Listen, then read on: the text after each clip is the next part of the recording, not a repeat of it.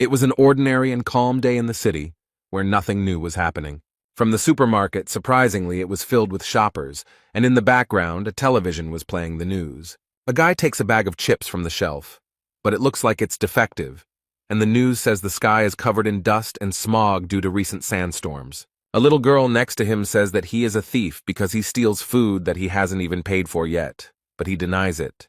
Suddenly, breaking news is broadcast on television that an earthquake has suddenly occurred in the vicinity, but since it was not very strong, there were no casualties. And then they add that this earthquake is starting to gain strength, so it is advisable to protect yourself. There's still something being said on TV, but no one is watching it anymore because something much more interesting is happening outside. Suddenly the ground shook violently and rose up, as if something unusual had crawled out of it. In this place, as if from under the ground, a very strange and tall tower rises at a dizzying speed. All this is very frightening for people. No one understands what is happening here, especially a frightened little child.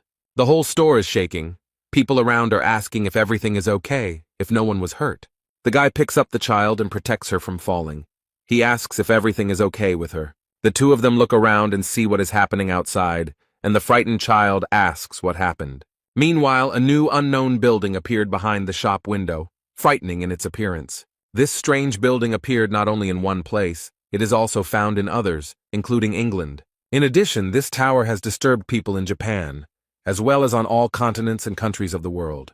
There was a lot of debate and talk about it, but few people knew what it was or where it came from, and people called it the Nightmare Tower. Suddenly, people were told that they had been chosen to save the world, and those who pressed the button to accept the challenge were immediately sent to the battlefield.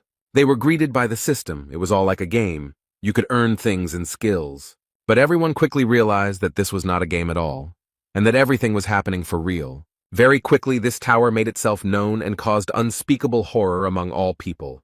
It happened one day when people were actively working around her. They had some kind of plan. At first, they didn't notice anything, but one of the workers looked up and drew their attention to the tower. A creature on two legs emerged from it, resembling a human, but it was clearly not a human. The creature has claws and a tail, and frightened people call the police when they see it. A real monster with large, very sharp and strong teeth emerged from the tower. A great catastrophe occurred, and many monsters escaped from this tower and spread throughout the world. And from the loudspeakers on the street came panicked cries that the tower had attacked people. The city's residents are terribly frightened and are trying to save their lives and those of their loved ones. And the authorities deployed the army and heavy equipment to destroy these monsters. However, these formidable monsters are not at all afraid of tanks and bullets, which do not harm them. The city is attacked by many different monsters. Some of them are extremely large and strong, while others have wings and can fly. Because of all these monsters that were constantly coming out of the tower, a third of the planet's population was brutally destroyed. And all those who voluntarily wanted to become walkers found themselves inside the tower and could only watch what was happening outside. Since the system said they could save the world, people decided to try. So we decided to try to climb the tower, clear it of monsters, and put an end to this horror. These strong and very brave people were the last hope for the salvation of all mankind. But one day this cursed tower was attacked by people called walkers. They are entrusted with a very important mission. They must prevent the end of the world and the destruction of humanity. However, at some point in their journey they came across a wall. A large stone blocked their path, and there was no further passage. No one was sure that they would be able to break this stone by force, but they tried to do it anyway. But strangely enough, it worked, and they managed to make a hole where they noticed something very strange. There was a shiny blue stone lying on the ground that they had never seen before, so they didn't know what it was. The tower sent a message with information about the Stone of Return. With its help, you can return to the past and save your memories. To activate it, you need to break it. The captain of the Walker, Huang In-chan, was extremely happy to have the opportunity to return to the past. So he said that he would tell about this stone after he used it and broke it with his foot. The bright blue light blinded all the warriors nearby, so they had to cover their eyes. The light became less bright, and everyone looked in surprise at the mountain where a bright point towered. When only smoke and fading light remained in the captain's place, they realized that their captain had truly disappeared. But the only question that hung in the air was whether he would be able to return to the present after being in the past. Former scientist Sakamoto, who was with them, said it could have been much more obvious. He stated that the man had traveled into the past, but due to a space-time rift, he would most likely never be able to return there. He explained everything that was happening based on scientific theories, such as the theory of the multiverse or the theory of parallel worlds. The man stated that there was a rift in time and space, meaning that the Huang In-chan who had traveled to the past was no longer the same Huang In-chan they knew here. Upon hearing this, the men were extremely surprised and found this information very strange and even frightening. Samatoko is sure that Huang In-chan ended up in a completely different time-space, so his trip to the past will not change the present in any way. As far as he knew, all these items from the tower never lied, their descriptions were absolutely truthful. The stone will send them into a time rift, but that's just his theory, and it's entirely possible that using the stone will land them in this very world. But ultimately, the impact of the objects in this tower goes beyond the human mind. And then the clouds thickened in the sky, huge lightning bolts appeared, and one of them struck the tower hard. All the monsters in the tower became active, as if they had been given a sign. A huge number of monsters flew out from all the cracks of this tower. They are ready to attack people again. And before the end of the world comes, the walkers must find a solution, use the Hearthstone, and go back in time. Or they can stay in the tower and try to deal with all these monsters. Then they will most likely die. A huge monster with a terrifying mouth emerged from the wall they had made a hole in. He mercilessly destroyed everyone in his path, and many suffered from this. All those who remain understand with despair that this is the end. They no longer have a choice. Poor people hold these stones in their hands and understand that their life in this world is over. Almost all the walkers decided to use the stone to save themselves from the ugly monster. There are 2 of them left, and one of them asks for forgiveness because they have no hope left. It immediately disappears, but the last warrior is still standing. He has no desire to use this stone. The poor fellow falls to his knees in despair and no longer tries to fight. He has lost all hope. With his hands down and in deep despair, he stands before a mad and ruthless monster. Suddenly, out of nowhere, a very brave man appears, confident that he can handle all this. He delivers a series of quick blows to the monster and releases a green liquid from it and its tentacles. Everything happened very quickly, and the boy cannot believe what happened. This young man looked at the poor thing and smiled sweetly. He always asks if everything is okay with them. The red-haired young man slowly looks around, enjoying what he sees. Behind him stands a whole legion of fighters against these damned monsters. They ask if everyone was saved. The boy looks at his saviors with tears in his eyes, and the man thanks him for standing firm until the end and not running away. It was these people who did not use the Stone of Return who were humanity's hope for salvation. The head of this legion stood proudly among his brothers and urged them to move forward. These are the warriors who bear the responsibility for the fate of human existence. They are called Seize the Day. They are all defeated, their weapons are broken, and the one who remains alive is completely exhausted and wounded. The guy lies there exhausted, finding it difficult to understand at what point everything went wrong as they had planned. Although no one wanted it, many of their brothers died in battle in this tower. These monsters are extremely strong and always different, and it is difficult to immediately understand how to defeat them. The boy steps on the creature and worries about his friend who is planning something dangerous. Jae Hwan attacks the monster from behind while it is distracted by his brother. He gathered all his strength into a fist and swung his weapon to destroy this monster. On the other hand, his friend attacked her and also made every effort to destroy this evil. With their combined efforts, these guys finally managed to destroy this monster. They dealt it a crushing blow. And after they did that, the body of this monster simply turned to dust. Yun Hwan said that fortunately there were no casualties, and that those who were injured would recover quickly after rest. It seems that this tower gave them the ability to heal wounds quickly and painlessly. With such success, they have every chance of reaching the top floor of this ill-fated tower. The guys are smiling happily, and Jae Hwan noticed something interesting from the side, so he got a little distracted. He saw the dragon suppression sword. It was imbued with the energy of the sun and moon. It was forged by the master of the 85th floor in 1,000 days to kill the dragon. The warrior picked it up and admired the beauty and power of the sword. The boy was glad that a stronger weapon had appeared. Jae Hwan looks at the blade with a smile on his face and hopes that they can still reach the top floor. But now, looking back, he realizes that he actually thought that everything was going for the best and in their favor. Now they reached the 98th floor. This is the Purgatory Chamber. Here they met the strongest monster of all they had seen before. Their extremely durable weapons were almost completely destroyed. It looks like the monster simply melted them, and their legion seized the moment was almost completely destroyed. The poor guys couldn't survive this battle. Jae-hwan watches all this in horror and can't believe that it will all end here. At this time, the monster swung its huge limb to destroy another brave hero. He easily throws the poor thing into the wall, which cracks from the powerful blow. The boy screamed loudly in severe pain and appeared to have suffered serious injuries. You can tell from his eyes that he has already lost all hope of moving forward. The poor guy remembers the past, how much he went through with his friends in that damn tower. He understands that there is no chance now, and that continuing the fight is most likely useless. The boy had already lost all enthusiasm in fighting these monsters that had taken the lives of his faithful comrades. But he can't accept that they've already been through so much, and now he's just going to die one step away from victory. Jae-hwan stares at the terrifying monster he has to deal with. But suddenly he notices a brave man very close to the head of a terrible monster. This brave man, this is Yun-hwan.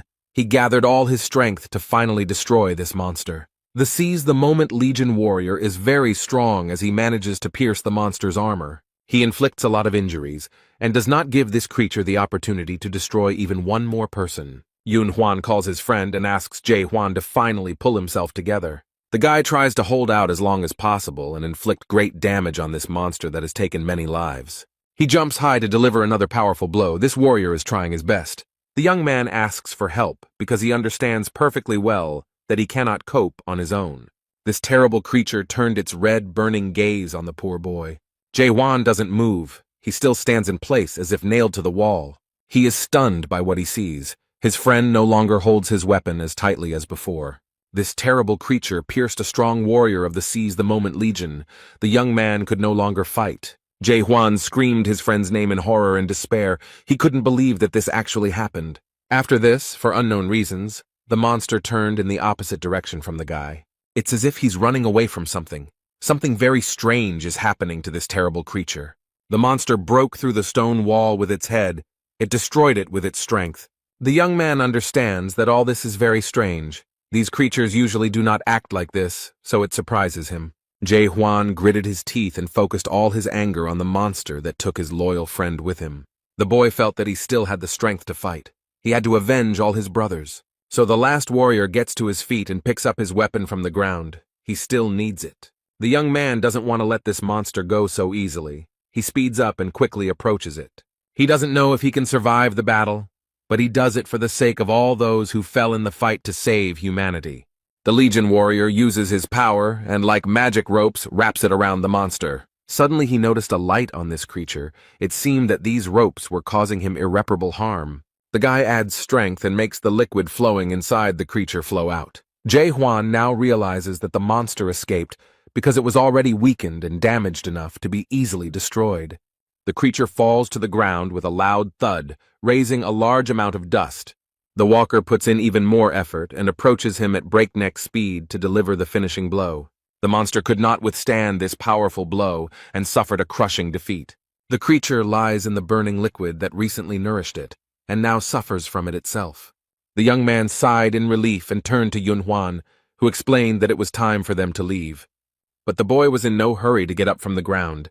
He had a large wound on his stomach. The poor guy didn't have the strength to get up. This monster seriously injured the boy. It caused him irreparable harm. Jae-hwan looked at his faithful friend and realized with horror that with such wounds he would not be able to survive. The boy smiled one last time at his brother, with whom he managed to reach the 98th floor of the tower. But this is where his journey ends. He apologizes to Jae-hwan for not being able to go further with him and help him. During the time spent together, the young people managed to get to know each other well and develop a strong friendship. Kim Yun-hwan's smile never left his face, and it always warmed the hearts of those around him. Even that terrible tower couldn't take that away from him, so the walkers began to call him the Knight of the Smile. But at that moment, perhaps for the first time, a smile appeared on his face. The boy understood his end.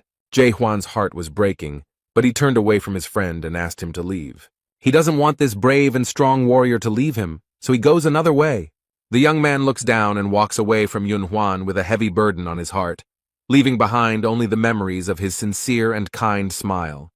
The guy stood up with difficulty. He knew that his friend had noticed everything and clearly understood what needed to be done. This stone was in too bad a condition to be used, and Jae-hwan realized this. The young man can barely move. He climbs the steps with difficulty and thinks about his friend. In fact, Jae-hwan turned out to be much stronger than he previously thought. The guy reached his goal and sat down to gather his courage and do what he had to do.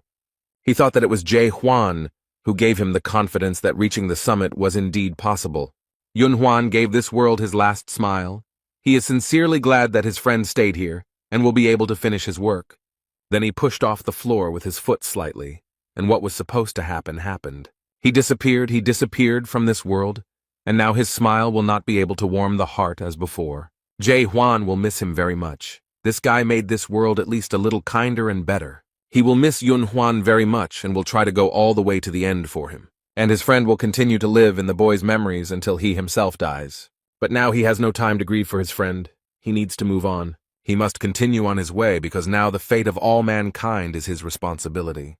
The young man opened the door to the next level, and a bright blue light shone from there. It took Jae-hwan's eyes a few minutes to adjust to the bright light and figure out where he was. And the next moment, the young man realized that he would now have to fight on a snowy plain. A cold wind immediately blew on him. The boy's clothes were completely unsuitable for such weather. The Seize the Day Legion warrior didn't have to wait long for a new opponent to appear. It all happened so quickly that Jae-hwan barely managed to dodge the icy blows. However, he is not an easy prey, as he managed to get here and overcome various difficulties. Suddenly a very strong and cold wind arose, which almost knocked the young man off his feet. The dragon with a huge mouth slyly asks if his new victim has already surrendered. The boy's hand was covered in ice. Apparently, this creature still managed to harm the young man. But that doesn't stop him. Jae-hwan confidently declared that he will never give up, and the ice dragon took his words as a challenge and struck on the spot. The walker hid from this terrible creature to buy time and try to do something with his hand. The dragon tried his best to find his opponent.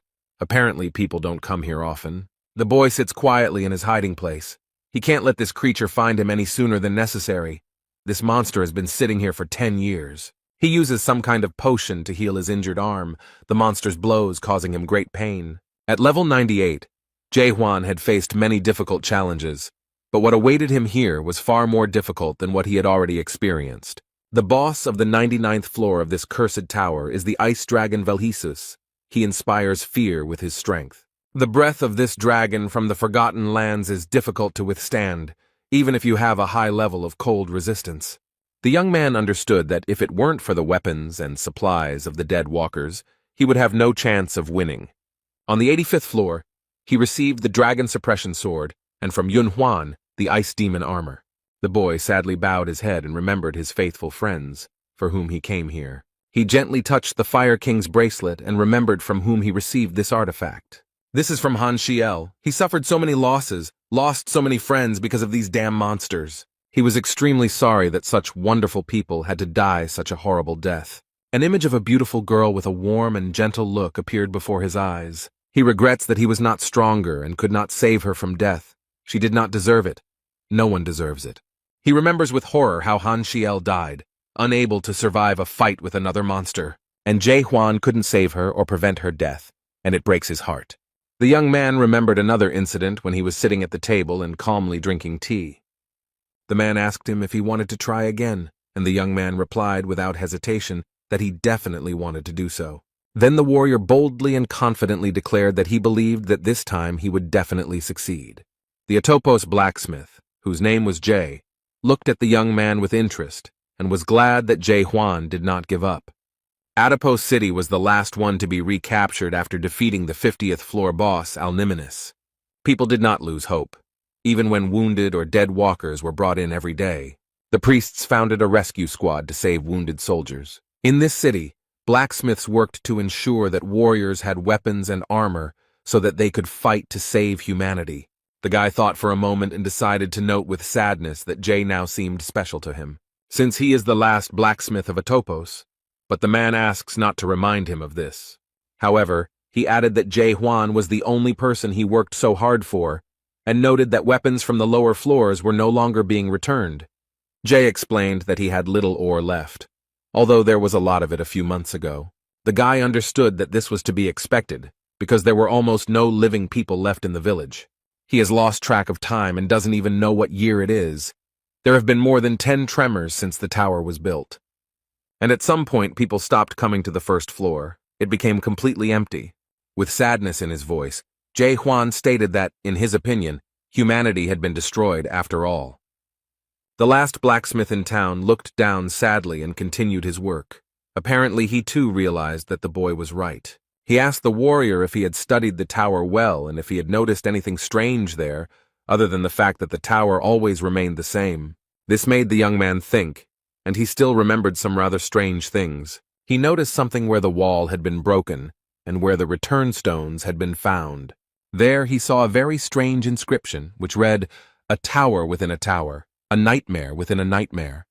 He assumed it might be a message from the people, but he had no idea what it might mean. Koval said that 2 days ago Grandma Kylene disappeared and this information scared him. Time stops in this tower, so if someone disappears from it, there are 2 reasons for this. The first option is that a person used the Stone of Return and found himself in the past. Or there is another, no less terrible option, that the one who disappeared jumped from the tower. Halen from Halen's potion and Jay from Jay's workshop were among the few remaining walkers. The blacksmith tries not to show that he is sad or worried about her. But Jae Hwan understands that underneath this mountain of muscles, this strong man hides a gentle heart. Suddenly the boy asks his blacksmith friend to teach him blacksmithing. The man's hand trembled when he heard such a bold request from this young man. Jae didn't answer, apparently needing more time to think about the request. And Jae Hwan waited patiently for an answer. He sincerely wanted to master this difficult task. A Seize the Day Legion warrior emerges from his hiding place, ready to continue the fight. The dragon reported that since the tower was built, no one had climbed to the 99th floor alone. The ice dragon Velhesis declared that he recognized in this boy an amazing person, but the young man did not want his skill to be recognized by some monster. The boy teased the dragon, saying that it would even hurt him if he died, since he knew his abilities, but the dragon explained that this was impossible. The young man doesn't believe the words of this overgrown lizard, so he grabs his sword and is ready to prove him wrong. Jae Hwan asked the dragon with interest why he was so confident. He is smart and observant enough to notice flaws in his opponent's defense. So he declared that even the armor that the dragon was so proud of had already cracked. The arrogance of this young man greatly irritated the overgrown ice lizard. So he aggressively declared that it was time to put an end to this senseless chatter and was ready to strike. And the next moment there was a very strong blow. The dragon used the power of his breath. This did not pass without a trace for the boy. Crimson drops appeared on the white snow. The poor guy was in a lot of pain from his breath. It seemed like their fight ended at the very beginning. The dragon chuckled and asked if this worthless man had really decided to fight to the end. Jae Hwan remembers his loyal friends who died in this fight for humanity. The dragon hypnotized the boy. He believed that even if he stood firm to the end, he would only receive loneliness. The ice figures, who look like his faithful friends, seem to encase him in ice.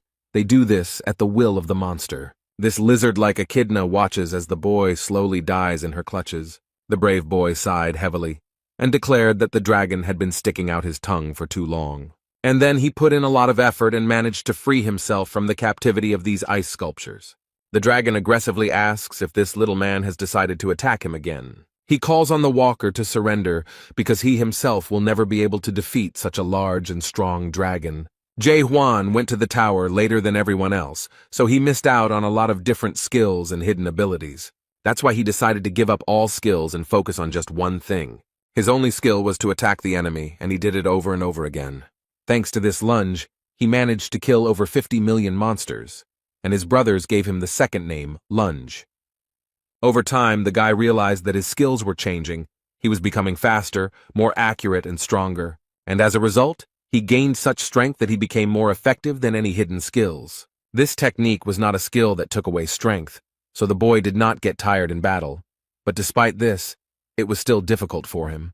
Jae Hwan had already made 100 attacks, but he had only managed to make one small dent in this dragon's armor. It was clear that this creature would not tolerate such a thing. The dragon immediately prepared for his powerful icy breath. The walker realized with despair that he had no time to evade. But suddenly, at the last moment, he noticed something very interesting, and it gave him hope. Jae Hwan noticed a light coming from the wound on his opponent's neck. He remembered everything that happened on the 98th floor and how he defeated the previous monster. The guy realized that he had already seen this same light on another monster, and this was great news. The walker has already gripped his weapon much more boldly and tightly. He hopes that he has a chance. So without hesitation, he takes advantage of the moment and attacks the dragon with his signature attack. The warrior hit the target accurately. His sword pierced the enemy and destroyed his armor. Now Jae-hwan knows for sure that he can do it. He is full of confidence in it. The wounded monster was very angry. He did not understand how this insect dared to do such a thing. But the young man smugly declared that he had not hit hard enough and that he should have simply torn the monster's head off. The ice dragon has spread its wings and does not want such a situation to happen again. He stood tall and declared menacingly that this time he would wipe him off the face of the earth. And without thinking twice, the dragon used his icy breath to destroy his offender. The poor guy barely had time to dodge all the attacks. If even one had hit him, he would not have survived. This is a very difficult test for Jae-hwan. He barely dodges. The boy is surprised that this monster can make such powerful attacks. With great disappointment, he realized that there was no chance of winning. The dragon has cornered him, and he won't be able to defeat this creature. But the monster looks pitiful, its jaw hanging open after being wounded. He explains that if at least 10 pedestrians had come here, they would have dealt with him. And he added that if people had not been deceived by the Dream Demon Stone, everything would have been completely different. The boy doesn't understand what stone the dragon is talking about, so he asks him what he means. However, it is clear that he will not explain anything, but will immediately attack the guy. Jae-hwan does not wait for his death peacefully, but runs away from this dragon. This monster just watches as the guy who maimed him simply disappears. He has reached the door through which he came here. This will be his salvation. The warrior left this floor and closed the door tightly behind him to make sure that this creature would not appear here now. He understands perfectly well that he was a millimeter away from falling. If the claws of this monster had reached him, he would not have survived. Jae-hwan remembers the dragon's words about the Dream Demon Stone, but he can't understand what he was talking about. What kind of stone was it? How did it deceive everyone, and what could have been different? Many questions immediately arose. The warrior was glad that he managed to get out of there alive, but he still returned after 5 years. This time he was much stronger and better prepared for this fight, because he already knew what awaited him. The system bombarded him with various messages congratulating him on completing a new level. This time he managed to destroy this monster, so the guy received many congratulations on reaching the 99th floor. Jae-hwan looked at what was left of his opponent and asked what the Dragon Dreamstone was. This creature answered with the last of its strength that it knew the answer to its question without him. But he added mysteriously that he would understand everything when he found himself on the top floor. As a reward for completing the level, the young man received a new weapon, the Ice Dragon Sword. This weapon is infused with the breath of the Ice Dragon and can determine when its wielder is ready for battle. Suddenly, the young man looked down and noticed that something very strange was happening on the ground. Some substance that flowed out of the ice dragon begins to move and rise upward. She rose very high and formed a door right in front of the brave warrior. And at the very top, the number 100 was formed, indicating that this door leads to the top floor of the tower. The guy took a deep breath and collected his thoughts. He was ready to boldly move forward. Without thinking twice, he goes inside, not knowing what will happen to him next. After the boy walks through the door, the number 100 slowly turns into some other inscription. In its place appeared hieroglyphs, indicating that a control room was hidden behind the door. Jae-hwan had already peeked out the door and was looking around with genuine interest. And he was very surprised by what he saw there. Probably the guy expected to meet another monster there. But what I saw there was something completely different. A multitude of different screens and photographs showing the tower and the city. The young man came closer. He was very interested in examining all this and looking at the tower from the side. All these pictures depict places he has already visited. The boy sees the place where the walkers should come. He also sees a topos, a city where those who have not yet perished at the hands of monsters live. He was so focused on these images that he didn't notice someone approaching him and saying they were glad he had come. Jae-hwan looked around and immediately got into a fighting stance, and the voice said that he thought the boy would return to a topos first. And then he calms him down and explains that he shouldn't worry because he completely forgot about him and didn't have time to prepare everything. The boy received a message that surprised him because it said that he was the first to complete the training of the 294th world. His achievements were recorded in the immortal Akashic records, and this record will be visible to the monarch of the great land. The guy read it and realized with horror that it was actually a workout, although it didn't look like one. He is overwhelmed with emotions, and they turn into water that envelops the poor guy. The warrior was extremely excited. A large puddle of water had already formed under his feet, caused by his stormy emotions. The voice asks if he is surprised and hopes that the boy will soon recover from the shock. A huge wave of water rose up around the young man, ready to swallow him up. The creature smiles slyly and remarks that if he does not cope with his emotions, they will consume him. And then the lion head with bright eyes adds that it is probably too late to pull yourself together. And he tries to explain to the guy that there is no reason to be too upset, because he achieved a good result, considering that he is an ordinary person. However, this brave warrior did not give in to his emotions and tried his best to calm down. His stony expression shows that he is in a state of complete calm. His interlocutor is surprised because the guy came to his senses earlier than he expected. The young man unceremoniously, and without mincing words, asks what kind of creature this is and who he is anyway. Then he remembered that he had not introduced himself at all, because he was very glad that this young man had reached the 100th floor himself. Such cases had never happened before. He said that his name was Devil Bystrian and that he was the master of this tower. The warrior noted that if this was just training, then the game itself had not even begun yet. The demon smiled slyly and noticed that the boy had a sharp mind. But first he wanted to show him something. And the next moment he clicked his paws with sharp claws, showing what he had prepared. A large screen appeared in front of him, showing people who were in the tower for the first time and looking around in surprise. The guy watches the video carefully, which shows how he started his journey. These are his memories that show him how he met Seal, how she joined their group. Bystrian slyly noted that at that moment they looked quite happy. He then recalled joining the Seize the Day Legion and talking about how his head was not a weapon, but a sword. These were quite difficult memories for the boy, because everything that happened in that tower was terrible. And the creature noticed that this young man would never again see the faces of his faithful friends. The video shows their difficult battle with monsters, in which many people died. Then, at that moment, no one expected that everything would turn out exactly like this, and that this would happen. Among all those who died in this battle was Seal, for whom the boy fought very hard. He was overwhelmed with emotions. He didn't want her to die.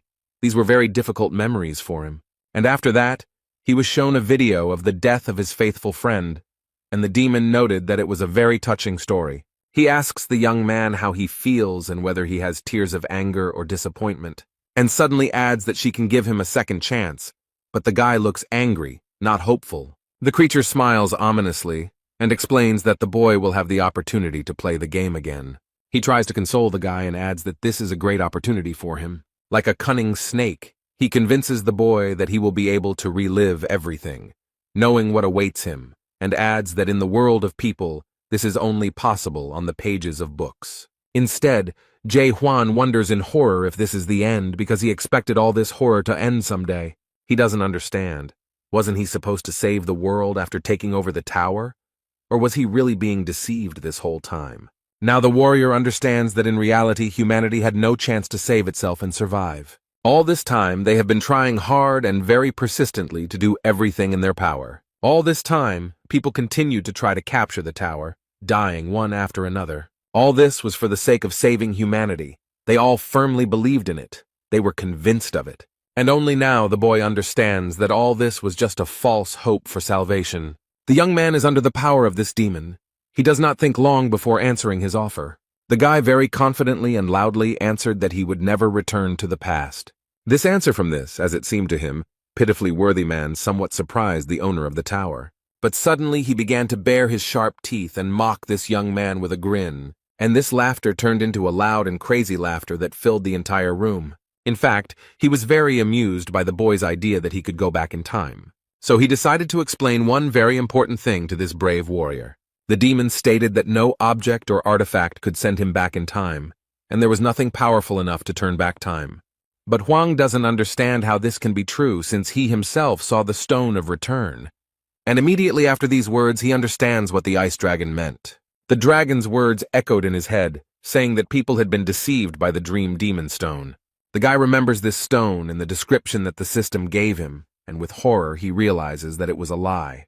The creature explained that it was not actually a return stone, but the dream demon stone. He is not able to return a person to the past. he simply locks him in demonic dreams. Bystrian explained that he could not even imagine that people would want to go back to the past and fix it so much. The demon then added with great sarcasm that only humans are subject to such obsession. Jae Hwan, with great sadness and memories of the people who used this stone, noted that this is true. When they had managed to resolve all these issues, the demon announced that the real game could now begin. But she explains that this is not a return to the past, but a start of this game from the very beginning. The boy was asked if he wanted to start the game, and to the demon's great surprise, he refused to play. Jae Hwan didn't think twice because he knew full well that this was just a clever manipulation. The brave warrior explained that thanks to the master of the Tower of Horrors, he understood a lot. A new report has emerged that the Tower of Terror, also known as the Tower of Regret, is created by a dream demon and is placing walkers in artificially created dreams. The young man explained that he had already been in the dream demon's dream and would not return there again. And that is why the boy grabbed the weapon and boldly declared that he would kill the owner of this tower. He did not believe in the cunning and insidious plan of this monster. The warrior was going to kill him and leave. The creature took a deep breath and explained that there was nowhere else to go. This was the end of the tower, although the boy stated that he didn't trust anyone anymore. The demon asks if he is really that bothered by the existence of fake items and achievements. But the boy does not listen to what this creature is trying to tell him, and immediately strikes. This creature is left without a head, but this does not stop it from continuing to speak. The demon, thanks to his powers, tries to turn his head and asks what the warrior wants. He can give him skills or artifacts, whatever he wants. In the end, the young man had come a long way and deserved a reward, but Huang replied that he did not need anything. Bystrian slyly asks if he wants to return to his previous normal life. The demon explains that he was a prisoner in the Tower of Horror's dream, and therefore no monsters exist in reality. Huang doesn't understand how these monsters can't exist. The creature snapped its fingers and the boy saw ordinary life before he came here. People are chatting peacefully, preparing to go to the cinema and discussing films. The guy doesn't understand what's happening. How could this happen? Was he really that fooled? Suddenly there was a strong jolt and Jae Hwan was suddenly moved to another place. He found himself in public transport, similar to a train.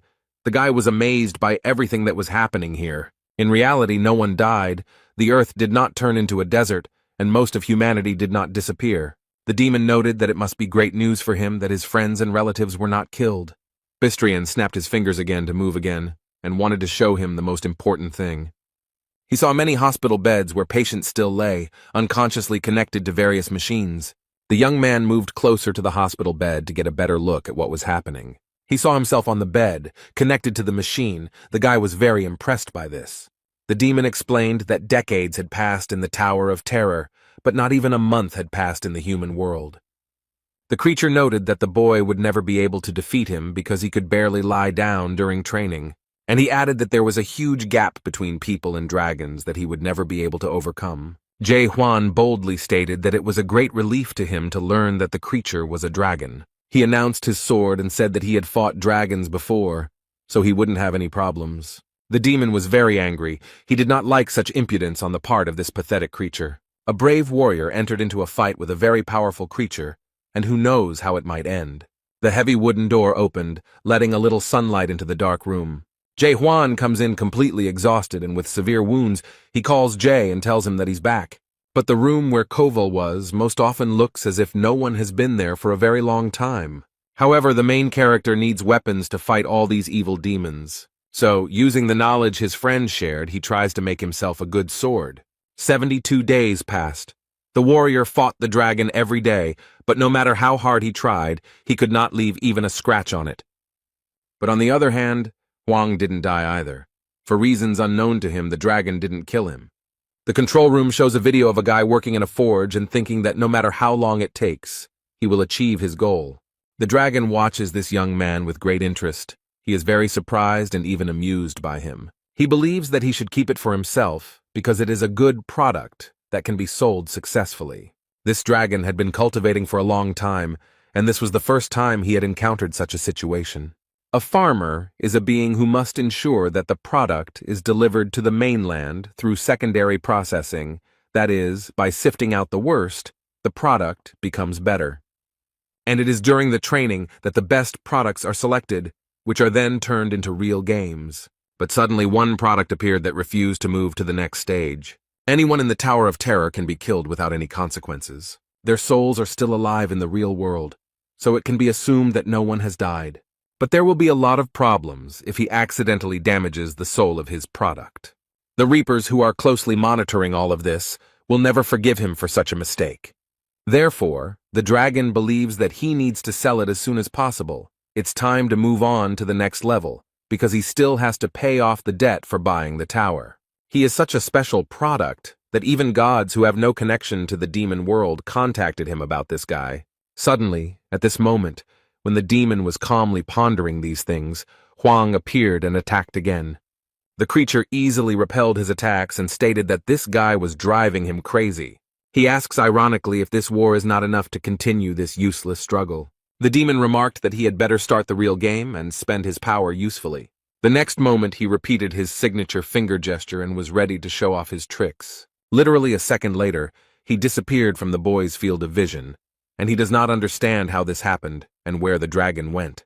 Suddenly a mirror appeared in front of him, in which he saw his reflection, and behind him, a dragon. The guy doesn't stop fighting. He swings his sword and is ready to strike again, even if it is useless. The poor guy is trying his best. He is definitely not the kind of warrior who gives up easily.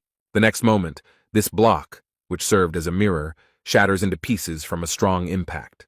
Huang was injured, his head was damaged, and he has difficulty coughing. The angry dragon grabs the boy by the neck and asks what he wants and why he continues to insist on his own. The guy explains that he will kill the dragon and move on, which even disappoints Bystrina a little, and he asks what he needs to do to make him agree to the game. Huang chuckled. He saw that the creature was already on the verge of fainting, and quietly praised himself for being able to hold out for so long, and explained that he wanted to ask for something. The dragon is already sitting calmly and explaining to the boy that the universe does not consist of only one dimension, but he calmly replied that he knew about it, and added that he also knew about parallel incarnations and the multiverse. But the demon wants to clarify something and says that there is one main dimension, the almighty Earth. And then he explained that it was from this great land that many different alternatives branched off. The Earth is a small planet in a large dimensional system consisting of a large number of alternatives, and they called these actions the 294th world. In the Tower of Terror, walkers can gain skills, obtain various items, and level up. In this way, they will be able to adapt to the structure of the mainland and thus have a chance to enter another world. And various evil demons like him have the ability to control this game. But the guy doesn't understand at all why he's doing this, why the demon needs it. The dragon noted that it was a good question, but he didn't think it was something he really cared about. Bystrian snapped his fingers in his usual gesture, and it seemed like the tricks were about to start again. But they find themselves in a ruined city and ask a question that really interests the guy. So he wants to explain why, out of all the alternate worlds, the Tower of Terror ended up on Earth. The dragon asked if this was not what interested the young man most, why he and his family were forced to face this, and then he gave a very short and quick answer that their world was chosen at random. But this guy said that he was asking about something completely different. He was interested in why he was running this tower. The demon was very surprised, and the young man continued to ask what benefit this tower would bring him. His interlocutor thought for a moment and explained that it was something like his passion or even hobby. And then I realized that this guy didn't seem to really believe his own words and didn't understand that demons also have hobbies. He then explained that among them, there are those who simply enjoy watching outstanding walkers, and there is also a place called Paradise where monsters and demons live alongside humans. And to make his point completely convincing, he showed the bishop's message, which said that the boy should not be killed. And then he smiles slyly and asks if he believes him now. Huang didn't answer, he just watched because he thought it was all complete nonsense. The walker found himself on the 99th floor, where he had already defeated the ice dragon and received a message that he had reached the maximum level of 100 and all his stats were at maximum. The guy was in terrible condition. He was badly injured, so he drank a potion to recover. He looks at this message with terrible despair and realizes that he now has no purpose. But he still can't tame this monster, the master of the Tower of Horrors, although he really wants to do it.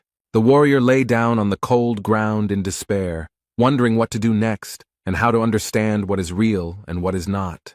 Jae-hwan ponders whether humanity can truly be destroyed and how he will know. Perhaps everything in this world is destroyed, but some alternative version continues to live peacefully. And at that moment, the boy felt something very strange. He had never experienced anything like it before. This alarmed him, and Hwang thought that something very strange had happened inside. And then his attention was drawn to some very strange yellow light, which was definitely not there before. Bright yellow substances began to appear in the air, and the main character even thought that perhaps it was a hallucination. Jae-hwan hesitated a little, but still tried to touch the strange things in the air. As he examined the substance, he squeezed it in his fist and it seemed to crumble into small particles. These small particles were first shaped into Zycra cubes and then immediately crushed. The guy believes that these particles are the components of the world, and it doesn't matter what shape they have. Then he remembered the bishop's inscription that the demon had shown him, and he began to gradually understand what was happening. The warrior frowned and realized that he was just entertainment for the stronger life forms in this universe. Suddenly, a demon appears in front of him, and the boy asks who the monarch is and if he is the one in charge. And he tried to explain briefly and clearly that monarchs are observers of a large country. Those who manage to complete the game are sent to the mainland and receive the support of the monarch. Jae-hwan didn't quite understand what this meant, so he asked again to get a more precise explanation. The dragon stated that the boy's future could change dramatically depending on the monarch chosen. And then he promised that if the boy obeyed him, Bistrian would use all his strength to help him get to the great monarch. But the demon noted that this would only happen if the young man agreed to play the entire game to the end. Jae-hwan noticed that the creature now spoke like an annoying store clerk. And the next moment the guy agrees to join the game, but will do so only after 10 days. 9 days have passed, and the boy is still training with the sword to be in top shape before the game. The demon sits calmly in his control room and watches all the actions of the young man. But he is looking forward to it.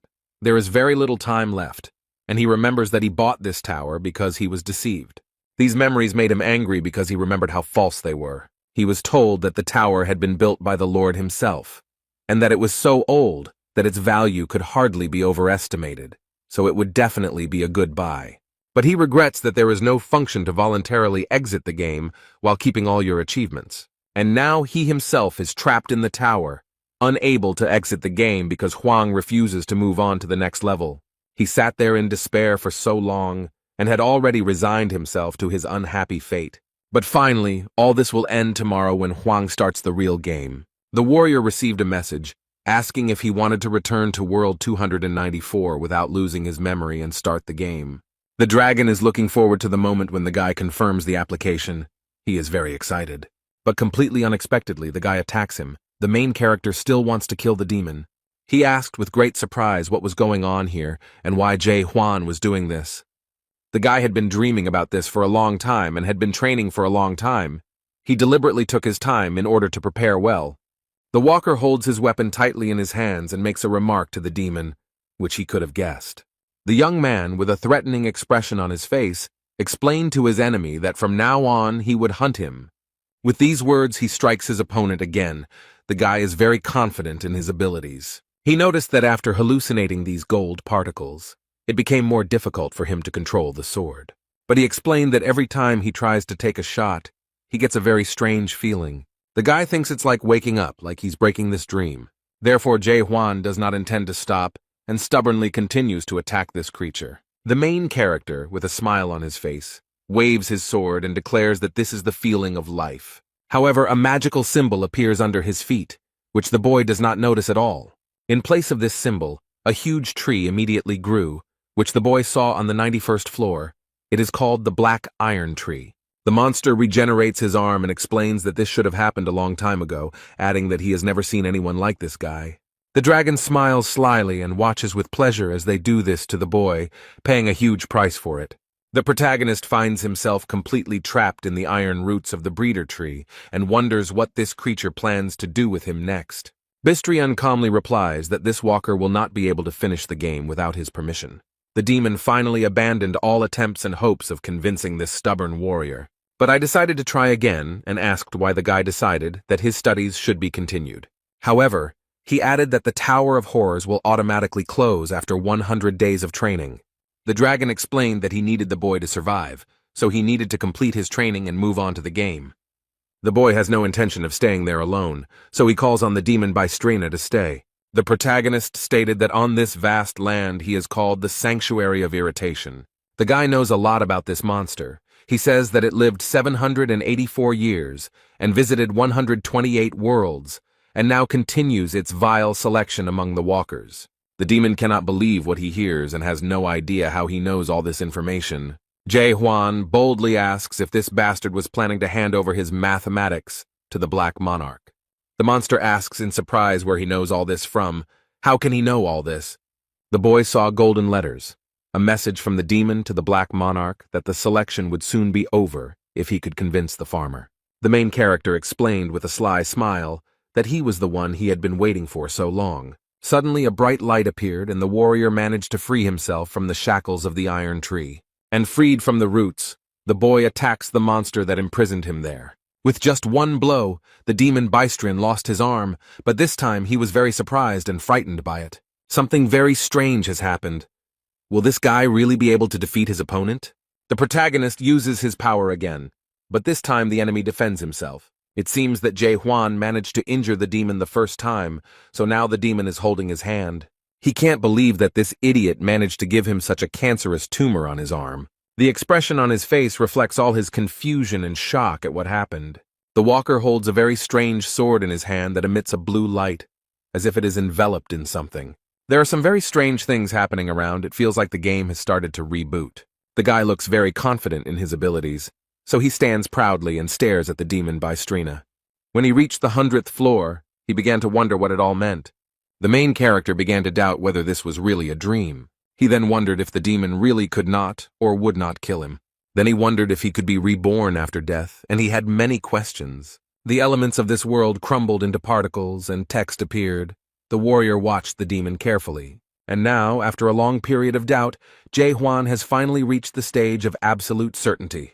He has discovered something new, penetrated into understanding through and through, and now he can use this powerful force. The vortex of energy quickly approached the demon and very easily and completely destroyed his defense. The dragon was surprised by the abilities of this walker and became very angry with him. This creature opens its mouth with large fangs and asks what is going on here. The system issued a message about the lifting of temporary restrictions, which shocked the tower owner. So he became extremely angry with him and explained that he would no longer feel sorry for him and would give Hwang a chance to surrender before it was too late. But the boy will not do this. He will proudly and bravely stand against the demon in battle. Bystrina noted that the young man had achieved a lot in such a short time, but there is a limit to everything. A multitude of sharp thorns instantly grew out of the ground, and the dragon declared that no man could defeat him. This stubborn young man was not so easy to defeat. He looked at the weapon he received as a reward for passing the last floor, but he squeezed it tighter. It was the only thing that could help him in this difficult struggle. The timer shows the countdown of the loading time, and the demon pushes off the ground with its paws, ready to attack. The creature approaches the boy extremely quickly. Its rage knows no bounds. It will not let this pathetic insect ruin everything for him. Bystran shouts that Jae-hwan will still participate in the real game, and by doing so, he makes his situation worse. The timer has reached a round number, and the main character is preparing for the decisive blow. The main character skillfully dodges all the sharp spikes and strikes the enemy. The boy remembers how he defeated all his previous monsters, especially those he encountered on the upper floors. But full of confidence that he would succeed, he dealt another blow to the monster with whom he had been fighting for a very long time. The demon is angry, but he can't do anything. He only begs that all this doesn't happen. Now Bystrina finally realizes that this is not just a reboot, and that he will soon have problems. He cannot comprehend with his mind how this ordinary man was able to accomplish all this. There was another blow and a bright light appeared, as if after an explosion, and the demon suffered more and more. The main character does not stop for a minute. He continues to attack to destroy the enemy. The dragon screams wildly from pity and severe pain, opening its wide mouth full of fangs. Jae-hwan stands proudly and holds his weapon at the ready, but first he wants to clear up a few things. The guy wants this unearthly being to know that people are not just a commodity to be sold. But he added that they were not so useless that they could be digitized in some game at the behest of some demon. People were not things that could be given a price tag. Bystrina turned into a small creature. Hwang poked him with his sword and explained that he would no longer obey his plan. The main character raised his head and knows perfectly well what he wants to do next. He has already thought everything through. So he says that he will completely destroy this place and move on. He will rise higher and higher. Jae-hwan confidently declared that he would destroy this terrible world, and there was not a hint of doubt in his voice. The guy is confident that he can destroy the world created by these scoundrels. Suddenly the ceiling began to crack. Fragments rained down onto the ground, and the roof of the tower collapsed. Demon Bystron ducked to avoid being hit by shrapnel and asked the boy to stop. He pitifully begs not to do this and repeats again that there is absolutely nothing higher. However, the summer hero knows very well that in reality it is much more interesting there. But then he confidently added that he was sent here for a reason, and these words shocked the demon. The guy remembers that on many floors he came across strange inscriptions on the walls, and they interested him. He read about the Tree of Illusion on the walls, and wondered if the Tower of Horrors was actually created by the demon sitting at the top of this tree. The young man was sure that there were also inquiries about the dream demon Mulark, so he continued his search. Hwang asks if they are now at the root of the illusion tree. If that is true, then it also has a trunk. The demon fearfully asks what the warrior is planning, and he explains that he intends to break through the ceiling here. And the next moment he raises his weapon, and a huge stream of energy rushes upward. The system indicated that an unknown error occurred during loading, and then showed that training was complete. Now the guy is in a completely different place, but the poor guy looks very tired. But despite this, Jae-hwan is happy that he finally found exactly what he was looking for. He wanted to be here. This place is not as quiet and calm as it seemed at first glance. It seems that scary monsters live there. The creatures with large mouths sensed the presence of strangers in their territory and were ready to attack. These giant wolves surrounded the main character, but he is not at all scared. He is alone, and there are more than 10 of them, and these creatures do not plan to leave him alive, so they immediately attack. The wolf quickly approaches the boy, his eyes blazing with fury and his huge fangs terrifying. Jae-hwan is not afraid of any of these creatures.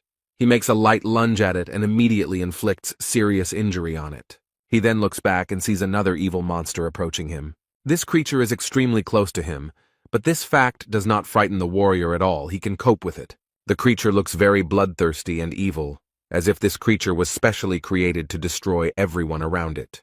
The protagonist holds his weapon tightly and is ready to defeat this creature. He does not seem to consider it very strong. But against this huge wolf, he uses a medium lunge that literally cuts the monster in two. On the monster's head is a large horn, which is enveloped in a magical yellow glow, looking magical. The boy became curious and decided to take the thing for himself. Hwang easily pulled it out of the creature's flesh. He put the horns of these creatures in the backpack on his back and noted that the monsters here were not very strong. Jae-hwan heard the noise and looked around to see what was going on. Suddenly, some strange creatures appeared and shouted aggressively, "How dare this man do this?" One of them points his finger at the backpack and shouts something, but it is difficult to understand what he wants. The warrior looked at them all carefully, but could not make out what this creature was saying.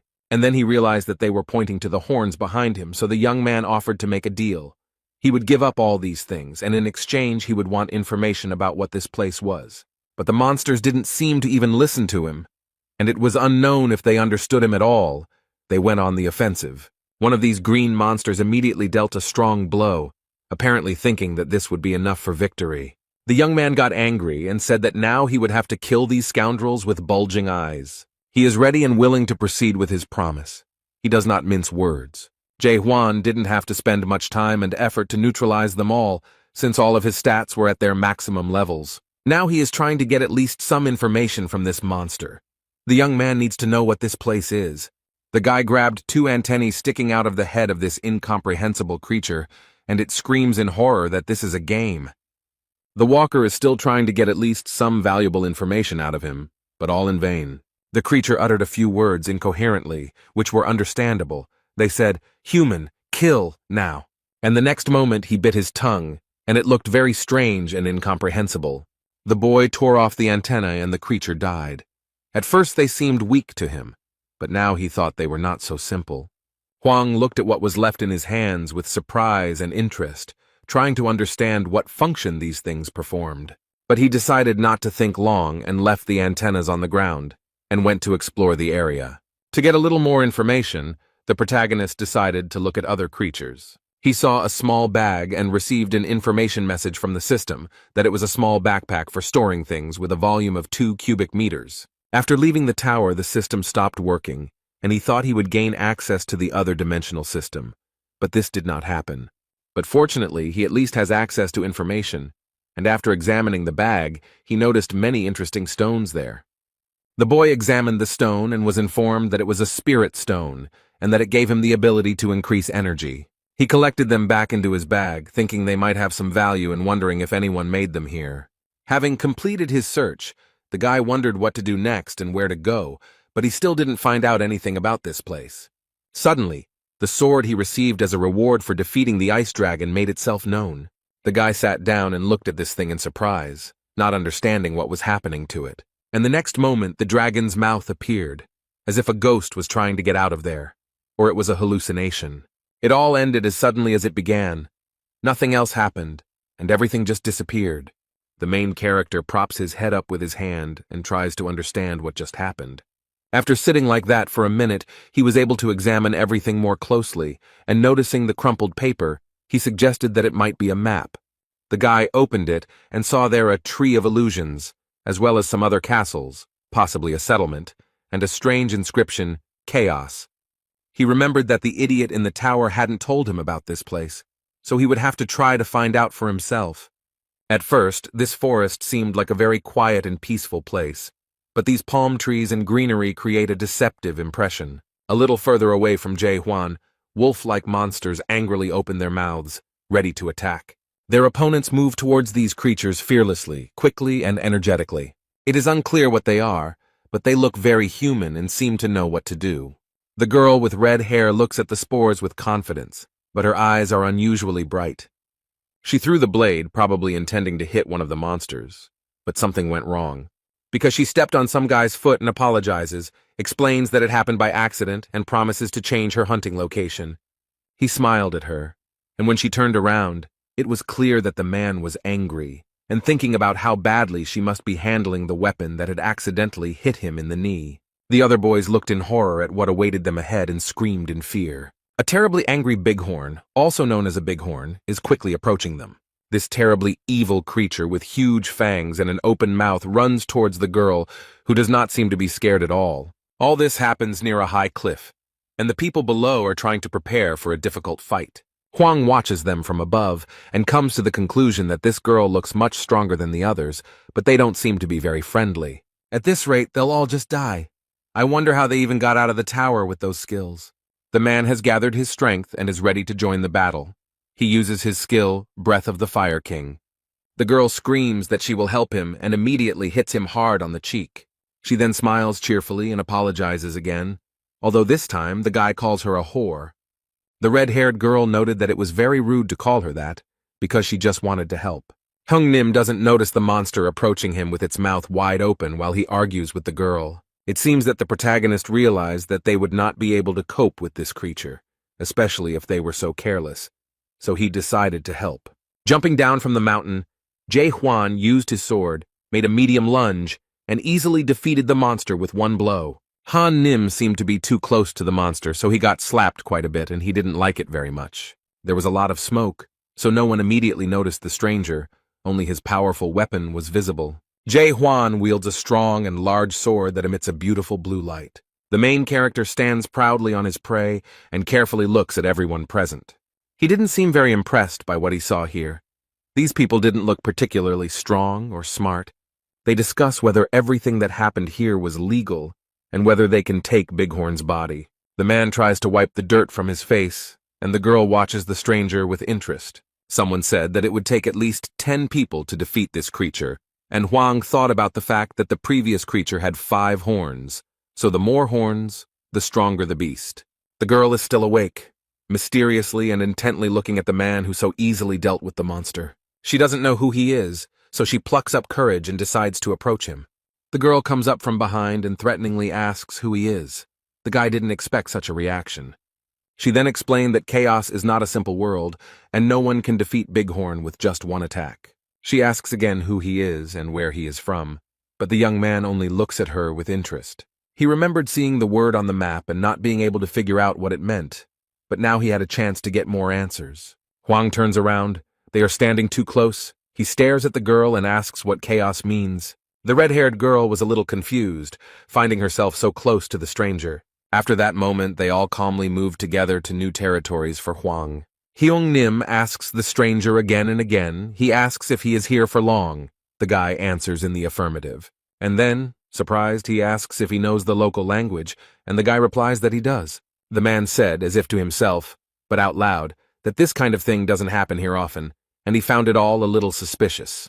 The girl asked if they could really take the body of this monster, and the boy calmly replied that he had no rights to it. She finds him very suspicious because the whole situation is extremely strange. Even though he says he came here through the passage, he killed that monster himself without using any skills. The girl tried to use her abilities on him, but the system gave her an error and indicated that the skill could not be used. She was a little surprised that even her strength couldn't help her stop this guy somehow.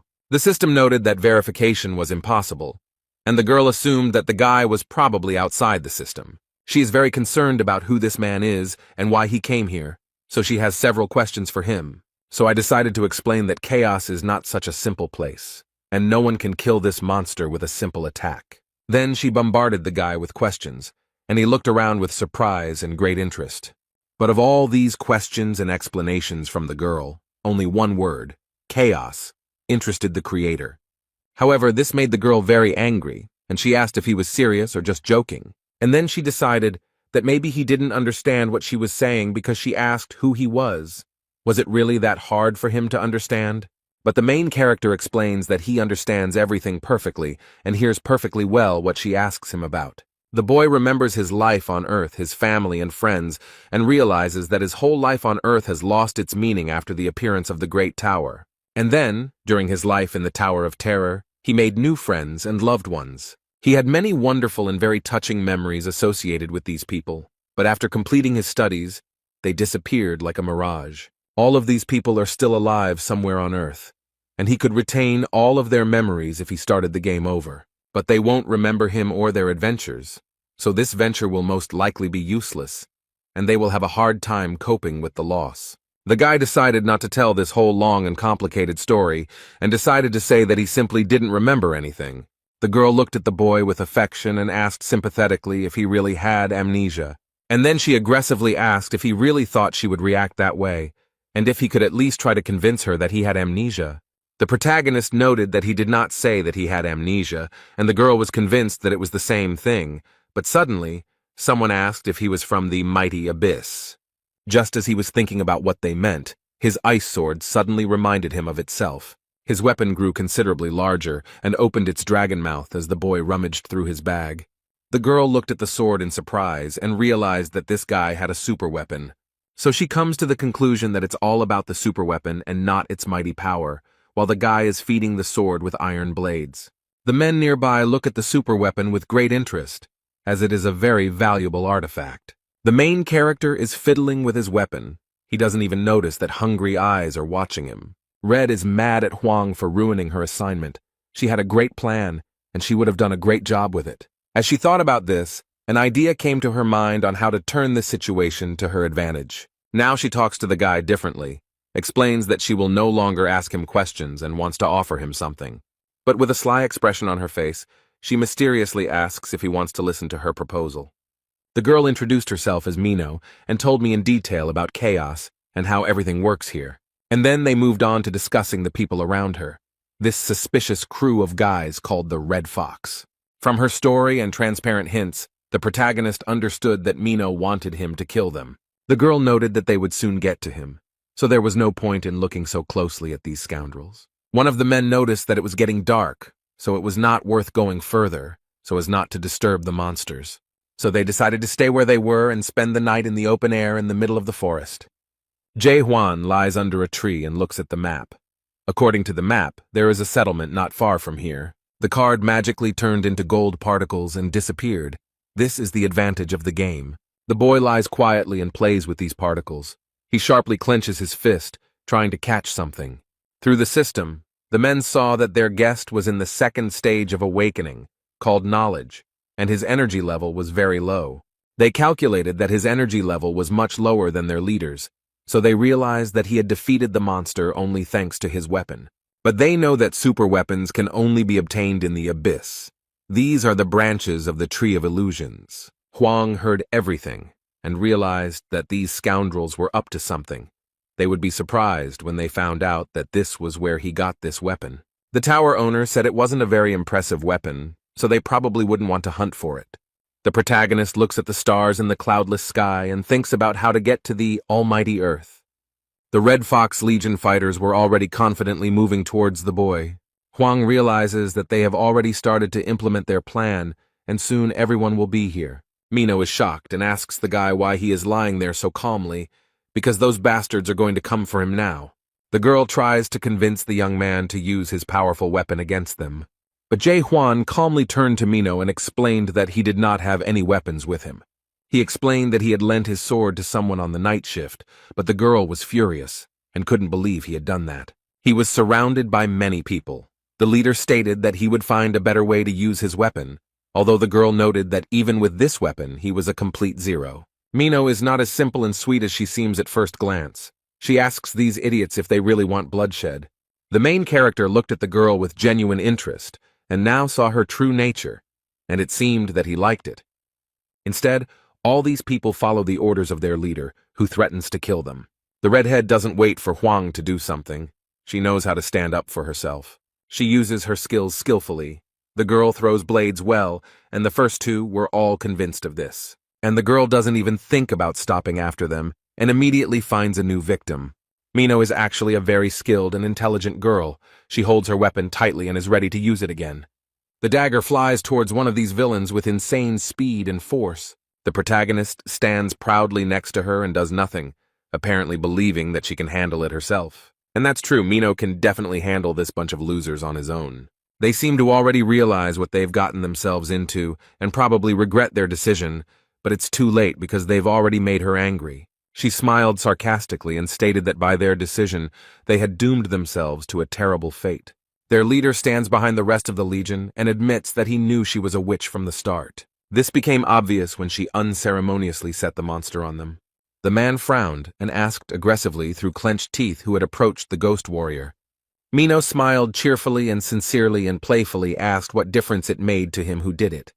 But she added that these bastards had killed so many newcomers who didn't understand anything that many of the Chaos inhabitants probably wanted them dead. Instead, Heng Nim noted that the ghost warriors would not help these unfortunate people. And then, with one movement, he repelled all the sharp daggers that were rapidly approaching him. The man pulled out a weapon that belonged to Jae Hwan and threatened that this witch would die right there. Although it didn't particularly frighten her, Mino muttered hesitantly, "Was he really counting on just a super weapon?" But the cunning man smiled slyly and explained that he had an ulterior motive. The girl looked around and was a little surprised by what she saw, although she noted that they were all at least level 1 in strength.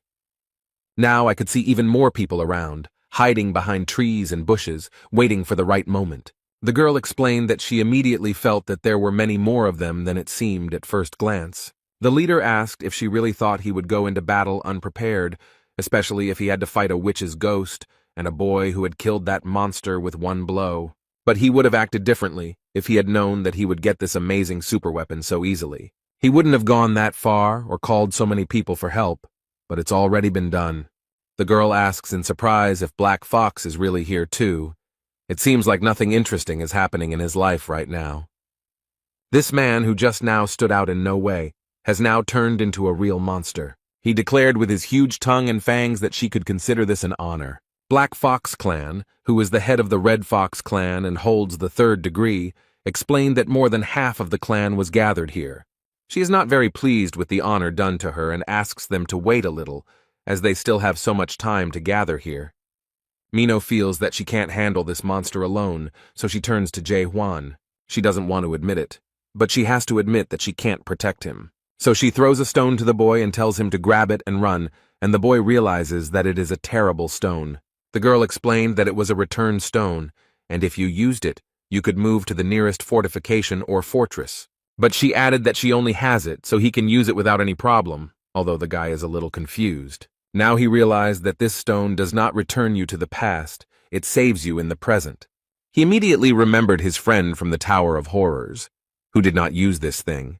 Jae Hwan thinks that he should have given Yoon Hwan that stone, and maybe then he would have survived. A guy asks his new friend if she had the opportunity to go back in time.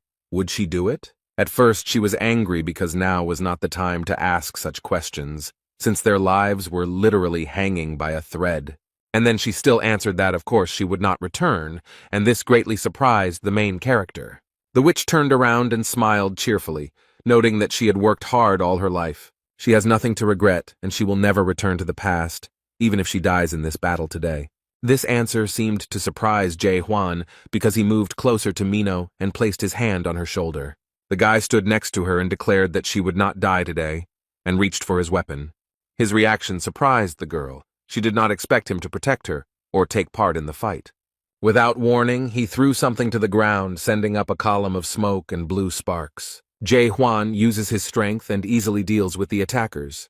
The Black Fox shouted that he was using the Flame King's 14 transformations. After these words, the monster's hands caught fire, and the swords of his subordinates were engulfed in flames. The protagonist does not appear embarrassed or scared after what he saw. He has a plan, and he is preparing to use the lost spell to get rid of all these fools. The guy copes with all this evil without any problems. No one even has time to understand what happened. The protagonist came face to face with the strongest of them. He tried to wound him with a sword, but the monster held him back with his hand. But this did not stop him for long, as Hwang proved stronger and pierced his clawed hand. And as a result, the boy's weapon passed through the flesh of this monster, although Black Fox did not expect this. It turns out that Heng Nim remained alive, although the head of the Red Fox clan took up residence in his body. Jae Hwan looks back and stands proudly in front of the very scared man. The poor man, overcome with fear, fell on his knees and humbly handed over the weapon to its owner. The remaining members of this gang realized that after the death of their leader, they were powerless here, and quickly fled. Although the main character will not give them such joy, he holds the weapon firmly in his hands and is ready to take revenge. He uses a light lunge and effortlessly destroys anyone in his path. Mino is shocked and very scared. She cannot understand how this is even possible. She remembers how easily he gave up the monster's body, and then she thought he was just a fool. She felt like he didn't understand anything when he bragged about his super weapon. And when he said he just gave his gun to some stranger, she thought he was an idiot with no sense of self-preservation. But everything turned out completely differently. This stranger turned out to be very strong and cunning.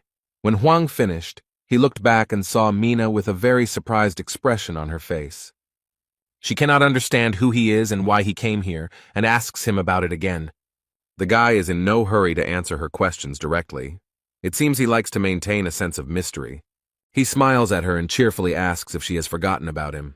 The warrior replies that she already knows who he is, but this greatly surprises Mino, and her face shows that she does not understand what he is talking about. Hwang teases the girl by asking if she has memory problems. He thought he was the only one with such a problem, but this remark angered her. However, Mino decided not to discuss it further and asked him to return the stone to her, but he admitted that he had lost it. The poor thing is seething with rage and cannot believe that he could lose such a precious thing. They are sitting by the fire and relaxing after a very eventful evening. The young man sits quietly and looks at the stars. It calms him down. He feels peace and bliss. Instead, the girl tries to find her stone in his bag, but it seems to be in vain, and she fails. So she gets angry that all this is happening because of some stranger. The guy noticed that she already knew everything, so there was no need to ask him questions, but she didn't quite understand what he was talking about. Hwang explains that he knows who he is, and looking at the fire explains that he is an ordinary person. He then asks his interlocutor if she is human, and she reluctantly replies that she is almost human. Then the boy thought of something, clenched his fist tightly and replied that it was good. This seemed a little strange to her, so the girl wondered what he was thinking about now. And then, realizing that the guy wouldn't say anything else, she turned away and thought about something of her own. She wondered if it really was necessary to be just a human to become so strong and skilled. The girl asks if he has really forgotten everything that happened to him on Almighty Earth, and Hwang confirms that he does not remember anything. Then she bowed her head sadly and remarked that he was very lucky that he had forgotten everything. Most people here would envy him. And she added that it was obvious how they all ended up there and why. but the guy didn't understand why it should be obvious. But he asks with interest how she ended up here, and the girl stops when she hears this. She gave him a sly look and noticed that he would immediately regret his question as soon as he knew the answer. They achieved their goal. The girl took him to a very beautiful place, which turned out to be the Gorgon's palace. They approach the building and Mino notices that they have arrived at their destination. Huang carefully examines the entire new territory and tries to understand what kind of place this is. The circular space with columns reminded him of the first floor of the Tower of Terror, where newcomers came. The square was completely empty and there was not a soul around, but suddenly a red light came on. And then something very strange happened, which really scared the main character. He didn't expect it. He saw many people suffering, crying from pity or writhing in pain. These were the last seconds of their lives. Mino noticed that there were 1,000 times more of them this time and added, "Does he now understand how she got here?" But frowning, she added in a threatening voice that he should never ask her that question again. The poor people in the round square are still screaming and writhing in pain, and the girl, lowering her head, noticed that they were in chaos in the kingdom of the dead.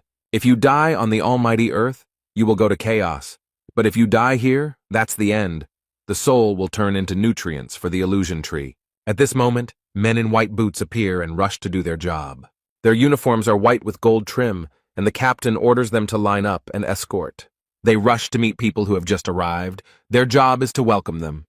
The captain wrapped one of the new arrivals in a warm blanket and noted that he looked very weak, which was probably the cause of his death. The captain's name is James, and he was called to point out the two waiting on board. He asks why the girl came through the north entrance, to which she replies that since they are acquainted, she would be glad if he let her in earlier. The captain apologizes, but things have changed, and now everyone who enters the fortress must have their documents checked. Mino looks back and asks if Huang has an older brother card, but the boy shakes his head, indicating that he doesn't have one. The girl understood everything, and looked at her new acquaintance with suspicion. She turned to James and tried to explain in a flattering manner that she had forgotten her ID. Then she handed him a bighorn horn and asked if this one would suit him. It worked. The captain picked up the phone and basically stated that he checked the paperwork and everything was fine. The man asks Huang to show him his documents, but he explains that he has no identification and asks what he should do. Mino looked at her friend and said that if he asked her for help, she would resolve this situation. Instead, James reiterated that entry into the fort without identification was strictly prohibited. Huang briefly replied that he understood them, and the girl looked at him in horror and asked what he was going to do. She thought he would kill all the guards to get inside. The girl knows that he is not quite normal, and seems to have some mental problems, but she doubts that he will ever get to this point. But this picture of him killing everyone appears very clearly before her eyes, like a terrible dream, so she thinks he's still capable of doing stupid things like that, and that scares her a lot. Mino tries to prevent this from happening, so he suddenly stands in front of the guy and tries to somehow convince James.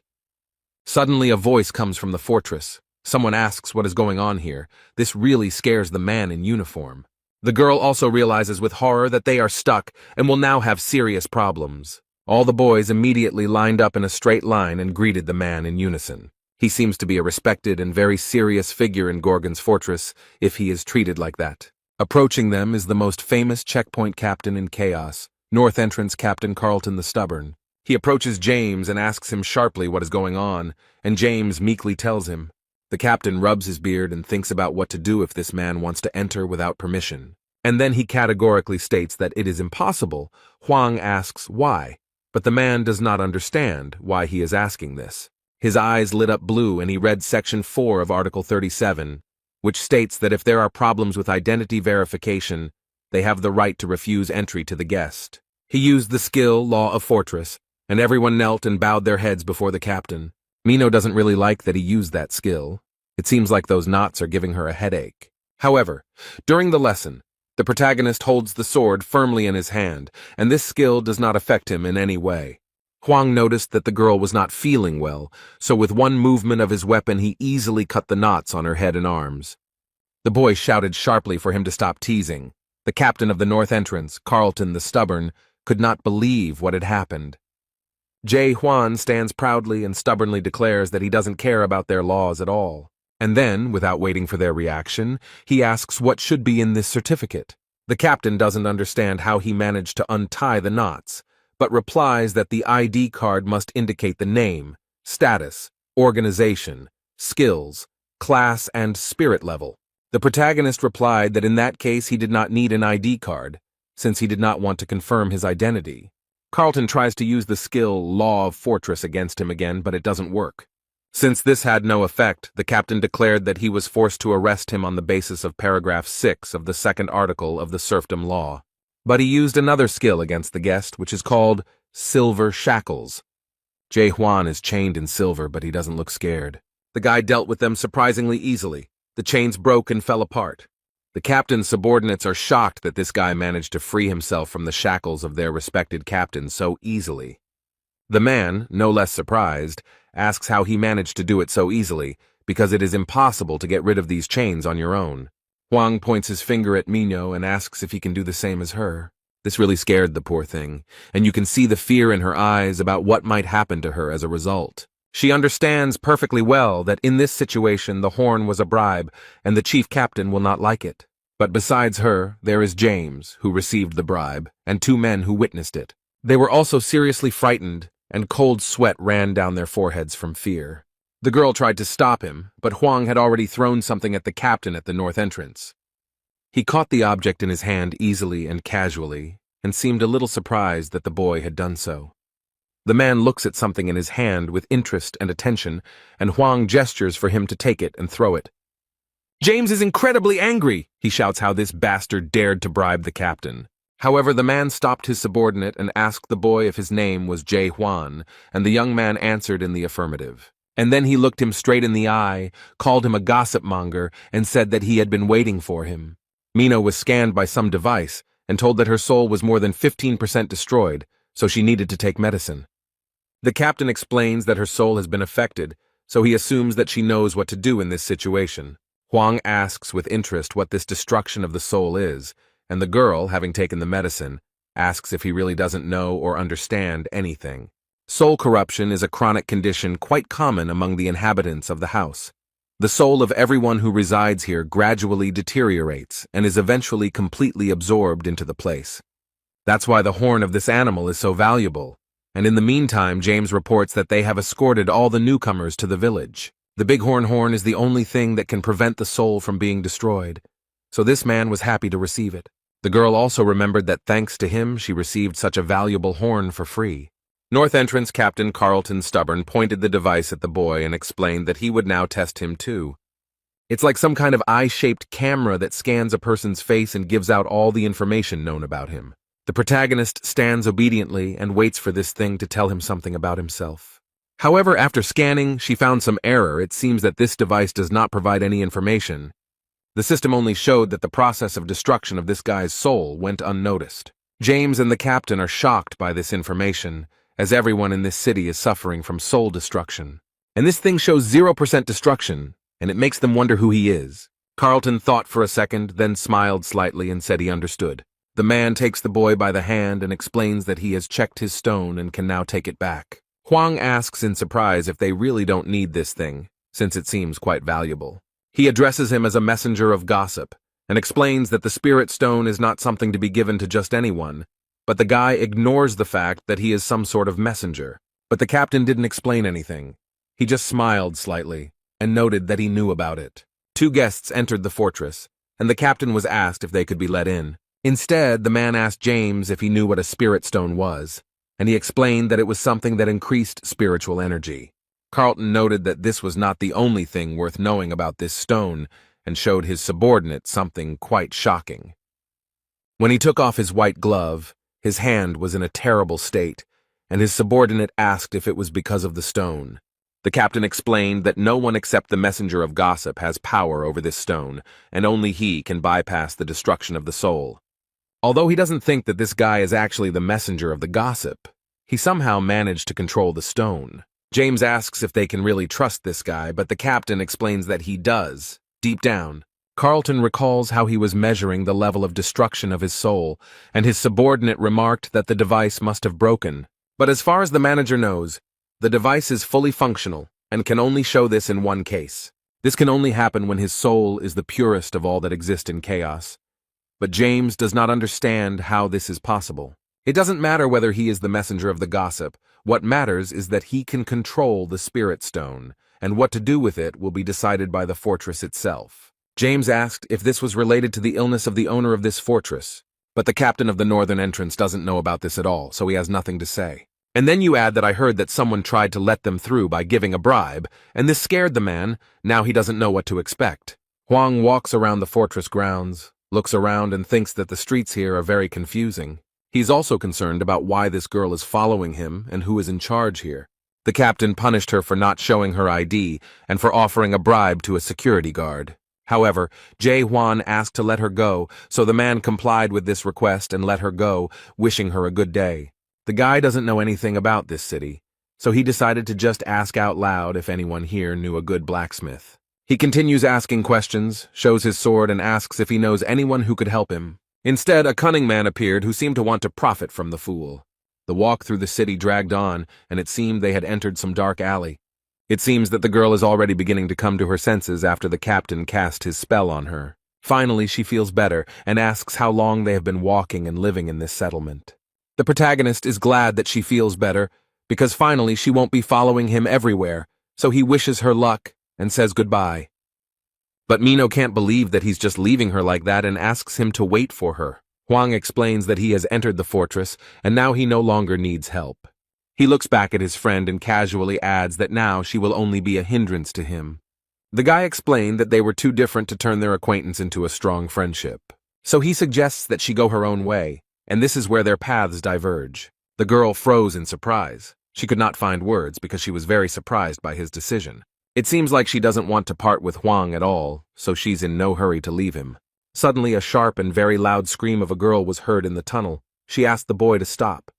Mino tries to convince the guy that he doesn't know where to go, and that without her, he will definitely have a lot of problems. The young man explained that he could always ask passers-by, but the girl suggested that he ask her, since she knew everything here. Huang seemed to realize that she wouldn't be easy to get rid of, so he seemed to have resigned himself to having her as his companion. Since she had already insisted and said that she knew everything here, he explained that he needed a break now. The girl enthusiastically said that she knew where to find him and asked if she could take him there, to which the guy replied that it would be very appropriate. Suddenly, the guy reached for his bag and said that it looked like they had other things to do first. Now they have to settle some issues with people who are interested in the alien to these lands. They are blocked by guys with sly smiles and asked if he has that beautiful sword that has heat in it or something like that. Mina warns these fools to get out of the way if their lives matter, but the boys don't take her words seriously. She was called rude and warned to watch her swearing. The men explained that the youngest of them had reached adolescence and was highly sensitive to any rude behavior, but they threatened that if they want to get out of here alive, they must pay, so let them give up the sword. Huang calmly replies that he does not agree with their terms, and Mino is shocked by their youngest son. The robbers stand proudly and wait for the right moment to begin their reprisal against these two. But the girl is still under the impression of this overgrown man and claims that he cannot be the youngest and accuses them of lying. The Mountain of Muscles no longer waits for a command from his minions. He quickly approaches them. Approaching the girl, he swung his axe and declared that her rudeness would be punished. But suddenly a sword appeared right in front of her. It seemed that her new friend decided to save her. Huang took away both of the emotionally unstable man's arms in one motion. This shocked and frightened the other robbers, and they froze in their places for a second. The bushes fell at Huang's feet, and he noticed that everything here was very noisy, something he was not used to. The guy holds his weapon tightly at the ready. He knows perfectly well that this fight will not end here. Jae Hwan seems to be confident in his abilities and is not at all afraid of scammers who enjoy profiting from others.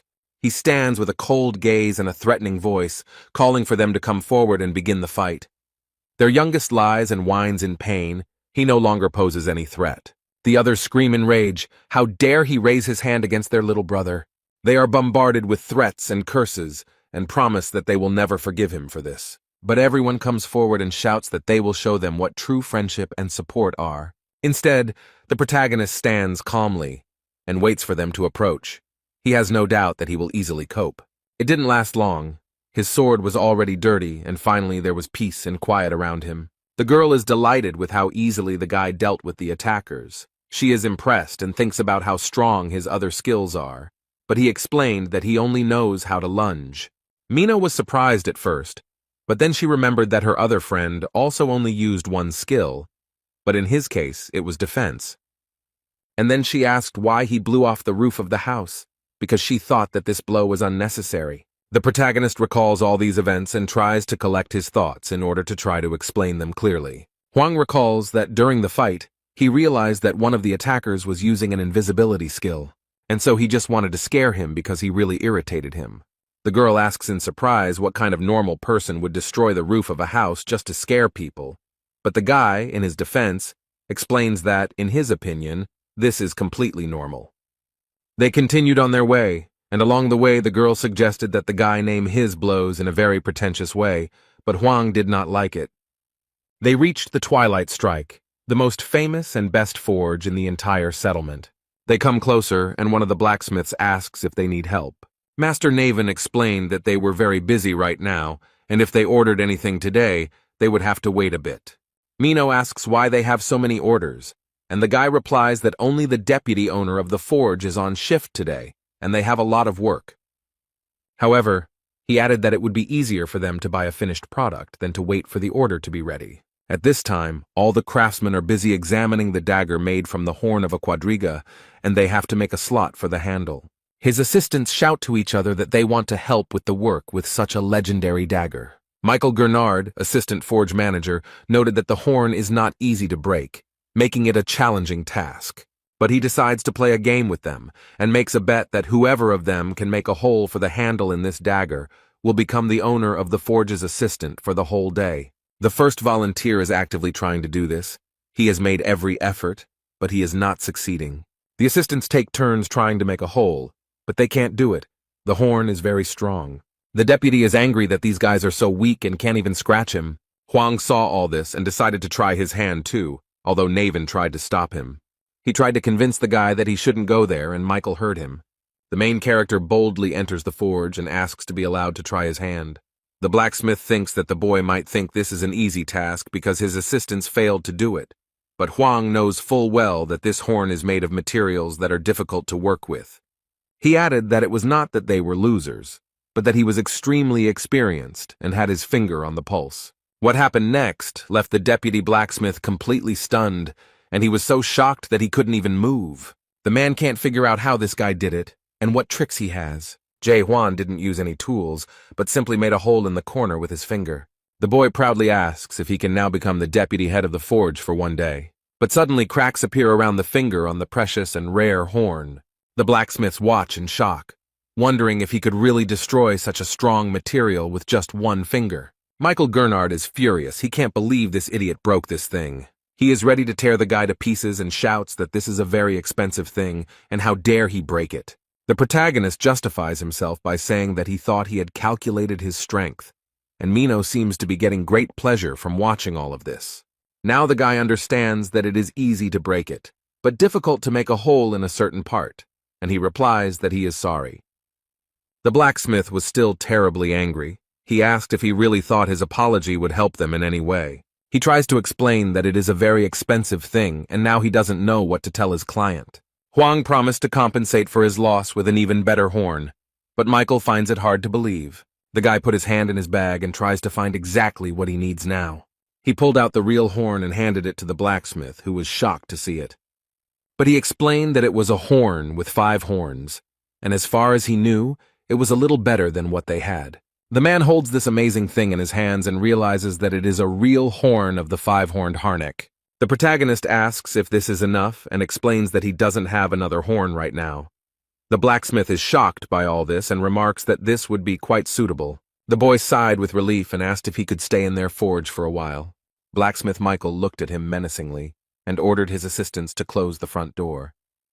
The young men, still shocked by what they saw, unanimously declare that they will immediately fulfill his request. Jae Hwan continues on his way, where he is led by the deputy head of the Twilight Attack Forge. There's a sign on the door that their forge is closed, and Mino wasn't invited inside, so she'll have to go somewhere alone. This forge is considered the best in Gorgon's fortress, and since the boy is currently acting as deputy, he can use any tools and materials. The guy modestly thanked him, and Michael asked with interest where he got this horn. The protagonist, preparing to start work in the forge, briefly replied that he had received it. The man asked if he had managed to destroy the pentagram on his own, and the young man confirmed that he had. Huang asked for help and explained that he needed a sheath for his sword, while the blacksmith thought about how rare it was to meet such a young man. The blacksmith very carefully placed the extremely rare and expensive horn on the table, but he was shocked and asked if this guy was really going to use Harnack's horn for his vagina. The protagonist pulled a sword out of his bag, and the blacksmith, at first surprised, exclaimed that this was such a weapon. And when he picked it up, he assumed that it was a copy of the Ice Dragon's sword, and added that it was very beautiful and rare. After thinking for a while, the man explained that making a sheath for such a powerful weapon would be quite difficult, and that it would be better to make a new sword out of this horn. Suddenly, completely unexpectedly for Michael, the sword opened its mouth and swallowed the very precious and rare five-horned horn. This is the second time today that such a horn is destroyed before his eyes, and he justifies himself because he did not think it was a spiritual weapon. But he is so fascinated by this amazing weapon that he has no time to grieve over what is lost. After looking around for a bit, he realized that this sword had evolved, and due to the great evolution, it was changing its shape, after which Huang had to give it a new name. Because after a great evolution, every spiritual weapon loses its original name. Michael regrets that the horn swallowed the sword, but the guy calms him down and explains that it doesn't matter because he still has the sword, and he calls the sword a pig's snout. Not even a few minutes had passed when Cavalia took the horn in his hands again, and shocked, asked how this was possible. But the guy noticed that this monster had 5 horns and added that it was obvious. Having come to his senses a little, Koval asked how he could help, and the main character explained that he wanted to see how he worked on this material. He was ready to start work, and asked if his client had already thought about the form. Huang explained that since Michael is the best master here, he can solve this problem himself. He trusts him. The man is impressed by such trust and is ready to show everything he is capable of and do his job in the best possible way. The action takes place in the main building of this place, in the powerful and very beautiful Gorgon Fountain. There is a very calm atmosphere. The man is enjoying warm and aromatic tea.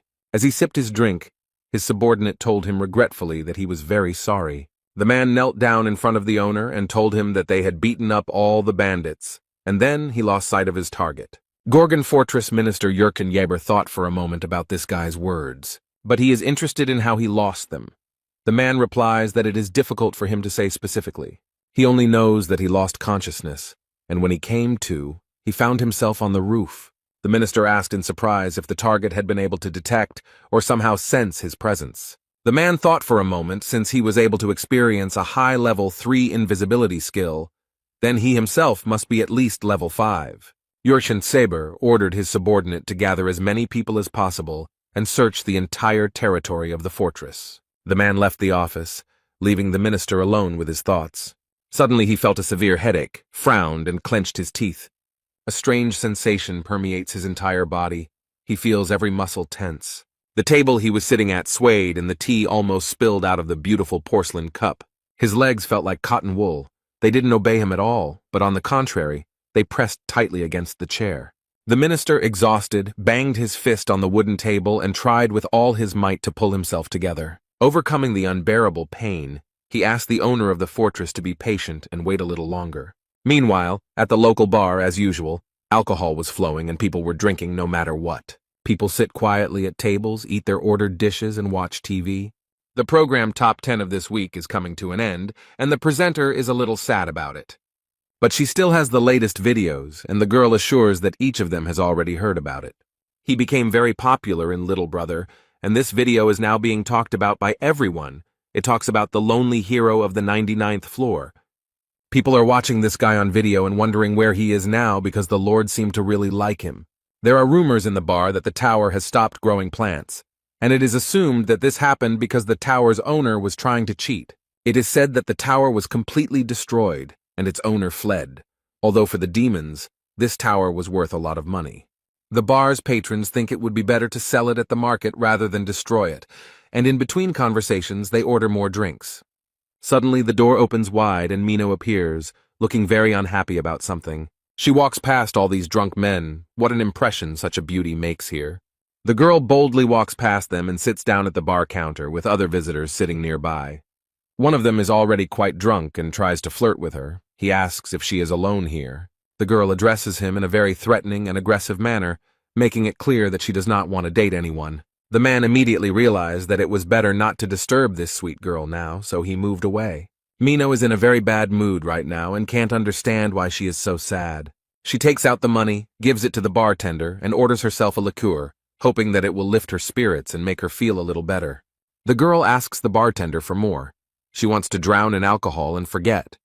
Not much time has passed, and the girl is already quite drunk and tells the bartender what is bothering her. She drunkenly says that this guy is a terrible weirdo and is making a big deal out of himself. The owner of this tavern, Claire, exhales heavily and notices that the girl hasn't even had time to get drunk yet, and she's already talking nonsense. The woman explained that there were many good men around and asked why she was so attached to him. The girl lowered her head, but the only explanation she had was that he was starting to really irritate her. She remembered him from fights and explained that this guy destroys absolutely everything in his path. It irritates her that he walks around swinging his sword as if he doesn't care about anything at all. Mino tilted her head and remembered how he spoke and what he said, and it all sounded very strange. The trouble is that he speaks to her very poorly and completely incomprehensibly. She was angry with him because he did whatever he wanted, even knowing that he was in the world of chaos. Huang responded that people usually think it's the end, and then added that she is no longer human, and they are very different. Apparently these words really touched her, because the poor thing sadly leaned over her glass and fell silent. She is terribly irritated that this man does not take her seriously and considers her a nobody. The girl noticed that everyone present there was struggling for their lives, and he just appeared out of nowhere. She remembered asking him what he would do when he was horrified, and the boy briefly replied that he wanted revenge. But he didn't explain why he wanted revenge, so the girl thought he was looking down on her. Minu is terribly irritated by his behavior. Next to him, she feels inferior and worthless. Claire noted that she was still just a child and asked her not to go near the man again. But she doesn't understand at all why she needs this, and asks the bartender to explain it to her. The woman looked at the girl with compassion and noted that if she stayed with him, she might die. But Mino asked why she became so serious and thought she might die, and at that moment the door of the bar opened. The golden glow stretched in a beautiful path from the very door to the red head. A golden messenger bird flew in and brought the girl an important letter with a seal. This letter from Captain Carlton Xavier is addressed to the terror of the dark forests of Mino. The girl wondered with surprise why he had written to her, and felt some anxiety as she unpacked the letter. As she read this letter, the girl heard someone behind her asking if she really was the witch who had carried out the massacre. Mino didn't think long and, drawing her blade, replied that it was okay to say that. But at that moment some man grabbed her hand and squeezed it tightly, and the poor thing had to drop the weapon. He explained that he didn't like such rudeness, but he didn't have time for explanations now, and said that she had to help him. Meanwhile in the forge, the men are trying to carry out their plans, but it seems that everything is not so simple. The blacksmith struck the horn, and it was immediately thrown back with great force. He had not expected this at all. Completely unexpectedly and as if out of nowhere, a huge monster appeared. It was that very pentagram. The man is terribly frightened. He cannot take lessons and asks where they can get his horn. The poor guy doesn't understand at all how to do this because the monster is huge and scary. The protagonist noticed this, lifted the man to his feet and asked him to pull himself together. Jae Hwan asked threateningly if he had forgotten that they were already halfway there, and he added that since this man promised to help, then let him fulfill his promise properly. All this happened because the blacksmith persistently tried to break the horn with his tools. But for a long time he couldn't do anything. He was very tired and said that this was too high-level material for him. Huang covered his eyes with his hand and explained that the situation was unequal, noting that the first stage of rebirth is the stage of doubt, which can destroy the essence of the world. The second stage of rebirth is the stage of understanding, that is, the ability to recognize and accept the destroyed world. The blacksmith seemed to discover a strange, secret vision within himself, and looked in amazement at the horn on the table. The thing began to move and seemed to change its structure and shape without any apparent reason. A large black substance begins to rise and form something completely unlike itself, which seriously frightens the man. There was a strong, bright flash that made blacksmith Michael Garnard close his eyes. and when she opened them again, he couldn't believe that what he saw was actually happening. From this strange black matter emerged a huge and terribly evil monster. The man seems to freeze in place from horror and complete incomprehension, and Huang asks him to come to his senses. But he added that since the blacksmith promised to help, he must do it now. Michael is horrified and cannot understand if this monster is really Harnick's horn, and that he used his pathetic skills against it. Suddenly, in the middle of this space, he saw a door. The man thinks that he is sleeping, so he wants to wake up as soon as possible. The blacksmith quickly runs to the door, being completely sure that this is a dream, and Huang does not have time to stop him. The guy just sighed in disappointment and realized that he was useless here. The man quickly ran out of the door and screamed desperately, calling for someone to help. But what he saw there frightened him even more and plunged him into complete stupor. Ugly and scary skeletons slowly approach him, surround him. In fact, it is his assistants in the forge who ask if he has finished his work yet. The man is so overcome with fear that he cannot understand what is happening to him. Suddenly, Michael heard a voice telling him that this fool had no right to be here. The poor guy can't do anything. His forehead is covered in beads of cold sweat, and his whole body begins to shake. The boy has to attack this creature himself, trying with all his might to subdue it. He thrust the instrument into her with all his might, while wondering if this world really existed. Jay Huan has finally achieved success. He forges with confidence, and this material lends itself to him. The horrible creature began to fight back, and the boy wondered how it had managed to get here in the first place. The main character tries his best to hold on to the monster so as not to fall. But it seemed he had already realized that this would be a much more difficult task than he thought. The monster turned out to be quite strong and terribly angry, so the boy decides to jump. He then applies twice as much force to speed up and try again. Huang uses his blacksmith's hammer and deals a blow to the creature that breaks its bones. Meanwhile, Michael cannot come to his senses and screams loudly in shock. There are boundaries in this world that cannot be crossed, and no matter how hard you try, a person will never go beyond his capabilities and reach the level of horror. Michael thinks he's too old to work with Harnick's horn, and the guy should have come to him sooner. He understands that this young man came here to see the owner of the forge, but he has not been here for a long time, and adds that he is sorry that only a loser like him remains in this city. He thinks that he cannot consider himself a true disciple since he has not created a single tower, but Huang reassures him by explaining that he is good with weapons, so he should not give up. And he added that no matter how hard he tried, he could do it 1,000,000 times. But this phrase made the man laugh, because only a young guy could say such a thing. Michael noted that the boy might think he wasn't trying hard enough, but that was not the case at all. Believe it or not, this man tried again and again, but he never gave up. The guy remembers the blacksmith from the tower, who said that he has honed all the skills related to blacksmithing, and can repair all the weapons in the Tower of Horrors, with a probability of 99%. But despite such success, recently he began to be troubled by very strange thoughts. Instead of focusing on the 99% chance of success, he thinks only about the 1% chance of failure and does everything possible to avoid it. Huang noticed that Michael worked harder than the others, but did he know about the principle of craft skill? The skill of the craft of horror appeared much earlier. It existed from the very beginning, like fire and water. But is a person capable of understanding how the world works? Huang asked if he really used this skill without understanding its essence. The blacksmith thought for a moment he had nothing to say or add to his interlocutor. He believed that spiritual power transferred energy to the hammer and the tools adapted to work with the horn. But the boy noticed that if everything was so simple, then why couldn't his subordinates succeed? The blacksmith suggested that it was because they hadn't yet fully mastered the craft. Michael suddenly thought that since the principle of this skill was so simple, there was no point in mastering it. Huang points out that you have no idea what the skill is and continue to use it, and the man defends himself by saying that no one understands how it works. And then he persistently asked if this guy knew how the crafting skill worked. The protagonist calmly replied that he had just figured out how to do it, and reached his finger towards the horn. Under his finger, the material magically begins to melt and change shape. The guy was working on the horn, and asked everyone to look carefully and say what they saw. The blacksmith saw the decomposed particles of matter, but Huang noticed that everything was not so simple. Hard work made his world more stable. Michael doesn't quite understand what he's talking about, but the guy explains that there's nothing wrong with it. But he goes on to say that he doesn't really understand that if it doesn't work even after so many tries, then the problem is not with him, but with the world. Suddenly, the blacksmith remembered a conversation with a monster who explained that his approach worked for monsters, but not for people. The man asks what then is suitable for humans, but the creature does not know and explains that humans cannot achieve anything higher than becoming a disciple.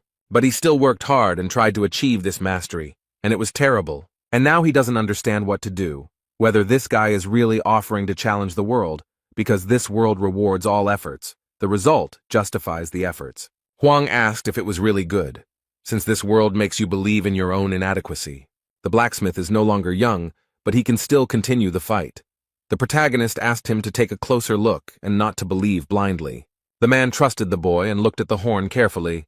He looked at it for a long time and carefully.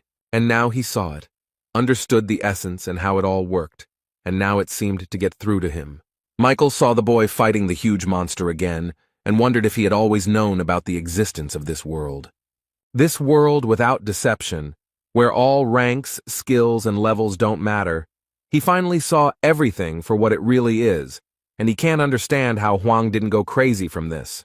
And then he thought that maybe the blacksmith had gone crazy after all, and he set to work with wild enthusiasm. It looked very inspiring and at the same time frightening.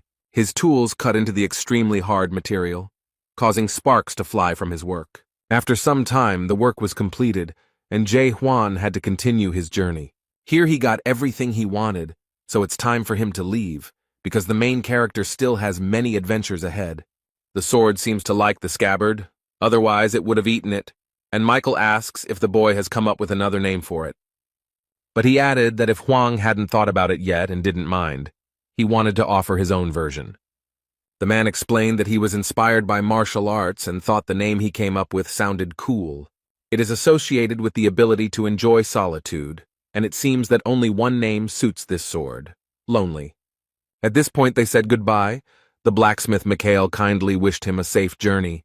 They seemed a little sad that he was leaving so soon. But at the last moment the man asks him to stop. He is worried about another question. He puts his hand to his chest and asks with genuine curiosity what he really looks like. He is very curious about how he looks in the eyes of his master, what he is like in the world that Jae Hwan sees. The guy half turned around and briefly replied that he saw a person in him. This answer greatly surprised and greatly pleased the blacksmith of the Twilight Attack Forge. And the boy already set off on his way, boldly passing by all these terrible skeletons. On the city street he was met by Mino, and Huang asked why she was chasing him, but she tried to explain that she was doing it with good intentions. The protagonist looked back and asked if she was up to something sneaky again. The next moment she was already walking next to him and was surprised how he managed to guess so quickly. Without much preamble, Mino suddenly announced that she planned to kill him, and she said it very calmly. And just as calmly, without any fuss, the boy asked what they were going to achieve by this. The girl said that she wanted to take possession of his soul stone and finally live a full life. But when she saw the expression on his face, she realized that he was not joking. She is a little disappointed that he is not impressed at all, so she suddenly gives him the clothes as an apology gift. They walk through the city, and Mino asks what he will do now, since he never got to face this horror. He explained that Michael told him where to find him, so that he would find him and ask about the Tree of Illusions, and then go in search of a way to the abyss. The girl tried to understand what he was going to do, and suggested that he would still get to the abyss, but what would happen next? But Huang said that he was not going to return. And then he added what exactly he was going to do, and this information greatly shocked Mino. She could barely stand on her feet, took a deep breath, and asked in surprise who he was. And then she got very angry, screamed, "Where did he get this from? How could he do this, and who gave him such a right?" She asked why he thought he could do whatever he wanted and didn't care about anyone else. The girl considers him cruel and heartless, and adds that he does not consider others to be people. She explained that she is a human being, even if not very strong, but she is a human being and worthy of respect. Jae Hwan tries to listen to her and understand. He watches the girl carefully. He remembers their first meeting and how she said that if it were fate, she would die today but would not go back to the past. Suddenly he saw her body begin to disintegrate into tiny particles and messages, telling her not to be stupid and not to cause trouble. And the next message said that she should lure him, and if she did not keep her promise, the old woman would die. From this, Huang realized that they had a hostage and they needed him, so they wanted to lure him somewhere. The main character noticed someone very suspicious standing on the other side of the road and following them. He thought that he should give his head to some swindler, but it was all in vain. No matter how hard he tries to save people, it will not change anything, and only doubts allow him to see the whole truth about this place. This world is ruled by money and information, and it is also made up of people who have sold their souls for power and wealth. The guy decides to get rid of them and go in search of horrors, while Mino explains that you don't need a big dream to be happy, you just need to appreciate every day you live. She gets terribly angry and thinks that from this point of view he is not a person, and grabs him by the clothes. The girl boldly declared that she did not want to stay with him as long as he had such goals. When she broke up with her boyfriend, she said she hoped to never meet him again. But at the moment when she was saying all this, the guy saw something very strange. Now she begins to look like an ordinary person. He does not understand why this happened. Huang noticed a message that the witch had betrayed them, and all their plans of horror had collapsed. Meanwhile, the girl headed to the bar where she had recently been drinking and sharing her problems. She walked to the door and thought sadly about how this could have happened. She opened the door, apologized to her aunt, and asked if she had kept her waiting. However, the institution looks in a very terrible state. Everything is broken and scattered. This is the work of Maluzga. There's a man standing in the middle of the establishment with a huge sword and his henchmen around him, and the barmaid remarks that she should have stopped her earlier, and she added that this time she would really die because of her. And the man holding Claire threateningly demanded that she shut up. The eldest of the Kim Chunbang brothers, Jenya, asked why the witch killer came alone, since they had an agreement. But she said he was very naive to think that the witch could keep her promise. She prepared her daggers and explained that he would not come because he had gone to destroy the world. And after these words, she abruptly released her weapon to hit as many opponents as possible. This evil man smiled slyly and noticed that this girl had completely gone crazy. But he immediately cast a shadow on her, and in the forests, she was nicknamed the Witch Killer because of her ability to lure creatures. Jenny is very curious to see how she will cope with these shadows he casts on her.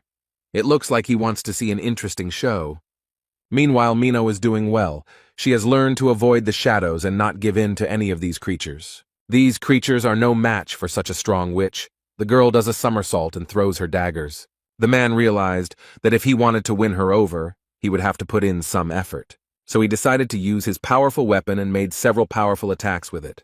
His movements formed a powerful cross, which was now rapidly approaching the poor girl. It's as if he has Mino chained up and she's trying her best to break free. Meanwhile, this man was preparing to approach the witch who had caused the massacre and believed that he had already won.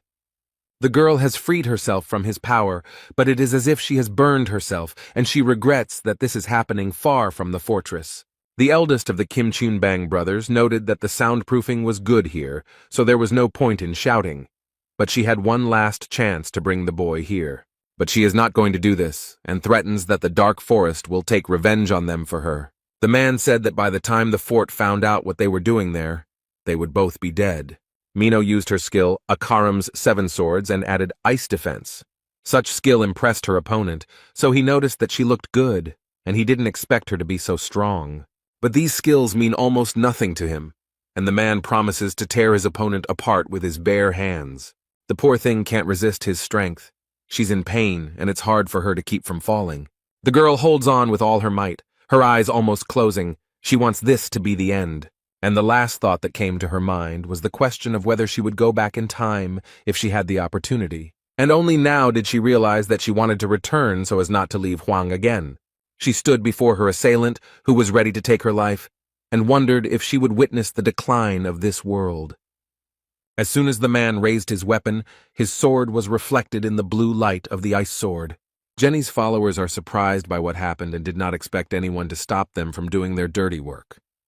But a guy walks into the bar with confident steps. Now they won't be able to do what they want so easily. Mino is very happy that he came, but ironically says that she doesn't like it when people interrupt her so abruptly and asks why he came, sacrificing his plans. At first she thought he had come to save her, but the boy immediately threw a bundle of clothes into her hands and explained that they were too small for him. The men are glad to see him here because he has made their task easier and has come to their aid himself. The main character looked at them, and the only thing that interested him was whether they knew where this horror was. And then he decided to put the question differently. He demands that these bandits bring this horror to him. One of them said he heard that he had broken the rules of the fortress, and it seemed to be true. Mino warned them and noted that he was on level 4, so he shouldn't be underestimated. The gang leader went on the attack and was ready to show this simpleton what real strength is. Jae-hwan is ready to take the hit and convince this smug fool that he is wrong. The protagonist used his super weapon and aimed it at his opponents. Jenny somehow managed to dodge the protagonist's signature attack. Hwang raised his eyebrows and was very surprised that the man managed to avoid the blow. The opponents are surprised. They thought he was just an ordinary newbie, and now they assume that he can become the champion of the abyss. The guy remembered that the only one who managed to avoid his blow was the pentagram, so he and this person were on the same level. But he doesn't care because in the end the monster gave up, and Hwang will still fight. The protagonist looks confident and completely calm, while Mino is very scared. The girl is very worried about her Aunt Claire, who is still being held hostage and threatened. The gang leader realized that his rival was stronger than he expected and decided to scare them by telling them that their hostage would die. The woman screams for them to attack without delay, but at that moment one of the bandits gives her a hard slap and tells her to shut her mouth. The girl tries to calm the woman down and explains that she needs to be patient a little longer and she will be saved right away. She turns to her friend and hopefully asks if he will help save her. But he doesn't understand why she's asking him about this, because the guy came here only to see this horror. The main character is confident that he will destroy everyone in his path, regardless of who is nearby. Mino tries to stop him and begs him to save the woman because Claire is also human. Jae-hwan looked at his girlfriend and clearly saw her as a person, no matter where she was. He slowly turns his gaze to those standing in front of him and sees something completely different. There are only skeletons in front of him, but Claire yells at him to stop thinking and attack.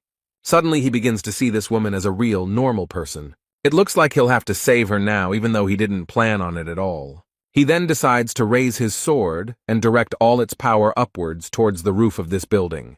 A huge jet of energy burst through the roof and shot high into the air, attracting everyone's attention. This was noticed in the fortress as well, and they looked around in surprise and did not understand what was happening here.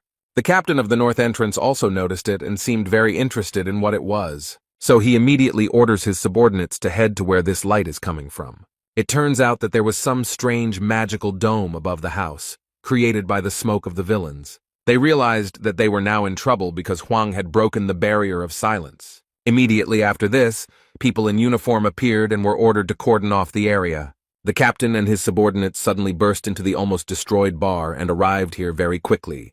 The captain looked around. He immediately realized that Jae-hwan should be here and asked threateningly what was going on. The main character reported that this man was brazenly violating the laws of the fortress. The guy did not go into details, but he has an assumption that he violated paragraph 4 of Article 276 of the Criminal Code. But he added that this man probably wanted to unite with horror and destroy this world. But Mino is shocked because this was Hwang's plan. The captain arrests them under paragraph 4 of Article 174 and paragraph 6 of Article 124 of the Criminal Code. The bandits are not very happy that they want to be arrested, so their leader gives the order to flee. However, the man is not going to let them go so easily and uses his silver chains skill. He immediately grabbed himself with 2 bandits who really wanted to break free, but couldn't. The man is not going to stop there, because he still has to catch the leader of the gang. So he takes out his gun and warns them that their best option would be to surrender. However, Zhenya seems to be confident in her abilities and is not going to surrender to the law so easily. He drew his weapon and was ready to fight the captain, just so that he would not be put in prison. A battle between 2 rather strong opponents takes place under a huge hole in the roof. Neither of them is going to give in to the other. Neither of them is ready to lose. The gang leader waves his weapon wildly and shouts furiously, demanding that it burn with a blue flame. However, the captain is not afraid of empty threats. He uses his silver chain skill. The man wielded it skillfully as he instantly and effortlessly tied his opponent's hands. But he threw him to the ground with all his strength, so that the man would not be tempted to continue the fight. Zhenya realized with despair that he had no choice. He was already completely defeated. The captain pinned him to the ground. The man sighed heavily and admitted that he was now giving up. The warrior leader is glad that the man surrendered and notes that it was a rather wise decision on his part. But suddenly, completely unexpectedly, one of the villains threw a lighter at Carlton. She falls into the middle of the room and begins to do exactly what she was thrown there for. Black and acrid smoke filled the entire building, making it difficult to breathe and understand what was happening. The man watches the house from afar, the smoke from which has already cleared a little. He did not think that he would have to take such measures. One of the bandits seemed to have inhaled the smoke. If you inhale a lot of it, you can die. He turned to the man and aggressively asked how he dared to use black smoke without consulting their leader. The leader of the Forbidden Paradise clan, the wanted warrior Hexal Ran, did not comment on this, as he was more impressed by the witch's skill and remembered that they had promised to bring her to him. The boys explained that the witch was not to blame because they used silver amulets against them. Only now did Hyuksol realize that Juan was there too, and he was glad that the boy had inhaled that smoke and thought he was already dead. However, as soon as he thought about it, he noticed something near the building that surprised him. Jae Hwan emerges from the building unharmed with his friend, the witch Mino. It looks like he used his super weapon to avoid the harmful effects of the smoke. But as soon as he came out, he immediately noticed these scoundrels on the tree, and with one swing of his sword cut down the thick trunk. They are extremely shocked, and do not understand how this guy's spirit did not decompose under the influence of black smoke. The man suggested that it might be a messenger, but he had never seen them without antennae before. Huang looked around and made sure the girl was okay and could stand on her own so he could finish his work. The clan of Scum is already wary and wondering why this guy came to the house. Instead, the protagonist took out his super weapon, and, thinking that they were terribly annoying him, prepared to engage in a fight. Huang is very serious, so he will not lose this fight. He unsheathes his sword, and he really didn't think it would come to this. He summons the monster hidden within this sheath using the technique Garnek's Greatness. It's clear that no one expected this. They were hoping to defeat this guy very easily. But now they have to face not only a guy with a super weapon, but also a giant and terrifying monster. Before they could recover from what they had seen, the boy and the monster had already attacked several of them. The protagonist calmly walks past the lifeless bodies lying in his path. He looks very menacing and scary, and his weapon radiates terrible fury and ruthlessness. The head of the Forbidden Paradise clan, Hyuxiol Ran, looks at the boy with fear and cannot understand what kind of monster this is. And then he probably realized that this creature was much stronger than him, and he didn't want to deal with it, so he just ran away. Zhenya realized that he was left practically alone with a guy he didn't even know anything about. Zhang Man and Zhang Meng were unable to withstand Huang's strength and so lost the battle. The man immediately lost two of his subordinates and friends. He cannot believe that everything turned out this way. The protagonist approached him and explained that he had a chance to save his life. He just needs information about where they are hiding this horror, and then he will let him go. The man knows that if he tells everything now, his life will lose all meaning, because if he finds out about the betrayal, he won't just let it go. Jae Hwan became very curious about who Zhenya was referring to, and who would take revenge on him for this. The bastard took another look at all his comrades who had just died and realized that there was no other way out. He already understood everything perfectly well. He knows that in any case he is destined to die. So the man boldly takes the blue stone out of his pocket and eats it. The guy recognized this stone. He is 100% sure that it is a soul stone. At first glance, it may seem that all people living in chaos are attached to some objects. But these are not drugs. As it may seem at first glance, they must be taken to prevent the complete destruction of the soul. After all, no one wants to die. That's the point of this place, and this man risked everything he had. After he did this, he was overcome with unbearable pain, and his eyes seemed to grow larger. Strange long shoots, similar to tree roots, begin to emerge from the body. The man's body has completely changed. It is getting bigger. Something is happening that is completely different from what he expected. The city's residents are terribly frightened. They have never seen anything like this. Instead of dying, he turned into a huge monster. This creature is very frightening to those around him. The creature is very angry, and there is absolutely nothing left of Jenny. Now he will be like this. His rage knows no bounds. The monster mercilessly grabs everyone he sees in his path. And after him, only lifeless bodies remain, scattered throughout the streets of the Gorgon fortress. The frightened residents run away in horror. They do not want to be left without their souls, which they value so much. And Zhenya finally sees the true essence of this world. Now he knows that there is nothing good here, so he does not need to be afraid to die and give up his soul. Now he knows that he held on to all this in vain, but he could be truly free. This being is now satisfied. Now it has no fear because it has nothing to lose. The monster didn't see where Jae-hwan was, but now he finally found him and promised to destroy him. The boy stands boldly and proudly before the monster, and it is already stretching out its limbs towards him. Now he can see the world as it really is, and the boy in this world looks like an ordinary person, not like a skeleton.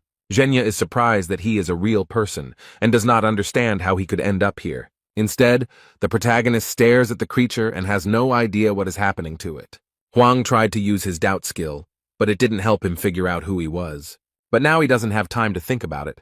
So the guy gave up on this idea. The protagonist points his weapon at the monster, showing that he is ready to engage in combat with it. No matter who he is or what happened to him, this guy knows exactly what he needs to do. Jae-hwan confidently moves towards the creature and believes that his weapon is strong enough to defeat it. The ice sword is a very powerful weapon. The creature Zhenya has turned into seems scared. He didn't have time to do anything or even understand. His end came unexpectedly quickly. Thanks to the sharp blade, the head was separated from the body, and now he will not be able to scare anyone. It seems that this man's soul is dying irrevocably. He remembers for the last time the happiest moments of his life. In the world of chaos, it's raining, the bodies of the dead are smoking, and Jae-hwan doesn't care because he destroyed the monster. All that is left of him slowly disappears like rain erasing a pattern on the asphalt. And in an instant, nothing remained of Jen, the great swindler and criminal, but smoke. The protagonist realized that this creature had disappeared and would never return or recover, so he calmly hid his weapon. He pauses for a moment and looks at the place where his opponent was and thinks about his own existence. But he is still haunted by thoughts of horror. He is sure that he will definitely find someone here who will tell him about it. After that, he goes on a search. His mission is not yet complete. He has not done everything here yet. Mina never regained consciousness after inhaling black smoke. Hwang did not leave the girl.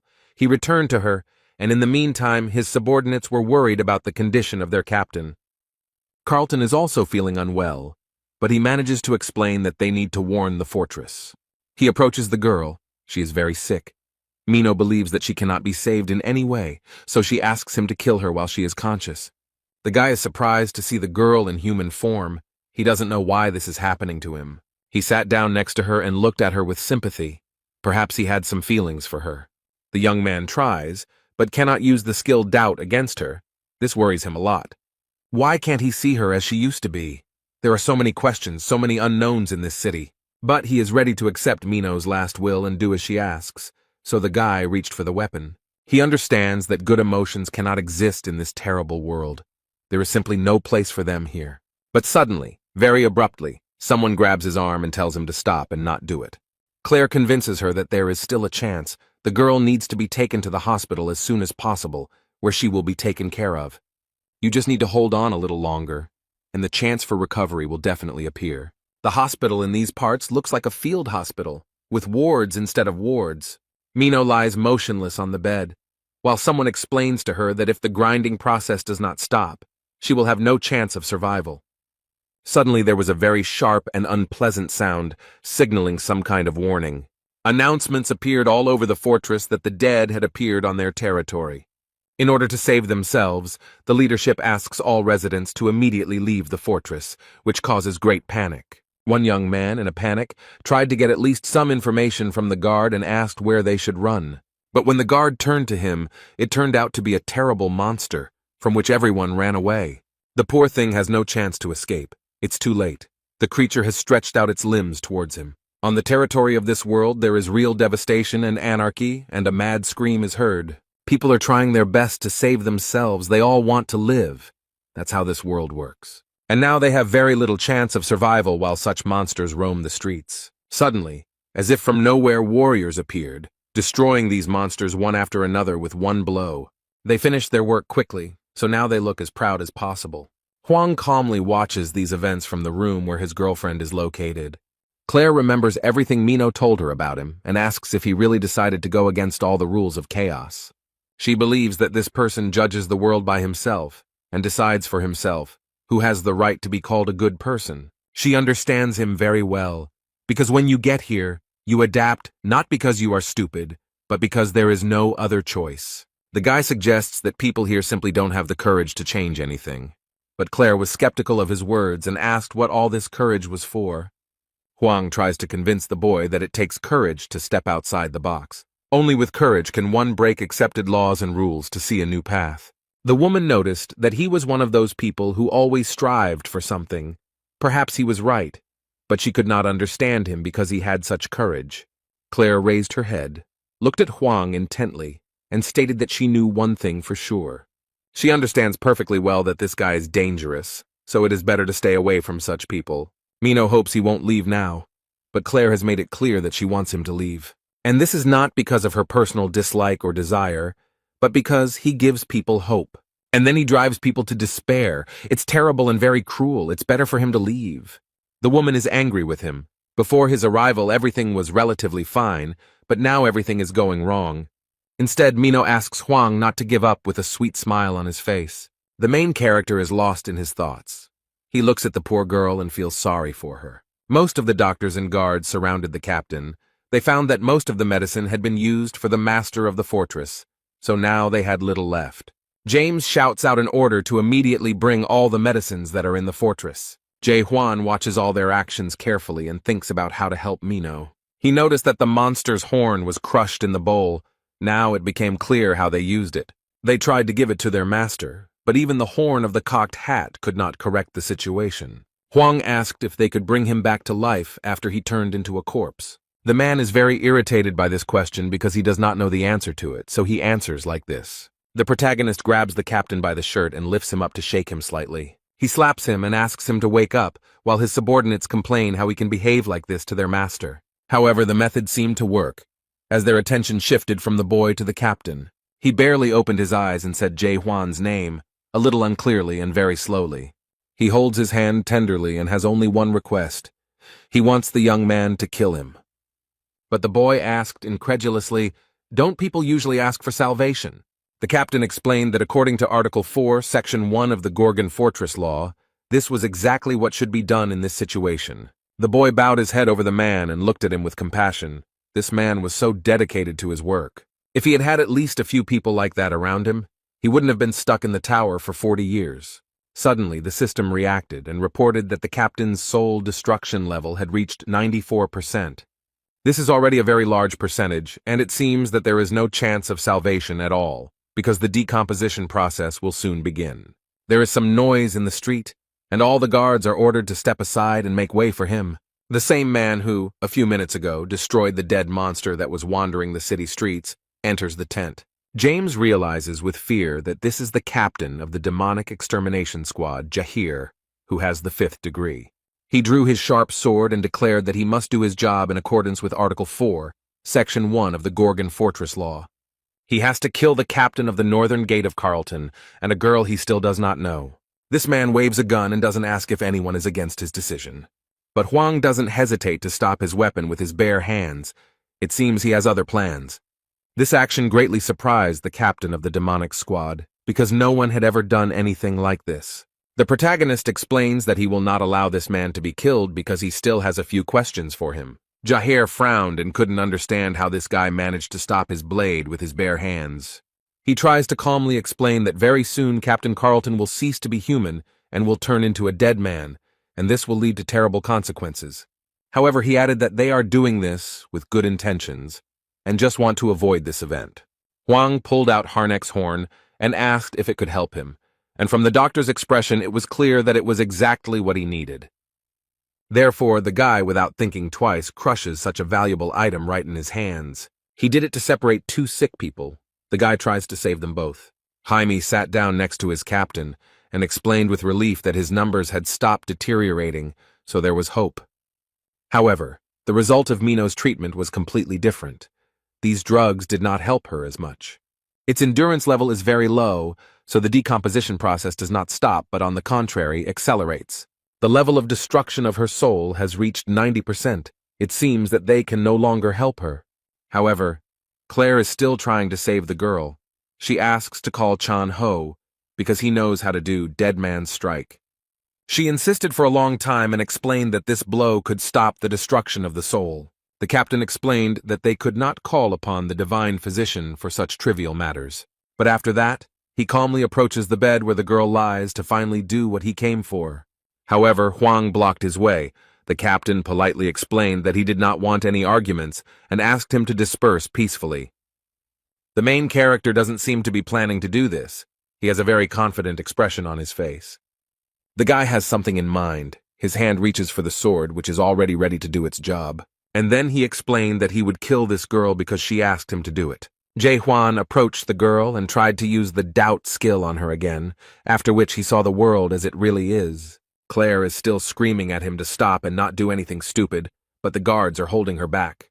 And the skill of doubt never worked on the girl. He could not see her in a different light. The main character, with great sadness in his eyes, fulfills Mino's last request, to which he is not indifferent. He holds his sword tightly and after a split second of hesitation does it anyway. However, instead of what usually flows through the veins, silver drops drip onto the ground. Suddenly, very strange things happen, and Hwang himself does not understand what is happening here. He is blinded by a bright white light. The guy was trying to understand what had happened to him. His expression was very confused. The poor fellow looked around and realized that he was in an endless white space and did not know what it was. Only Hwang, Mino, and some grandfather remained, who looked at the girl with sympathy. He very kindly asks how Mino was able to bring herself to such a state with her methods. And then this man raised his head and realized with surprise that there was someone else here. He looks at the guy and screams how he ended up in his world and who he even is. The old man looked at the boy carefully and frowned. It was a very strange situation. He noticed how such a big soul could fit into such a small brain, like that of a 5-year-old child. The protagonist tried to use his doubt skill, but it had no effect on him. Hwang thought for a moment and guessed that this old man was the reason for the destruction of her soul. The boy thought that she might survive if he killed the man, so he attacked. Hwang is surprised that his grandfather was able to stop his punch, and his grandfather doesn't understand how the boy blocked his punch. Then he looked at his weapon in horror and realized that the entire blade was covered in cracks. Captain Jaher and the doctor watched them through the porthole in space with very surprised expressions on their faces. The old man was furious and shouted that the boy had no right to behave like that in his world. And the next moment, his weapon completely shattered into small pieces. His weapon was destroyed.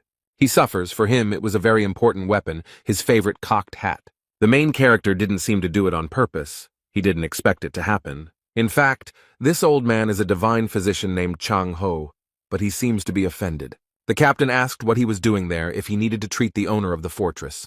But the man made an excuse, saying that a beautiful girl would soon die and she needed to be saved. But he adds that he doesn't care who owns the fortress, and these words really surprised the man. But Hwang prevented him from performing the dead man's strike and broke his sword, so now he can't do it. And then he looked at the sword that the boy was holding. It seemed to beckon him with its beauty. The old woman squealed with joy when she saw this unique and very rare weapon. He already reaches for the weapon and asks where the guy got it from, but Hwang stops him. But he asks if this old man can save the girl if you lend him your sword.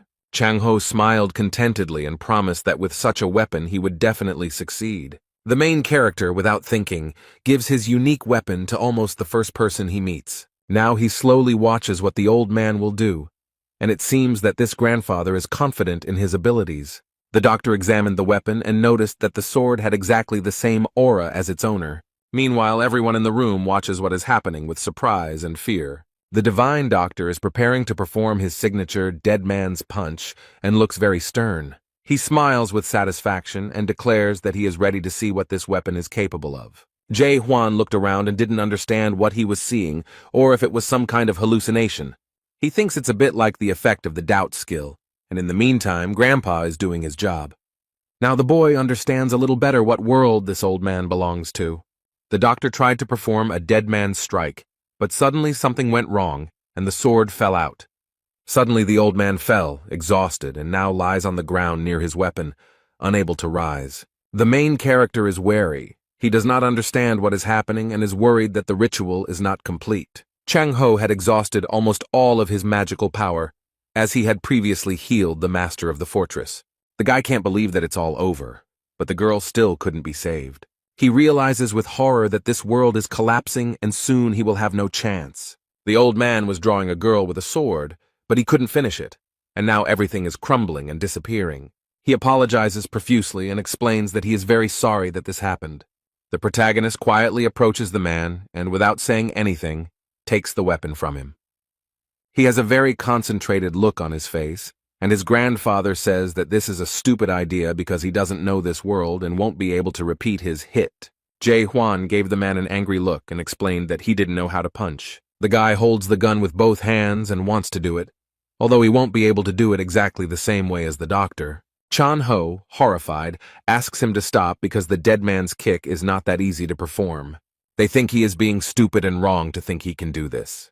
But Hwang puts an end to all their conversations with just one word. He aggressively asks them to shut up. Now he begins to do what the old divine doctor did not have the strength to do. And it's unclear how he does it, but his sword emits something similar to ink.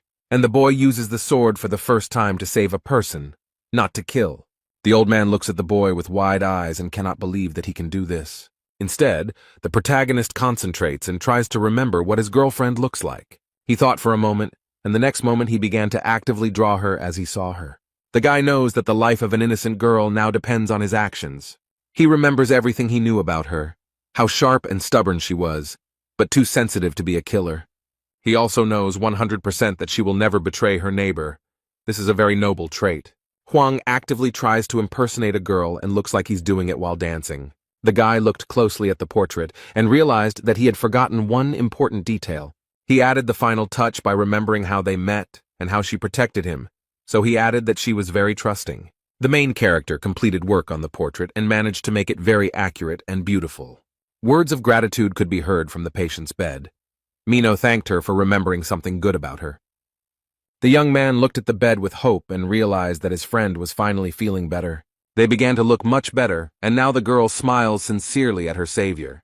The destruction of the soul is on the decline, and the process of decay has stopped. The captain does not understand how this is possible. The guy is surprised that he was able to look at the girl during the examination and ask how she feels. The old man noticed that the young man no longer looked so limited and asked who he was. And then he adds where he learned to perform the dead man's strike, or, more accurately, the lunge. Captain Jaher asked the doctor if the guy had actually managed to perform the dead man's kick. The old man frowned and said that he didn't want to admit it, but he did it. Dead man's kick is not a skill, so no one can replicate it. So the doctor concludes that Hwang is the same as him. Chang-ho means that this boy who strangely appeared in their world is an awakened one. These are creatures that have gone beyond the system. There are few of them. They refused to adapt to the system and gained incredible power. These people possess a power that far exceeds chaos, and there are only a few awakened people in all the great lands. The captain has some plans, but the doctor says it is too early to draw any conclusions and it is better to wait. But he continued and blew, because there was another person who could deliver a dead man's blow. There was a chance to save the master of the fortress. But he turns to the divine physician, declaring that there is nothing more important than the master of the fortress. Someone tries to enter the cell and explains to the guards that he received permission from the fortress. Several people enter wearing long cloaks, and with their faces covered. This is a squad of shadows. They are responsible for internal security and are led by a 5th-rank captain. Although they do not understand what these people have forgotten, because the Shadow Squad has nothing to do with the dead. The captain approached Jae-hwan, knelt down before him and expressed his respects to the envoy. But they politely ask him to go with them to the fortress, and only then do they notice the divine doctor and the destruction squad. They are surprised and ask if this is true, and if he is really the messenger of the messenger, but Hwang also doesn't seem to quite understand what they are talking about. But I still came with them to the fortress, and many issues will be resolved there. The office is quiet and calm, the sun's rays pleasantly illuminate the room, and it's time to drink some warm tea. Jae-hwan and all the important people who were with him in the hall were also invited there. The man offers to introduce himself before getting down to business, so that he can understand who is in front of him. This is Jürgen Cheever. He handles the internal affairs of Gorgon Fortress, and the man said this with a very wide smile. The man remarks that this is exactly how the divine physician described him, and then asks him directly if he is the messenger of the messenger. Hwang replies that he is not a messenger. The shadow captain is surprised by this, but Jürgen guessed. The elder explained that the soul stone is capable of not only increasing spiritual energy, but also establishing affiliation with the clan of messengers.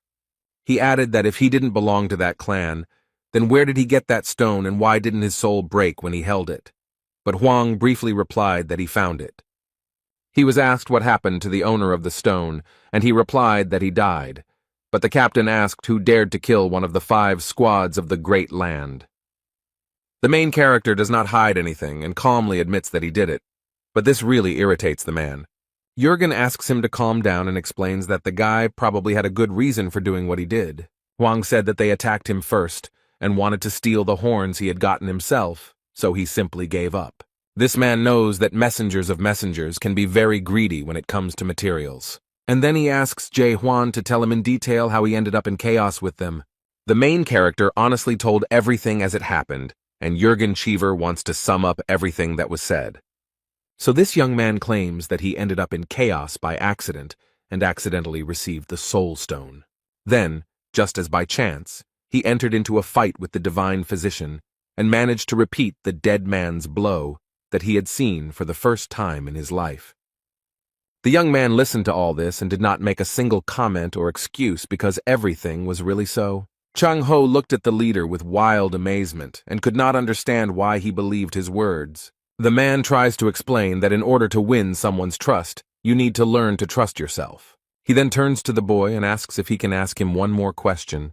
He asks if Hwang is human, which greatly surprises and even scares the protagonist a little. Then he raised his head and looked into Jurgen's eyes, but it was clear that the boy was worried. He did not enter the game but left the world and destroyed the tower, and therefore his soul has no form. There is a high probability that the Tree of Illusions mistook him for dead and sent him to chaos, but his body is still somewhere on Earth. However, it remains a mystery to the boy how this man realized that he was alive. He explains that no one in chaos would call their death an accidental fall into chaos. He then asked if he wanted to reveal his identity because he was afraid of threats, but Hwang did not give a clear answer. The man thought for a bit and decided to confess and apologize for something. He said that for the last 4 days his people had been closely watching him and reporting everything to him. But this is nothing new to Jae-hwan. He knows all about it and easily exposed that guy on the roof. He explained that the young man was much stronger than they thought, so it was very difficult to keep track of him. Despite everything, they managed to obtain some information and open the data files. It reads, Danger level 55, power level not determined, damage caused is approximately 380 million horns. He managed to do all this here in just a few days, and Jurgen Cheever is extremely unhappy about it. This greatly surprised the divine physician. It was impossible to determine whether he was a hero or a villain. They shout into the room that he is simply crazy, and Jurgen calmly replies that they can call him different things. But he explains that it is precisely people like this young man that he calls the main hero, who will have to overcome a large number of obstacles. Such heroes have special values, so they are usually famous. But Jae-hwan is not very famous. It seems like someone is trying to hide him from the public. And it seems that this creature is hostile. If it weren't for him, then Hwan wouldn't have had problems with the documents. So he is the main character, pursued by an incredible force that cannot be controlled. That's why he accidentally ended up in chaos, and all this made him think. He is not 100% sure, but it is safe to assume that the monarch is behind all this. One of the 12 monarchs of the Great Lands, a young man ponders how powerful this creature could be. The man in the chair explained that he would not ask who he was or demand compensation for damages, and promised that he would be protected. Is the Gorgon fortress so strong that it can withstand the onslaught of 12 monarchs of the Great Lands? Jurgen Cheever asks if the boy is being pursued by monarchs, and explains that there is a possibility that he is one of them. This turned out to be good news, since monarchs have no right to interfere in the affairs of chaos. The protagonist is not a stupid guy, and understands that such things do not happen for free, so he asks what they want in return. Everything happened exactly as he suspected. They wanted Jae-hwan to do them one favor, save the owner of the fortress. 2 hours later, the boy is led through dark corridors without windows or lighting.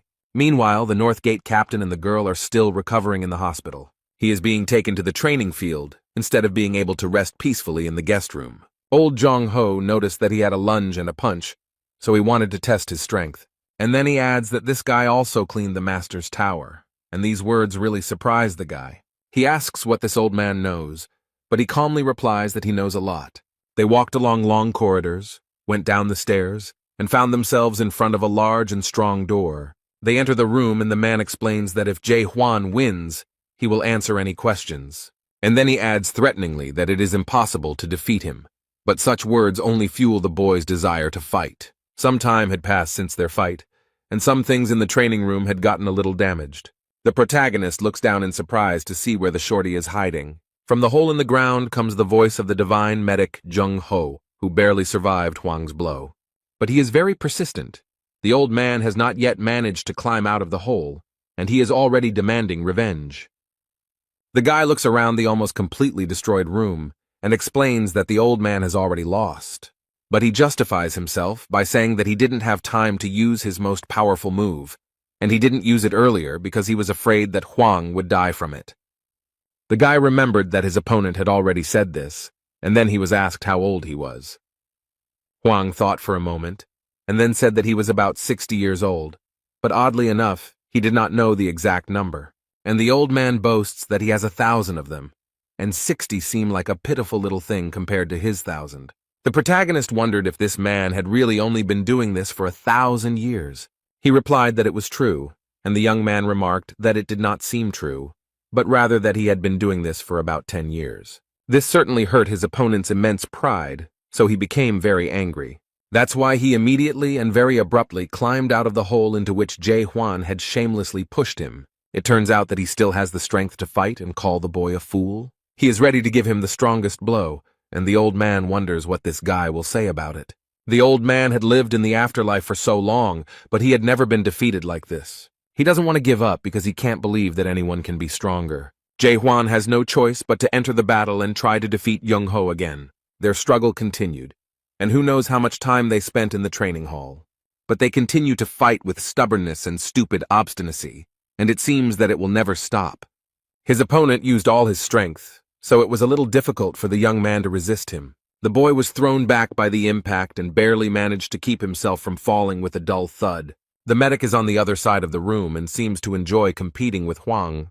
Instead, the protagonist thinks he was thrown too far by a normal blow. The old man finds his technique very interesting, so he asks what the boy calls it. He replied that it was a normal punch, but Jung Ho thought it was a terrible punch, then added that with a name like that, no one would think it could be any kind of threat. While this is not all that Huang can do, he promises that he will now show something much stronger. Everything around him has changed. The boy is preparing to show his true power, which will sweep away everyone in its path. The old man seemed a little scared when he saw this. He definitely didn't expect to see such a simple-minded scoundrel. The young man had hidden his true strength for so long that the old man seemed to have underestimated him. Instead, Jae Hwan remembered all the previous battles he had fought in, and all the years he had spent in the tower. Therefore, now he has no equal in battle, because hundreds of different monsters have been destroyed with these hands. The main character no longer holds back and uses the skill King of Chaos, an extremely powerful blow. Just the thought of the Chaos King terrifies the divine medic, so whether he can repel this attack, it may be different from the king's strikes, but it will definitely not be less powerful. By directing a stream of power upward, the boy caused great damage to the Gorgon's castle, and after that, Jae Hwan warns his opponent that he will be approaching him. But in response, he immediately heard frightened screams and pleas to stop and not come closer. He doesn't want to experience this blow himself because he is not sure if he can survive, so he admits defeat. Meanwhile, in the vast lands of Region 5, the Steel region, interesting conversations are taking place. The man is told that the Monarch of Incredible Darkness is currently linked to Chaos.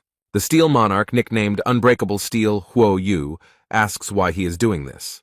But he remembered that all the monks of the Great Lands had signed a treaty that stated that they would not interfere in the affairs of the house. The guy is scared because he knows very well that no one likes bad news. He notices that everything is much more complicated and asks him to look at the screen.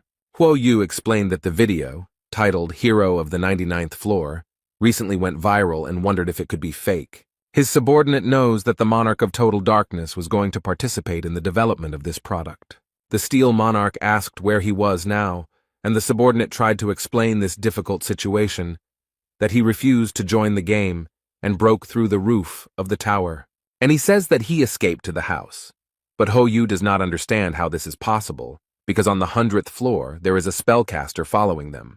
The guy doesn't want to say it, but he has to explain that this man killed the cultivator. It's hard to believe, But the monarch of pitch darkness is sure of it, but Steele doesn't understand what connection the monarch of Region 9 has with chaos.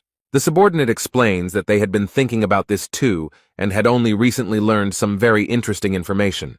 It turns out that the monarch of total darkness has long since broken the agreement and is doing business with the house. Some branches of chaos have long maintained close ties with this monarch. The man frowns and stares out the window, wondering what this monarch of pitch darkness is up to. And then he orders a notice to be sent that he is going to chaos, and his subordinate asks in horror if he really wants to interfere in their affairs. He justifies himself by saying that he is simply observing what is happening from the sidelines, and adds that they should send 10 of their best gold-ranked warriors. The boy quickly ran to carry out the order and was glad that this time the monarch did not yell at him. The steel monarch thought about Jong-ho and remarked that he would have lived a long life if he had a gentler character. He thinks that nothing will disturb him there, but in fact the situation there now is a little different. The old man hugged the sword and said that he would not allow him to do this, and also noted that elders should be respected. And then he sternly asked how this was even possible, since he had been honing his punch for 40 years, and how this guy managed to achieve this. Huang thought about it, and explained that he had probably performed this kick 10 billion times, but the old man thought that was impossible, because he would have to go without food or sleep and perform 8 kicks per second. The protagonist explains that he can deliver 100 blows per second, and asks why this man thinks that a blow can only be delivered with a sword. He sat down next to the old man and concentrated on his body, and then something strange began to happen. The divine physician looked at him with wide eyes and realized that it was the same alien energy he had felt when he first saw him. The boy was already surrounded by a radiant halo, and the old man understood that this was not energy or even fighting spirit. He comes closer and realizes that it is actually his anger and his frantic desire to change this world. Chan-ho touched the glowing needles and they seemed to illuminate him. Now the medic understands that these are all blows. This man looks at the young man in shock and can't believe what he sees. This guy has become a hit himself. With wide eyes and a trembling voice, he notices that Huang is surpassing this world every minute. The protagonist calmly remembered that he was telling the truth about having performed this blow about 10 billion times. The guy shows his opponent a document and asks if the old man remembers him. This is the contract they signed before the fight, in which they agreed that the loser would have to grant the winner one wish. He starts to read the contract, but Jung-ho stops him and is ready to listen to his wishes. And he asked if the guy wanted to make a slave out of him, but the main character explained that he didn't need that. He has a very simple request. He wants an honest answer to just one question. Although the man finds this a little strange, he agrees but suggests taking a walk first. The young man asked who owned the tower because he knew it was made by horrors, so he was curious about how it worked. Towers are rated from F to S, but there are some horrors that don't care about that.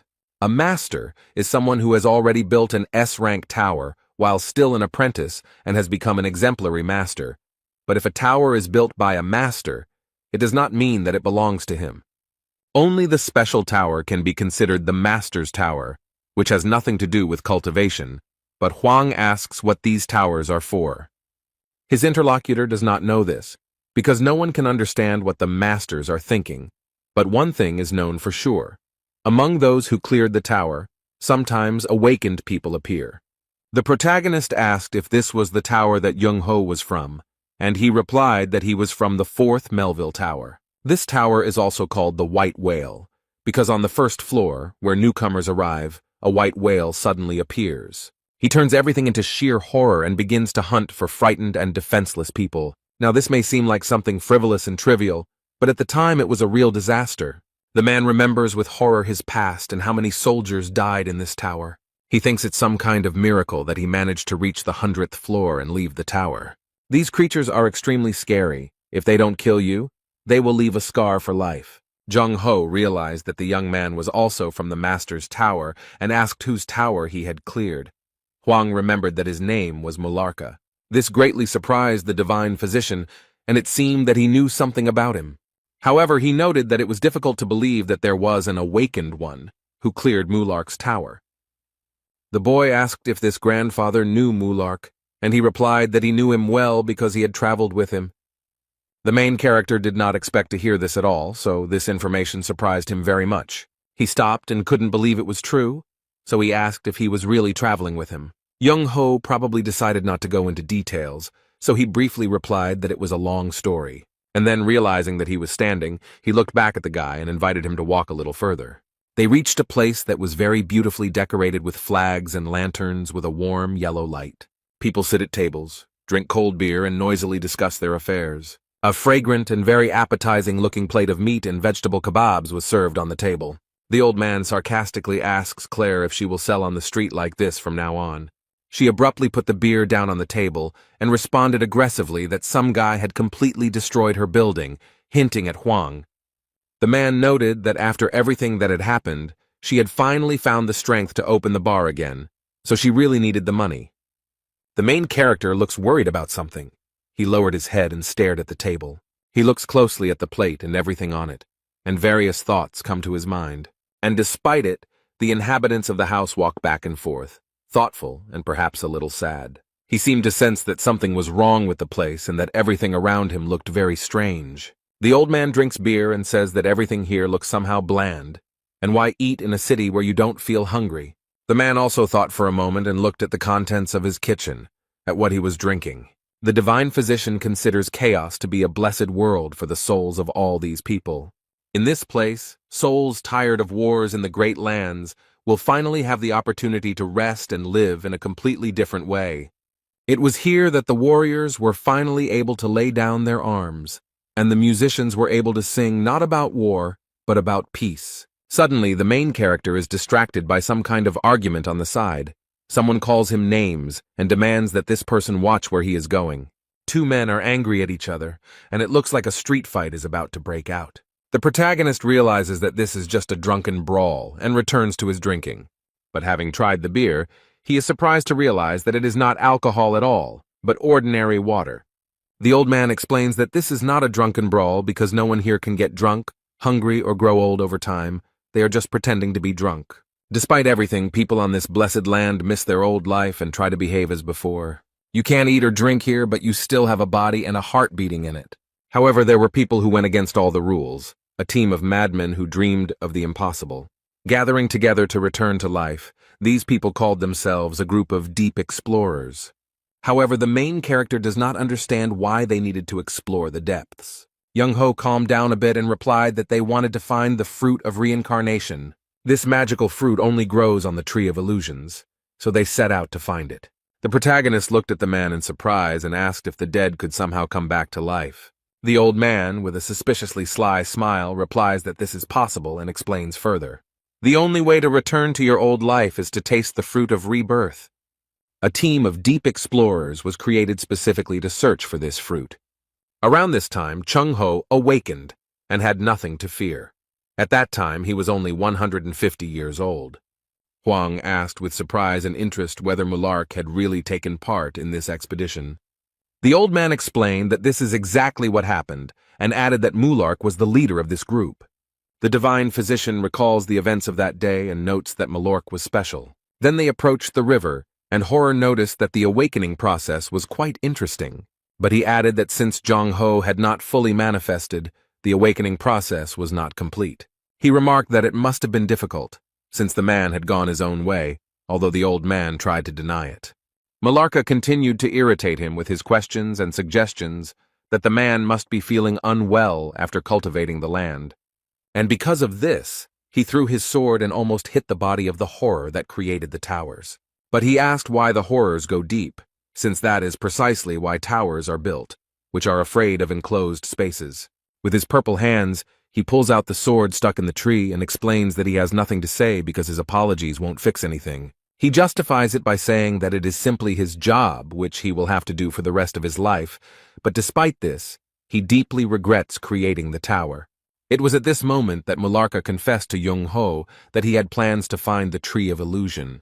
It's hard to believe, but he wants to explore the depths, only because he created the tower. He slowly walked up to the old man and sincerely admitted that he wanted to stop cultivating. This is the main reason why he wants to take part in this expedition and why he needs this tree. The protagonist asks in surprise if he really wanted to stop cultivating, wondering if Mulark succeeded.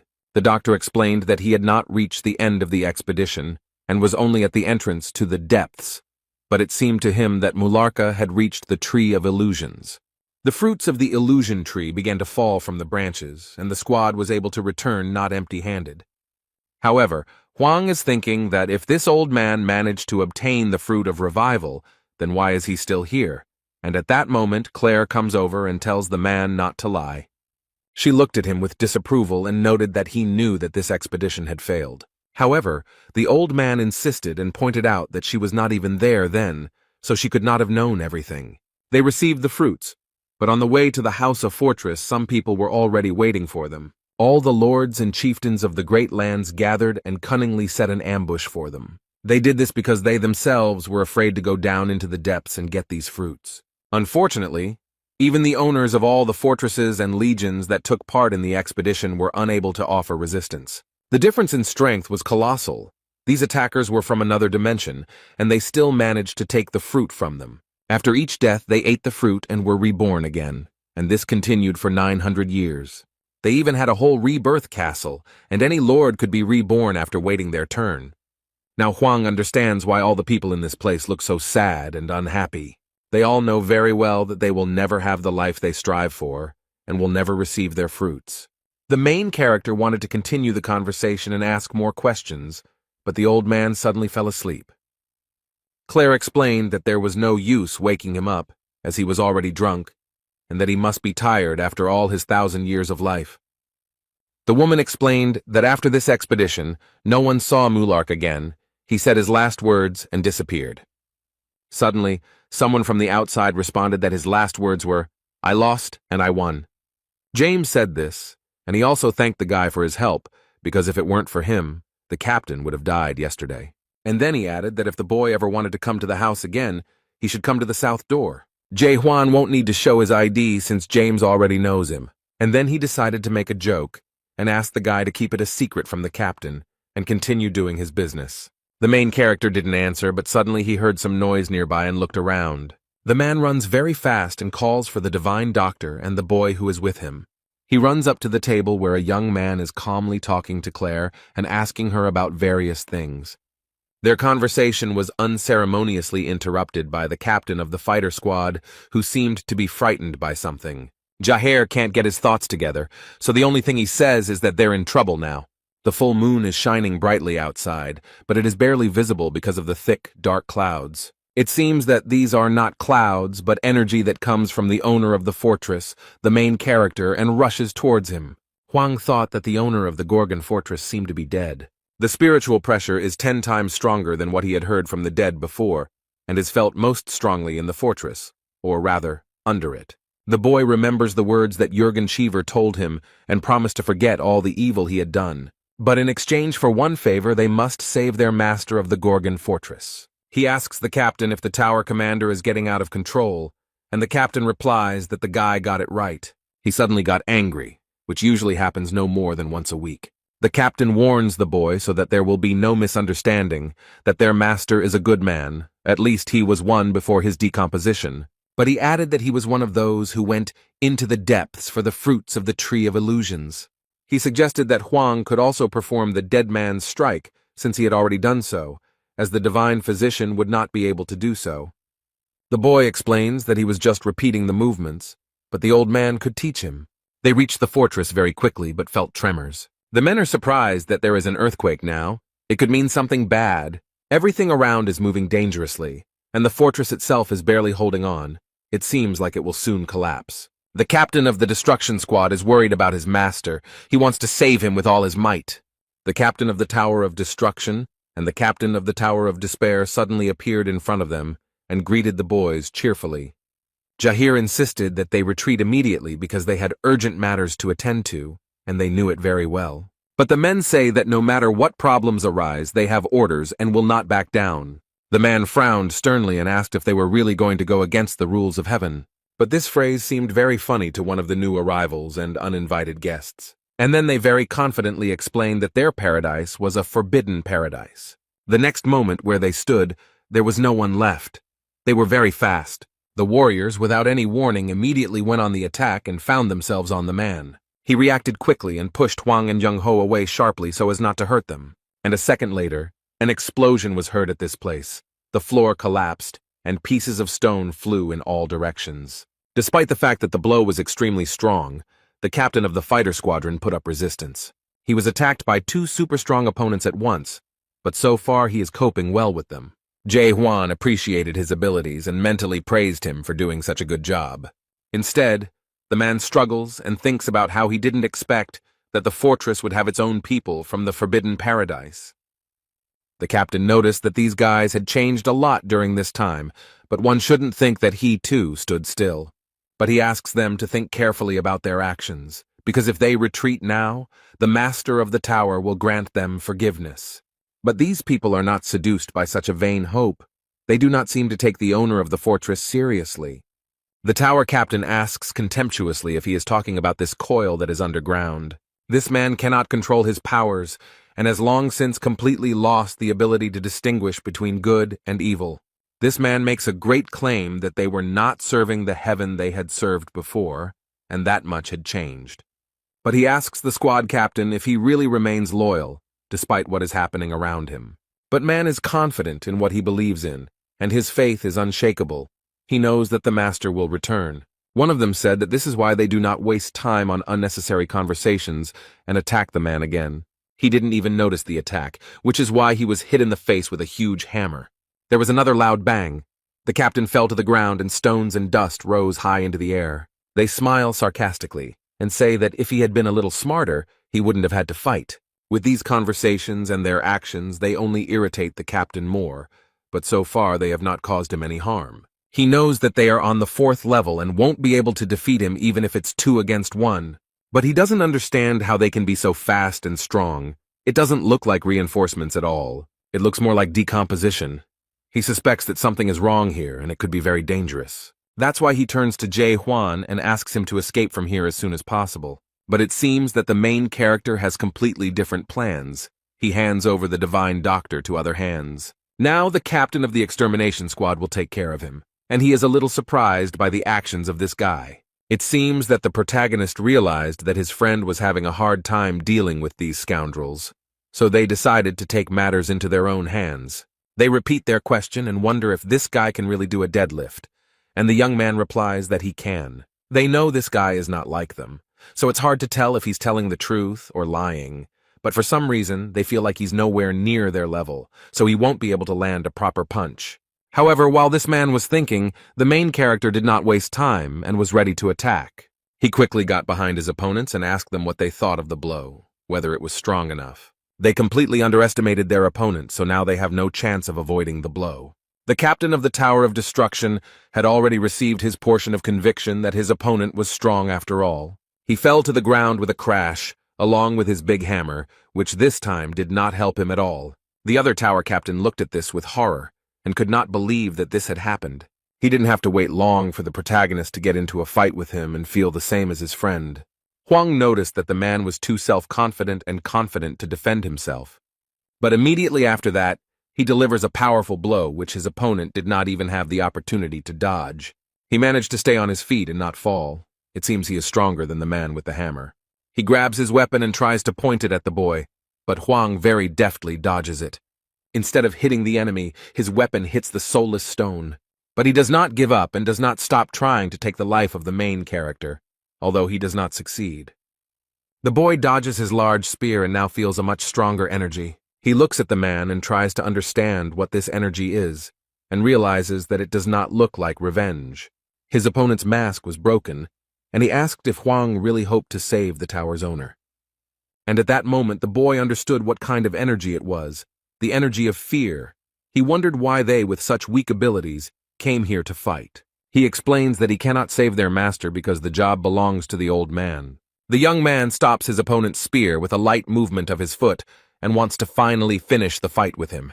The captain of the demonic extermination squad, Jahair, is extremely surprised by this boy's abilities, and it seems he also underestimated his strength. He jumps high and is ready to deliver the finishing blow without wasting any more precious time. He is confident, his stern gaze is intimidating, and he claims that it will not be difficult for him to destroy the two of them. There is complete darkness all around, and the only source of light is the burning torches on the walls. Dark energy is spreading through the dungeons of Gorgon's fortress, and the walls seem unable to withstand it. Important figures from the fortress arrived there and are strictly observing what is happening. It hasn't been a day since the dead strike, and the situation doesn't seem to be improving. The owner of the fortress is cruelly chained hand and foot to the columns, and these people do not understand how he brought himself to such a state. Only recently a doctor came to him, performed procedures, and prescribed medication. The owner seemed to be getting better and the decomposition process was slowing down. It is unclear why he lost control again, and when there was even the slightest hope of saving him, he could have been helped if he had held out for at least a month. The medic explained that now the dead man's strike that Huang would use would only be a poor imitation, and that the master of the fortress was now in a more serious situation than Mino. But an ordinary person would have been dead long ago. Young-ho assured that they could expect his dead man's punch in just a month. Although he has never tried it before, he believes that 2 people could help the master, but only if one of those people is Jae Hwan. Jurgen Cheever has thought carefully about the whole situation and seems to suspect something. He glances around out of the corner of his eye and is convinced that one of them definitely knows about Jae Hwan, which means there is a traitor among them. Jurgena remembers how the master told her that people have come who can control the decay of the soul, but they are not the messengers of the messenger. With good intentions, he wanted to meet them and see for himself the strength of these people. The man warned him that it was a risky undertaking, since the business of decomposing the soul was quite dangerous. He insisted on sending the captain, since the owner of the tower was quite an important figure. But this man was very confident in his abilities, and stated that he had survived the hell of war, and would not sit idly by when it came to the people of Gorgon. Unfortunately, this venture turned into a terrible tragedy, and this stubborn man now sits with his hands folded. He went into development and no one knows what happened to him there and what led to this. However, in the end he returned from there with a broken soul. But there were witnesses to this event, and one of those who knows what happened then was Mena. Now he stands nearby and warns everyone to be vigilant because the situation is very serious. Jurgen Cheever suggests calling a doctor, but he explains that the Gorgon fortress will collapse if they wait any longer. However, he knows that they cannot carry out a dead execution without a doctor, and asks if he really wants the warden to die. But Mena is convinced that they won't be able to deal with him even if they join forces. And then, completely unexpectedly, he offers his help and says that he himself can do the dead man's blow. Jurgen seems to be against this because it is a last resort, and during this attack they must preserve the host's spiritual energy. And then he adds that for this ritual they need the ghost stone, but it doesn't seem like that's a problem. Mena explained that everyone already knows and understands that this man cannot be saved. At that moment, someone quickly approaches them from the dark corridor and shouts that he is already here. The dark shadow captain approaches them with a box containing a very important item. Jurgen is shocked. He cannot believe that the traitor was someone very close to the commander. Now he also realized that this box contained a crystal that belonged to Jae Hwan. Mena complained and asked why they were hiding such an important item from him, since the future of the Gorgon fortress depended on them. And then he puts pressure on the man, stating that he knows perfectly well what will happen if the decomposition process is completed. But she asks if he intended to turn their master of the Gorgon's tower into a real dead man. Everyone knows what danger an ordinary person who has turned into a dead person can pose, and this one can turn into a special undead and bring trouble and destruction wherever he goes. Jurgen is worried as the fortress caretaker is becoming increasingly violent, and the doctor is still missing. He hesitates. At first glance, it may seem like a rational decision, but his heart tells him that something is wrong. The fact that they have the crystal means nothing, because Dead Man's Strike is a special skill of the messengers, but where can they get it now? But this man seemed to have taken care of everything and assured me that there was nothing to worry about. After all, he has already found people who own this technology, but they look very suspicious. Mena explains that they are not the Forester's messengers, but they know how to strike. Jurgen Cheever can't watch all this calmly. He knows it's wrong.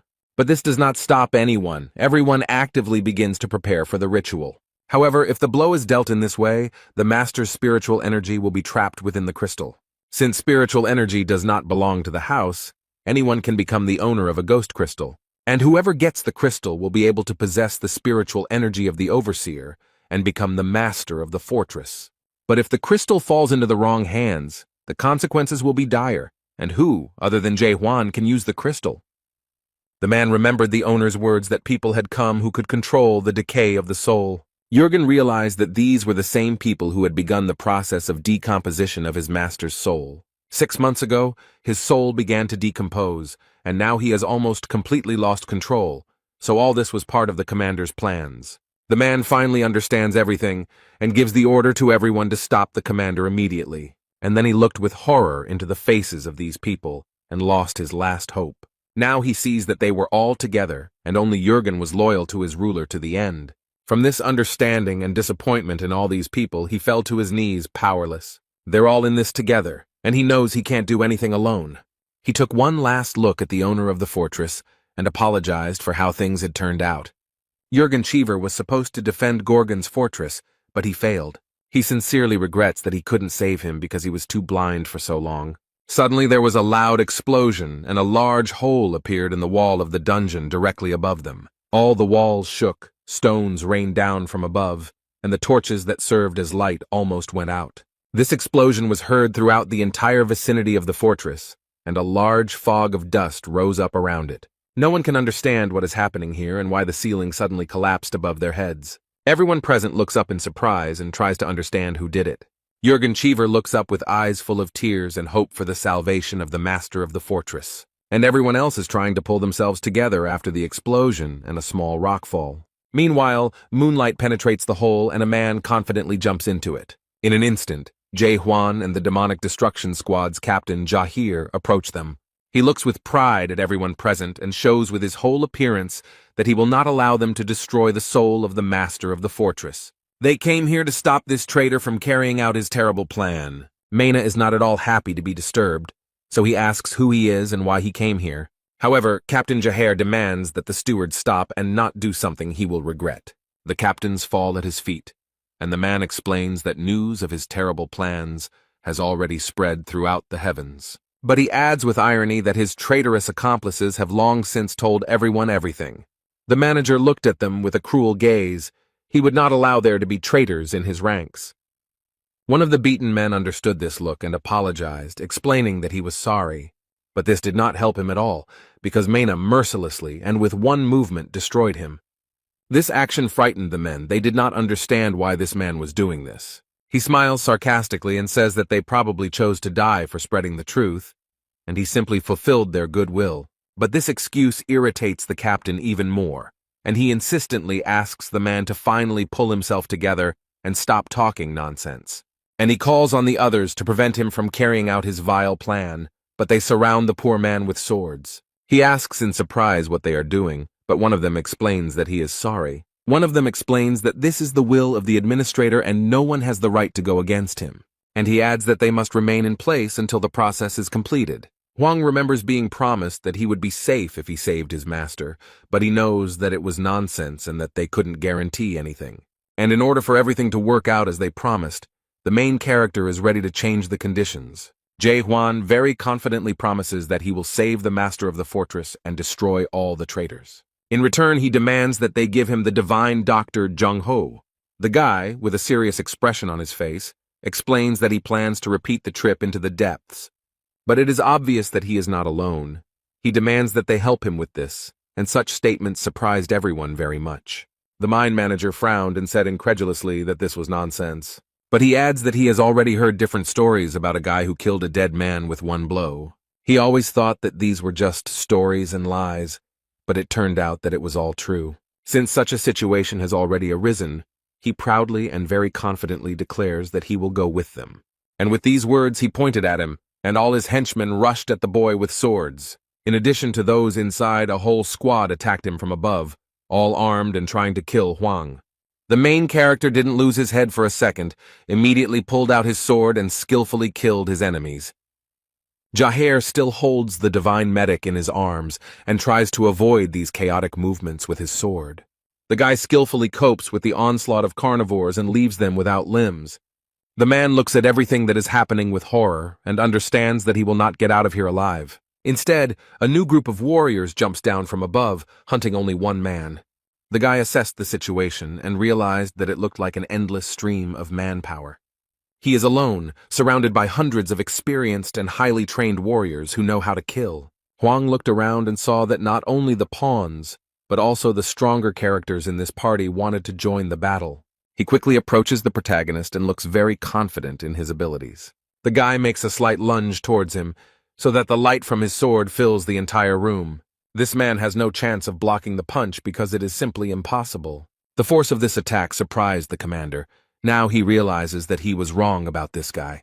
So he didn't even try to stand in the way of this energy and quickly dodged, barely surviving. Huang crashed into the wall next to the fortress owner, who was still chained up and waiting to be rescued. This traitor Moy is surprised by such power. He did not know who he was dealing with. Now he is scared. He realizes with horror that he will certainly die if he tries to repel this blow. The captains couldn't even imagine that Huang possessed such destructive power. The warriors don't understand what to do because continuing to follow the plan is useless, so they should move on to point B. They plan to use dark smoke, and they don't care that it might cause the fortress to collapse completely. The boy looked sternly at Mian Keldergran and clearly saw how bad and cruel this man was. He approaches him and states that this man is the manager of internal affairs of the Gorgon Fortress and the foreman of the Forbidden Paradise Squad. He does not understand why this man is engaged in the destruction of souls, why he needs it, what he achieves by this. The guy takes his gun in both hands and says that he knows one thing for sure. He likes people like him. His opponent decides not to listen to this speech anymore and shouts that they must do everything possible to destroy Huang. At his command, all the warriors quickly approach the enemy, despite the fact that they have already seen what he is capable of. The protagonist raised his superweapon and enjoys this moment before the battle. He is sincerely grateful that such people exist because thanks to them, Jae-hwan will easily destroy this world. And after these words, he releases a powerful beam of energy into the sky, which creates a strong whirlwind. This energy extended far beyond the territory of the Gorgon Fortress. If he had directed this beam at the people, all of chaos would have been destroyed. The beam broke away and flew high into the sky like a comet, destroying everything in its path.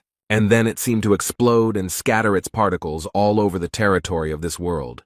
The captain stood next to Yungen and asked him to stand up and look up, and he realized that it was all-consuming hope. These particles reflect back and break rocks and people in their path. He remembers the words of the owner of the fortress, who explained that there was no hope for the people here.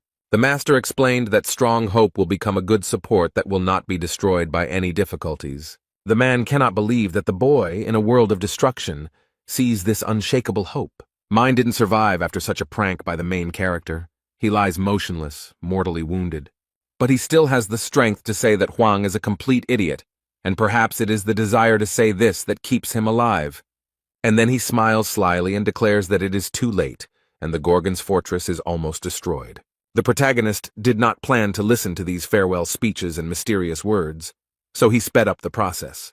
Captain Jaher runs up to him with the old man on his shoulder, and strangely, he is still asleep. How much he has missed. The man is sure that nothing will be able to wake him up, since everything that just happened here could not cope with him. But Huang doesn't have time to fuss around the old man to wake him up, so he simply throws him to the ground.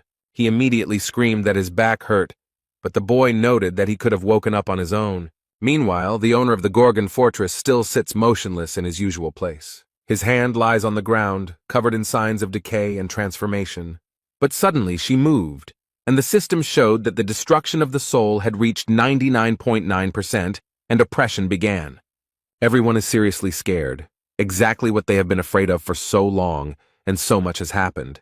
The fortress's master remains motionless on his knees while the system assesses the victim's level of danger. The system cannot determine the degree of danger, so it concludes that the victim is dead. An automatic danger warning for Gorgon's fortress was also immediately triggered. All the city's residents run away in panic and do not understand where to run to save themselves. The soldiers were ordered to evacuate everyone immediately to avoid creating further problems. James looked at the fortress with huge eyes and didn't understand what the hell was going on. What he saw could not help but frighten him, because it looked terrible, and it was scary to think what was happening in the fortress. Someone runs up to them and asks the captain of the destruction squad and the fortress caretaker to evacuate immediately. The old man takes out his new sword and asks the boy to help him escape. The guy noticed the new weapon and asked when he managed to get it, but the medic noted that they did not have time to talk. The divine physician set to work, and in the meantime the fortress in which they were located was almost destroyed. He actively does the same thing as last time. The man draws his sword. He tries to do everything right and as quickly as possible to avoid major disasters. The man is lost in his thoughts and sees his vivid memories behind the back of the owner of the fortress. Chung-ho remembered how good and fun it was for them in the bars with the owner of the fortress, and how sincere he was. Dead Man's Strike helps to bring back all the long-forgotten memories, and Grandpa noticed that Huang did the same thing when he saved Mino. But he added that such vivid memories could help avoid a bad outcome. But the next moment, Jung-ho heard a strange voice that made him very worried, and the picture before his eyes changed dramatically. He no longer saw the cheerful and smiling owner of the fortress. He sees horrific images of carnage and brutal battles, all accompanied by excruciating pain. And then there are the creature's eerie eyes, which inspire awe even to think about them, let alone see them. A man with frightened eyes and a trembling voice declares that this is not the owner of the fortress. But it was too late to do anything because the creature had come to its senses and opened its glowing eyes. Jae-hwan asked what happened, but the old man didn't explain anything, only said that something was wrong. But he repeated his words again that this was not the master of the fortress, and these words frightened the young man a little. The divine physician screams in horror that it is someone completely different, but the shackles are already broken, and this creature finally comes out unhindered, no longer hiding in someone else's body. Apparently, it has become huge because men have to raise their heads high to see anything. Now, instead of the owner of the fortress, there is a huge and terrible monster, and who knows what it can do. And so he opens his terrible eyes and sows unspeakable horror in all who see him. This huge creature is happy to finally get out of its cramped and small body. Jung-ho didn't expect this. He is very surprised and scared. It seems like he knows what kind of creature it is. His body is raised high above the ground, hovering in the air like weightless dandelion fluff. This creature carefully studies those around it and examines their internal state. And then he spoke and said that he could not even think that he could come into this world with the help of the body. However, he added that the owner of the body was already dead, so he probably didn't care what happened to the body. And now, when I look at the divine Dr. Jung-ho again, he says that he sees a familiar face. He bared his huge teeth in a grin as she remembered that he knew that face. The creature turns to him as if half awakened and asks why he is still in chaos. And he adds mockingly, "Didn't he find what he came to Glebina for 9 years ago? He is the master of the Fortress of the Dead, located in the center of chaos, and only he can open the gates to the depth." The protagonist tries to use his doubt skill but can't figure it out. This creature looks very much like a dead person, but it is something completely different. Huang cannot understand who it is. The master of the dead fortress waved his hand and pretentiously asked why this man was still here. But then large black rays burst out of it, absorbing everything in their path. It is difficult to resist such a force, and the creature asks if all this is because it wants to save this unfortunate world. Jung-ho is scared. He doesn't know what will happen next and what to expect from pure evil. In the end, with one flick of his finger, he easily erased the entire world he had created. And then this terrible creature turned its attention to the boy, who was standing calmly to the side. He looked at Huang and noted that he was an interesting person, and his voice sounded even more frightening, and added that he was fully awakened with a living heart. The old man suggested that the creature had taken advantage of the royal privilege of dead man's gentleness. Perhaps it had used it on the owner of the fortress. So it's just a clone. This conclusion really alarmed the old man, and he was shaking all over. He can't believe that the Fortress of the Dead's doppelganger could be so terrifying. Jae-hwan turns to the old man, who looks at the young man with fear and listens to what he says. The protagonist calmly asks if he understood correctly that he failed. The guy has already pulled out his superweapon and is holding it tightly, ready to use. And then he explained that if their plan had failed miserably, then his goal was to kill this monster. But when this monster heard it, it seemed very funny and completely impossible to him.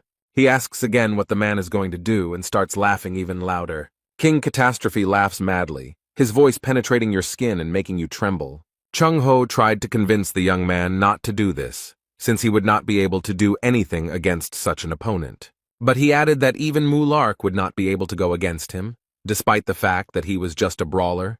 It might be unrealistic. However, the protagonist is very confident in his abilities, so he insists that the old man not be afraid and convinces him that he can fight him. The old man was shocked to notice that this boy was too calm in the face of real death. And this monster laughs louder and louder, trying to scare his opponent. Jae-hwan didn't move for a moment. He had already seen many potions in his life. The Tower of Terror had hardened him greatly. The monster opened its mouth wide and the hilt of a deadly black sword protruded from it. He grabbed it with both hands and pulled it out of his throat, then demanded that he show him his best punch. He calls the boy a stupid awakened being with a living heart, but Huang doesn't respond. The creature smiles slyly, holding a giant sword in its hands, and eagerly awaits the boy's first movements. This weapon that the King of Catastrophe wields is called the Void Sword. It is a terrifying weapon. Chung Ho recalls that it was this sword that turned the entire expeditionary force into dead men. It was the most incredible combat experience for him, and now he can't believe he's seeing it again. He moved closer to the boy and seemed to grab him, but Huang restrained himself. He looks intently at the young man and declares that this look is familiar to him. He has seen it before. And he stated that Huang is aiming to get into the deep, but this shocks Jung Ho because he missed the guy's confession. He can't believe this guy is going to the depths. The old man didn't even manage to get there, but he wouldn't want to try again. The creature sarcastically stated that it seemed that there were still those here who wished to reach the end of the world. But then he adds menacingly that this guy is too weak for such a difficult journey. The monster laughs and says that the boy doesn't even reach the level of horror from 400 years ago. And then the monster stretches out its terrible and scary hands to the main character's head. The poor thing seems to be swallowed up. He tries to fight, but it is simply impossible to escape from these embraces. Huang held the sword and managed to use it skillfully, so now the bastard was left without an arm. This fight is very difficult for the guy, but he always finds a way to defeat his opponent, whoever it is. He consoles himself with the fact that he has lost his arm, and hopes that in the future he will be able to destroy it with the same success. The creature swung its dark sword and almost hit the boy, but he barely managed to dodge. Immediately after this, the monster repeated its attack, and this time wounded Huang's hand. The guy is not distracted by this and lunges, hitting right in the chest. But for the King of Disaster, this blow is not a problem at all. He acts as if nothing happened. And then he thrusts his sword into the ground, making a loud noise and raising a lot of smoke. He tried to explain to Huang that the destruction of the soul is a disease of all times. It will never go away. The main character, being at the site of the injury, already feels that the same energy is emanating from there as from the dead man. After the void sword inflicts a wound, centuries or even millennia may pass. The soul does not stand the test of time. It wears out over time and eventually breaks down. And after this destruction, a person turns into a terrible creature, the dead man. But this still doesn't stop Jae Hwan. He proudly declares that he will tear the King of Disaster to pieces. The monster taunts, saying that all he can do is cut a small piece from a dead soul, and then he emits streams of black energy, which are already absorbed by him on the way. The protagonist didn't know what he was signing up for when he threatened to kill this creature. These beams turned into many swords, turning them into dead men and pointing them at the boy. With one easy movement of his hand, he caused all these weapons to quickly approach the enemy. Young Ho covers his head with his hands and screams in fear as countless swords fly towards him. But Jae Hwan covered it with his body and used his weapon to repel all these attacks. The monster noticed that the boy didn't feel too bad, considering that he was holding an ordinary toy from a horror movie. The old man saw that the boy was wounded and screamed in fear. He was not indifferent to this boy. The protagonist is aware of his wound, but he has no time to think about it.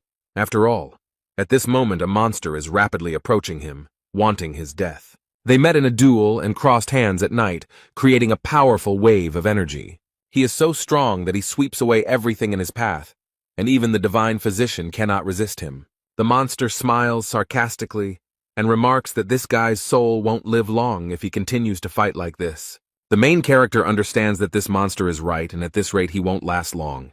The guy can't figure out his opponent's weaknesses even with the doubt skill, and can't concentrate because of the tiny particles flying in front of his eyes. Huang remembered how the old man told him that his world was white, and in it, he could recreate the images of all the people in his life who had died through his imagination. Each awakened person has his own unique world. This world is built from a special word, and is usually an expression of desire or emotion. In addition, strong, awakened ones can pull a rather large creature into their world. This gave the guy a little hope. It seems like he plans to make his plans come true. He wants to try to create his own world.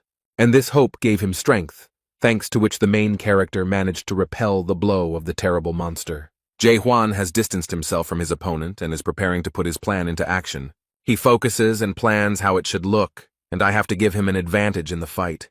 The next moment, He is already building his own world, into which he plans to draw the enemy and play by his own rules. He created a very dark and hostile world called Moon's Eye, and now he will feel better.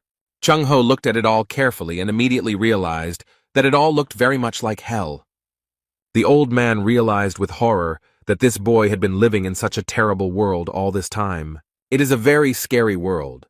The doctor cannot understand how one can exist with such a feeling in the heart. After all of this is built on hatred and disgust, and he cultivates and nurtures all of this within himself. The King of Horrors asked in surprise if this was really his ideal world, if this was what fed him. All this seems very interesting to this potion, and he begins to laugh madly. Jae-hwan doesn't waste time on all this unnecessary talk, but immediately goes on the attack and plunges his sword into the enemy. He is full of strength and hope that now everything will work out for him, because the scars on his eyes have finally disappeared. This creature is not as simple as it may seem, and defeating it with such methods seems impossible. The monster's limbs rise up around the boy, but he doesn't retreat. These things wrap around his arms and block any movement, leaving him powerless. And then they wrap it around his neck. This creature claims that it is attacking him and does not even understand what to do next. After this, the King of Calamity extended his bony hand to the poor fellow. He grabs him and throws him hard to the ground. The protagonist can do nothing about it. The boy feels severe pain from the blow and is unable to use the sword to save himself. This creature repeats this movement once more. It again throws the boy as if he were a doll belonging to it. Chung-ho realized with horror that his friend's affairs were going very badly, although there was little hope of victory. The monster places his foot on Jae-hwan's chest and believes that people like him will never give up their feelings of hatred. Another sword bursts out of his body with which he plans to finally finish off the boy. He pointed a gun at him and admitted that he hadn't met such interesting characters in a long time. He smiled slyly and added that he had a great time and a good time. But everything comes to an end, and now it's time for them to end it because it's starting to get boring. The main character thought with horror that these were his last minutes of life, but he didn't want this. He still had many plans. He is not ready to give up so easily and does not want to die, so he uses a sword. With his blow, the boy cuts the creature in half and prevents it from doing what it had planned. The monster did not expect such a turn of events. He thought that his opponent was already completely broken. But now, as the monster's head falls to the ground, the boy asks if he likes this ending. He stands up proudly and boldly declares that he has only just begun the fight and will not die so easily.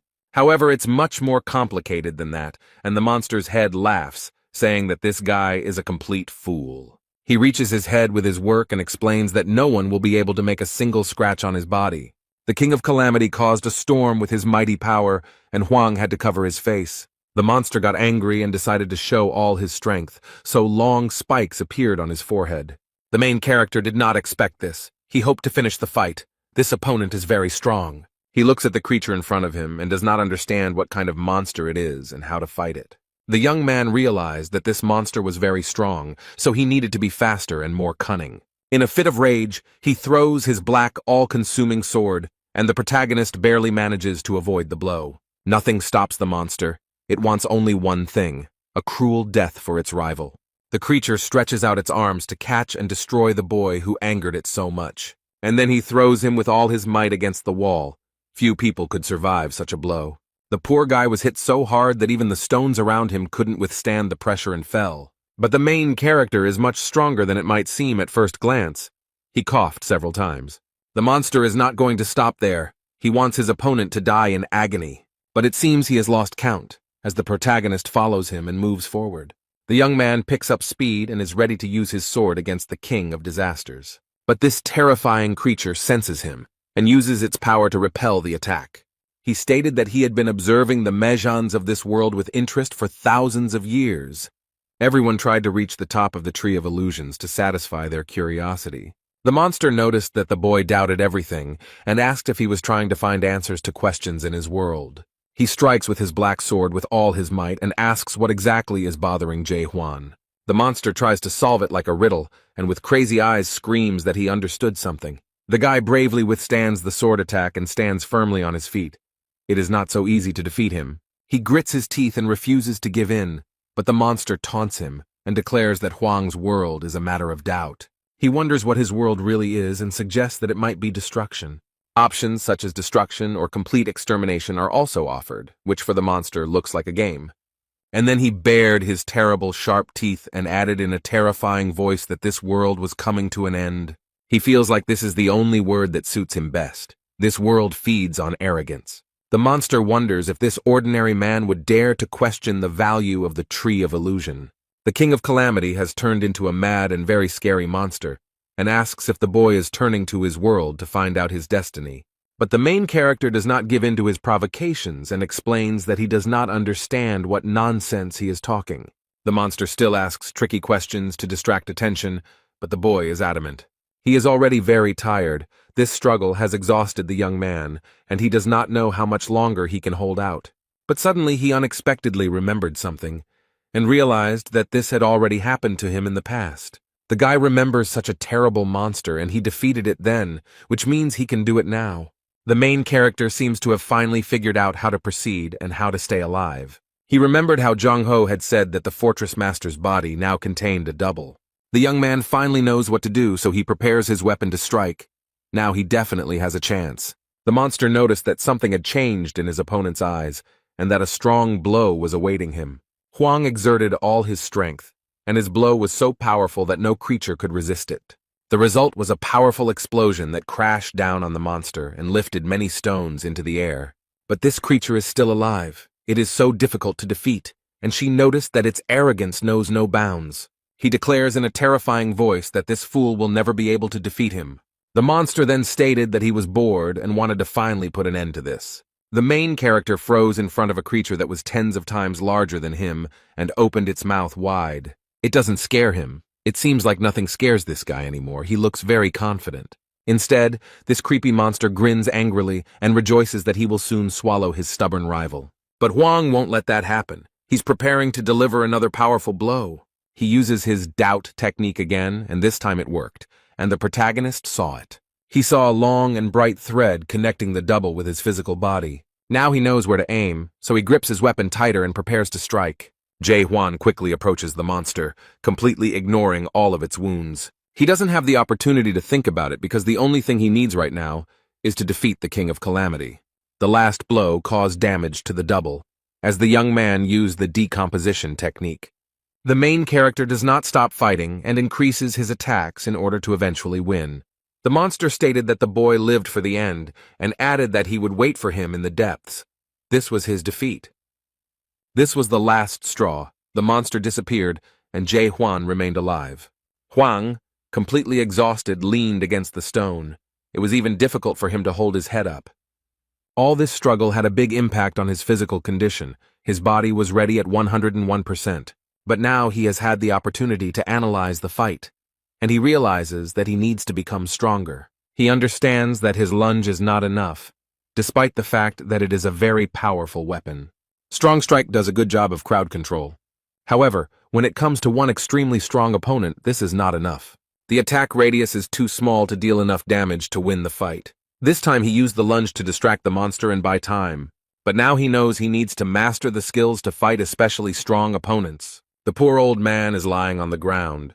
He has lost consciousness and is slightly crushed by stones. As soon as it was all over, the captain and commandant of the fortress came running to his aid. The main character suddenly hears someone talking to him and becomes confused. His weapon lies at his side, and next to him on a wet blanket lies the owner of the fortress. Despite what had just happened to his body, this man somehow survived. He has difficulty speaking, but he explains that even though he became dead, he was still watching over him. He is sincerely grateful to this young man for his efforts in fighting the King of Calamity. And then, without any warning, he suddenly grabs the protagonist by the tired hand. The guy is a little wary. It seems he doesn't like this kind of contact. It scares him a little. Instead, the owner of the fortress suggests that perhaps it is time for a change in Gorgon's fortress. He asks Hwang to accept him, and then a bright yellow light spreads across his hand. The owner of the fortress sighed with relief and noticed that the young man reminded him of someone. After what this man did, the boy was left with warm memories, but the owner's last words were a request to take care of his living heart. Now others arrive at the scene of the battle, asking if everything is okay and if anyone needs help.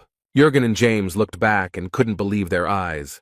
What they saw was shocking. Jae-hwan approaches them with a sign on his hand given to him by the master of the fortress visible. All those present, without hesitation, immediately fell to their knees to pay their respects to him. Jürgen Cheever looked at the young man with tears in his eyes.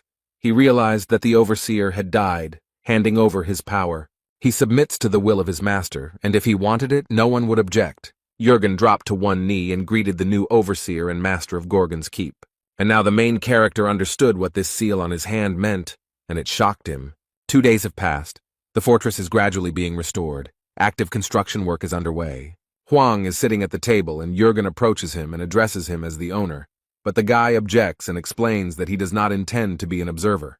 The man shows him a document where the boy's promise is written down. He promised to save the observer and kill the traitors, and Jürgen promised to help him get to the depth. The guy is angry because the owner of the fortress died. Now he must take his place. Jürgen noted that the boy could not break his promise since he was now their new leader. But this is not what he planned. He cannot waste time in the fortress because he wants to get into the depths. He hopefully asks if he can pass the position on to someone else, but Jürgen assures him that this is impossible, as the new person only takes over the position after the owner's death. The fortress does not recognize a new observer, and this sign is a symbol of the Gorgon fortress, which is why it was chosen. Since they had resolved the issue, today the man brought him a mountain of documents to study. There are also some extra helpful notes since he is new here, so he needs to familiarize himself with everything. While sorting through the papers, he noticed a strange law that punished a person for insulting an observer. And if this happened 3 times, then he would be punished by the complete destruction of his soul. Jürgen went to put the books away, but before that he allowed them to use any items on the table, and the boy looked into the drawer. He was a little surprised when he opened it and saw what was inside. He was very interested in a crumpled piece of paper that stood out from the rest of the documents in the drawer. On the edge of the sheet was a noticeable inscription in red ink, 17th Warden. Suddenly, this paper ball starts to unfold without any help. And he starts talking. This paper greeted Huang, and it really surprised the guy. The newspaper continues to talk and explains that if he sees this, then he has become the new warden. The leaf turned into a paper figure, which suggests that the boy is probably thinking about becoming the master of the fortress. But she calms him down and explains that the observer has only one task. But Huang wonders what it is. Maybe it's some kind of magic note? The note says they just wanted to have fun because a good leader is one who knows how to have fun, and will not shift overall security to the management department and all other tasks to other departments. According to Big Brother statistics, many Gashlodaks overworked themselves, which accelerated the decomposition of the soul and ultimately led to death. This advice is important not only for him as an observer, but also for the inhabitants of Gorgon. The previous leader hopes that his successor will be able to find a balance and not try to change something that does not exist. Don't overload yourself. Everyone in this world already knows that nothing can be changed. The inhabitants of chaos do not need change, but a long and peaceful life, so there is no point in inventing anything. And so saving the many without changing the lives of the few would make more sense. Therefore, the former warden has only one request for his successor, not to be insatiable. After all, a good leader is one who does nothing, the note ended. And then he curled up into a ball again and fit into the box, and the boy thought about these words. After this note, he seems to begin to understand what kind of life the caretaker of the Gorgon fortress lives. If the existence of the overseer is limited only to the preservation of life, then he thereby deprives the world of the possibility of any changes for the benefit of the majority. Jürgen approached and found the boy very thoughtful, so he asked him what he was thinking about so persistently. The young man seems to have come up with something and wants to tell this person about his plans. He confidently states that he will abolish the position of the caretaker of the Gorgon's fortress, although this will be an ambitious request.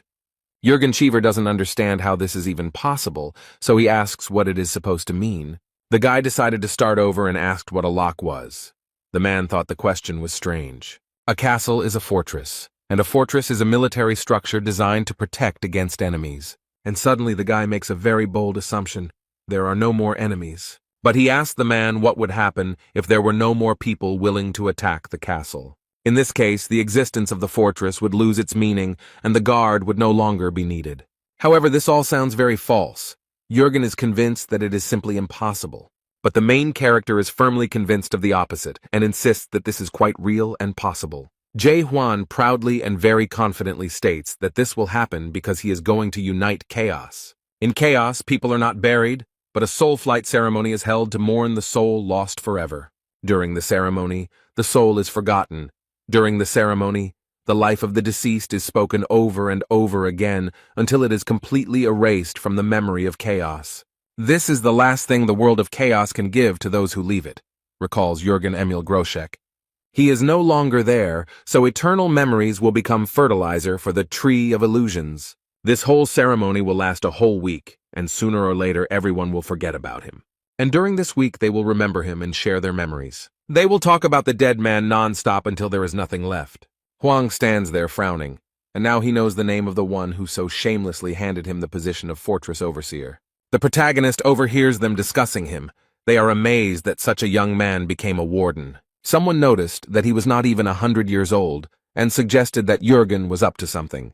And one of these gossips expressed a desire to gain power over their new overseer. The guy noticed a girl who looked at him very strangely and sometimes even angrily. She looks at the guy with interest and intently, trying to understand what kind of person he is. The man boldly approaches the protagonist and attracts Jae Hwan's attention. He has a smile on his face, and at first glance he seems quite nice. The man asked if this was their new boss. Jung Ho turned to the leader of the Holy Maiden Guild and noticed that she was one step behind Old Raccoon of the Lhasa Scholars Guild. She agreed that it was very interesting and asked what bets the doctor was making, who he was betting on in this competition. But the man was very skeptical about her words, since there was nothing to bet on. Here, even without competition, everything is clear. You don't need to think long to guess which of them is stronger. The man asked the new warden how old he was, and he replied that he was about 60. I thought for a moment and wondered if something had really changed in Gorgon Fortress, or if this guy was the son of the former overseer. Everyone around thought that this man was rude, and that age didn't matter at all, and that it was stupid to call him a son. Didn't he know how people got into the house? However, the leader of the Forest Guild believes that there is nothing wrong with his words and extends his hand to introduce himself. His smile doesn't look sincere, but rather mischievous, and the man says that his name is Jang Il-han. And he himself thinks that he has a wonderful opportunity because their new leader is an outsider, and he will finally be able to return all the humiliation that he experienced 10 years ago. He received a request from the previous overseer for permission to establish a new office in Gorgon Fortress. He was caught by the commander trying to bribe the guards at the northern gate and arrested for attempted bribery. The former manager did not allow him to set up any representative office because he had problems with the law. He didn't like it at all. He was cruelly rejected and humiliated. But now this man is already dead, and the commander of the northern gate is in the hospital. He considers the guy inexperienced, so he is convinced that now a great opportunity has opened up for him. She shook hands, and her interlocutor used a high-level combat formation skill. The golden fibers spread very quickly from his hand to his entire body, and Huang couldn't help but take possession of them. Somehow the main character found himself in front of the 8th gates of hell. Suddenly, the huge and heavy gates open, and the young man hears heavy breathing behind him. Behind him stood a huge and very scary dragon with a huge mouth and burning eyes. He immediately began to attack the boy, and the dragon used his ability to breathe fire.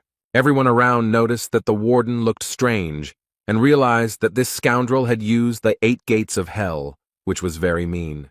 Jang Il-han smiles sarcastically, and is happy that the boy is now watching the hellfire of the red dragon Tiamat, and believes that soon he will begin to beg for mercy. But suddenly Jae Hwan came to his senses and noticed that House had a very interesting greeting. The man's hands began to shake. He definitely didn't expect this. It seemed like the guild leader had underestimated his new boss. The protagonist now knows what kind of person this is and is glad that it didn't take him long to find out. He dealt with the red dragon very quickly, and now he has to repay the debt. And now he casts the lost spell and transports this person into his world. This world scared him terribly, although he did not have to fight with a terrible dragon. In horror, he fell to his knees in front of the new overseer and shook him. People gossip and don't understand how this guy managed to break through the 8th gate so quickly and easily. Huang said he should be publicly flogged for insulting the prison chief, but today he was kind and simply asked not to do it again. The guild leader looked at the guy in surprise and wondered who he was, but Jung Ho was a little disappointed as he thought it would be a more interesting sight. The ceremony continued, and the moment came when Jae Hwan was called upon to give a public speech. Since he is the new leader, he should greet everyone, They used a sound amplifier for him and asked him to start. Young-ho is a little wary. He has a bad feeling about this welcoming speech. He starts with an introduction. The guy says his name and explains that he will now be the caretaker of the fortress. He blurted out that he didn't know Imel Groshek and didn't know what he did or how he lived. The guy doesn't know what kind of leader he is or anything at all, and these words really shocked everyone present. But he doesn't care at all, and he already knows that the inhabitants of the Gorgon fortress don't like him anymore. Hwang noted that they probably thought that this inexperienced boy became the commander of the fortress by accident, and there was probably some truth to that, since he himself did not want it. The protagonist came to the conclusion that they were unhappy with the candidate, and he did not want this position. So after thinking about this question for about 30 seconds, he came up with a rather interesting solution. The guy explained that whoever beat him in a one-on-one fight would become the next warden. Whoever manages to do this first will be able to take his place and get this position. South Sea leader came and slammed his fist on the table and remarked that this guy was brave. But he added that their former boss, Imel, had chosen an incredible man to replace him. But it's not that simple. There's one small condition. They only have 1 month to do all this, but that's not all. After all, whoever loses the battle to him will be forced to do something that he can no longer refuse. The loser will be forced to join an expedition to the depths that will take place in 2 months. Jurgen still believes in Jae Hwan despite everything because he saved Gorgon Fortress. And no matter how you look at it, the former warden recognized him and handed over all power to this guy. He believes him even in spite of his stupid decrees about uniting the entire house. His faith was not shaken even by Jae Hwan's strange welcoming speech. He decided to give him a chance. The villagers are very concerned about their new leadership, but Jurgen believes that no matter how strange this guy is, he is still their overseer. Many people have gathered at the gates of the Gorgana fortress, but the guards are not letting them in. They notice that they have a chance to compete with the warden, but the guards cannot cope with such a crowd. But the captain of internal affairs still doesn't believe that this young man could do anything to harm House. But in the morning, a man bursts in and notices that it seems that things have gone too far. He shows a commercial featuring Chog Ho and comments that he once challenged the warden and is confident that even all of Chaos couldn't defeat him. It seemed that Jurgen was not prepared for this information, but he was not prepared for the guests either. Having received this information, he quickly ran down the corridor to resolve the issue with the prison warden. The man quickly ran to the office door and was already thinking about what he would say. The captain of internal affairs abruptly opened the door and 1,000 sheets of protocol were thrown at him. It seems that this man is in a bad mood and noticed that the manager has a lot of work accumulated. He sorts through all these stacks of documents and approaches the table where a man is sitting. He says that in such a mess one cannot sit and pretend to be active, but there is no leader at the table. Jurgen asked in surprise what Carlton was doing here since he should be in the hospital now. But despite this, he is now worried about a completely different problem, and he is not in the mood to play hide and seek. The entire fortress heard his desperate cry, and the question of where the hell the warden was now. Carlton has his own room with his statues. This man loves himself very much and admires himself. But his beautiful sculpture is very fragile, and became a target for the main character. He practices his skills on Carlton's collection. He destroyed Fallen Angel, Angry Carlton, Brooding Carlton. Young-ho asked if he realized how much this collection was worth. However, Hwang reassures him and asks him not to worry as he has mastered a new skill and is demonstrating it.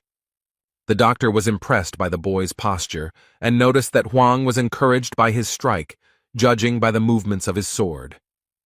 The old man suggests that the boy name the kick after him, and the boy asks if he wants to try doing it himself. But you seem to be against it, and all he has to do is come up with an interesting title and add that the guy does whatever he wants. But there is a limit to everything. But this does not stop the main character at all, and he prepares to strike again. Jong-ho barely managed to escape from this powerful force that was rapidly approaching him. This angered the divine doctor, and he noticed that these young people had no respect for their elders at all. But he angrily added that respect was the main law in life, and the guy should learn it. But their petty argument ended when the men noticed something unusual in the room. When the smoke from the impact cleared, they noticed a wounded man lying on the floor. The old man looked closely at the boy and noticed that this man was from the Thunderlord clan. And it's true. Yun, the leader of this clan, is lying on the floor thinking about how everything went wrong. Some time ago, he was in the attic of Gorgon's fortress preparing his plan. These people specifically waited for the moment when the mentor was busy teaching. There was a crack in the ceiling through which they could watch what he was doing.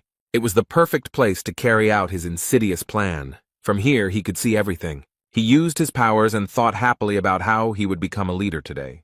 He doesn't care that he might be called a coward for doing it so covertly. For this man, murder is the result of a fair fight, and it doesn't matter how exactly it happened. But suddenly, due to a strong blow, the ceiling collapsed and he fell to the ground, completely naked. He came to his senses and realized with horror that his plan had failed, and like him, fell to the ground.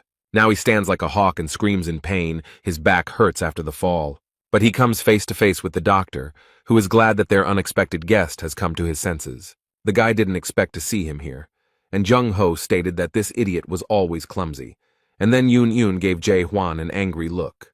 He asked in surprise who it was, because nothing was known about this man either on the mainland or in chaos as a whole. But the doctor noticed that he had the same problem. That's why this guy asks, what's the point of managing something you've never heard of? Jung-ho looked at Hwang training and explained that there was no point in it. Then he remembered everything he knew about this man, although they had met not so long ago. But in that short period of time, he realized that the only thing that mattered to this guy was that everything about him was meaningless. The Thunder King clan leader listened carefully to the old man and found it a little strange. Jae-hwan looked back and stared at them, wondering what they were talking about.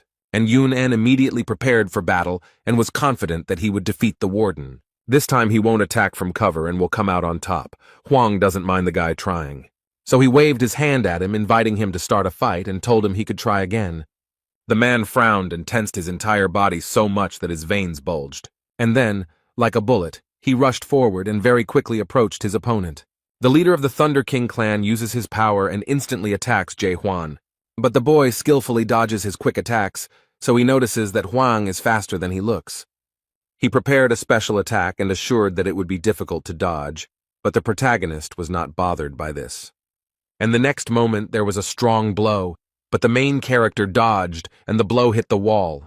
He didn't like it at all. Yoon only became more angry, and his desire to kill Hwan became stronger. He creates a huge blue ball of lightning and remarks that he didn't mean to go that far. He gathered all his strength and used the technique, Power of the Thunder King. He looks terrifying. The guy smiles slyly and believes that this move will finish him off. But while he was preparing, he lost sight of his target, and Jae-hwan ended up behind him. The protagonist noticed that this skill takes a lot of his time, which is unacceptable in battle. At this moment, the boy realizes with horror that his enemy is too close to him. That's how their fight ended. It didn't last long, since one of the opponents turned out to be much stronger. Yoon learns that the fortress overseer has defeated the leader of the Thunder King squad. Instead, the old man is glad that things turned out this way and praises his friend for a job well done. After all, he now has the support of some of the best warriors, and this will help him a lot in the future. To achieve this, Yoon had to put in a lot of effort. He spent exactly 100 years on it. He was a member of one of the 5 famous squads of the Great Lands, the Yuan squad. But he didn't have any high status or power. This guy was just an ordinary slave.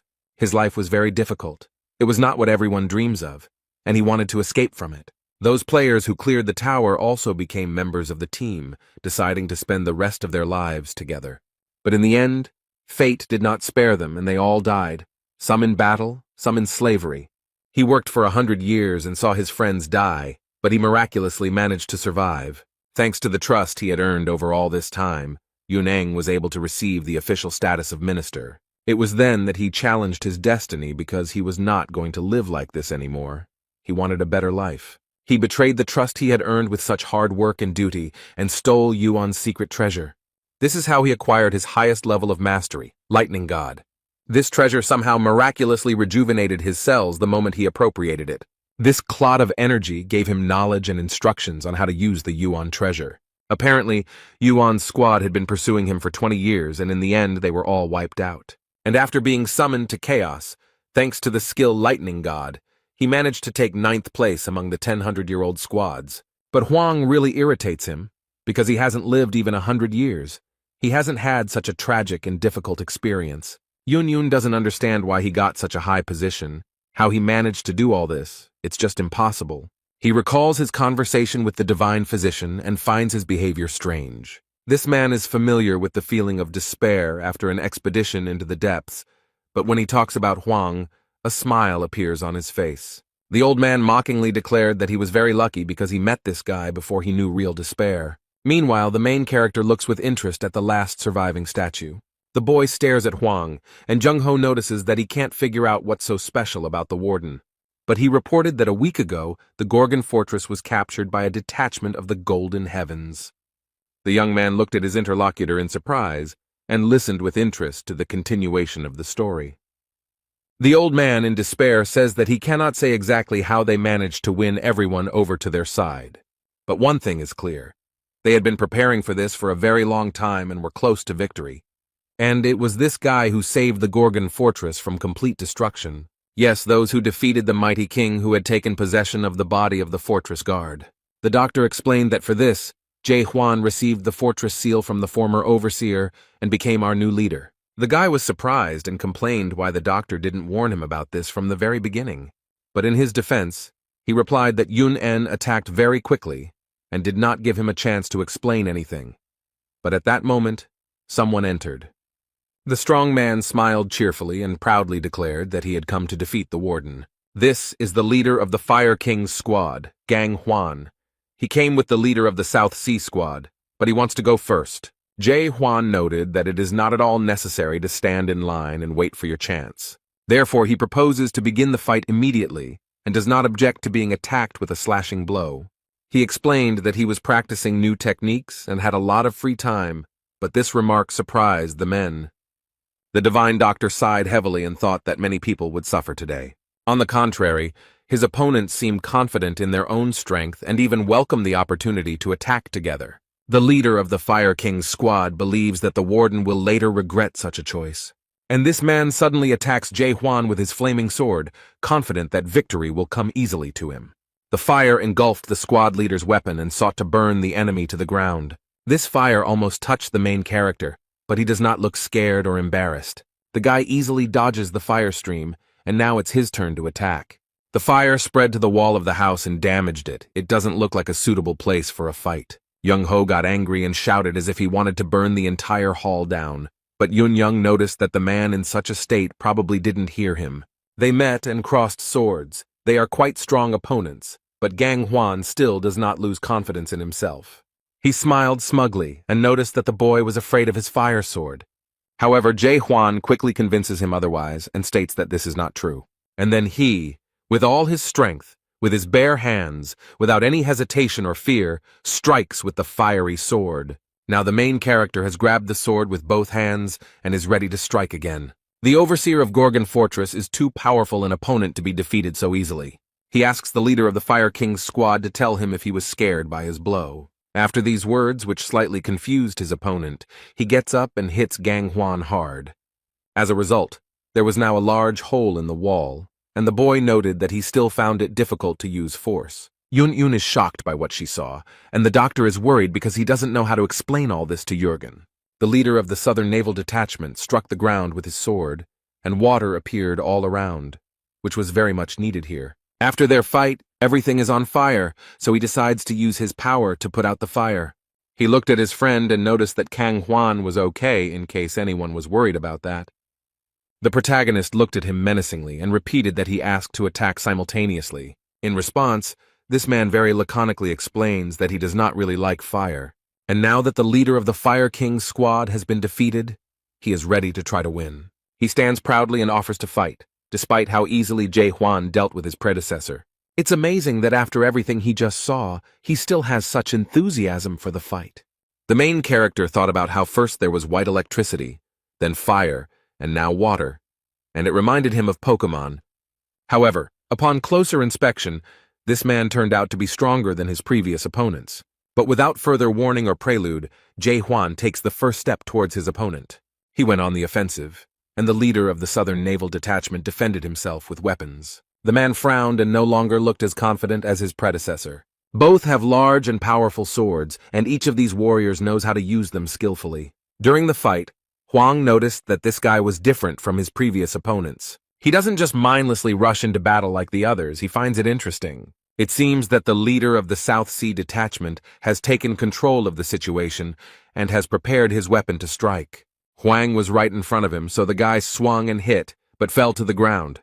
He was surprised because he had not noticed at all how the warden had managed to disappear from here. When he raised his head, he saw his opponent, which was a bad sign for him since he would be attacked from above.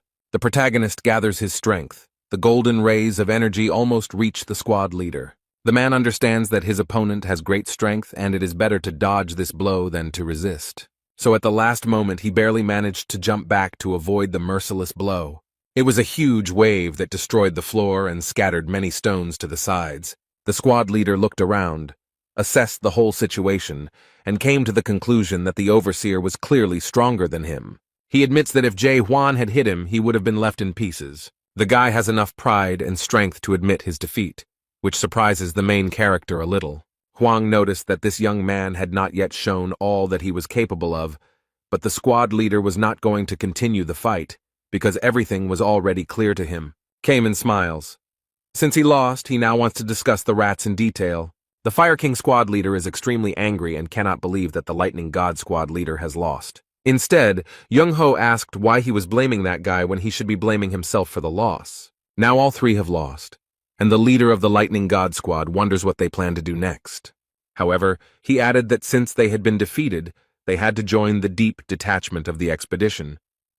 One of them noted that this was precisely the reason he came here, to which the main character looked around in surprise. But I asked the South Sea Detachment commander if he was joking, and he replied that he was absolutely serious. The leader of the Fire King's squad, Gang Hwan, looked at him very aggressively and thought that this was to be expected from him. This guy was the best friend of the former commandant of the fortress, Emil, but he was unable to join the expedition because he was still too weak at that time. Then, when the detachment returned, everyone saw their failure, became disappointed and lost hope. The people were defeated and the fruits were lost forever. It was a strong blow to the fortress of Gorgon. This guy saw with his own eyes how dangerous and scary it is to go down there, and even more dangerous to own something so valuable. He witnessed the disintegration of a detachment that was going on an expedition into the depths, after which no one else showed a desire to go there. It happened 900 years ago, and Cayman believes he honed his skills for this very day. He then explained that he planned to join the squad in the near future and go into the depths. The divine doctor sighed heavily and asked for what purpose the Fire King had come here. The man crossed his arms over his chest and remarked that since he had already lost, he had no choice. Then I asked the lightning god, and he calmly replies that he has already made a decision. And the next moment, he suddenly stood up and ran quickly. I wonder what he was thinking. Was he really going to run away? The main character noticed this, and he didn't like this idea at all, because everyone knew the conditions of the battle. However, then everyone noticed that he was running towards the main character, and the doctor tried to stop him, as he thought that he wanted to fight him again. But the guy doesn't stop and continues to do what he planned, which alarms those present. The protagonist had already grabbed his sword to fight back, but the boy fell to his knees in front of the warden, apparently realizing that Jae Hwan was indeed very strong. His behavior really surprised everyone present. They certainly did not expect to see this. He swears that from now on he will serve him faithfully and obey his overseer. The protagonist looked at him in surprise and remarked that he should not swear allegiance. But the boy still kneels, promising him his devotion, and is even ready to die for him. However, Huang noted ironically that he would not be able to do this since he was already dead. The young man realized that he had said something stupid, and it upset him, but he was not going to back down. He begs to be accepted and is ready to become a private captain, just so that he is not rejected. No one understands what he wants, but the boy promises that he will not steal the secret treasures and begs to be accepted. The divine doctor doesn't understand what's going on here and why the leader of the Lightning God Squad is acting this way. He asks how he can speak and behave like this and how his team will react to it. The other two squad leaders watch this whole event with surprise and great interest, and the leader of the Lightning God Squad admitted that his squad was no longer in chaos. Young-ho asked in surprise what this young man meant. How could his unit not exist? He admitted with regret and sadness that there were only 7 people in the detachment, including him, and no one else was left. The Lightning God suffers greatly because of this, because he has been the leader of the squad for so long that now he does not know who he is without it. His squad has completely fallen apart, This prevents him from living a peaceful life. The poor guy doesn't know what to do now. All this happened a week ago, and everyone in the room is listening to it with horror and great surprise. The poor guy is completely broken and disappointed. Suddenly, everything he worked for has come crashing down. Young-ho thought for a moment and asked if he really meant that his squad had fallen apart. The young man sadly lowered his head and, without looking anyone in the eye, noted that this was indeed the case. They ask him when this happened, and the Lightning King repeats that it was a week ago. The old man thought for a moment about what had happened a week ago and what events it coincided with. And I realized that the squad of the Lightning God fell apart when a new caretaker of the Gorgon Fortress was announced. The doctor noticed that this guy had come here to get a job as a warden and had mistakenly convinced himself before the fight that he would succeed. But very quickly something went wrong as he planned, and he realized that this was too strong an opponent for him, because as soon as he decided to strike first, he was immediately defeated. The old man came to the conclusion that his destiny was ruined and he was never able to become a leader, so now he asks Jae-hwan because he has nowhere else to go. The guy is glad that he was understood, but Young-ho gets angry and asks if he has lost even a drop of shame. But suddenly everyone is surprised why no one knows about this, and there are no rumors about the destruction of such a large detachment, because a week is a very long time. The Lightning King asked again and wondered if the overseer had really saved Gorgon's fortress. The old man looked at the boy in surprise and explained that he had already told him this story. But he added that this inconspicuous young man had saved them all from the horde of golden skies, and at that moment the doctor guessed. The other leaders are surprised that the chaos that happened a week ago in Gorgon's fortress created a squad of golden skies. Chung-ho bowed his head and asked if they were the ones who bombed his unit so mercilessly. The poor fellow still stands bent over and sadly replies that the doctor guessed correctly.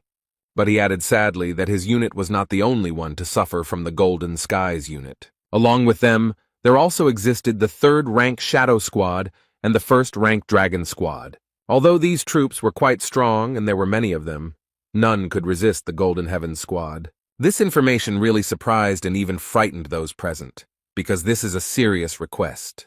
The doctor asked what happened to the Manticore castle if their troops were defeated. The guy sadly explained that the castle had been captured by the Golden Heavens Squad a week ago. The doctor frowned, and now everything was clear to him. But there was still one question that was bothering him a lot. All this happened a week ago, and it is unclear how this information has not spread throughout the House of Representatives yet. It's impossible to keep all this a secret, so Young-ho thinks they have some kind of cunning plan. It seems that the Golden Sky Squad is controlling the skill system and blocking the signal from Manticore Castle.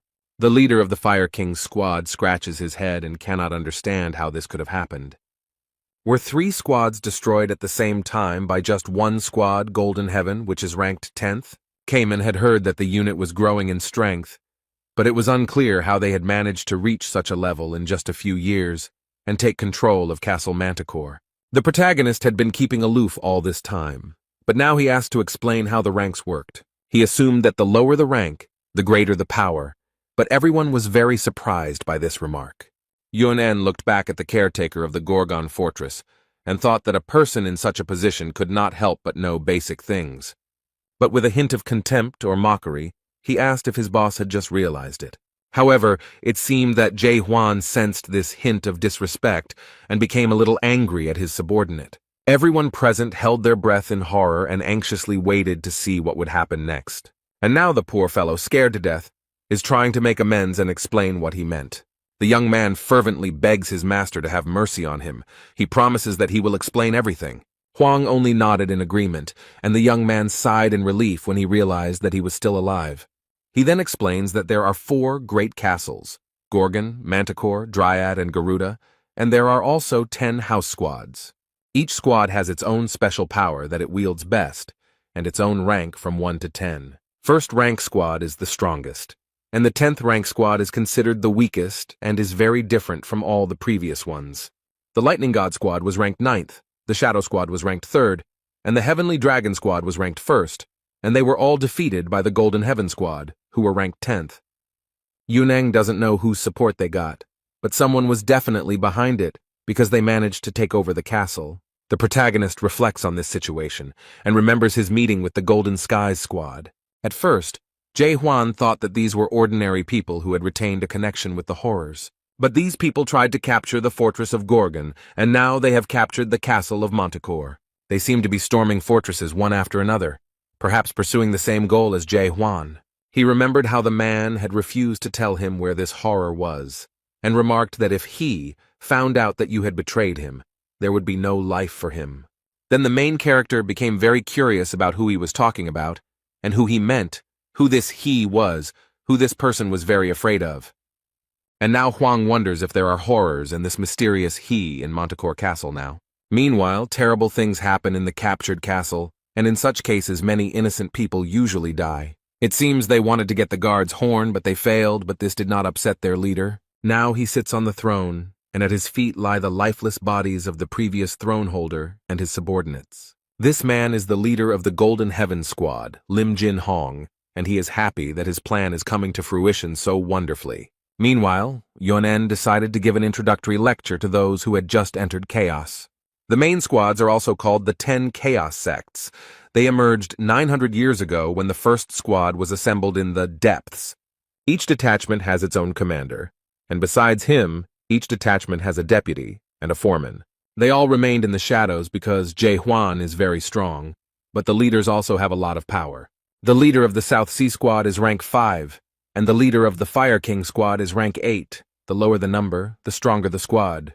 The captured castle is full of people from the Golden Sky Squad. They continue to clear the territory of enemies. The men report that the leader of the Celestial Dragon Squad was captured, but not before they left him without arms. But they added to their master that the leader of the Shadow Squad was still fighting at this time.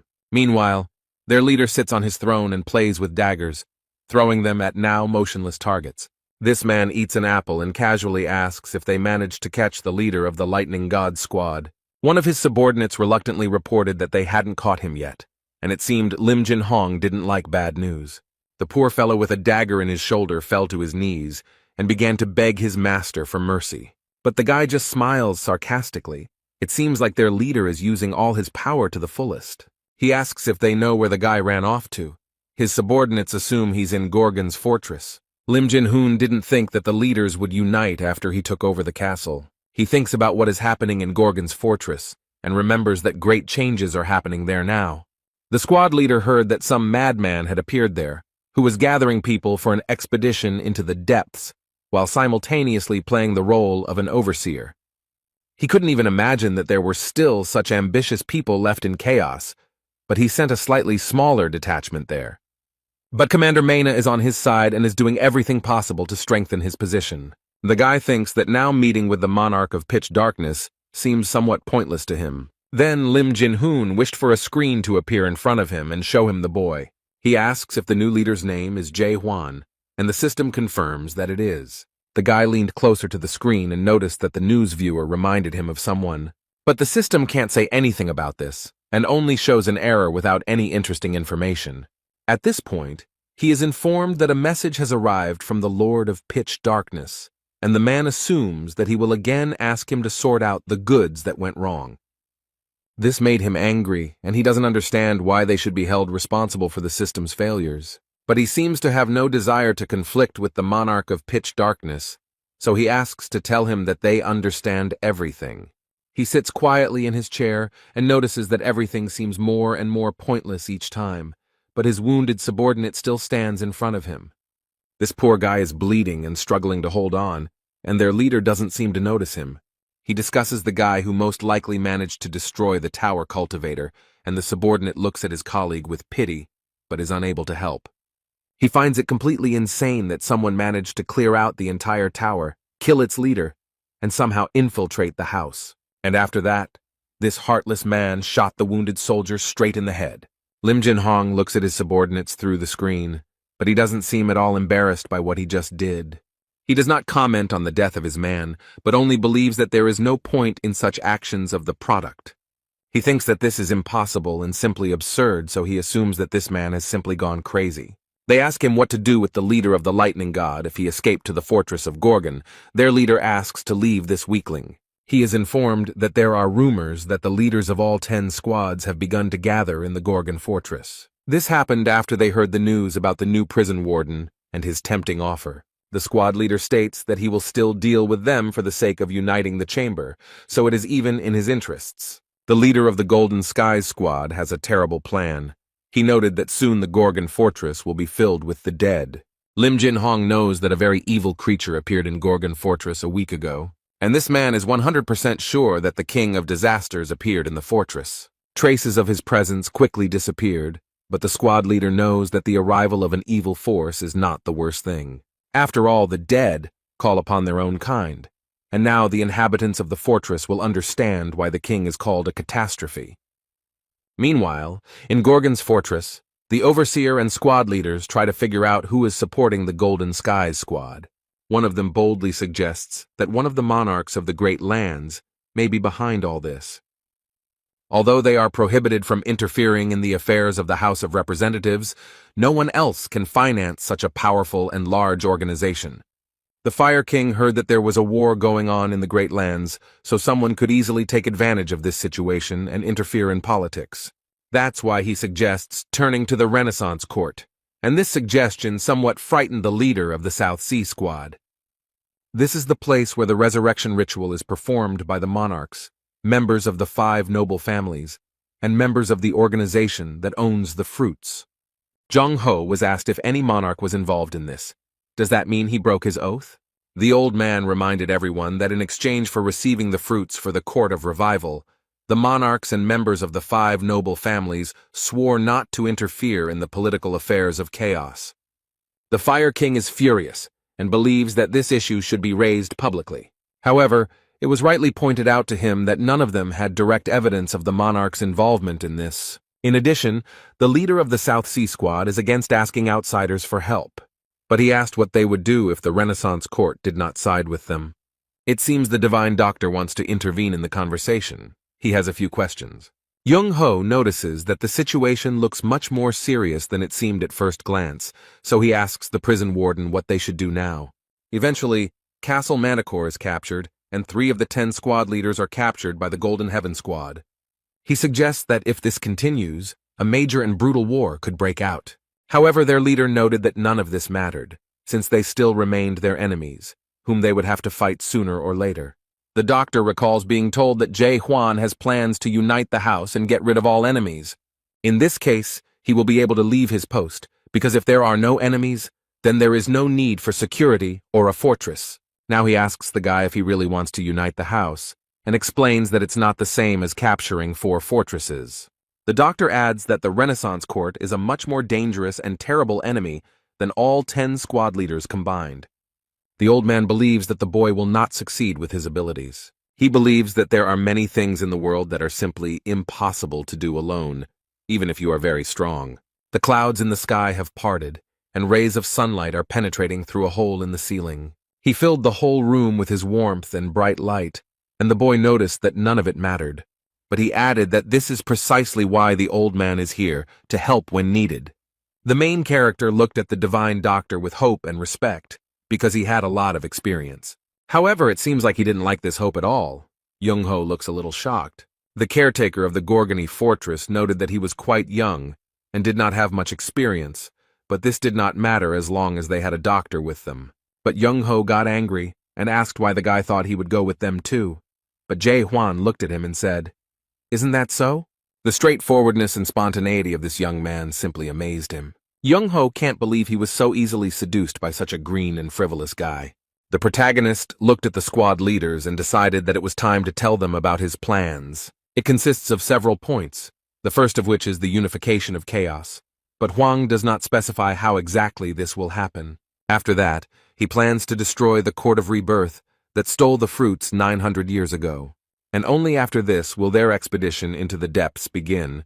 But for this, he needs devoted people who will work for the common good. Therefore, if any of them are not confident in themselves and understand that they are not ready to sign up for all this, then it is better for them to leave now. Cayman wondered what the warden would do if everyone refused, and no one showed any interest. Jae Hwan said that he would go alone then, but the squad leader pointed out that such a plan could not be carried out if you were alone. However, the main character proudly noted that he had traveled this entire path completely alone, and therefore was not afraid of anything. His interlocutors looked at him in surprise, and now they at least understood a little what their leader had to go through. Suddenly, the leader of the South Sea Squad started laughing loudly. It looks very strange. And then, cheerfully declaring that he would join Jae-hwan and noting that he would follow his leader anywhere, Yoon also confirmed his participation in his plan. After the confession, everyone looked at the Fire King and began to wait for his answer. The man rubbed his head in confusion and explained that he had not yet decided what he would do. In his defense, he stated that it was completely normal, and they were very calm about accepting an offer from a complete stranger. He explained that he was not sure that Jae-hwan would be able to lead the expeditionary force because the enemies were too strong. But he expressed his wish quite confidently. The Fire King wanted their overseer to prove his worth. The man explained to those present that there were now 6 squad leaders on the side of the Gorgon fortress. If 3 more leaders, not counting them, recognize him, then he is also ready to stand on his side. The protagonist folded his hands and agreed to these conditions, but it seems that no one expected him to agree so easily. But then the guy thought for a bit and added that he also had certain conditions for them. Since they must recognize him, it is only fair that he recognize them. The leaders ask curiously what conditions he came up with, and Jae-hwan replies that they will have a competition. He is organizing a competition among the best, and you need to get into the top 8. This will be enough for him to be able to accept them, and after that the overseer is ready to carry out any task. This angered the Fire King, but Kaiman noted that it made sense, since being the leader of the squad did not yet guarantee them unconditional power in the world of chaos, and asked when the competition would begin. Meanwhile, along the corridor of the fortress, someone is quickly approaching the door of the hall where they are. He opens the door with different movements and eavesdrops on their conversation, but it doesn't seem to bother him at all. This is the Minister of Internal Affairs. He looks very strange and shows some document.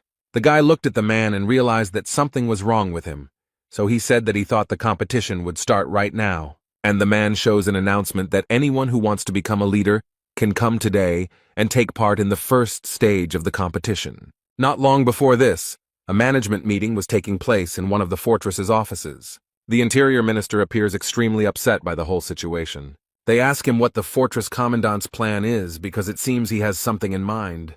The situation has become even worse than before.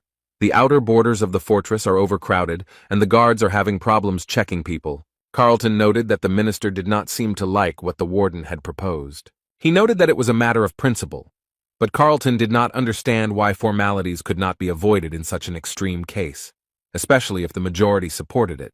Moreover, the supervisory authority has already received approval, but the minister is not confident in this majority. Since 3 of the 5 ministers who agreed were recently appointed, he probably does not have much confidence in their decisions. They seem to have gotten the hint and are not very happy to hear it because it does not show respect for them. The recent disaster killed 4 of the 5 ministers and left the remaining ones seriously injured. In this case, new ministers were appointed from among the inner circle, so Claire became the Minister of Finance, Zaire became Minister of Security, and Carlton was appointed Minister of Justice. But this caused everything in the fortress to go wrong. Claire noted that the Home Secretary was not very happy with the new prison governor's policies, but she wondered if he even understood what values they stood for. The man doesn't seem to quite understand what she's saying or doesn't want to accept it, so she points out that you shouldn't look down on her just because she's a waitress. He tries to object, but the Minister of Finance sees everything perfectly and understands his tone and facial expression. The woman explained with a smile that where there are people, there is money, and now many guests come to the Gorgon fortress because of competition. She confidently asks if he even knows where the competition will be held, and the man is a little confused because he doesn't know. She then tells him that all this is happening on the eastern shopping street outside the fortress, the same street that was destroyed in the disaster. Residents of Gorgon are currently repairing the street and helping with the competition. The man thought for a moment. He knew there would be a competition, but he didn't expect Huang to be able to find people and a place for him. This disaster caused damages amounting to 12,787,000,000 gold units, and then asks how much he thinks they have earned so far in these 2 days of competition. The Minister of Internal Affairs tries to answer something, but says nothing concrete or significant. That's why Claire decided he didn't know anything and took matters into her own hands. The woman excitedly announced that they had already earned 13,280,000,000 gold units. These figures really impressed the minister. He does not hide that he is very surprised by such calculations. The Minister of Finance explained that it doesn't matter what world she's in, the main thing is that she's excellent at counting money. Claire calmed down a little and added that she didn't know what their new fortress caretaker was doing. Does he really want to form a war band in the depths? Or perhaps he is planning to rebel against chaos? The only thing she knows for sure is that it is time for change in chaos, and for some, it may be painful.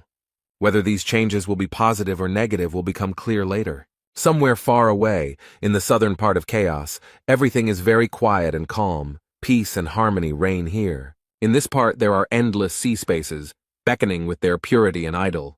The highest and most ancient place in these magical lands, that is the Acropolis, is Dryad. There rises a heavenly fortress of mighty stems growing thanks to the monster guardian plant Dryad. At the very top of this tower, a woman plays with a shoot of this plant and talks to it. This is the caretaker of Dryad Keep, Asa Lincroft, and she senses trouble approaching. She was completely focused on using her unique skill. The observer uses an advanced clairvoyance skill and attempts to see what is hidden from the normal eye. This skill allows the Dryad Fortress Overseer to see at very long distances. She saw a terrible picture of a huge number of dead people approaching the Gorgon's fortress. But what's even more frightening is that among them is a walking Magritte, a very dangerous and powerful creature. This monster somehow realized that someone was watching it and was able to deal damage at such a distance. The woman gritted her teeth in pain and stopped using her skill. She had seen enough. It took Asa Lincroft a few minutes to recover from the contact. And now she is ready to do anything to warn the Gorgon fortress about the approaching danger. In one movement, the guard turned into a bird and headed towards the fortress before it was too late. Meanwhile, in the territory of the Gorgons, at the eastern gate, extremely interesting events are taking place. A crowd of people gathered to watch the competition between the strongest people they knew. Everyone is incredibly excited because there will be 16 fights in just 4 days. The leader of the Infinity Squad, Shin Moo-hyuk, watches everyone closely and thinks that they are too demanding. Someone from the outside noticed that this was all because of Kang Hwan, because he lost control, and declared that he would kill everyone. Young-ho spoke to him, and they greeted each other as if they had known each other for a long time and were old friends. But it looks like this man decided to surprise his old friend and show off his strength. The leader of the Infinity Squad shines like gold with his power, and the old man seems to appreciate it. But he noticed that he looked very good, and it seemed like he had not been sitting still but had been working hard. The man looked closely at the divine doctor and noticed that he was also in good shape. They watch the fight and have a nice chat in the stands, which Young-ho finds quite impressive. He knows that Shin Moo-hyuk loves to fight, but he refused to participate in the tournament. The latter remarked that he liked fair fights and not meaningless ones. The old man remarked that Kang Hwan would definitely not like such a statement. Meanwhile, in the ring, the fiery king gritted his teeth and tried his best to defeat his opponent. He can't lose. It would be too much of a blow to his pride. Therefore, this man does not hesitate to release a huge wave of fire at his opponent. He smiles sarcastically and believes that he has succeeded and the warrior he fought has already been defeated. But the next moment he realizes that something is wrong and this is not the end of their fight. The man raises his head and sees above him, in addition to the clear blue sky, his opponent ready to strike. The enemy approaches Kang Hwan with all possible speed and holds his spear at the ready. After this, there was a very strong blow, as a result of which a large amount of gunpowder and even stones rose into the air. However, when the fog cleared a little, it became obvious that the leader of the Fire King's squad had no time to dodge the attack. What remained was exactly what he had feared so much. He had lost, and in front of so many witnesses. Moo-hyuk noticed that this divine law seemed very familiar to him. The doctor confirmed that this was his habit.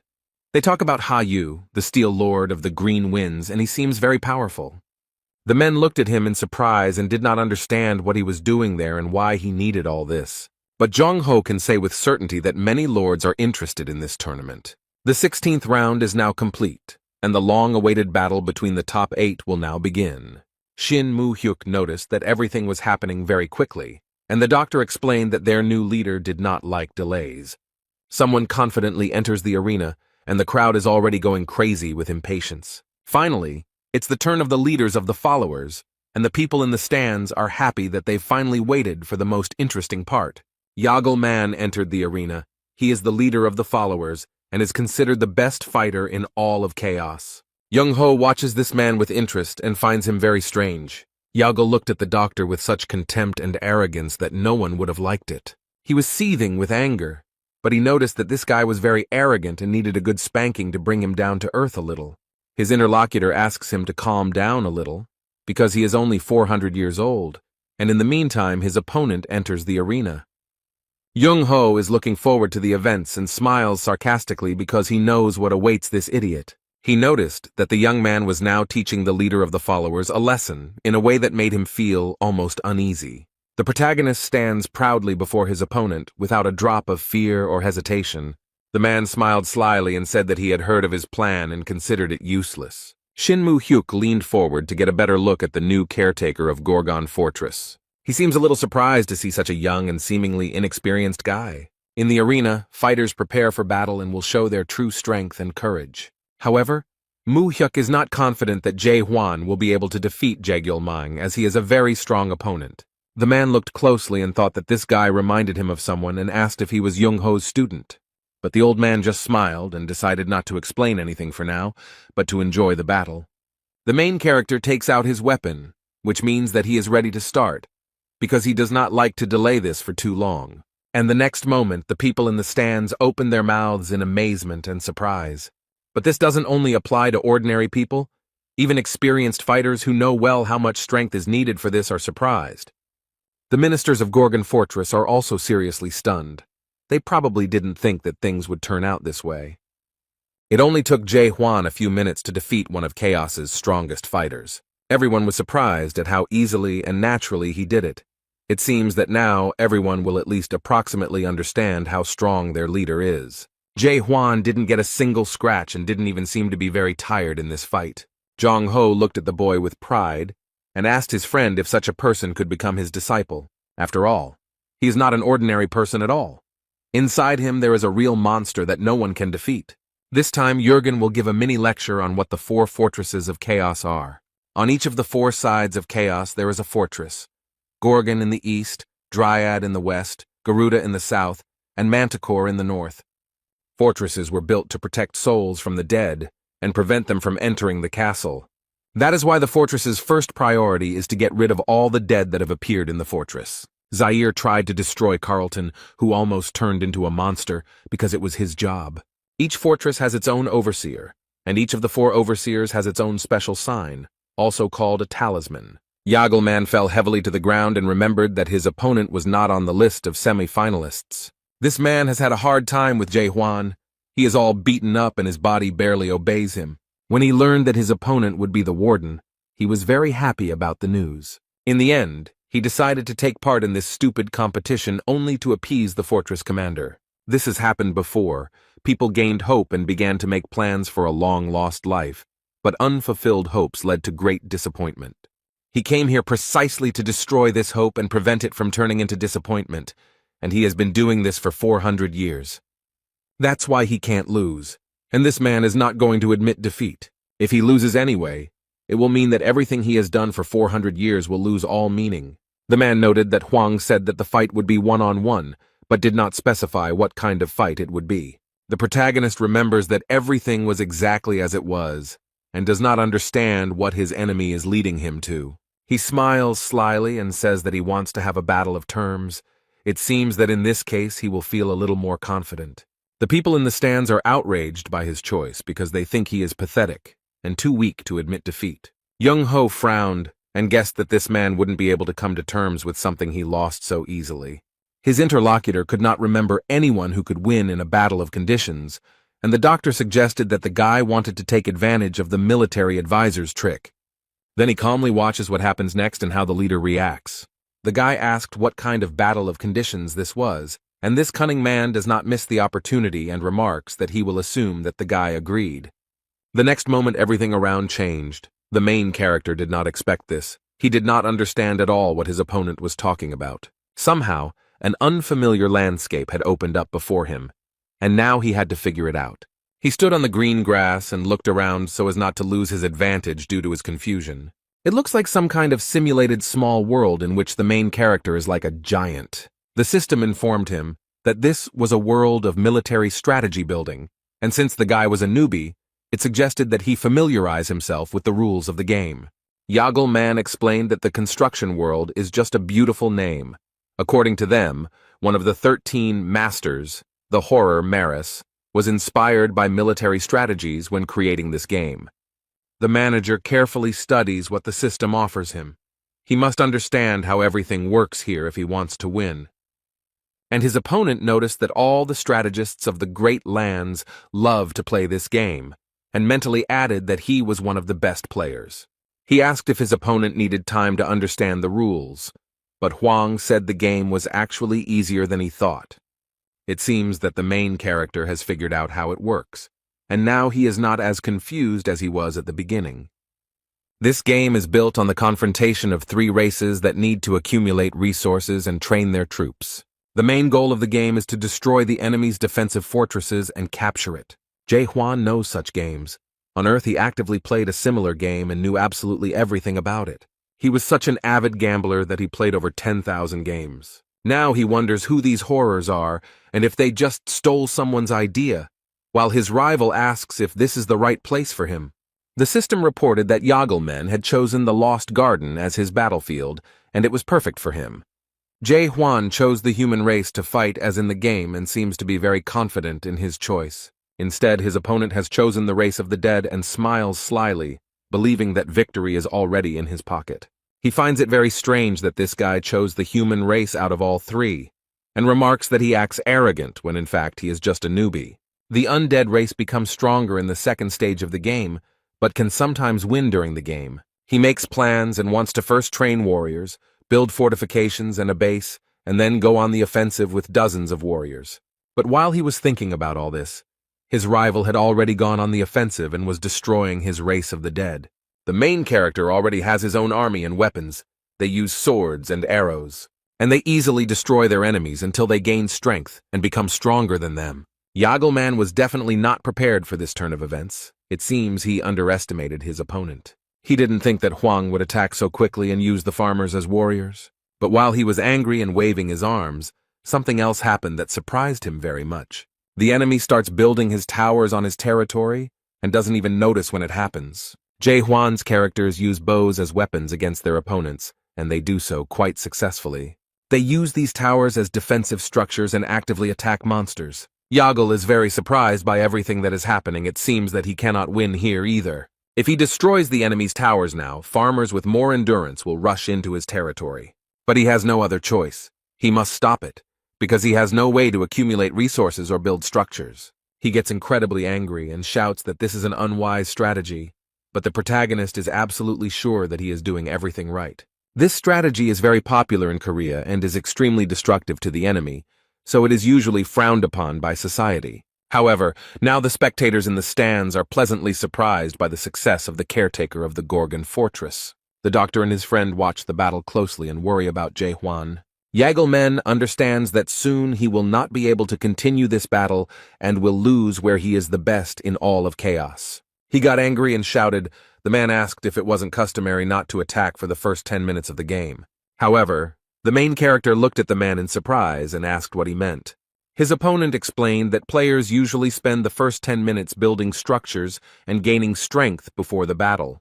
Jae Hwan looked at the man with disdain and asked where such a rule was written. Hearing no answer, he remarked that since it was not written anywhere, it did not matter when exactly you started the fight, and this greatly angered his opponent. The poor man fell to his knees in despair and realized that this was the end. He had no more chances.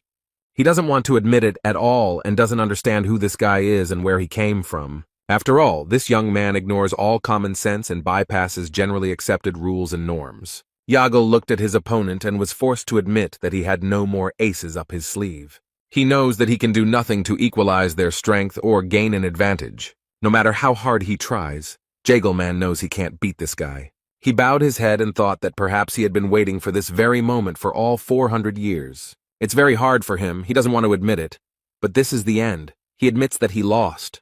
The hall exploded with applause. Everyone was happy with the victory of the fortress commandant. People really enjoyed the spectacle. The protagonist is resting after a fight, and someone approaches him and asks who taught him military strategy. They went down from the stands to the arena to talk to the commandant of the fortress. The divine doctor and his friend landed, and Young Ho remarked that he thought the young man only knew how to lunge. However, he added that the new breaking technique was created based on Chung-Ho's strike, so there was no need to insist that he was only interested in lunges. The old man realized that the main character had used the spiral fracture technique against his opponent. The boy looked at the doctor in confusion, and he explained that this was the best name for the procedure. Before the competition, they argued, and Huang noted that he only used lunges, and Jung-Ho noted that the young man was inspired by his strike, so he should be named after him. Kamen thought for a moment, and noted that both the strike and the lunge were aimed at killing the opponent, so the word lethal could be added to the name. The guy suggests going with the name Death Spiral, although Jung-Ho isn't too happy with it. The protagonist still insists on his own, because he likes his name better. But suddenly he switches his attention to the person next to him. He doesn't consider it necessary to introduce himself first, but immediately states that this man looks strong and asks if he wants to fight him.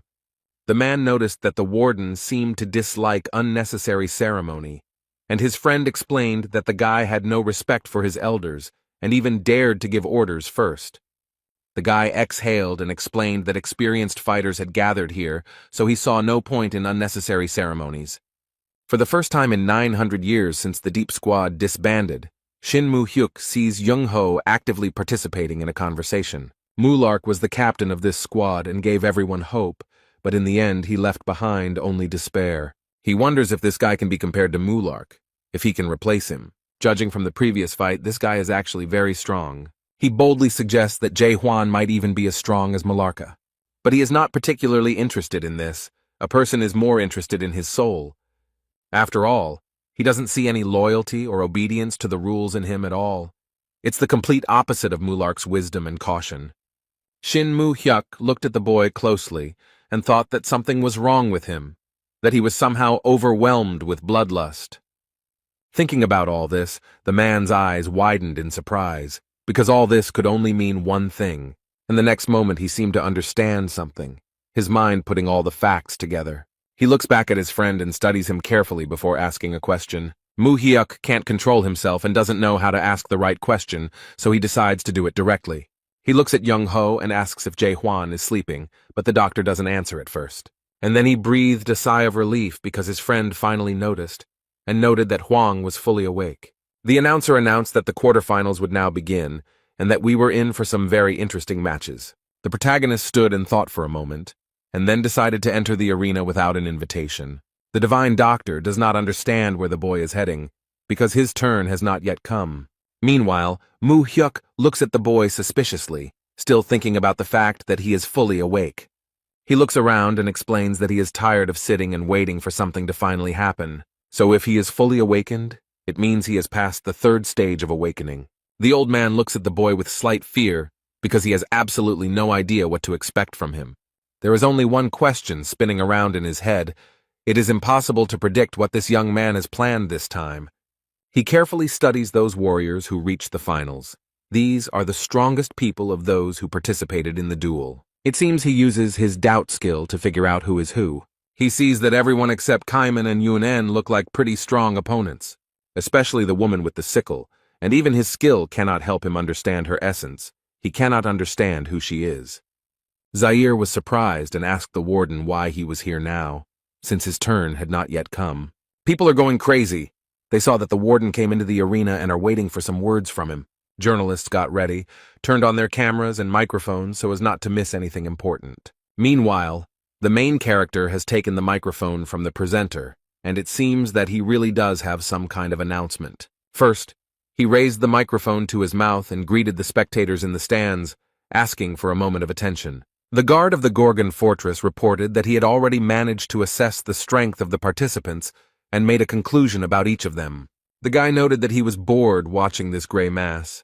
Such statements surprised the leaders. That's why he's trying to completely change the course of this competition, and everyone is listening to him attentively.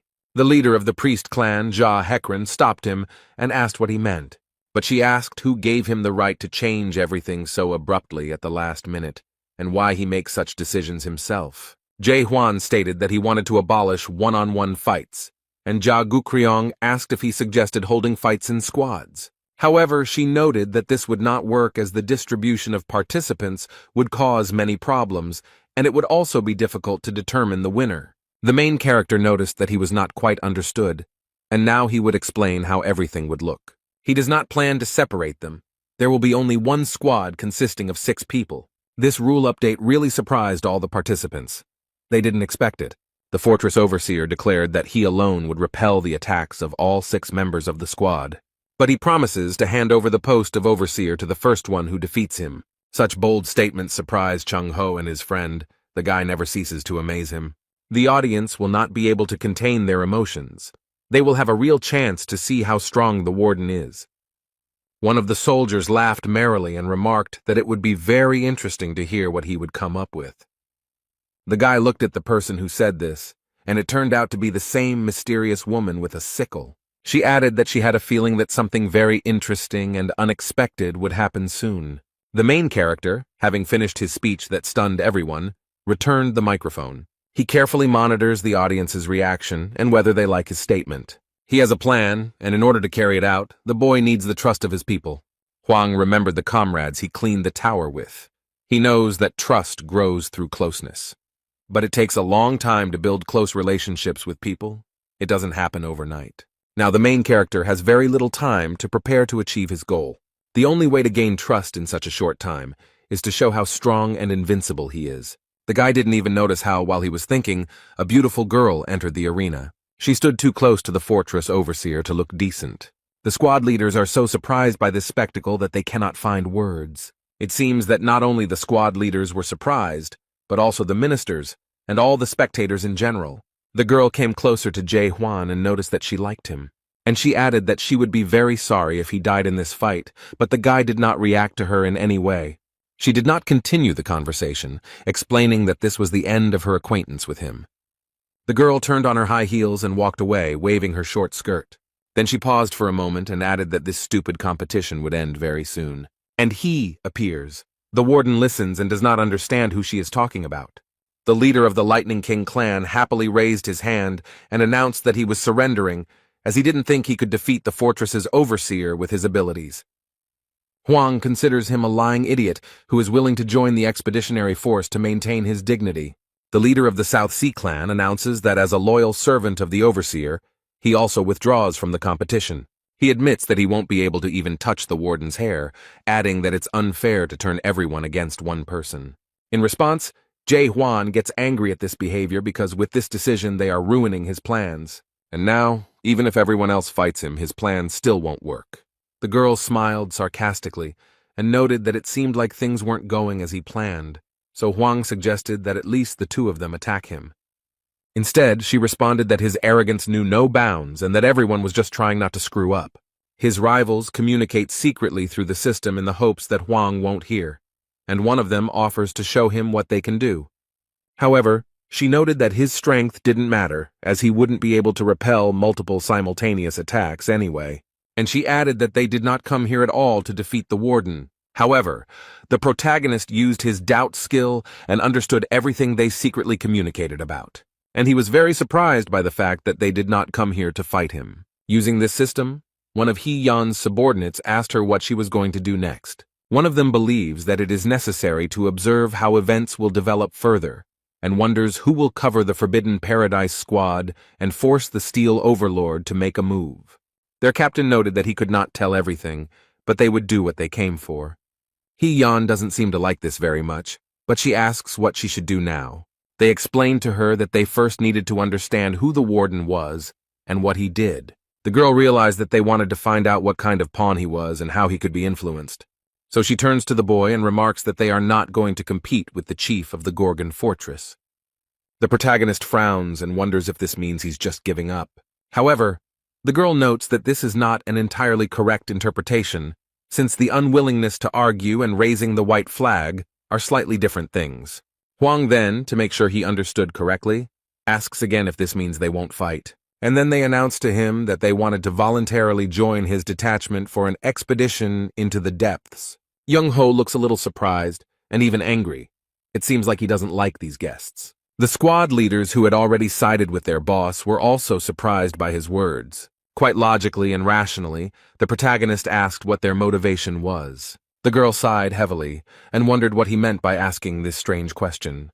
But she added that they cannot have any selfish motives, but only a desire to help people who are stuck in chaos and want to return to their previous lives. Although the people in the stands were not very happy that instead of fighting, they decided to just talk. Yan suggests speaking honestly, and points out that this competition was not a game for the position of warden from the very beginning. She suggests that it was such a tempting and very cunning move for the sake of something completely different. From the very beginning, the talk was not about the position of overseer, but about recruiting people for the expedition to Gribben. The public is surprised by this turn of events, and the girl continues to note that the warden's methods impressed her a little. Since the failed attempt 900 years ago, no one has tried to do something on such a scale again. So this girl feels proud to be here and notices that everyone here should feel the same way. But he invites those present to boldly admit that they have not come for the job of overseer. It seems like this girl is up to something because she takes off the mask she's been wearing all this time. But suddenly her eyes lit up with a bright green light, as if she was using some kind of skill. She rises into the air and hovers above the arena, spreading her power around. This skill spread throughout the arena and stands, and it calls into question their true motivation for why they are all here. Thanks to this skill, the girl gets the opportunity to see the whole truth with her green eyes. Yan seemed to have cast a spell on everyone in the stands and could reach into the most distant corners of their minds. The girl seems to charm everyone and asks what really brought all these residents to the house. Is the battle the main reason, or perhaps they are concerned about the future of Gorgon's fortress? The girl used her justice skill and approached people to understand their thoughts. People start looking around and trying to understand why they actually came here. They discuss what they think about this and how they feel about the deep sea expedition. The main character looked around and realized that she was using a skill that enchanted everyone around her. Huang looked at the girl and even thought about ending it all with one blow. One of the older men raised his hand and declared his support for the Divine Ladies squad. But he adds that he did not come here from the east to watch some ordinary competitions. This man turned out to be a wandering sword general, and his appearance here surprised everyone very much. This old man, Han Myung-gwan, is as strong as 10 troops put together. It seems like Yan was trying to achieve this because you can see the satisfaction on her face. However, the main character is not very happy with this turn of events, because he sincerely wanted a fight. Meanwhile, the main building of the Gorgon fortress is empty. It is quiet and calm here, because most people are in a completely different place. Only one person walks through the empty corridors and does not feel any danger. This man is Justice Minister Carlton, walking slowly towards his office. In complete silence, he boldly opens the door to the room. It is already late evening outside. The window in the office was open, and a bird with beautiful blue feathers flew in through it. This is Orel Visnik. No one has been in this office for a long time, so it is unclear when he arrived here. The bird obediently waits for the person who will receive the message it must convey. When the eagle realized that the message could be entrusted to the Minister of Justice, he showed it. Carlton read a message from Fortress Overseer Dryan that the dead were heading to Gorgon's fortress. Then the messenger flew away, having completed his task, and the man remained standing at the window. An expression of unspeakable horror appeared on his face. This news simply stunned the minister. Carlton wonders what will happen to the fort when they finally get here. Meanwhile, no one suspects that danger is approaching them. They are still in the arena. The sky has already darkened and is covered with black clouds, but people do not disperse and remain in the stands. The entire crowd is completely hypnotized by this woman. She calls on everyone not to fan the flames of internal conflict. But she suggests that we all sort this situation out together. It's strange that no one stopped her. Yan stated that it was time to end this competition, as they had already achieved their goal, and there were many people behind them who were willing to volunteer to go on an expedition into the depths. She understands that now everything is in her hands, and she can get down to the most important thing. The girl announces that there is one more issue that everyone should discuss. She asked who would be the captain of the expedition group, as it was a very important mission. Young-ho wonders if this girl has returned to herself. It seems like he knows her well. Hee-yoon used the skills justice and illusion against people. Now she uses her cunning tricks to deceive people. I wonder what she is trying to achieve. The girl hopes that the commander of the fortress will take on such responsibility. She believes that the current overseer is a unique genius, surpassing in strength and intelligence all the leaders of the 10 squads. People praise the leader of the Divine Women's Squad because she is an amazing person who wants to praise someone else and not herself. She asked if anyone had any complaints, and the wandering swordsman noted that the position of squad captain could not be taken so easily by force and cunning. The girl is surprised and wonders what qualities a captain should have. He believes that the only thing a captain should be able to do is lead a large number of people. She suggests that the girl take a closer look at the fortress caretaker to find out. The man asks if she can use her fair check skill on the warden. That was exactly what she was trying to achieve, because a faint smile appeared on the girl's face. People are very supportive of this idea, because thanks to this, everyone will see what kind of person he is and whether he can be trusted. Zaira announces that everyone except the warden must leave the arena and asks the leader of the Divine Ladies Squad to use his skill. She pretends that it is not her idea, but the desire of the majority, so she is forced to do it. The girl lightly points her hand at the boy and creates many white butterflies. They form different figures. One of them is a large arrow figure. It seems to be some kind of ritual. The guy was very surprised by this, and the squad leader asked him what he thought about it. It scares him a little. He doesn't know if it can hurt, but she keeps asking. Chung-ho realized that this girl had acted very treacherously, and this was exactly what she had been waiting for. But he noticed that she had everyone under her control, and the man explained that everyone knew about her outstanding abilities. People with a high level of adaptation undergo a fair test to make up for the missing characteristics and move to another level, although he himself has never done this. The doctor is worried about Jae-hwan because if he now brutally disperses everyone, the expedition will definitely not take place. After all, no one wants to follow a captain who can kill at any moment. But if we don't intervene now, his soul will be tested, and this is an intervention in his personality. The old man eagerly awaits what this young man will do, and the protagonist calmly agrees. This answer surprised the divine physician because he faced a very difficult choice. She asks him again if he is ready to undergo a fair test, and he repeats his answer. The girl didn't just like it. That's why she came here. She needed to find out what kind of person he was. The audience can't wait for something to finally happen. They're tired of watching these two just stand there. But immediately after that, she announced the start of an audit, and what happened next was quite surprising. Suddenly, out of nowhere, a huge wooden ship appeared with white sails raised. This ship is caught in a strong storm. The cold waves are battering it and breaking it in two. Suddenly, and for some unknown reason, Jae-hwan found himself on the ship, holding tightly to the handrails. And the squad leader announced that this time the ocean would be the location of the fair test. The main character is furious. He cannot understand what is happening here and how to get out of this illusion. Although, despite this, everything looks very real and scary, the guy does not know what to do. The girl noticed that, as everyone could see, there are cases in the ocean when a ship sinks during a storm. People find themselves in the open ocean and, trying to save themselves, climb into a boat. The girl notes that, fortunately, the lifeboat arrived in time, and people have a chance to be saved. They pulled almost all the people out of the water, leaving only one person overboard. But the boat can only hold 10 people. If they take this man on board, they will all drown together. Suddenly, one of the men grabs the captain with a wet and cold hand. Everyone looks at Jae-hwan, and one of the men holds his hand tightly. They demand that he make a decision about what to do as soon as possible, but the protagonist cannot understand how he ended up in this situation. He has two options. The first is to leave one man overboard and save everyone in the boat. The second is to take this man into the boat, and everyone will die together. It's a fair test, and the girl sarcastically asks what the fortress chief will choose. If he chooses option 1 and leaves this poor fellow in the sea, he will be accused of indifference. But if he chooses the second option, he will be short-sighted because his decision will destroy everyone. Therefore, no matter who the overseer chooses, the people will definitely doubt his candidacy for the role of expedition captain. Jae-hwan thought for a moment and suddenly announced to everyone that he would choose the third option. The girl was surprised and noticed that there were only 2 options.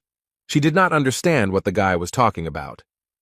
The young man explained that his goal was to save everyone and prevent the boat from sinking. The squad leader is at a loss. She finds it hard to believe that he will be able to find such a way out. This answer option will appear only when the man starts looking for his own way to solve the problem, and now the system has shown the third option, where he will save everyone and not let the marriage drown. This is the only way to save everyone and preserve humanity, but the girl did not count on this. She wanted to make him look short-sighted, and Hwang ruined her plan. But now she can't do anything about it, so she invites him to share his plans. The main character noticed that they all have problems because of the sea, so they have to fight it. He looked at the sky, covered with black clouds, and explained that he would simply part the sea. The girl is very surprised to hear this. She does not understand what he is talking about and how he is going to do it. It seems to her that the commandant of the fortress has simply gone mad from overexertion. Instead, Jae-hwan looks extremely focused and is already preparing his weapon to fulfill his promise. The girl looked at this with horror and tried to stop the guy, asking what he was going to do. Young-ho recognized this pose. He had seen the guy do it before and knew exactly what would happen next. So he immediately warned everyone to hide somewhere, and people began to run away in panic. The protagonist gathered his strength and performed his signature strongest attack, which formed a large beam. The people on the boat were frightened by everything that was happening. They covered their heads with their hands. The leader of the Divine Lady Squad watches in horror as the water droplets rise up. Everyone watching this was very surprised, but Jurgen looks suspiciously calm. The system issued multiple messages indicating that an error had been detected while modeling the situation, and the sea instantly disappeared, and the terrible and terrifying storm ceased. All the simulated characters were saved. The girl who was on the ship hugged the captain around the neck and thanked him for saving her.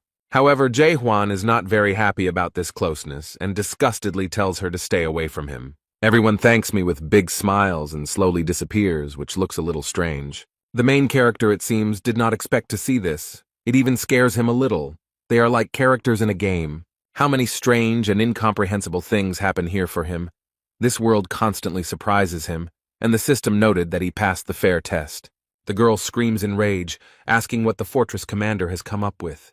However, the main character does not react to her hysterical screams and calmly replies that it is time. These words, or the way the main character said them, terribly frightened the squad leader, and she immediately fell silent.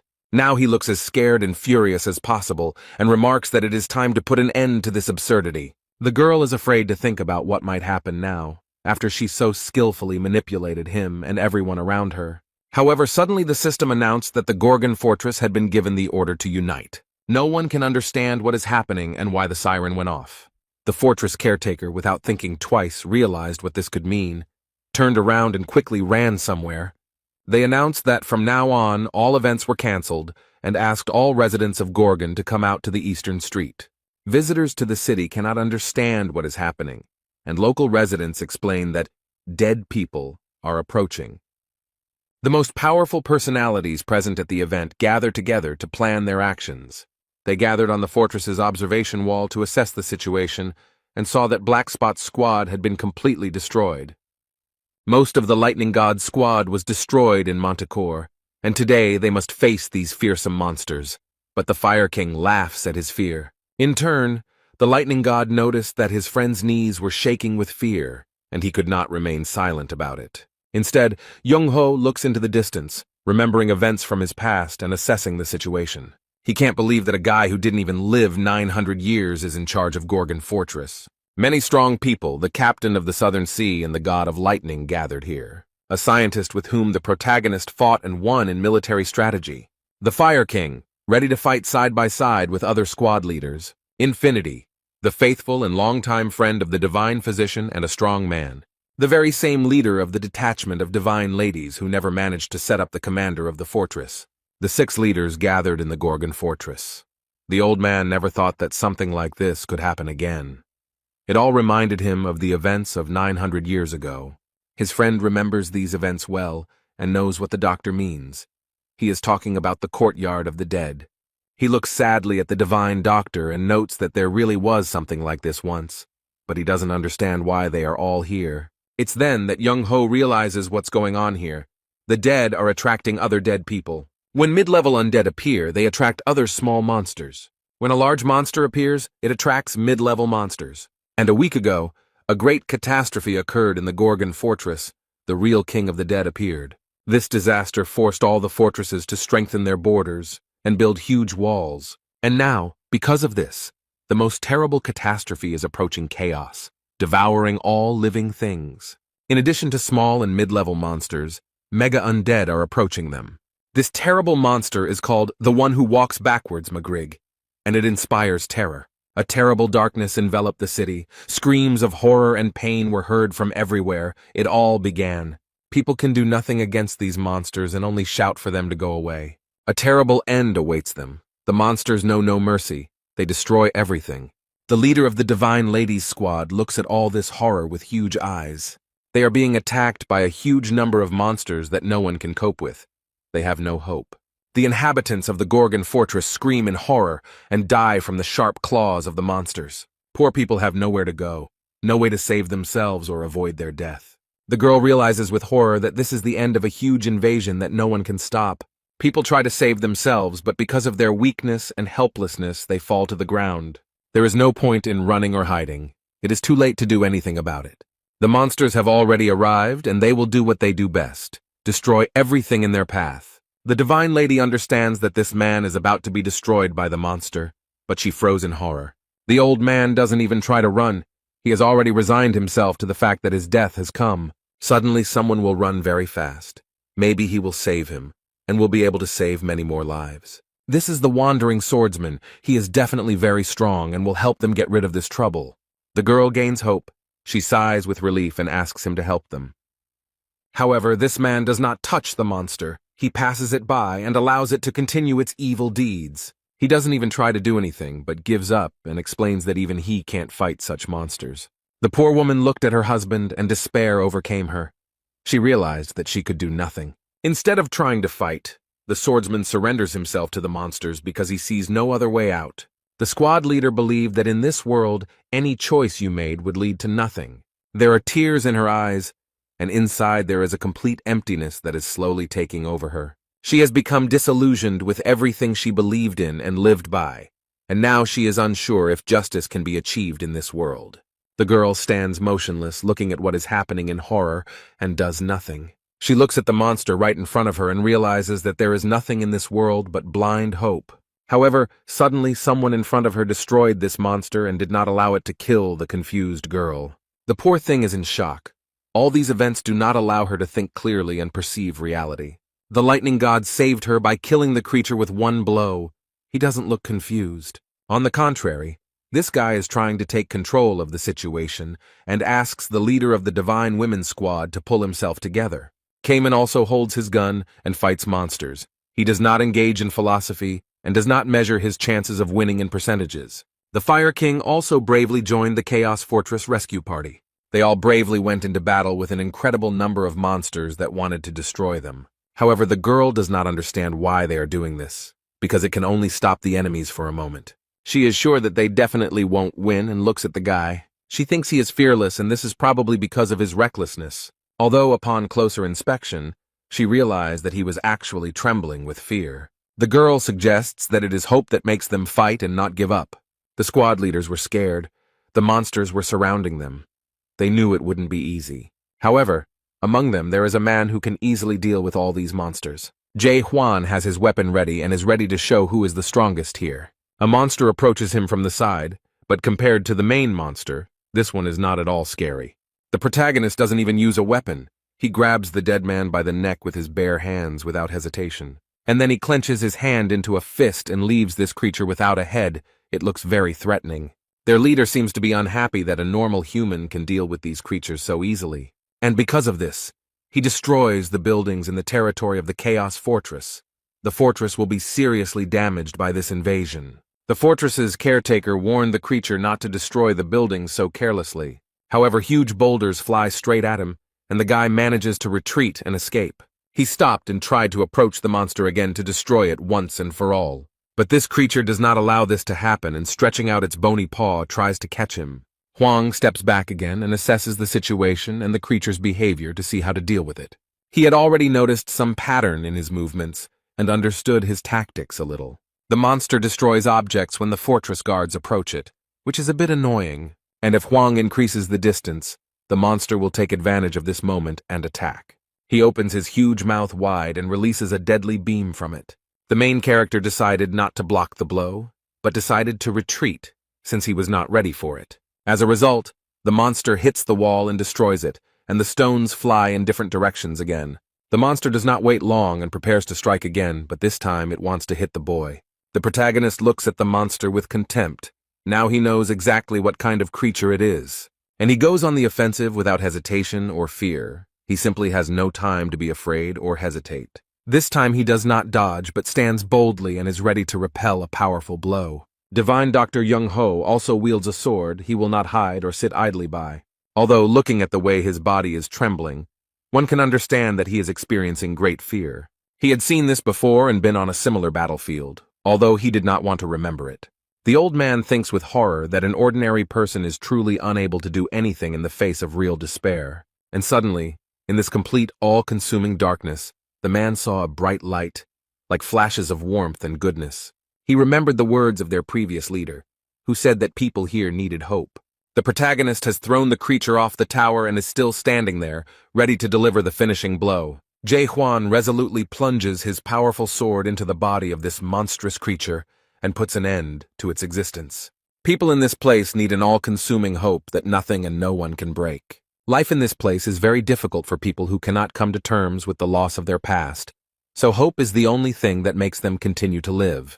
There was a lot of dust and rocks flying around, and in addition to that, a bright yellow light was visible. This created such a powerful wave that the fighters could hardly stay on their feet. Young-ho looks on in surprise. He can't believe his eyes.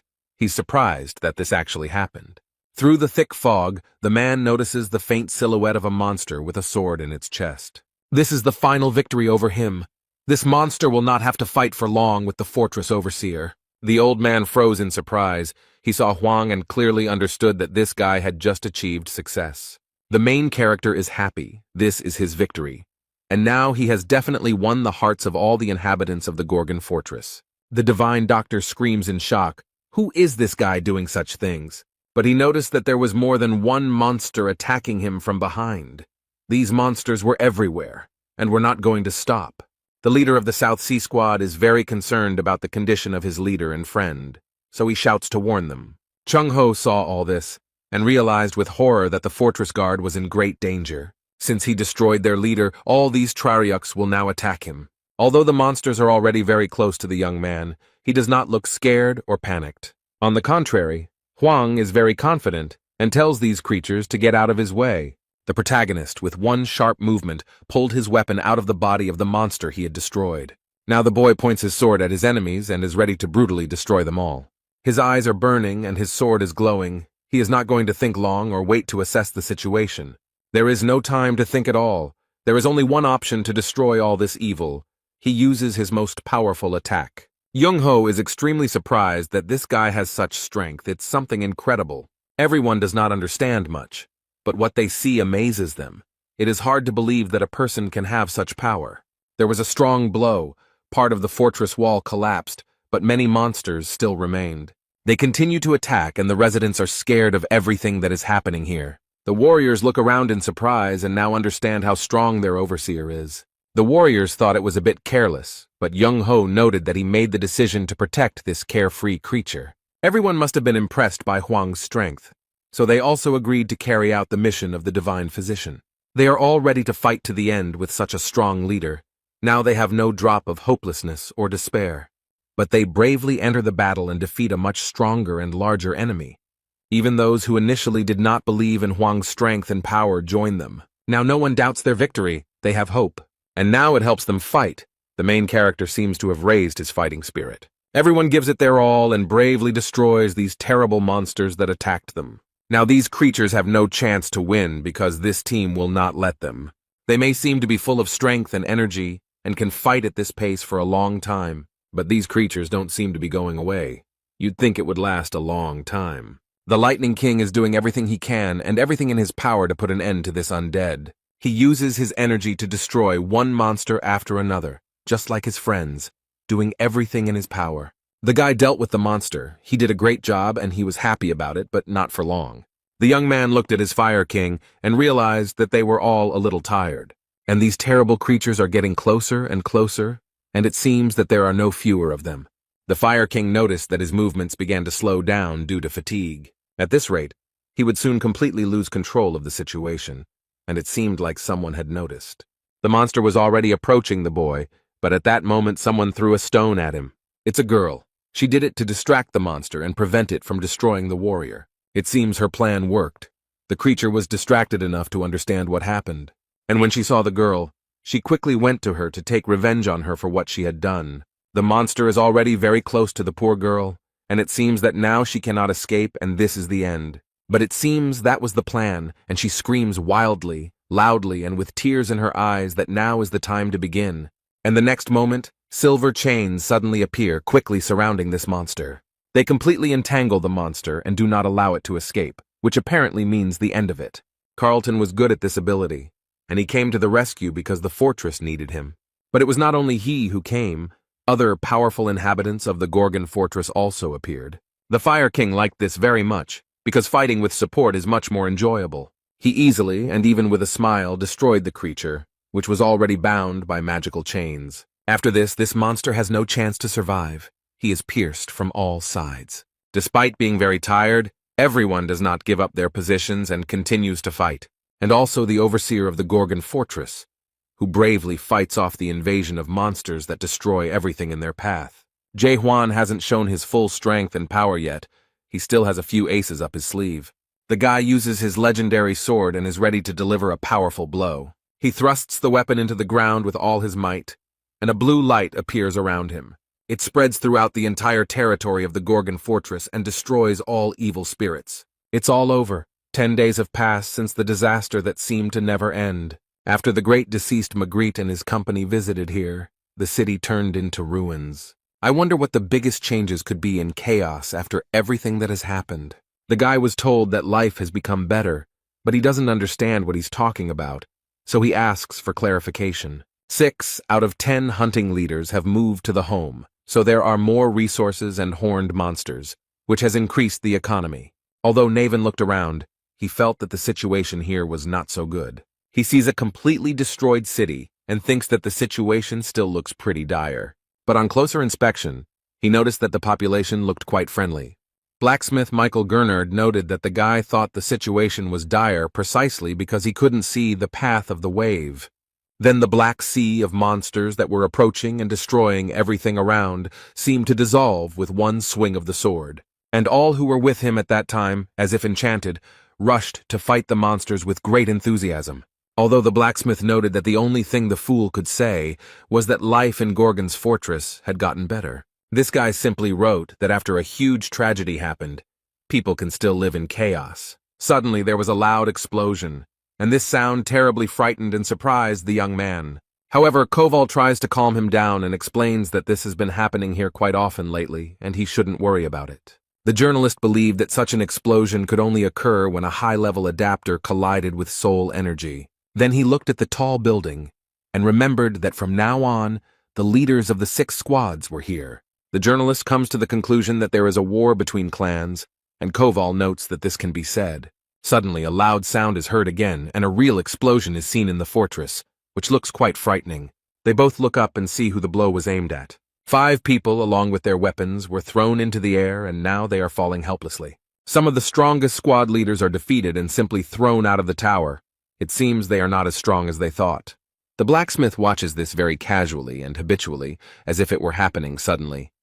And the main character sits in the fortress and notices that these people have a difficult path ahead. Meanwhile, there is unrest in the Manticore fortress. It seems that bad news has reached them. The commander of the detachment that captured the fortress cannot believe what he just heard. He was told that the great late Magritte, who had gone into chaos, had been completely destroyed. This guy is getting angrier and angrier. He knows very well that this monster is not so easy to defeat. This monster is located on level 9 in the Great Lands and can only be defeated by a very strong opponent.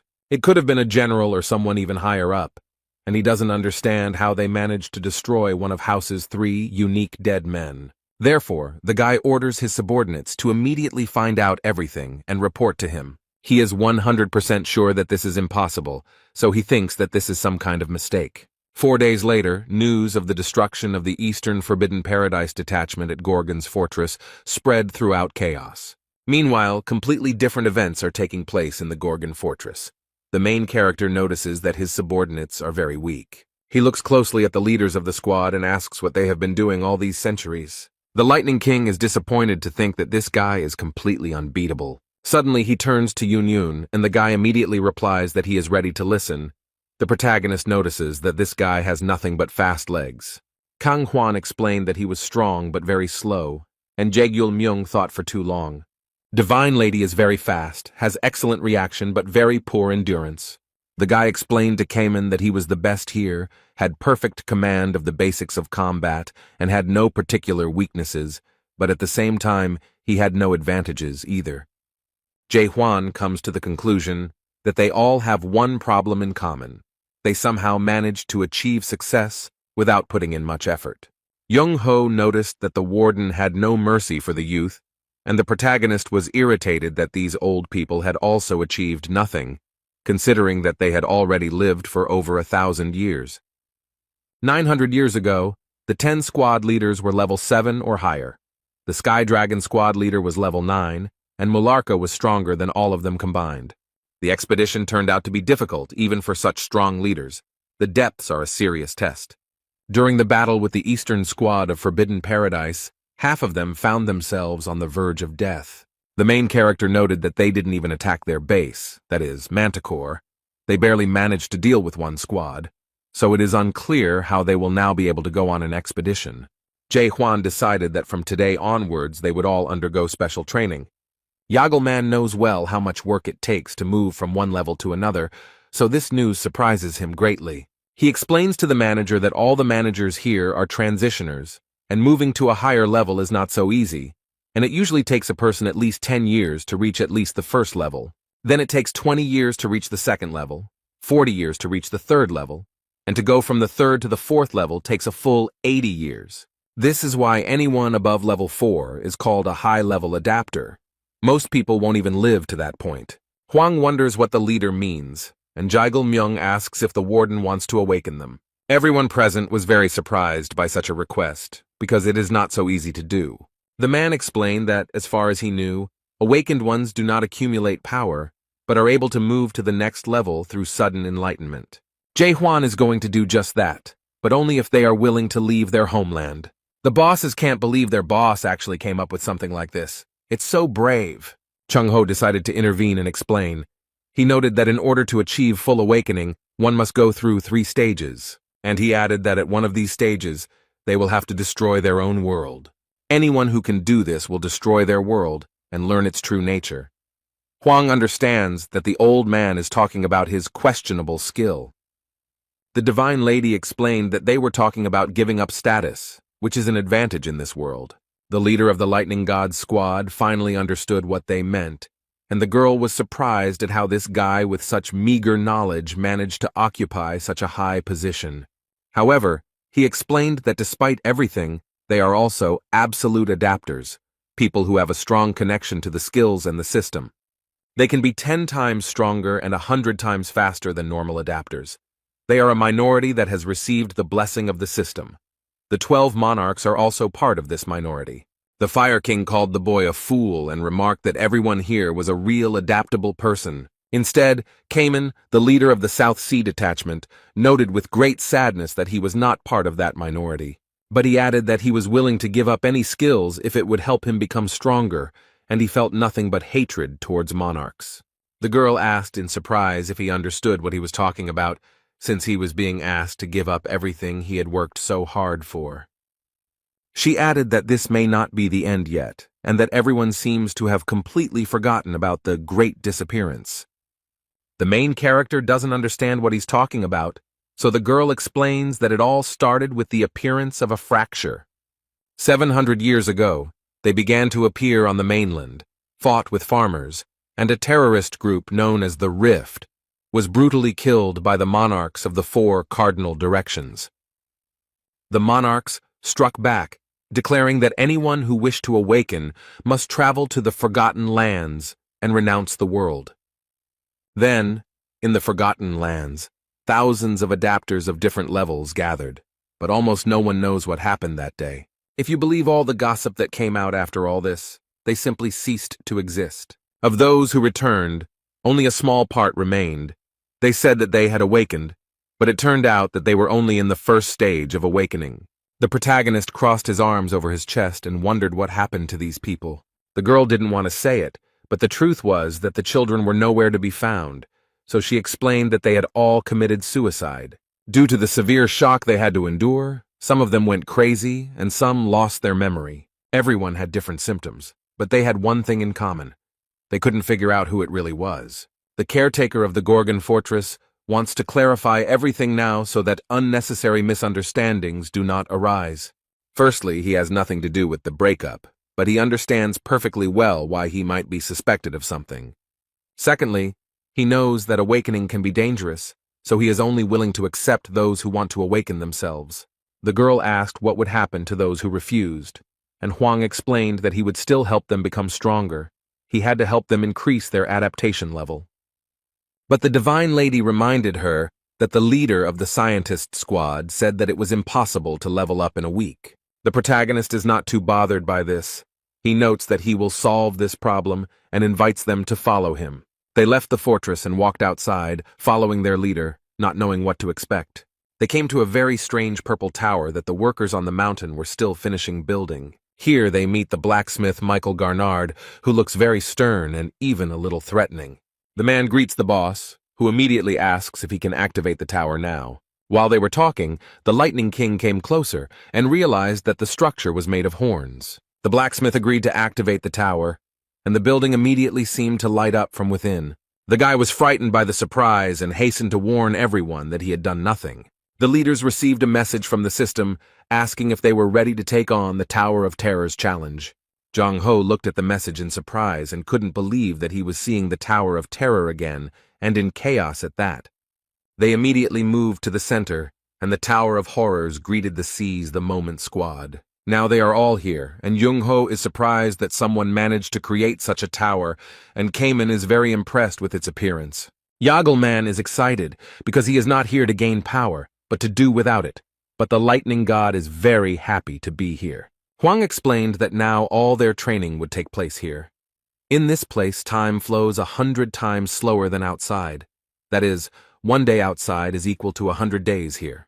This means that 1 week outdoors is equal to about 700 days here, so they have about 2 years to prepare, but the rate of soul destruction is inversely proportional. Therefore, as soon as the destruction of the soul exceeds the 80% mark, an automatic disconnection from the system occurs. But he added that the monster's horns would always be there, so you wouldn't have to worry about your soul being destroyed. The boy looked at the overseer in surprise and admitted that he thought he was heartless. Now the main character wants to divide everyone into those who want to wake up and those who don't. Those who want to awaken should stand on his right, and those who only want to level up should stand on his left. But it seems that only Cayman has made a clear decision so far. Their training began. The Divine Lady attacks, but the Lightning God is very fast, so he manages to dodge the attack. The boy finds comfort in the fact that no one can catch up with him or hurt him, no matter how strong he is. But suddenly, he receives a strong fire blow, and his words no longer sound so convincing. But still, his speed helps him navigate and instantly avoid attacks. This fire was sent by the leader of the Fire King clan. It seems they have no rules for one-on-one combat. The man ironically states that speed is not so important, but destructive power is much more important. Yagelman looked at them and noticed that they all looked unhappy. He added that this was why they were not getting stronger, but no one liked these words. So now the 3 of them are attacking one arrogant guy. They won't let themselves be treated like that. These battles are closely and strictly observed by the leader of the Infinity Squad, Shin Mu-hyuk. As expected, Cayman was the only one who expressed a desire to undergo awakening. This guy was extremely confident in his decision, and despite the difficulties that awaited him, he did not change his decision. The girl is interested in how they will increase their level, because for adapters of such a high level, it is not so easy. To do this, you need to achieve a certain level of knowledge or master new specialized skills to improve your qualifications. However, Jae Hwan seemed very confident in his decisions and noted that they would be easy to implement. However, the girl insists that finding a book of the highest quality is not so easy. And then she asks if he's really going to steal her from the big clan's basement. She remembers that the Lightning God already stole from them. The protagonist explained that they didn't necessarily need a book. They just needed a good teacher. The Divine Lady suggested that the matron would teach them, but the boy refused. But she doesn't understand who can teach them then. But then she seems to understand what Jae Hwan means. The boy noticed the girl's confused look and smiled slightly, declaring that they would become teachers for each other. Shin Mu-hyuk thought that this was something new. The squad leaders were very proud, so they themselves would never have thought of this. Now they compete with each other for the title of the strongest. Each of them, without a doubt, considers himself the strongest and, of course, wants to prove it. The squad leaders shout that someone is stronger than the other and compete with each other. On the other hand, Jagelman is shocked by such competitions and considers the squad leaders to be short-sighted idiots. Shin Moo-hyuk watches this and believes that everything may well go according to the prison warden's plan. Then he wondered how Cayman was doing on the second floor, whether he was coping with his tests. He trains hard and repeats the same movement for what seems like an eternity. He had already lost count of how many times he repeated the same thing, but the guy did not calm down, but stubbornly continued. Jae-hwan watches him and orders him to speed up, and the young man tries hard to do so. And then he asks if it will help him become stronger, but his coach doesn't want to hear such questions. He explained that the guy should have already felt and understood everything himself. He just needed to listen to himself. Hwang asks if he's having a hard time because he hasn't fought other adapters, but Cayman knows that he's much weaker than the others and doesn't have much talent. Hwang explained that the guy is different from the others because his perseverance and constant work on himself made him one of the strongest, and his strength of spirit helped him not to lose himself. It is not talent, but strength of spirit that leads to awakening. Cayman doubts that he will succeed, but the warden believes in him. The protagonist repeated his words and noted that he wanted the young man to trust him. The guy was not very confident in himself and his abilities. He always considered himself worse than others. However, the coach's words instilled in him confidence in himself, and he believed that he could achieve anything. Now the fighter works on his movements with even greater persistence and achieves success. Meanwhile, outside, the night is quiet and calm, the sky is cloudless and starry, and the moon brightly illuminates everything around. A dark-haired girl drinks alcohol from a bottle and enjoys the taste. She sits all alone on the roof of the house and drinks what is in her bottle over and over again. She is surprised that the Tower of Terror was created by man to seize the moment, and believes that people are naive to think they can change anything even though several centuries have passed. But now it seems that she is addressing someone is approaching the girl, but she is not afraid at all. In the shadows, the divine Dr. Young-ho stands motionless, watching this girl intently. He doesn't seem very happy to see her and asks what Sol-ha is up to and what tricks she is using. The girl greeted him as an old friend and asked why he was speaking to her so rudely, and invited her husband to come back since everyone was waiting for him there.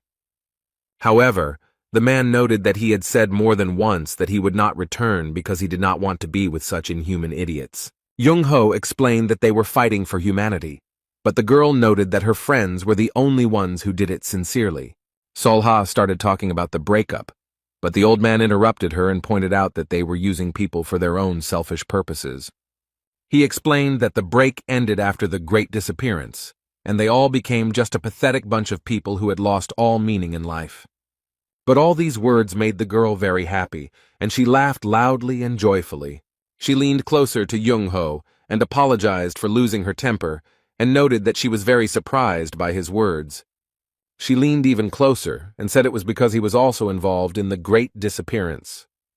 But the man sadly noted that this was far from the truth, and the girl added that everything turned out to be different from what he thought, but instead of doing something about the Great Disappearance, he remained on the sidelines. Sol-ha is still grateful to him for this, because if it weren't for him, she would be a completely different person now.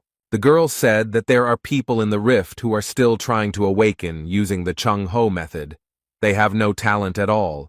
They just raise swords against each other hundreds of times. She pours the drink into a glass and repeats that they raise their swords hundreds and thousands of times.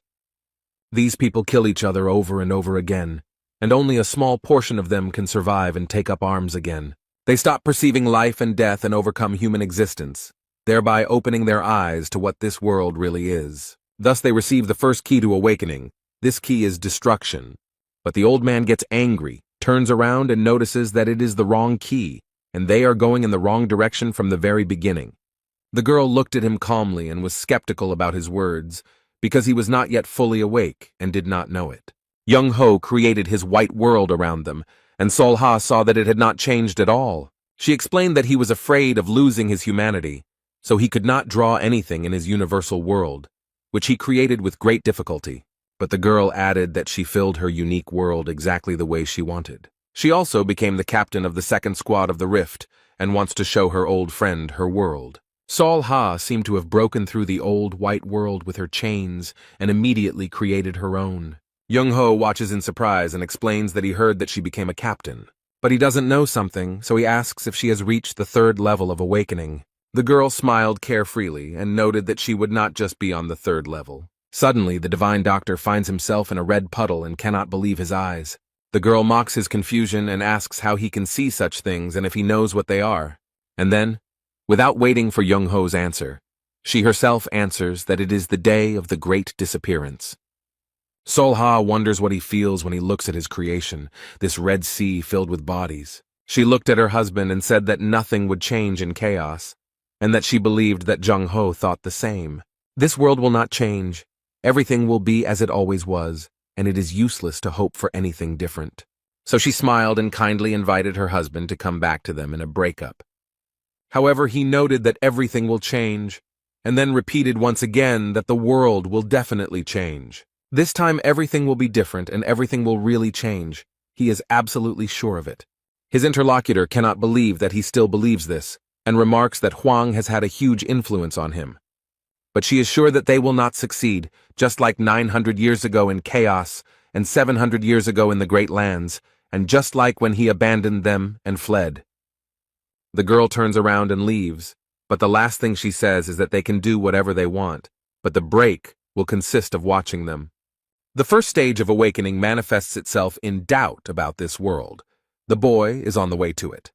The second stage of awakening manifests itself in understanding the world that has caused doubt. The third stage manifests itself in forgetting your former self. This is not so easy, and as a result, you can completely lose yourself. The guy is in a deep decline of his knowledge and seems to have lost control of the situation.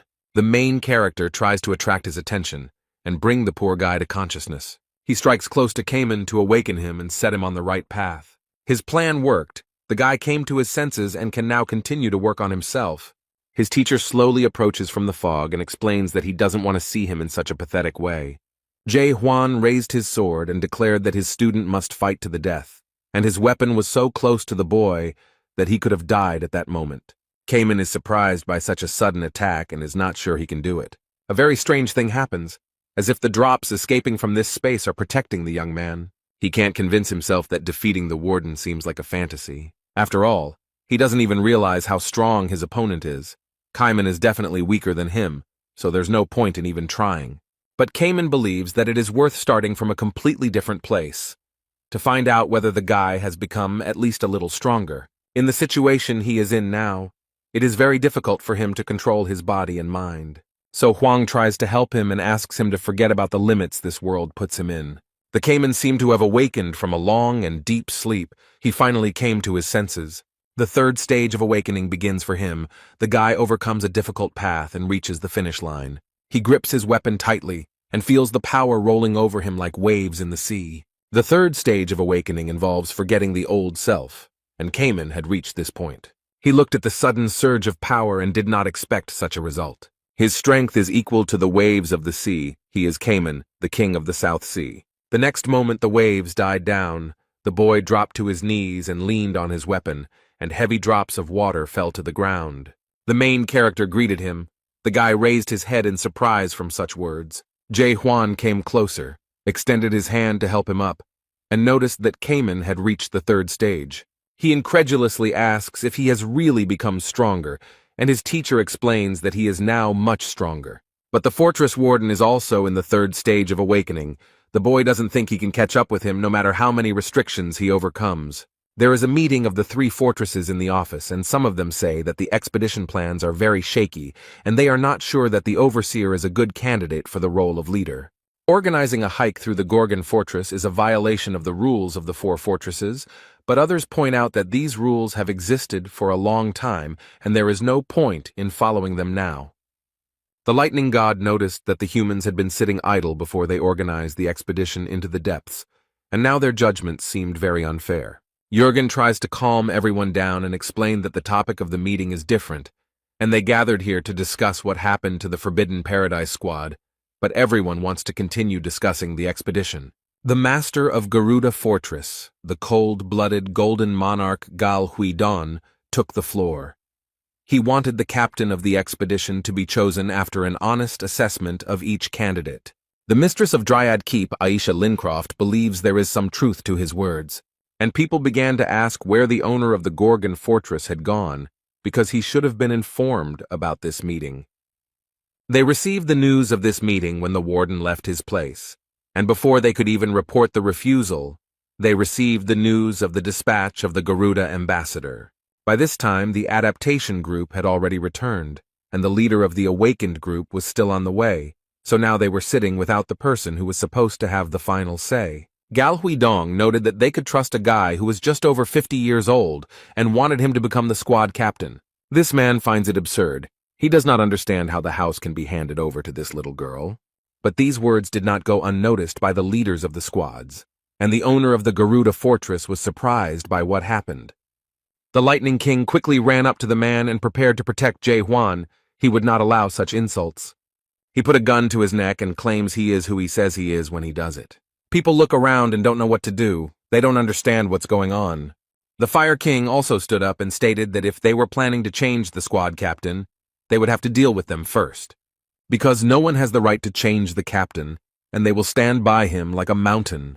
They gathered in the arena to sort out their relationship and understand who is stronger. Gal Huidong seems to mock the boy and remarks that the lightning god is very determined.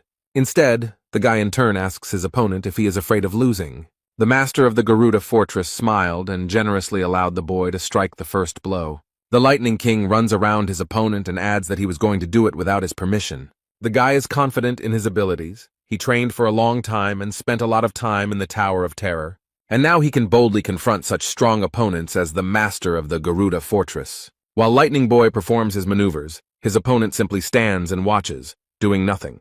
He just smiles and remarks that this guy is pretty fast, but seems to underestimate his opponent. Suddenly, the young man disappeared completely from sight. He did all this not just for fun, but to lull his opponent's vigilance. Now the Lightning King towers over the overconfident Gal Huidong and is ready to strike his first blow. Now this man saw that the leader of the Lightning King's squad was not as simple as he thought. The guy with lightning speed and strength attacks the man. The master of Garuda Fortress has adaptation level 8, so he easily blocked this attack. Now the man realized that the boy had the 7th level of adaptation. He was surprised and did not understand when the boy managed to achieve it. But the Lightning King does not comment on his opponent's words and continues to do his job. Gal Huidong assessed the boy's abilities and admitted that his opponent was stronger than he expected. But the owner of the Garuda Fortress is confident in his strength and does not want to play with this young man anymore. He stated that no matter how hard the guy tried, he still wouldn't be able to win, even at level 7. This man wants to put an end to their fight and show who is the boss here, so he uses the Golden Meteor Chakram. Many dangerous golden discs are heading towards the Lightning King. They are very fast and sharp. The poor guy couldn't avoid it, and now these circles hurt him and leave cuts. His friends are scared, they watch this fight and are very worried about the Lightning King. The guy tries to dodge, but he's already injured, and Gal Huidong notices that the guy didn't do that bad. But he added that he considered it a victory because it was obvious to everyone that this guy had already lost. However, the young man is not going to give up so easily. He is still standing on his feet and assures that this is not all, and the fight is not over yet. The guy thinks that this person is afraid. That's why he says such nonsense and wants to show his opponent something interesting. The owner of the fortress does not seem to be very pleased with his decision and considers him too persistent. The boy used his lightning speed, and the man noticed that it was very predictable and thought that he had nothing but speed. But the Lightning King surprised him and used the skill Fire King's 18 Strikes. The golden meteorite chakram flying towards him instantly caught fire, and the discs no longer posed a threat. The man's jaw dropped. He was very surprised that the guy used the Fire King's skill. And then the guy used the skill 8 Invisible Traps. The time spent in the Tower of Horrors was not in vain. Gal Huidong knows very well that the leader of the scientist squad has this skill, and the fact that another leader does the same thing surprises him greatly. He is angry and does not understand how they can teach each other their skills. Have they completely lost their pride? However, the Lightning King does not understand why they need pride, because it only gets in the way. The squad leader quickly approaches the enemy and holds 2 sharp daggers in his hands. He managed to catch this arrogant man off guard and wound him. It seems that this master of the fortress is not as strong as he says. The boy looked at the man with fear and wondered if he had made him angry. That's right, Gal Huidong is angry because his pride was hurt and now he wants to show his true strength. Now the young man is scared. He is not sure if he can stand it. A huge and very dangerous golden disc is approaching him. He has seen such before, but they were much smaller. Everyone who was in the stands is trying to get out as quickly as possible to save themselves. Even the squad leaders and Jurgen don't try to stop him, but run along with everyone else, although the commander of the Infinity Squad remains. And the owner of the fortress is very strict and angry. He wants to finally put an end to this. A giant golden disc rolls across the arena, mercilessly destroying everything in its path. The disc rotates non-stop. It is a terrible and powerful weapon that no one dares to stop. Gal Huidong used the skill Golden Sea Jug. It's a terrible cycle.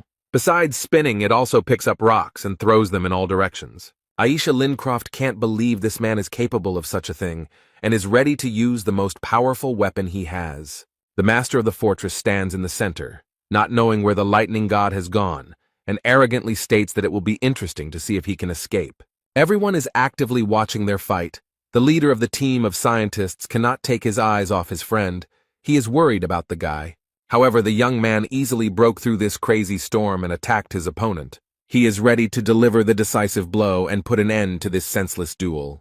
The lightning god declared that the fortress master had fought well and used Shinmun Hyuk's skill, Cloud Dragon Heavenly Sword series, against him. This blow destroyed the entire golden tornado of Gal Huidong that was circling around the entire arena.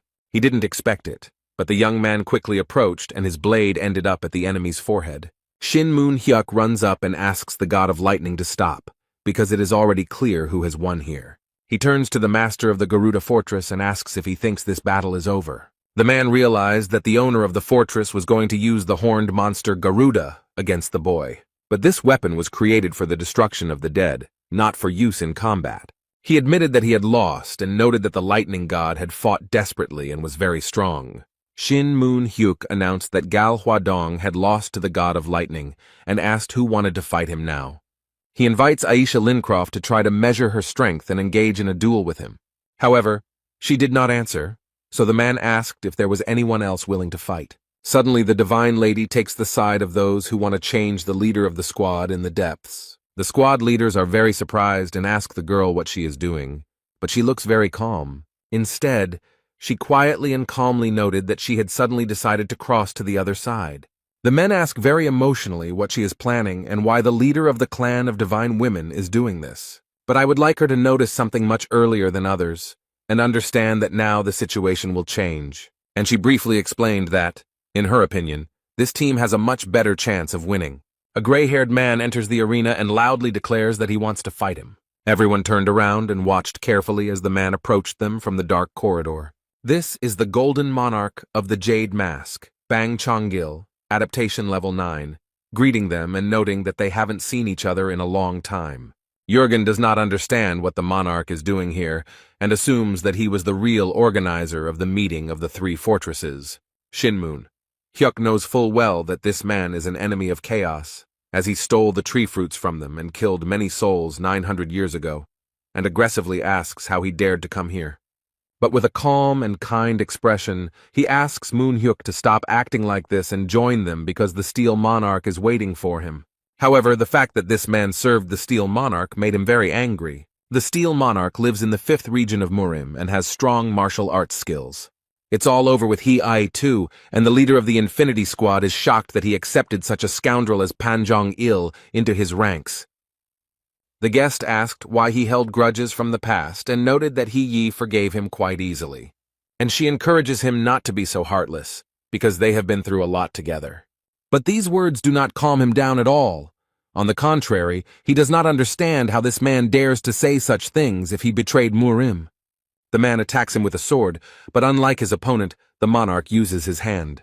But he defends himself from attacks with his bare hands, and does it quite successfully. It seems that he is quite strong. This is their first meeting in 900 years, and Panchinol believes his opponent is too cruel. Shinmun Hyuk looks at the man sternly, and it is clear from his gaze that he is not going to give up and will continue to fight. He asks when he contacted Dryad, Garuda, and even the group of priests. But the monarch pretends not to understand what he is talking about, and adds that he is simply giving advice so that they can make the right decision. He believes that the caretaker of the Gorgon Fortress and several others are living a dream that will never come true. Then he smiles slyly and thinks that these people will never succeed and says completely without any sympathy that he is sorry. However, his opponent is firmly convinced that they will succeed, especially if no one interferes with them. There is almost no one in the stands. it is very strange that so few people are watching them. In fact, there is one very attentive spectator there. She is interested in what they are talking about and how this fight will end. The leader of the Infinity Squad shouts at her and asks that the mistress of the Dryad Fortress not succumb to their influence. But she is no longer alone. A man is slowly and confidently approaching the woman. He emerges from the shadows and assures the mistress of the fortress that she is now making the right choice. She looks back and immediately recognizes him as the Steel Monarch's envoy, He-Yon. The man convinces that the overseer of the Gorgon Fortress is more dangerous than the leader of the Forbidden Squad. The main reason he is dangerous is that he is trying to unite chaos through an expedition into the depths. The monarch perceives this young man as a threat. He can destroy the entire system. He wants to change chaos, and whenever there is a threat, there is hope. This leads to people taking action and sooner or later falling into despair. The man convinces them that they need to get rid of Jae-Hwan, or else there will be more bloodshed.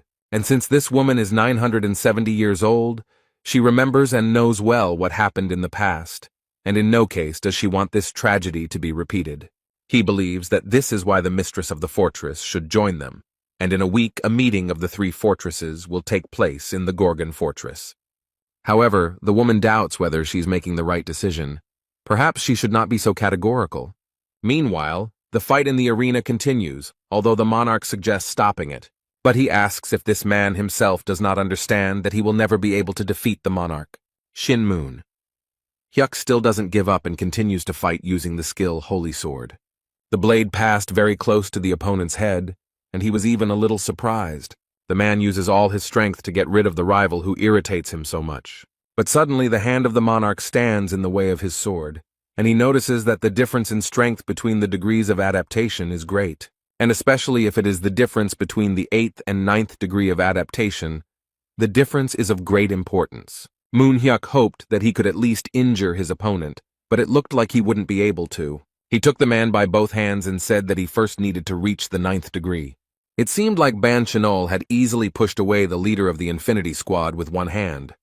However, he added that anyone who does not hold the title of monarch will not be able to leave even a scratch on it. The power that this man used spread throughout the arena and affected more than just him. The Divine Lady had never seen anyone with such great power. It only took him one hit to defeat Moon Hyuk, even though he is the Golden Monarch ruling the 12th region and not even a Great Monarch. Below the Great Monarch are Lieutenant and Major, but he does not have this rank either.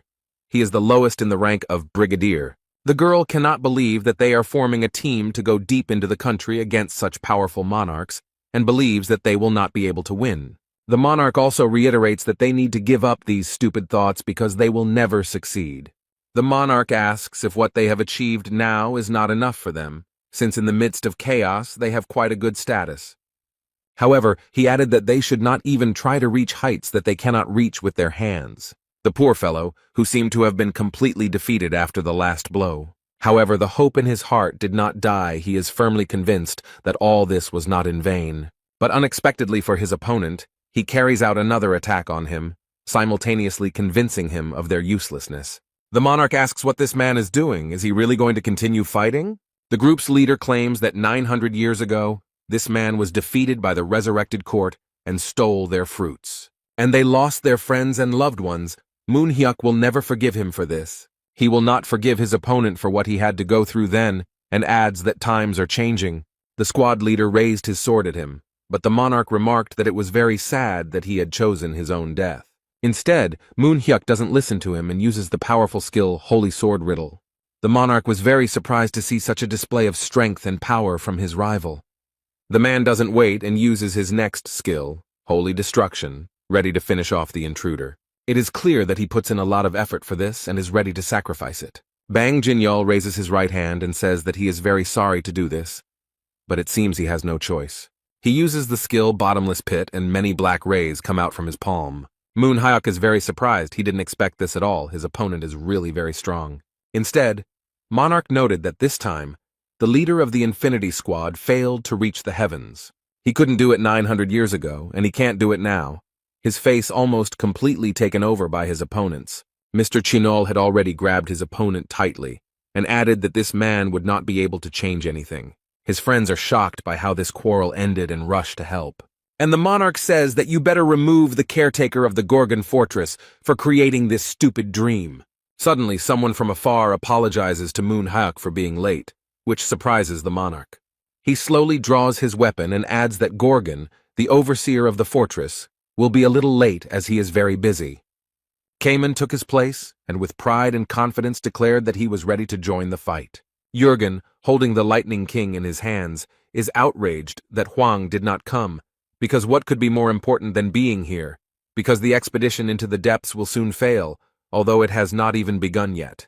However, the guy reassures the Minister of Internal Affairs and notes that now everything will be under control. Then he calmly looked at Manhwa and asked compassionately if he was okay.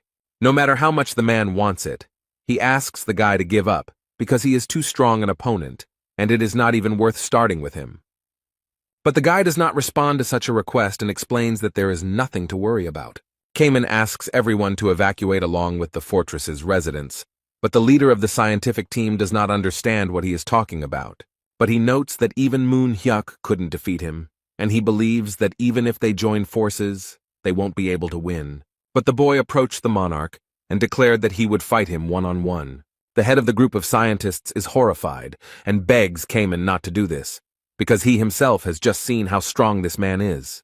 However, the guy does not pay attention to these words. He looks closely at his opponent and notices that they have not seen each other for a long time.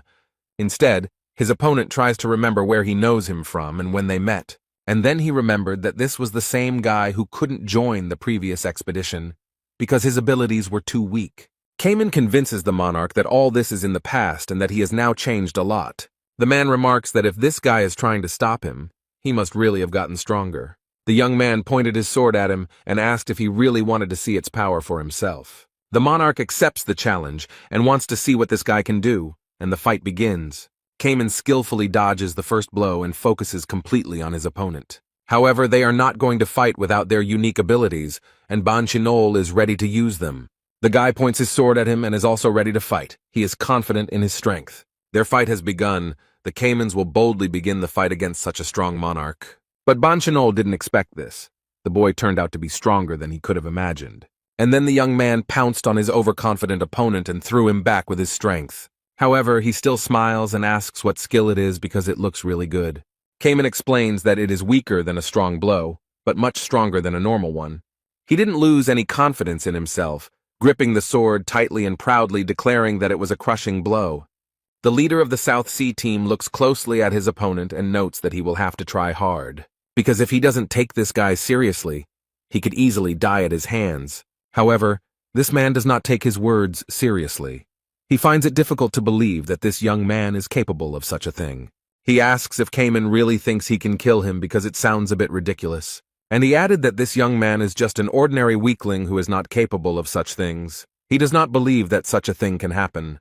And then the monarch used his power, and very strange and frightening black hands appeared around him. He shouts aggressively, "How could such a guy dare to threaten him? This is unacceptable." One of these terrible hands approached the poor fellow and attacked him, but he was not afraid. Cayman used his strength to block the blow and he succeeded. He is not as weak as people think. He threatens the attacker that his days are numbered and this will be his last fight.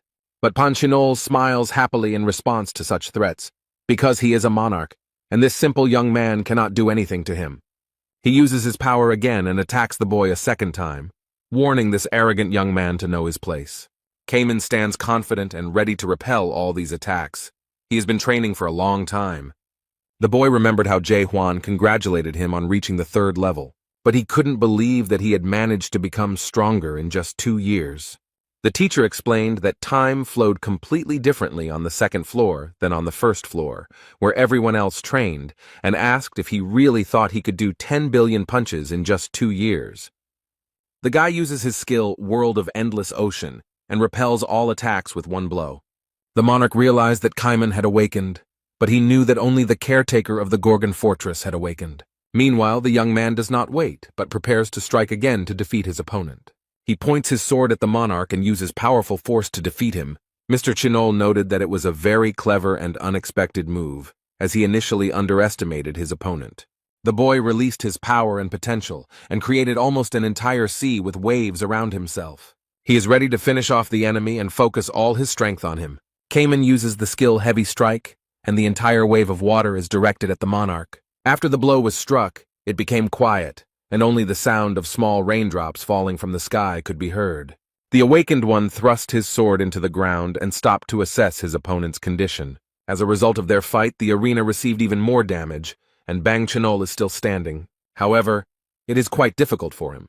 It seems that the guy has caused him serious harm. But the young man does not stop.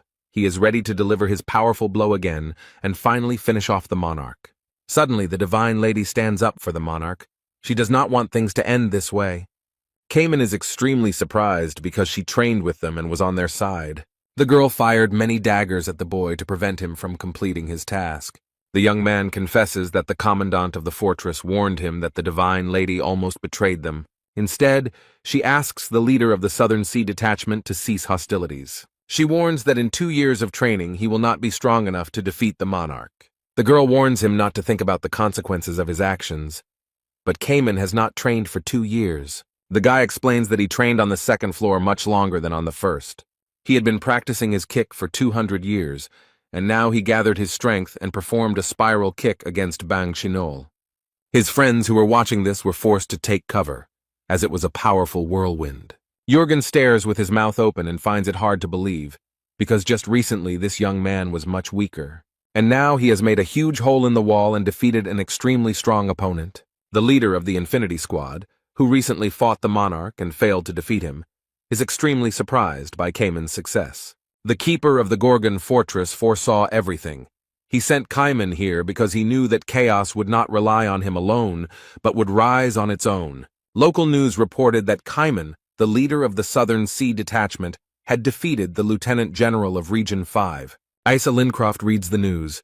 She is the only leader who has changed her mind. She explains to Cayman that she is here because he convinced her to come here. The woman warns that the lords are very dangerous, and asks if this boy really wants to fight them, to which the young man firmly replies that he does. Those from the Forbidden Paradise are nothing compared to those in the ancestral court. Although he managed to defeat the monarch Bang Chenol, he has the lowest rank of all, meaning he is the weakest. Isa warns that this means that in the future, he will have to face even stronger people. But the guy is ready for this. He explains that they escaped 900 years ago and it can't happen again. These words really surprised the woman. It seems she begins to believe in him more and more. He was an adaptable man who always doubted himself because he was not a Superman and did not have any strong abilities. This guy was always surrounded by his stepfather because he couldn't do anything or change the situation in any way. But now it has changed a lot, and it is difficult to recognize the Cayman that everyone knew before. Isa Lincroft believed in him if he was so sure of himself. She wanted to say something else, but the noise in the street prevented her. She became curious about what was going on there, so the woman went to the window and pulled back the curtain to look around. She saw a tower there and a lot of people around it. It seemed that almost all the inhabitants of the Gorgons had gathered there. The woman can't believe that there is a tower of horrors there. The guy wanted to tell her something else about the tower. However, Isa interrupted him and asked if he had undergone cultivation there, and if he had only become stronger there. Cayman explained that it may seem that way, but in reality, no one can become a product in this tower. This was because there was not a single cultivator in this tower, and this really shocked his young girlfriend. She can't believe that this guy became so strong thanks to this strange and completely unconventional tower. The guy comes to the window and wants to explain his opinion about this whole situation. With the fighting spirit of the common people rising, chaos can now stand firmly on its feet. She noticed that even ordinary people were trying to enter the tower despite their fear. They had dreamed about this for many years and finally got the chance and the opportunity to make a choice. 900 years ago, they lost such an important freedom for everyone, and it was a terrible event. But now it all may be for naught, unless ordinary people try to get it all back on their own. Asa Lincroft looked carefully at everything that was happening outside the window, and she began to understand something. She feels like Cayman is acting this way now because he wants to believe in himself again, and then she wonders where the caretaker of the Gorgon fortress is now, because he has not been seen for a long time. He sits with the divine physician by a lake surrounded by palm trees, and reflects that the meeting of the 3 leaders of the fortress is probably over. Young Ho wonders if the guy will get into trouble for not showing up for the meeting, but Huang is confident that Cayman has already sorted everything out. But he adds that the boy is stronger than the old man, but the old man does not agree. because he is much wiser than all of them. Jae-hwan noticed that Young-ho was also starting something and agreed, but he had some difficulties. The protagonist knows that this person has almost reached level 3, but he does not understand why the awakening has stopped. The old man explained that this was because he had chosen a different path, but the boy suggested that if Young-ho had woken up with a different word, his path would have changed too. These words greatly surprised the divine doctor, because he did not even imagine that Hwang knew about this. Jae-hwan noted that he knew they had different views on the world. The divine doctor looked at the boy and thought that he and everyone else from the break had awakened, having gone through the same stages. And the first stage of awakening was destruction. Its path was very cruel. After this, the old man remembers that the second stage was the stage of creation. It was not easy. Then man approaches the third and final stage, this self-denial, the awakening that he knew was different from what Hwang knew. For Chung-ho, this question was not so philosophical and incomprehensible. He simply cut up enemies on the battlefield. Destruction did not cause him any doubts, and the creation stage did not cause any torment. That is why the old man experienced awakening without any questions or suffering. But with Jae-hwan, it was completely different. Doubt made him doubt his own truth, and realization made him think about the meaning of the world. Thus, he went through torment and suffering, and found a unique path that makes him constantly doubt the justice of the world order. Young-ho is curious about one thing, and he dares to ask his friend. He touches the third floor of the tower. It is said that time passes 100 times faster there than on the second floor. By chaos standards, Jae-hwan was outside the second floor for 2 days. The old man suspects that the young man spent this time on the third floor of the tower and asks how long he has been training this way. The protagonist smiles slightly and briefly replies that he has been here for 2,000 years. The divine doctor's eyes widened, and he thought he was being tricked because it sounded crazy. The boy noted that he could now be considered older and should be treated with respect, but Young-ho didn't think so. However, Jae-hwan was not able to spend as much time there as he had planned. He wanted to train more. And the next moment, the guard of the Gorgon fortress rose from the sand. Apparently, their retreat was over. He looks at the man across from him and notices that it's time for them to leave. They've been sitting here for too long already. And then he jumped up. And the old man instead noted that no matter how many years he lived, for him, this guy was just an ordinary slob. They run somewhere very quickly, and Young-ho asks if the young man really wants to go to the Castle of Rebirth so much, and he firmly states that it is true. The old man warns that the Castle of Rebirth is a strong enough enemy, and they still have time to wait for help from the Gorgon's fortress. Instead, the protagonist is convinced that the Lord will not wait that long, and probably expects some action from him after meeting the awakened. That's why they should attack when the enemy least expects it, especially since Hwang doesn't plan on fighting the entire castle. The boy planned to take only the most important thing from there, to steal the fruits of the magic tree. But that's not all. He has a plan, and he's not going to stop there. He wants something more. He also wants to take away the mysterious treasure of horrors that turns a man into a lion. And he also needs a narrow gate, because if he passes through it, he might get to chaos alive. If you steal all the fruits and destroy the narrow gate, the lords will no longer be able to fall into chaos. They will only be able to do so after death. In any case, to carry out the plan, he first needs to get there, to the Acropolis of Manticore, which stands at the entrance to the Castle of Rebirth. Now Manticore is ruled by a forbidden paradise, and these guys aren't letting it go that easily. Young-ho asks in horror what Jae-hwan is going to do, but the young man sees no need to explain his plan of action. The protagonist performs a trick and destroys everything with his power, and then explains that he will do the same thing as always. Cayman will kindly tell us about the lords of the Great Lands. They have only 4 ranks. The highest level is occupied by great lords, who rule over 12 regions, followed by lords, great generals, and lesser generals. The old man didn't like this idea very much. He thought that it would be better to sneak in unnoticed than to fight the entire fortress now. Hwang repeated that he had warned them and would do everything as usual, but Jung-ho explained that they should conserve their strength. After all, Manticore is just a gate to the Castle of Rebirth. But in the meantime, a huge number of warriors are already approaching them. The guy didn't lose his composure. He was ready for this and stood calmly, preparing to strike. They are already very close. The main character has already gathered his strength and is not afraid of so many rivals. He makes a light lunge and easily scatters everyone who so obediently approaches him. Meanwhile, in Manticore Castle, a boy watches what Jae Hwan is doing with great interest and surprise. He realized that all this destruction of the southern part of the Forbidden Paradise was his work.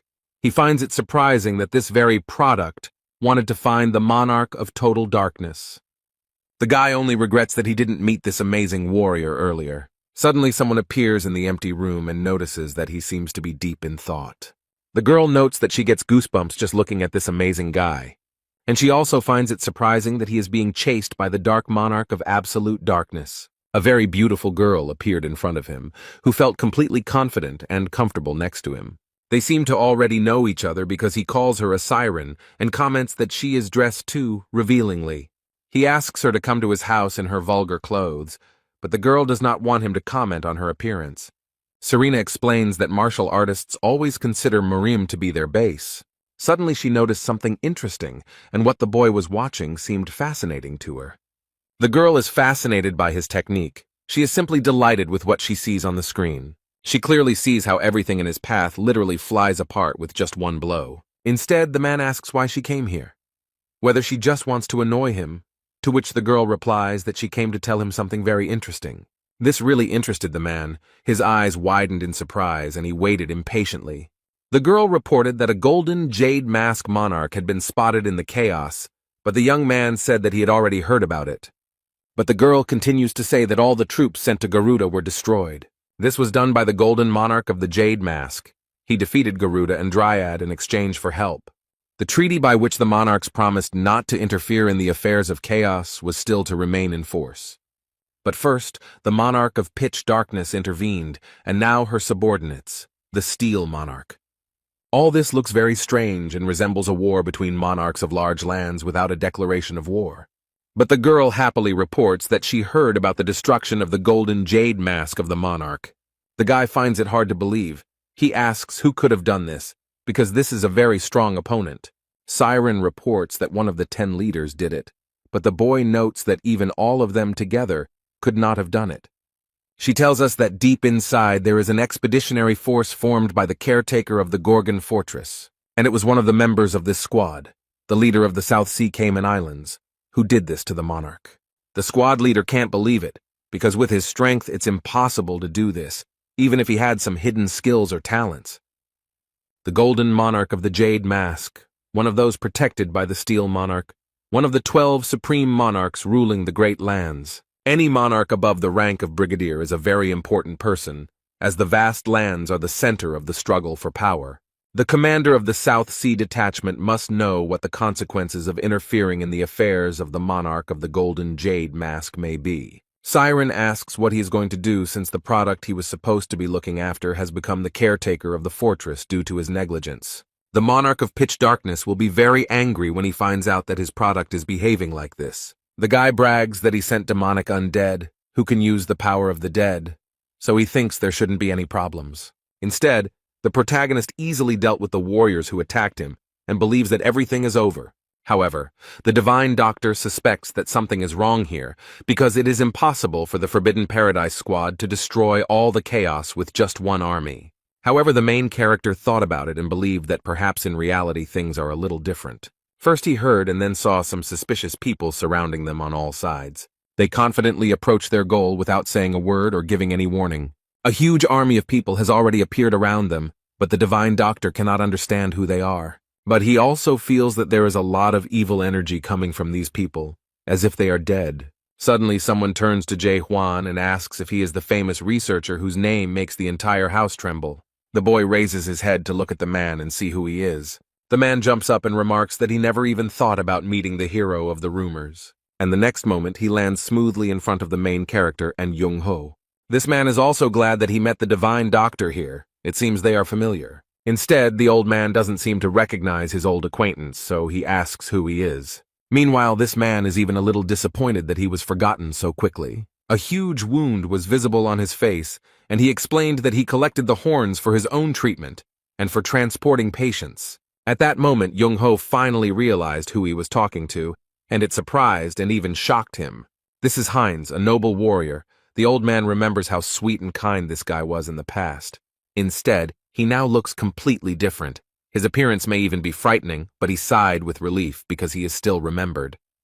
The old man asks with fear what the guards of the Gorgon Fortress are doing with the Forbidden Paradise Squad. Young Ho states that the Divine Paradise Squad is not suitable for this guy, and he doesn't understand why he hangs out with people like that. On the other hand, Heinz doesn't understand how a divine doctor can say such things, because he knows what he had to go through in the Gorgon's fortress. The old man fell silent. He had nothing to say, because he remembered well these terrible events that happened 100 years ago. The Gorgon Fortress fought against the now-defunct Red Squad. Completely unexpectedly for everyone, a red detachment appeared, broke through, and terrible things happened. 50 guards and the captain of the southern gate disappeared forever due to the ambush of the Red Squad. There was only one person left alive, only Heinz, and one can try to imagine what he felt at that moment. After this incident, he realized that he was too weak and needed to work on himself. He begged Jong Ho to help him with this, because the doctor from Murim should know how to do it. On the other hand, the old man understood and knew weak people in despair well, and had no great desire to help. So with a sharp movement, he removed the boy's hand from his shoulder, showing that he was not going to do anything. But looking back, he adds that over 1,000 years he has seen enough of such people in chaos. Young Ho frowned and explained that he couldn't help everyone, and the boy felt his heart break at those words. Although the old man said he was sorry to say such things, it would not help Heinz in any way. The boy remembers this meeting well, and the words the old man said to him, "If you want to become stronger, you will have to work harder." But did the doctor know that hard work is the privilege of those who are capable of it? And most people in chaos never put in much effort or tried to improve anything. But Heinz worked hard, worked tirelessly, and all this to protect his honor. He tore his hair out to show what he was capable of, but the old man was shocked by the appearance of his old acquaintance. The guy explained that he was no longer the same second-level weakling he was 100 years ago. A lot had changed during that time. Now he is Heinz, holds a respected position in a large squad. He is the deputy commander of the Forbidden Paradise Squad. The man reported that, according to rumors, the commandant of the Gorgony Fortress uses only lunges. He has already prepared his weapon, and invites the main character to compare who is stronger. He points his weapon at Jae Hwan and uses his skill, 8 volcanic fangs. And then, smiling slyly, he applies the carotid artery severance technique to perfection. Many red and evil mouths with sharp teeth approach the guardian of the Gorgon Fortress. But the guy is not afraid of anything. He is ready to fight anything. He is confident in himself. The protagonist uses a sword to defend himself and points it at these evil mouths. But he destroys them with his power without any problems. These techniques won't be able to defeat him. Jae Hwan is an extremely strong opponent, and it is difficult to find someone who can match his strength. Now Heinz saw this and realized that this guy was stronger than him. It seemed he had underestimated him. He is angry and does not understand how this could happen because he considered himself strong and trained a lot. Someone stands behind Heinz and thinks it would be better to attack together. And the next moment, this army of incomprehensible souls began to attack just 2 people. The fortress commandant and the divine doctor are ready to fight back. They have no other choice. Jae Hwan is very serious. He frowned and prepared to deal cruelly to these half-dead people. The squad leader watches the battle closely from Manticora Castle and is very surprised by what is happening there. He doesn't understand why this guy can deal with the half-dead so easily, and now thinks that he can defeat the fortress's caretaker if he joins forces with the army of the dead. But now they can't avoid losing half of their troops, and if they lose them, their plans will collapse instantly. This guy turned out to be too strong. He approaches Serena, but she doesn't seem very happy to talk to him, as the guy said that she irritates him. She did everything he asked, found the soul stone, created a smog cloud, and formed half of the undead squad. He looked at the girl and realized that their plan would most likely not work, and now they would have to come up with something else. The girl saw that the squad leader was in despair, so she exhaled loudly and thought for a moment. She saw her advantage in this situation, and it was clear that the girl would take advantage of it. Serena approaches him and with a seductive smile asks if he wants to make a deal with her. Meanwhile, on the battlefield, Heinz realized that the overseer of the Gorgon Fortress was a legend of the Wave Path. This guy standing in front of him, fighting skillfully, is a seeker of the impossible path. The half-dead man doesn't like that this guy got such a high rank in just a month, although there is nothing special about him. Instead, Heinz, even after 200 years, remains just an ordinary man, while the one who came here no more than a month ago has already become a leader. This fact irritates him very much, and this man promises that he will never leave just like that. Therefore, he warns the protagonist that he will now show him all his power and convince everyone that he is unworthy of his position. He quickly approached the protagonist and seemed to destroy him in an instant. Heinz continues to brag about how hard he worked on himself while Huang manages to avoid getting hit. The man hits the wall, destroying it, and many large stones fly in different directions. With this blow, he made a huge hole in the wall and seriously wounded several soldiers of his army. But this doesn't bother him at all. The man is so angry that he doesn't notice the damage he has caused. He wants his opponent to see what he has achieved despite the ridicule. Heinz boasts that everything he has now he achieved solely through his own efforts. However, the main character is already tired of this bragging, and he declares that it is time to put an end to it. The next moment, something happened that Heinz did not expect at all. A huge wave of force crashed down on him. The fortress overseer uses his lunge and destroys almost everything in his path with one blow. But this monster turned out to be stronger and more resilient than Huang imagined. But that's not a problem. Heinz is wounded and has difficulty clearing his throat, but he is not going to give up. The man is too confident and angry. The protagonist stands proudly and asks if his opponent really thinks that all people in chaos are the same. Meanwhile, the soldiers of this army believe that their enemy is very strong because he managed to knock down the vice leader of the 9th level. Someone shouts at them to attack the fortress guard first, as their leader, at his age, needs time to come to his senses. Young Ho noticed this and tried to calm the guy down and asked him to be careful. Jae Hwan frowned and stated that everyone was trying their best. And the end result is that every single one of these idiots will say that they tried their best and did everything they could. The guy used his sword and did something incredible. Everyone was blinded by blue light. No one can understand what is happening, but there is no way to avoid it or protect yourself from it. Heinz seemed to be enveloped in a white light. The boy became blind. He no longer sees anything. And the next moment, everything around him turned crimson, and he couldn't understand what was happening. In front of him is a tree with bare branches and a huge eye that watches everyone. He wonders if this is really the world of the awakened, the very world he has heard so much about.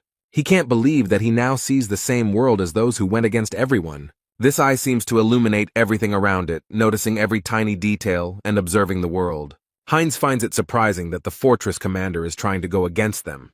It's even a little crazy. He thinks about what would have happened if he had remained a noble man, whether he would have been able to follow the path he dreamed of. The fortress commander declared that his rival was a terrible person, since he had destroyed 1,000 years of Manticora's history in a matter of minutes. He is considering changing the name of his lunge from Strong Lunge to World Lunge. He's fed up with all this nonsense and reports that he's broken through. Young Ho notes that there are still a few warriors left, but he doesn't think they can stop them. The divine doctor asks the commandant of the fortress how he managed to do all this, because he had never seen anything like it. The protagonist states that he just made a strong attack, but the old man wonders how the world could be destroyed by one strong attack. Is this guy really approaching the end of the oblivion stage? The guy explains that he doesn't feel any spiritual pressure from the lieutenants and generals, and it seems that this attack caused a lot of inconvenience to the leader of the Golden Heaven Squad. Suddenly the sky turned pink, which the divine doctor and the fortress caretaker did not expect at all. Something strange is going on. Someone seems to want to interfere in their affairs, and some people are very scared. But it seems that the divine doctor has already seen this. He realizes and understands what this could be. It is the transcendental movement skill called Shift that gave birth to the girl Serena. Only one race can use this skill, and while everyone is thinking about it, the girl has already landed and is approaching them. The protagonist doesn't know this creature, so it's logical that he asks who it is. This question left her stunned, because Serena thought that all the residents of the house knew her. It's hard for her to understand why he doesn't know her, because he hasn't seen Hot 10 of the Week or Best of the Best, where she was the host. She asks if this guy has a holographic panel at home. He calmly replies that he doesn't.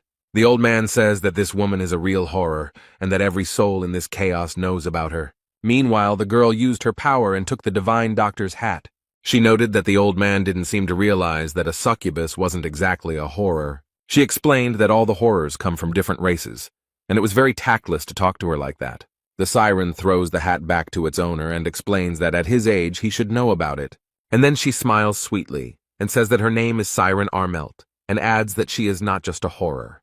Huang thinks that she must be a thunderstorm from the Golden Heaven Squad, and he has many questions for her, but now is not the time, so he kindly asks her to step aside. Instead, she just as sweetly replies that she's very sorry, but she can't do that. But she still decided to explain that all this was because she received a task concerning him. Siren still sweetly replies that she was asked to stop this guy because he went too far. Well, in that case, Jae Hwan won't wait long and discuss anything, but will take action immediately. But the girl begs him to stop and asks why he is so impatient, asks him to wait another minute and asks if he wants to become a product.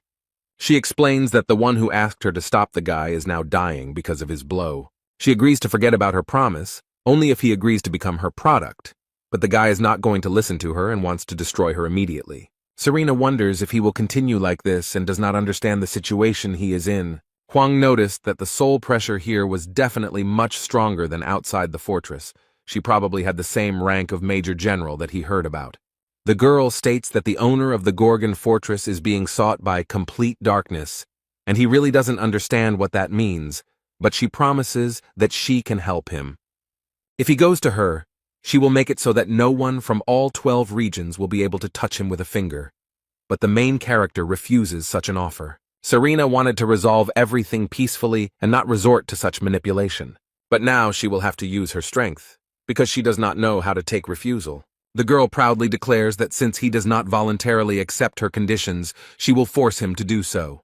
The Divine Doctor knows what is going on here and tries to warn his friend.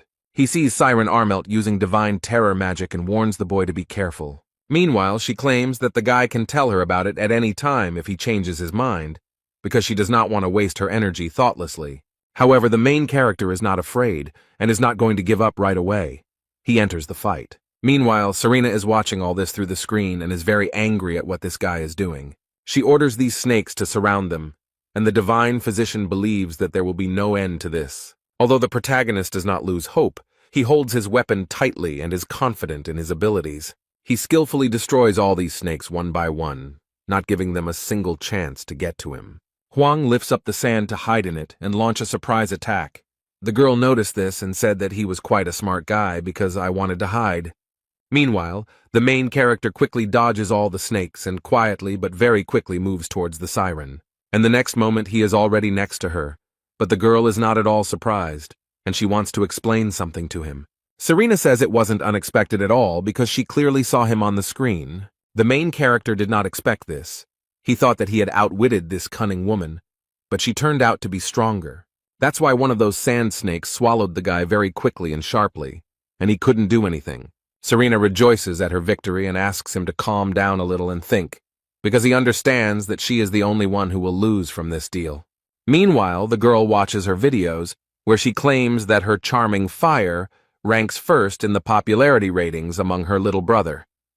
But the fortress guard, it seems, has not calmed down and is not sitting idly by, but is trying to free himself. And it seems he succeeds. Such a surprise really surprises and even shocks the girl. And literally in a split second the guy is next to her. Jae Hwan does not give up so easily. He holds out his hand to Serena, and she thinks about how he managed to materialize his image. The overseer of the Gorgon fortress has a firm grip on this treacherous girl who thought he could be defeated so easily. But he is in no hurry to destroy her, but asks if she really wants to continue. The guy feels that this horror does not feel any hostility towards him.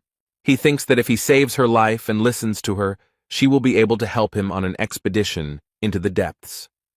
He might even be able to gain information about the first horror, which is rumored to be at the top of the illusion tree, and he tries to convince her to go with him to the Gorgon's fortress. But the girl smiles slyly and asks if he really gives up. The young man is still holding the girl, but Serena asks him not to joke with her. Suddenly a sandstorm arises. Jae Hwan loses his position.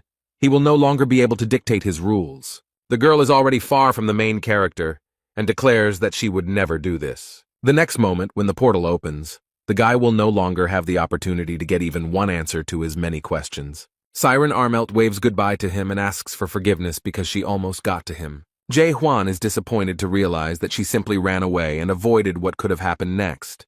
But as he watched the portal disappear into the sky, a girl suddenly appeared behind him. She grabs the boy tightly by the neck and pulls him into the portal to transport him to a completely different place. The main character finds himself in a very strange and dark place. At first, it is difficult to understand where he is.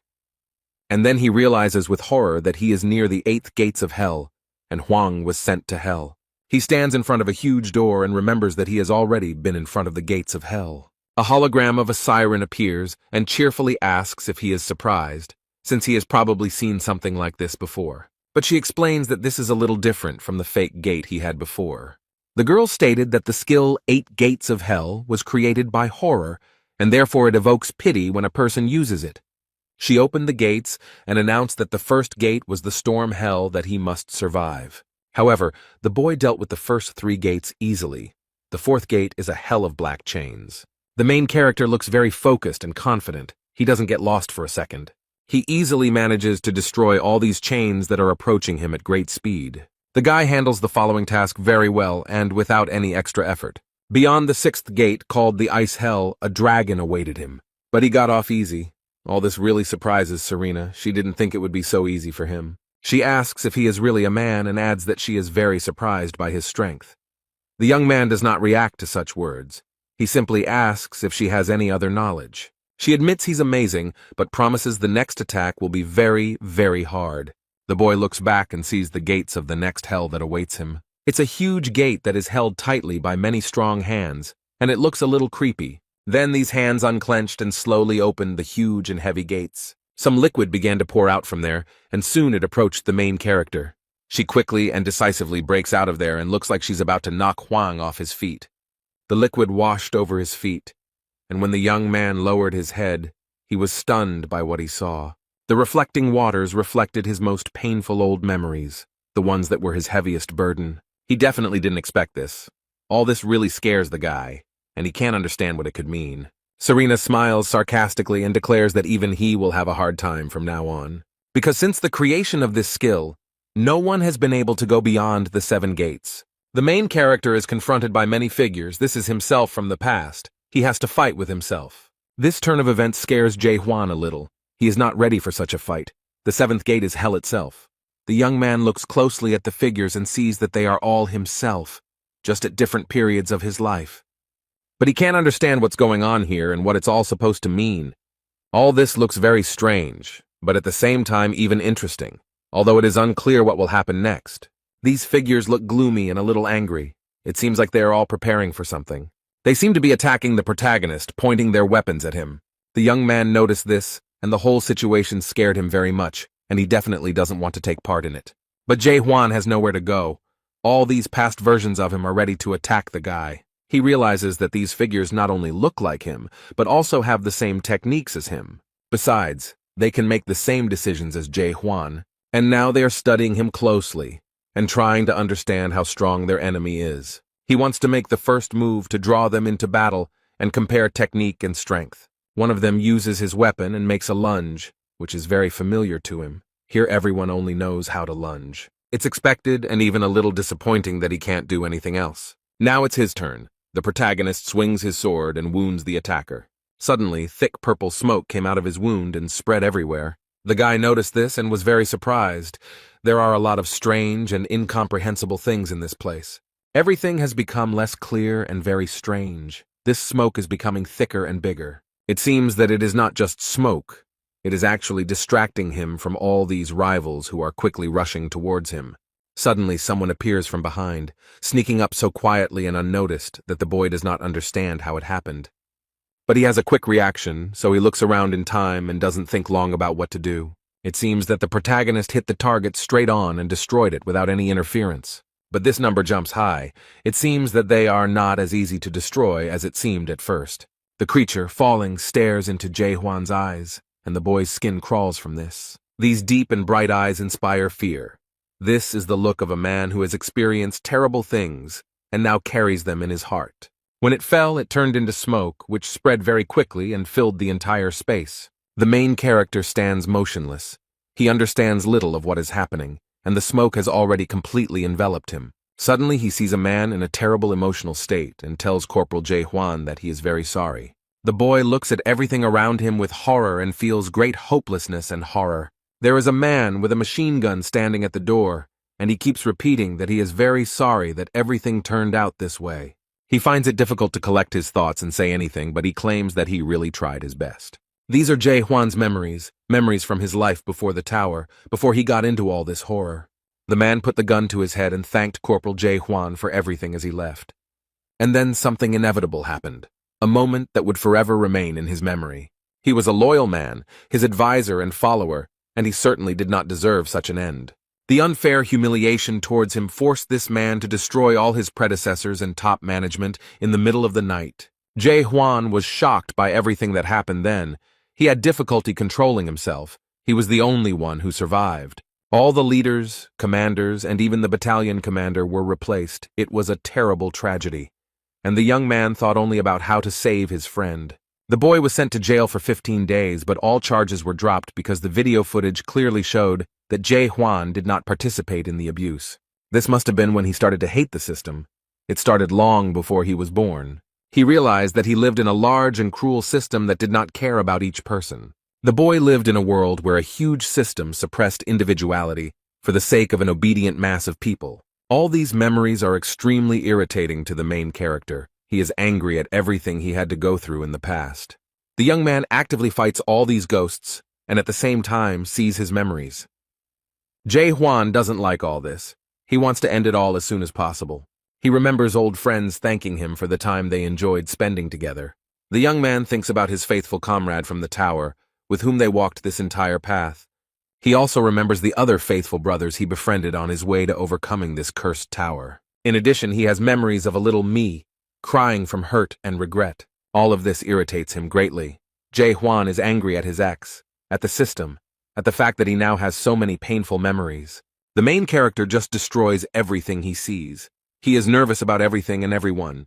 He does not want to go through all this again. Suddenly he sees himself as a little boy, crying with fear and asking who he is. This makes him stop and think. The young man can't even move. His eyes fill with tears. It is not easy to look at this defenseless and frightened boy. But he can't stay here any longer. Jae Hwan wants to get out of here as soon as possible. So he does what he has to do. Destroys all these memories that are eating him up from the inside.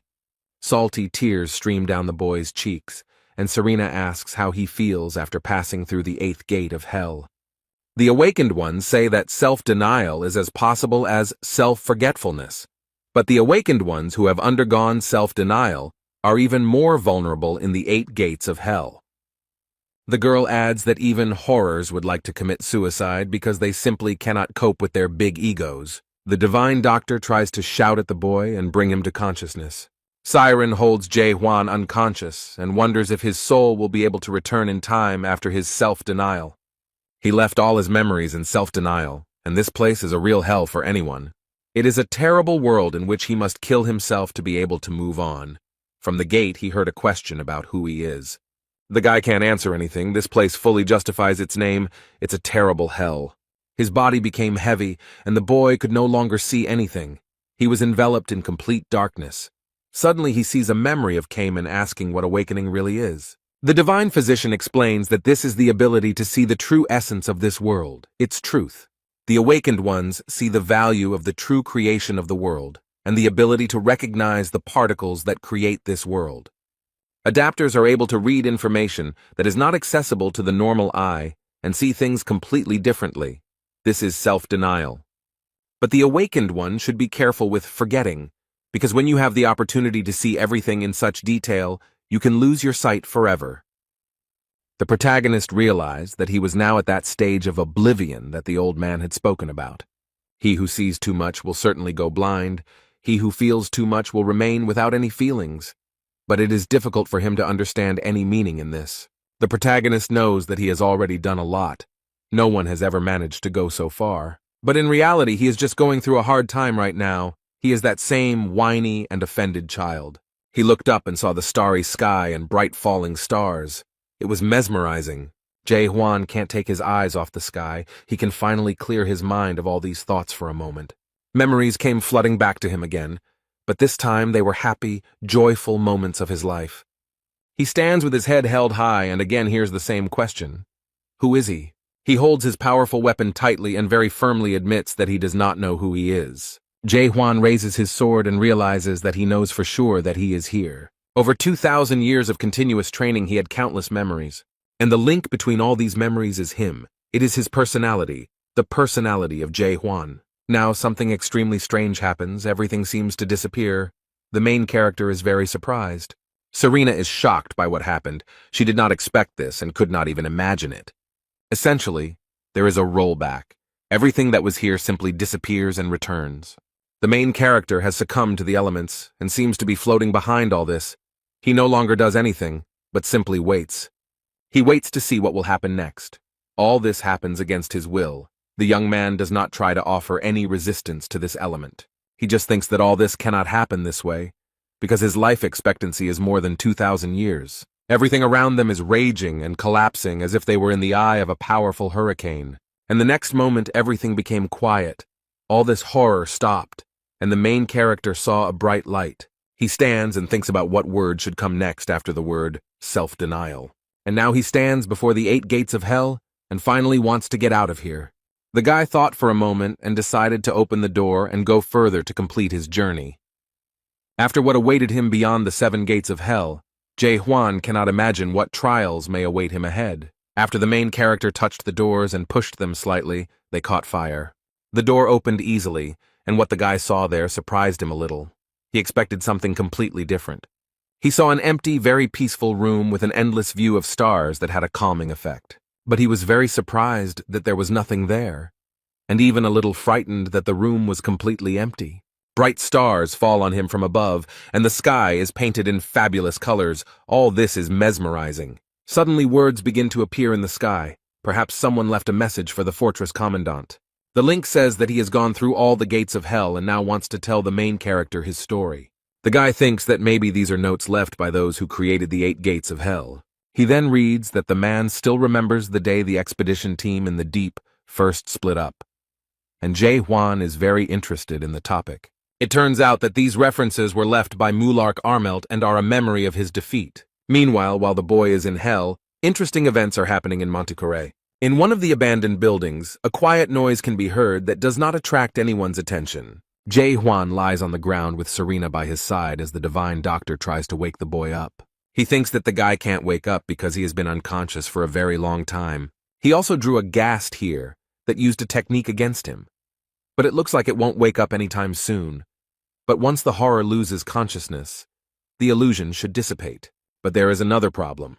People from the intensive care unit will arrive soon. It could be dangerous for the guy while he is unconscious. The divine doctor feels that there are people there with the rank of Major General, and it is not a fact that he himself will be able to deal with them. The man slowly enters and asks if his subordinates have found them, but he reports that their search has not yet been successful. He is not going to give up and insists that they check every corner and not miss anything. This man is sure that they are somewhere nearby. He is the adapter of the 11th level monarch of the secret aroma, Sam Yun-garam. Young-ho is a little scared and doesn't understand what this man is doing in chaos, because one of the most powerful people has entered the fight. Suddenly, the secret fragrance monarch stopped, which slightly alarmed his subordinates, who asked what was going on. Meanwhile, he doesn't even suspect how close he is to his goal, but it seems he sensed the presence of enemies and prepared to destroy them. The fiery fist quickly approaches the divine doctor and the fortress's caretaker. At the last moment, Siren woke up and used her power of movement. She managed to do this a second before their shelter was completely destroyed and burned in the fire. They were very lucky that they managed to escape, because who knows how it all would have ended. Yun-garam personally orders everyone in Montecore to wake up and find the leader of the Forbidden Paradise squad. Meanwhile, the Siren is amazed at how many times she almost died today. She turns to the old man and explains that she saved his life and that he will not say anything to her for it. Although Young-ho tries to calmly explain that it was he who saved her life because he protected her while she was unconscious. So she comes to the conclusion that they must have saved each other, and now she doesn't know what to do. Maybe it's better to go to the Gorgon's fortress first. She explains that she hasn't given up at all, she just has some business with the fortress commander. The old man says he sent a letter to Gorgon by Post Eagle, but he didn't think Huang would be unconscious for so long. The additional troops must have already split up after receiving his message. Cayman said that the fortress's caretaker informed them that the Manticore fortress had fallen. The guy explained that this was why the Seize the Moment squad and the Gorgon army had to split up now. Now their task is to go to Manticore and fight those who captured it. They are about to deliver a decisive, crushing blow to the Castle of Rebirth and their spirits are high. Cayman saw the 11th level adapter of the secret monarch of the aromas of Sam Yun Garam and did not understand what this man was doing here. But nothing can break their fighting spirit, so they boldly attack the Renaissance Castle army. The leader of the Infinity Squad, Shin Mu Hyuk, enters the battle and is confident that he is strong enough for it. Some of our strong men boldly step forward and shout that they will free house. Yagelman is excited to be part of the army of 300 awakened, confident that this time they have a chance to win. Yun Haram himself watches this and does not understand why they are so stubborn in their beliefs. He thinks it would be better if they all just accepted the existing system and sat quietly. This man has no choice but to interfere with everything that happens here. He gathers all his strength into a fist and is ready to deliver a fiery and crushing blow to the army opposing his forces. He thinks these people are too ambitious and punches the wall with all his might.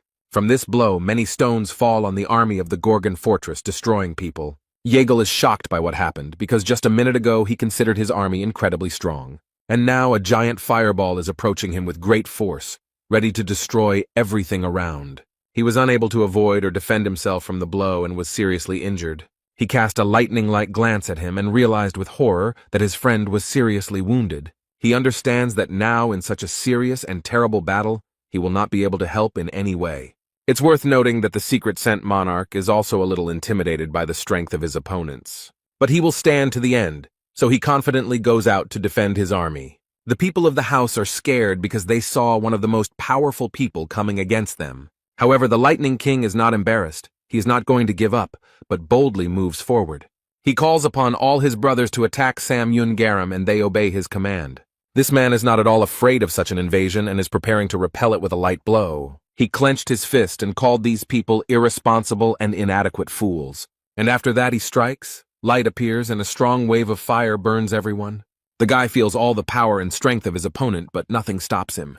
Although it was not so easy for the rest of those present, they were not prepared for such a strong opponent. Meanwhile, the monarch is still holding back his blow against the firepower of the Gorgon fortress army. The Lightning King was unable to stand on his feet. He was seriously injured, and who knows how he will survive this fight. Seize the day! The Gorgon Salvation Army managed to clear the way to the entrance to Montecora, but they didn't have the strength to fight any further, so they decided to retreat. It was their only chance to stay alive. And all because the secret fragrant monarch appeared. He is very strong and seems invincible. After his appearance, the course of the battle became truly turning point, and there was no chance of victory left. 10 days later, a meeting was held at the Gorgon Fortress Internal Policy Office. Their army was divided into different squads led by Carlton and other leaders, but within 10 days, half of them were destroyed, which became a turning point as they lost 5 awakened in the 3rd stage. And they were part of the main forces. Aisha noted that it would now be difficult to continue the war, and in the meantime, the army of the Renaissance Castle was already approaching the Gorgon fortress. She is even ready to accept the castle's offer of revival, but the Fire King cannot believe that she is ready to agree to his demands and give up the caretaker of the fortress and the tower. They can't betray the warden, Kaiman noted, since she can't predict the future. He believes they should just continue on their way. But the woman is sure that they have no chance of winning. Everyone understands this, so she wants to turn to the monarchs for help. Jürgen asks which monarch she means, and Aisha explains that she is talking about the Steel Monarch. Now almost all the monarchs have been sent by the Rebirth Castle. They are in the 9th region of complete darkness. And probably everyone knows that between the Steel Monarch and the Monarch of Complete Darkness, there is an eternal enmity. That's all true, but they killed the Jade Mask Monarch, and the Steel Monarch might not like that. Technically, he is not dead, because anyone who enters chaos through the narrow gate will return to their body after death. The Caymans believe that even if the Steel Monarch wants to help them, they should not enlist the support of other monarchs. But Aisha didn't understand why he thought that way. She needed a broader explanation of his idea. The guy explained very succinctly that this was because chaos had to be free and independent. Meanwhile, Serena and the Divine Doctor are very worried. They are worried about Jay Huan. The guy is still lying quietly on the bed, unconscious. A lot of time has passed. In the ward, the protagonist's friends stand next to him and think about what they can do now. Young-ho is angry at Serena and thinks that she should somehow wake him up since she herself brought him to this state. He asks what kind of spell she used since the guy hasn't been able to come to his senses for 10 days, but she points out that he's a doctor, so let him do something. They began to argue, and the old man, in his defense, said that he would have done something long ago if he could. And then he frowned and wondered why she was still here, since this girl worked for the monarch of pitch darkness. She explained that their contact no longer had any power because there was a person who could pass through the 8 gates of hell. The old man cannot believe that the illusion she created is the 8 gates of hell, and then declares that Huang will not succumb to such art. This phrase touched the girl a little because this skill is incredible and very powerful. Considering that the gate was not originally intended for humans, the true power of this skill lies in the fact that only horror can use it. But she still hoped that someone else could master this skill, so she trained the leader of the scientist squad. After all, no one has ever managed to pass through all 8 gates of hell, although many have tried. Although she had seen this goal achieved several times before, the result was different in this case. Back then, people didn't use them, and it was the consciousness of those who were there that was destroyed, not the skill itself. But this man is not like the others. He not only destroyed Serena's consciousness, but also destroyed her skill. Jae-hwan has broken through 7 gates, something no one has ever done before, and is now in the final stages. And the 8th gate is the gate of reward. Whoever manages to pass all 7 gates will receive an incredible reward. The Divine Doctor knows that whoever can pass through all the gates and reach the 8th gate can become the King of Chaos. This is what Yahello told him, but Young-ho didn't take it seriously. He thought he was talking nonsense. Now he asks what is in these 8 gates. The girl stated briefly and without details that she had an inheritance left by her godfather. He still doesn't understand what's there, but suddenly notices Jae-hwan's movement. The main character sat up abruptly in bed, and the old man was extremely surprised that the boy had finally woken up. The young man felt unwell.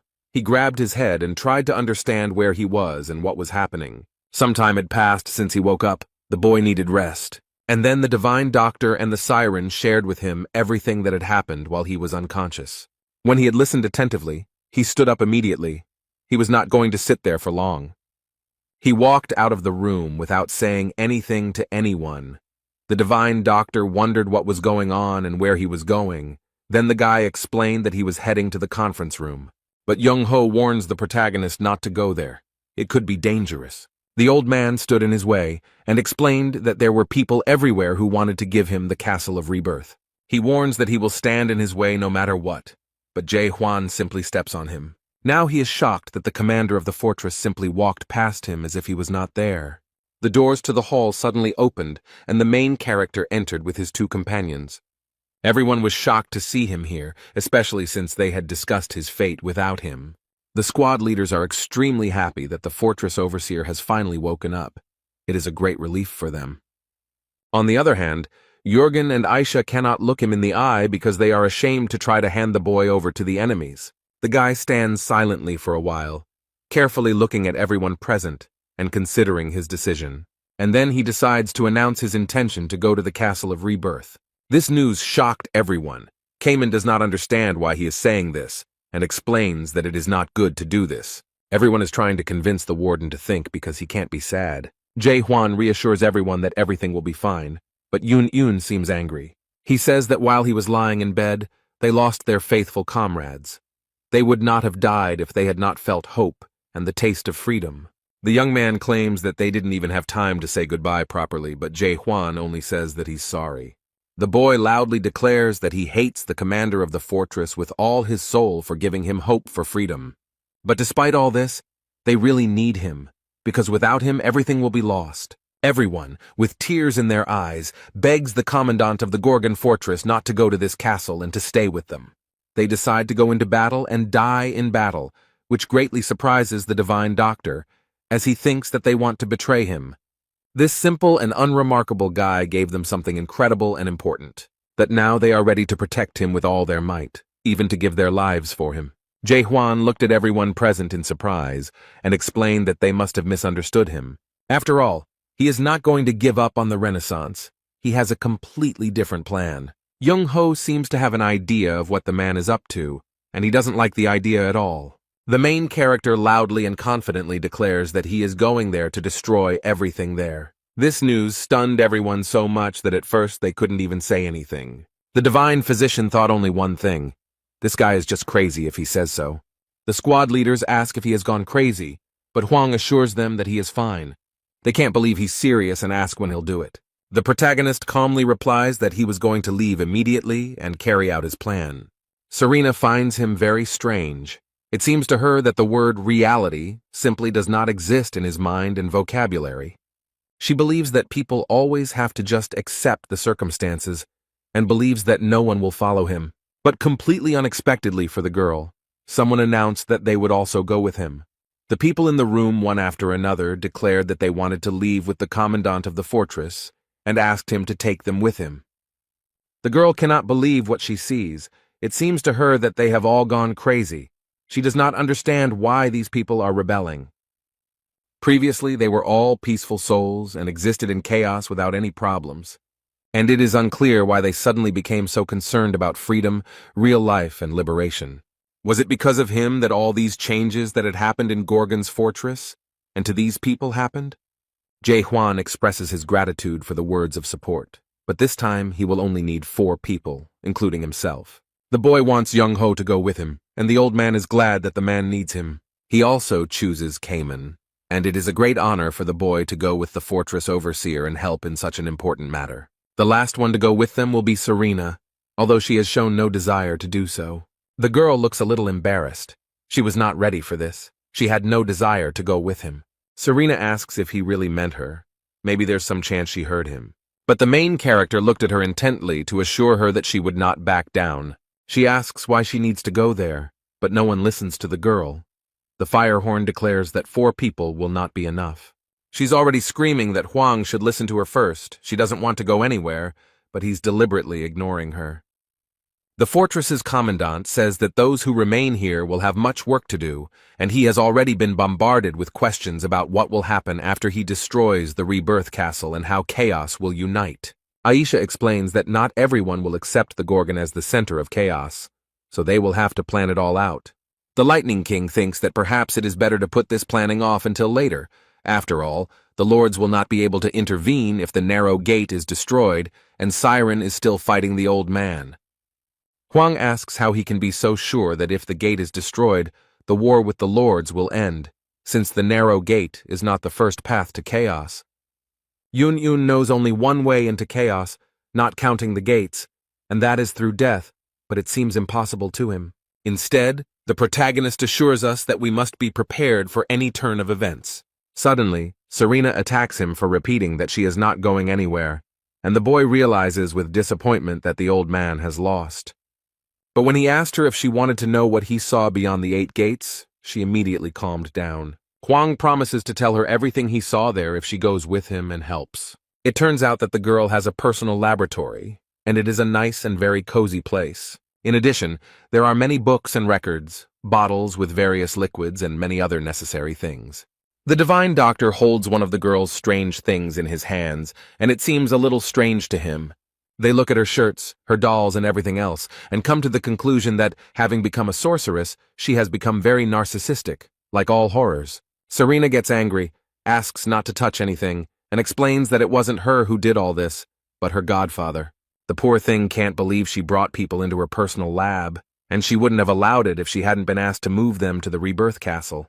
But to do this, she needed to clear out the strange lab, and Young Ho noticed that she was creating her own tower. Information about the tower that was reborn 10 billion times. After so many rebirths, they set out to conquer the vast lands under the blessing of the legendary horror Serena Armeld. The girl doesn't like that everyone is looking at her personal things, and she asks to remove them, because she did this when she was only 1,500 years old. Cayman looked at the girl warily, and thought that she was probably one of the 500 most famous masters. They all continue to look around the tower and her other personal belongings, and Serena asks everyone to just stand still. The old man looked at all this and remarked that it was surprising that he did not feel any emotion when looking at this tower. Cayman explained that it was just a lot of time that had passed. The girl overheard their conversation and remembered that they were all also products and passed by the tower. These guys were creatures that would be locked in a tower in a space of imaginary horror. She studied her models carefully. He takes one of the figurines lying on the table and gently strokes it, imagining that these are the same products. and the next moment it will suddenly fall apart into small pieces. It will be a bit unexpected. The fortress guard approaches the girl and asks what the name of her tower is. She looked at the boy with sadness in her eyes and thought for a moment. Serena seemed to not know what to say. And then she answers his question anyway. It's called The World After Destruction. And he adds that the work is not finished yet. But Huang looks very surprised. It seems that this reminds him of something. In fact, she created this tower after she first saw it. It inspired her. It's hard to imagine what Jay Huan must have felt when he looked at her. Serena had never really thought of the tower as a product. And in just a few minutes, the girl had everything ready to move to the rebirth castle. Cayman goes first, and the girl has a strange premonition. It seems to her that something went wrong. She can't understand what happened, but she feels a strange sense of anxiety. She thinks this feeling is related to the reason why her godfather went on the expedition. Everyone had already passed through the gates created by Serena and arrived exactly where they wanted to go. This place is very beautiful. Flowers and crystals shimmer with magical colors and create a fabulous atmosphere. It is a castle of rebirth. It is amazing, but those who have captured it are destroying its charm. There is something going on there. There is a lot of noise in the square. A lot of people have gathered, but they are standing in line. They start arguing because someone stood in line incorrectly or disturbed the order. Meanwhile, the man watching them is a little bored and thinks all these people are fools. He thinks that if any of them had the opportunity to be reborn, they would have been sent to the fruit storage facility long ago, instead of standing here in this long line. This is the Lord of the Rebirth Castle. He is wondering if they should give up, since they have been waiting for half a year. But someone notices that this is already the third peak that this Lord is waiting for rebirth. Instead, he explained that it wasn't that he couldn't resurrect, but that he simply didn't do so because of his abilities. And the two men simultaneously asked what was stopping him. They add that this Lord is not so different from them, but it seems that this man did not like such brotherhood very much. He considers them to be far beneath him, and regards such behavior as insolence and disrespect. He decided to punish them for such insolence and used his power against the men. The boys coughed and tried to breathe, but couldn't. They were enveloped in thick, acrid smoke. Instead, the man looks down on the boys and asks, if they really want to die, he can easily arrange it. The poor people fell on their knees and begged for forgiveness, imploring the Lord to have mercy on them and spare their lives. The man sadly states that if it weren't for the contract, he wouldn't be rotting here. This job doesn't interest him at all.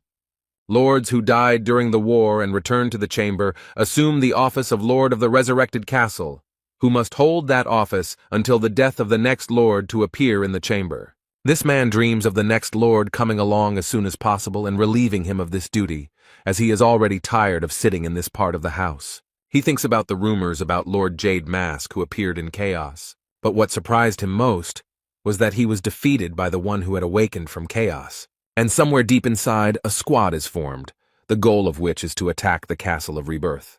But the Lord considers this nonsense because no one dares to come here. He has no doubt that something happened somewhere because the Lords took a risk and passed through the narrow gate. But because of his title as Lord, he cannot leave this place. He regrets that he cannot check all these rumors himself.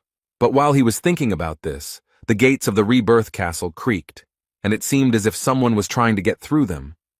But they succeed, because the gates still collapse, unable to withstand the onslaught of force. There is a powerful explosion, people run away in fear, and stones and debris fly in all directions. The attack that the Lord had just thought about and thought was impossible actually happened. The Lord of the Renaissance Castle was a little excited. He tensed up because this was unexpected for him. He took a deep breath, focused, and prepared to repel the attack on the Rebirth Castle.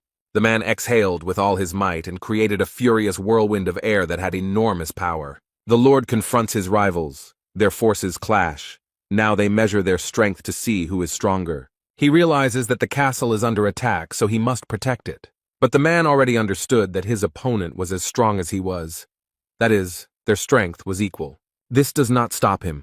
The Lord boldly and without hesitation enters the battle and confronts the attackers. He assumes that this is the same famous man who is called the Lord of Gorgon's Fortress. But when they crossed their swords, the Lord of the Renaissance Castle saw the power of the water and was amazed. This is the strength of the leader of the South Sea Detachment, Cayman. He made an effort and smoothly repelled the enemy's attack. After that, the guy loudly declared that he was not a lord, although he was quite strong. Finally, the man from the Castle of Transformations was able to clearly see the people who attacked him. Cayman stands up proudly and greets him. It seems as if they have already met and are acquaintances.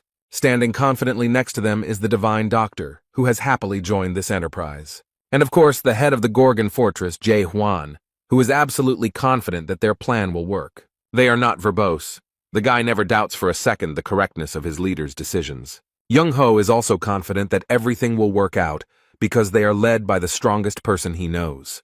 The Caymans loudly declare that they have come here to take revenge for what happened 900 years ago. The guy made several attacks and thus tried to gain an advantage in the fight. However, his opponent was about to repeat his signature defensive move again, so he took a deep breath. Gathering all his strength, he exhaled towards those who had come to capture the Castle of Rebirth. The guy covers himself with his hands as a large stream of air hits him, as if he were in the eye of a storm. But it's not just air, it's mixed with some kind of smoke, so Cayman can't see anything. He tries to look around, but the fog is too thick to see who is where. Now he looks a little confused because I can't figure out where his opponent is. He finds it hard to believe that he cannot determine where his lord is, despite his many trainings. The guy begins to become disillusioned with himself and his abilities. He loses hope and faith in himself. But Cayman remembered the words of his teacher and mentor, who always believed in him, and asked the boy to also believe in himself, because he would succeed in anything he did. Therefore, the leader of the South Sea Squad decided not to give up, but to continue to believe that he was strong and could defeat this man. The young man closed his eyes and tried to concentrate and understand where his opponent was. Cayman believes in his strength and that his senses will not fail him, so he concentrates and tries to feel what is happening around him. Even though he couldn't see anything, this guy figured out where the Renaissance Castle Lord was. Without hesitation, he immediately struck and did not allow his opponents to do so first. The man instantly jumped away from the attacker as far as possible and tried to recover from what had happened. He was wounded and did not expect it at all, as he thought he was well hidden behind the smoke. God can't believe that this boy was somehow able to sense where he was. Taking a closer look at the boy, he realized that he was serious and seemed to be at a loss. Cayman frowns and keeps his gun aimed firmly at his opponent, thinking that this man is an arrogant idiot. Meanwhile, Huang turns to the divine physician and tells him that he is going to go with the siren to the den of pleasure. The man is confident that Cayman will cope and figure everything out, although the girl cannot even see their fight because of the fog. Desire for pleasure is where the fruits are stored, and like Narrow Gate, it is located at the top of the Rebirth Castle. But the fact that energy beams are visible from there is a bad sign. The old man states that they will try to get rid of the monarchs heading to the Castle of Rebirth. Suddenly there was a crash and a loud bang. This castle could not withstand all this. There are 2 more people ready to defend the Rebirth Castle, because it is an important place for everyone. General of the Ring of Fire and General of the 7 Dangers came. They thought it was too noisy here. The fog has not yet cleared, so these people cannot see those hiding in it. But they see the vague outline of a short old man in a strange hat, holding a sword. Therefore, the generals confidently declare that there is no point in hiding from them, since they already know that they are there. Meanwhile, the Divine Doctor holds his weapon tightly and, taking advantage of this fog, wants to attack first. The old man gathers his strength and uses his speed to make his attack unexpected. But he fails to hit his opponents as the first one jumps and the second one ducks to avoid the blow. The General of the 7 Perils calls this man the Doctor of Despair and states that he wanted the fortress caretaker brought to him, not some unknown old man. The Fire Ring General states that they are fools for daring to attack the Rebirth Castle, while Young-ho realizes that he should be more careful as they easily dodged his attack. But the men explain that it is not too late to bring the caretaker of the Gorgon Fortress here. And another sarcastically adds that these attackers will never be able to defeat them. After all, they will never be able to deal with the generals guarding the fruits. However, the old man is not afraid of empty boasting. He does not want to hear these threats anymore. A true warrior can only prove himself in battle, so Young-ho urges them to stop talking and get down to business.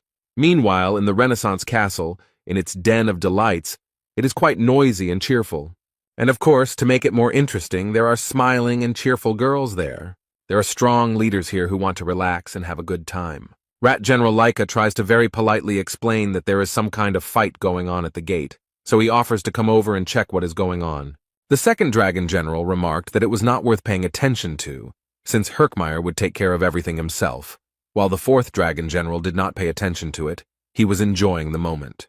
The third dragon general explains that whenever he is in the house, he likes to stay here. And the fifth dragon general added that there could be problems in the Great Lands if the general was suspected of an illegal union with a woman. Another added that he doesn't understand at all why people who find themselves in chaos complain so much about their lives. After all, they live in such a wonderful place, says the first dragon general.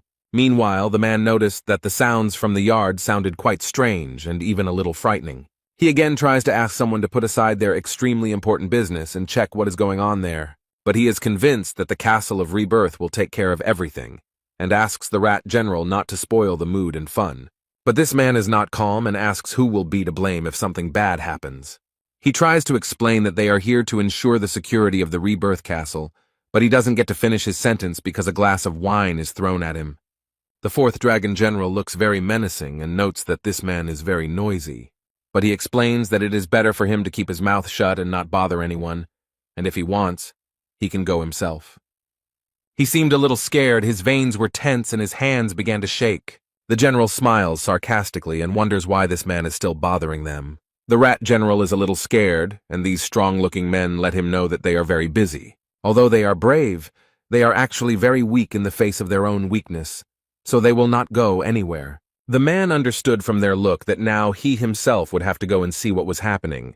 Although he is trembling with fear, he still decides to go and see, and informs the generals. When he turned around, someone shouted from behind him that he was a pathetic idiot.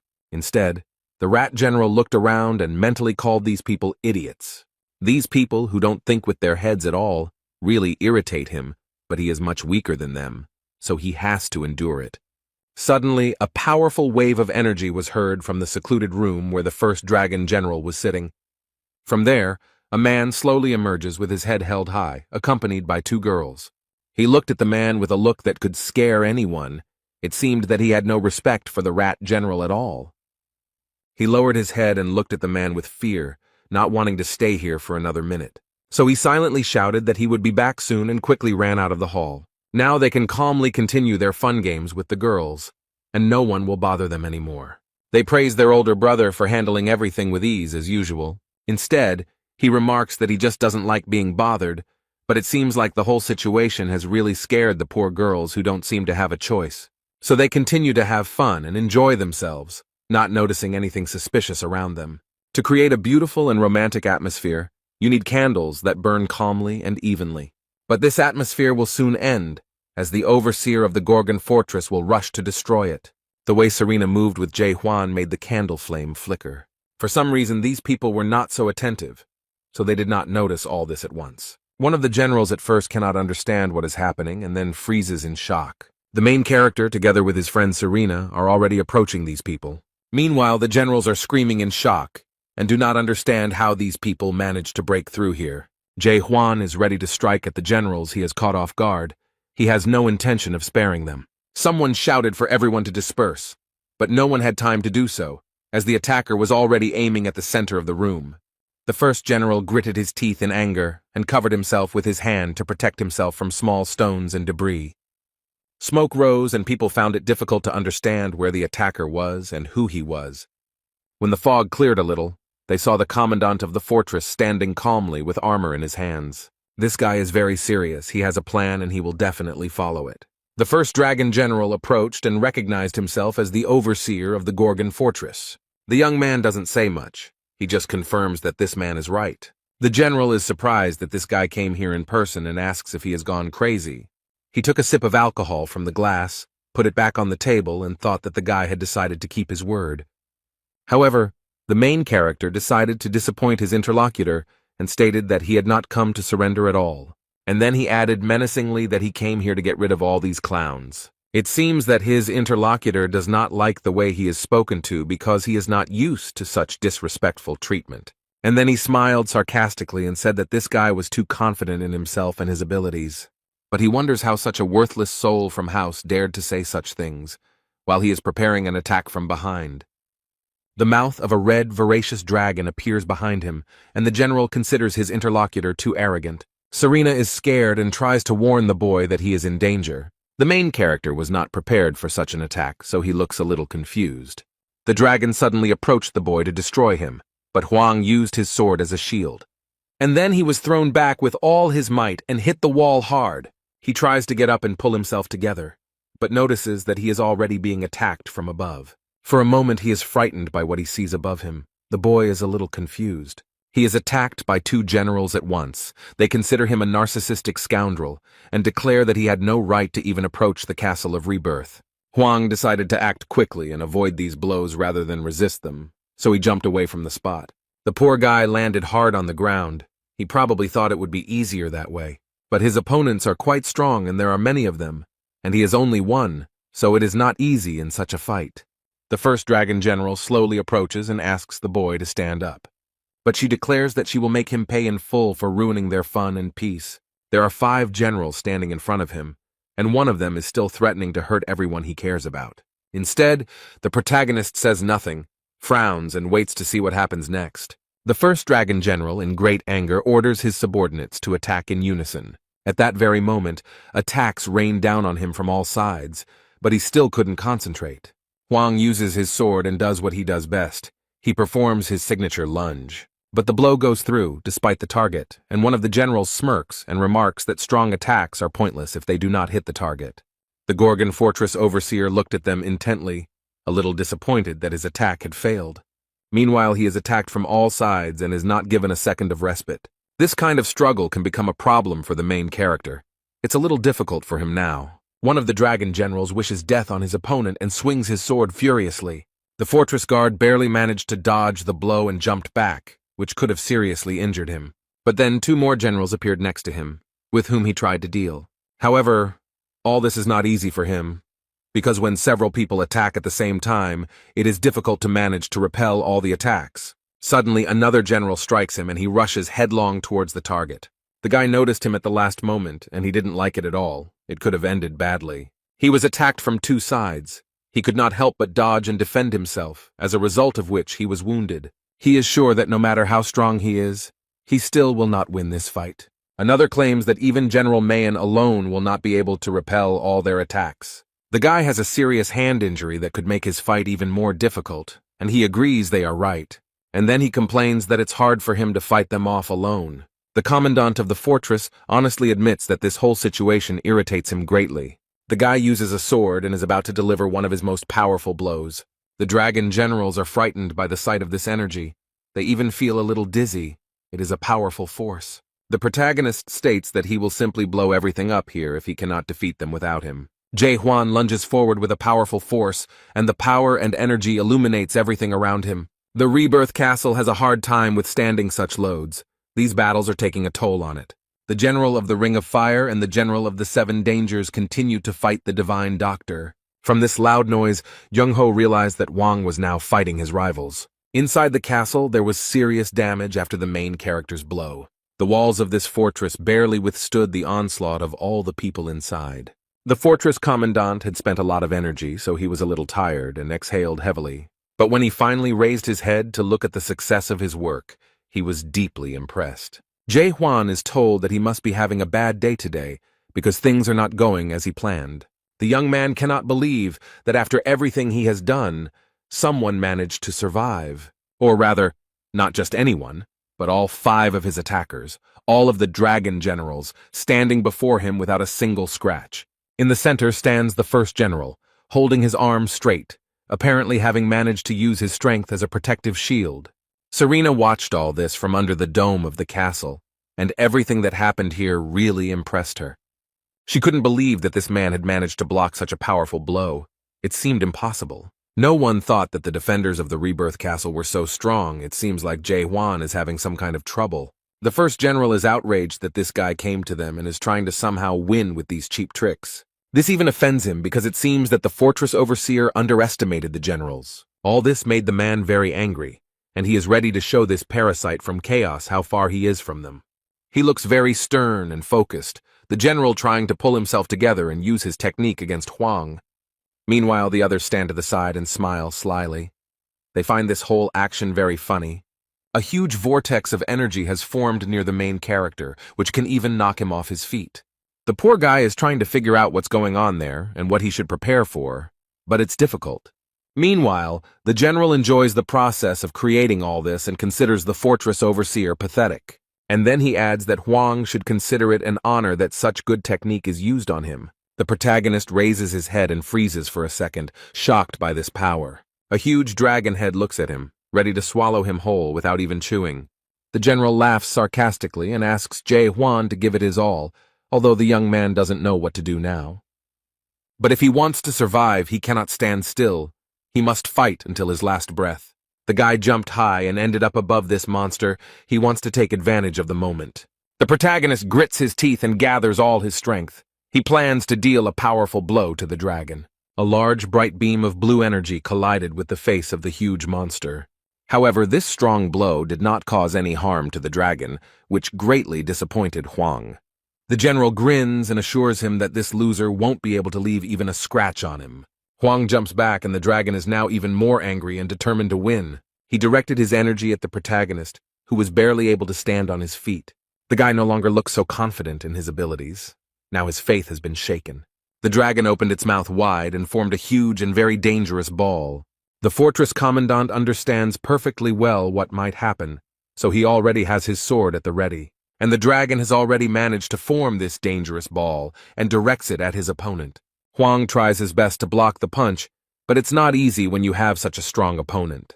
The dragon does not give up and thinks that in a moment he will be able to defeat the guardian of the fortress Gorgon and show him who is the boss here. The main character's powers are actually no match for the first dragon generals. Jae Hwan considered himself strong enough and thought that he could easily handle this task. But it seems that this is too strong an opponent to be easily defeated.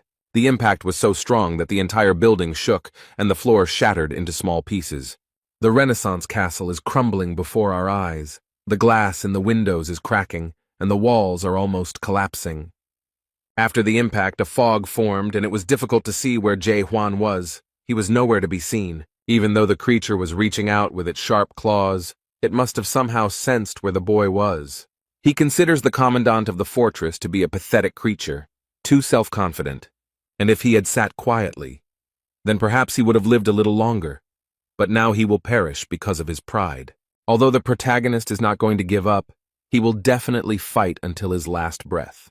No matter how the fight went, the guy still jumps on the dragon's head. He still wants to show what he can do, so he declares that it is now his turn to strike. However, the general does not take this seriously. He asks how he is going to continue fighting. He believes that this young man has not learned his lesson and has not realized that his blows will never be able to pierce the dragon's scales. This doesn't stop the guy. He is ready to try again and see if these scales are really that strong.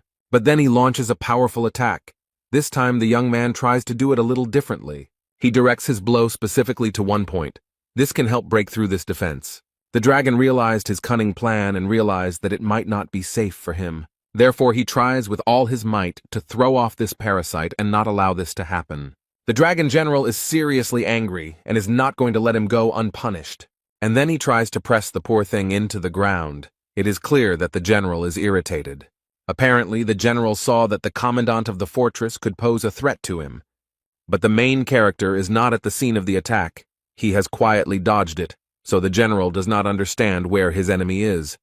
The guy suddenly jumps out from around the corner, and now Jae Hwan has much more confidence in winning. He proudly noted that the first dragon general talked too much without doing anything. The dragon looks a little confused and even scared, but this guy can still do something. The Gorgon Fortress Overseer uses his power strike skill, and the dragon has no way to resist it. The impact was so strong that it destroyed the roof and lifted a huge beam into the sky. It was visible from everywhere. Cayman saw a bright light and immediately understood everything. Here he fought fiercely with an entire army that had come to support Peresvet's castle. But no one could defeat him, and now he sees that the Yortex keeper has succeeded. Young Ho also noticed that it had become very quiet, so he thought that the guy had already done everything.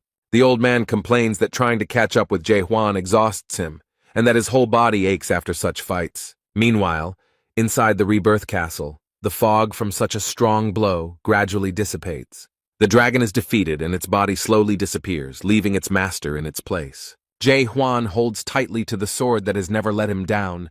It is his loyal friend who will not betray him. Serena remembers that when he said that only 4 people would go to the castle, she thought he was forcing things. But now that she saw the defeated first dragon general, her opinion changed a little. The man is wounded, he doesn't like this whole situation at all, he expected a different ending. This irritated him greatly. The general gritted his teeth and looked aggressively at the overseer of the Gorgon fortress. He threatens to make this idiot regret what he did to him. The man promises that he will come back and tear Jae-hwan into little pieces. The general knows that no matter what this guy does, he won't die, so he doesn't feel much fear right now. The protagonist looks closely at the man and asks if he has passed through the narrow gate. He looked at him with fear and did not understand how this fool knew about the narrow gate. And then he laughed, sarcastically, because they couldn't do anything to him anyway, because as long as his body and soul were connected to his mind, they would never die. In the big pictures, they would just return to their bodies, but Jae-hwan had already used his doubt skill. With it, he can clearly see the thinnest thread connecting his soul and body and cut it with ease. The general certainly didn't expect this turn of events. He can't believe what just happened. His life is over. He won't be able to come back many times. Hwang broke this connection. Now the main character looks extremely confident, because he was able to defeat such a strong person. But I wonder what the general feels when he finally comes face to face with the true face of death. The general is shocked that his life was cut short and cannot believe what happened. The first dragon general was incredibly strong, so he never thought that someone would do such a thing to him. He was convinced that he could pass through the narrow gate and reap the magical fruits. But now he is convinced that he does not want to die. The man begins to bargain, asking what Hwang wants, perhaps skills or status, and promises that he can ask the great monarch for it. He continues to beg and promises to speak with the monarch of pitch darkness, convincing him that he can get what he wants. The poor guy doesn't want to die so much that he convinces himself that he can do whatever he wants, as long as he doesn't get destroyed. I promise that I will never lay a finger on anyone who lives in chaos again, but the main character doesn't seem to be interested in all these promises. It only took one swing of his sword to destroy this man's soul, and Hwang has no mercy for him. These are the last seconds of his life. The first dragon general cannot believe that this happened.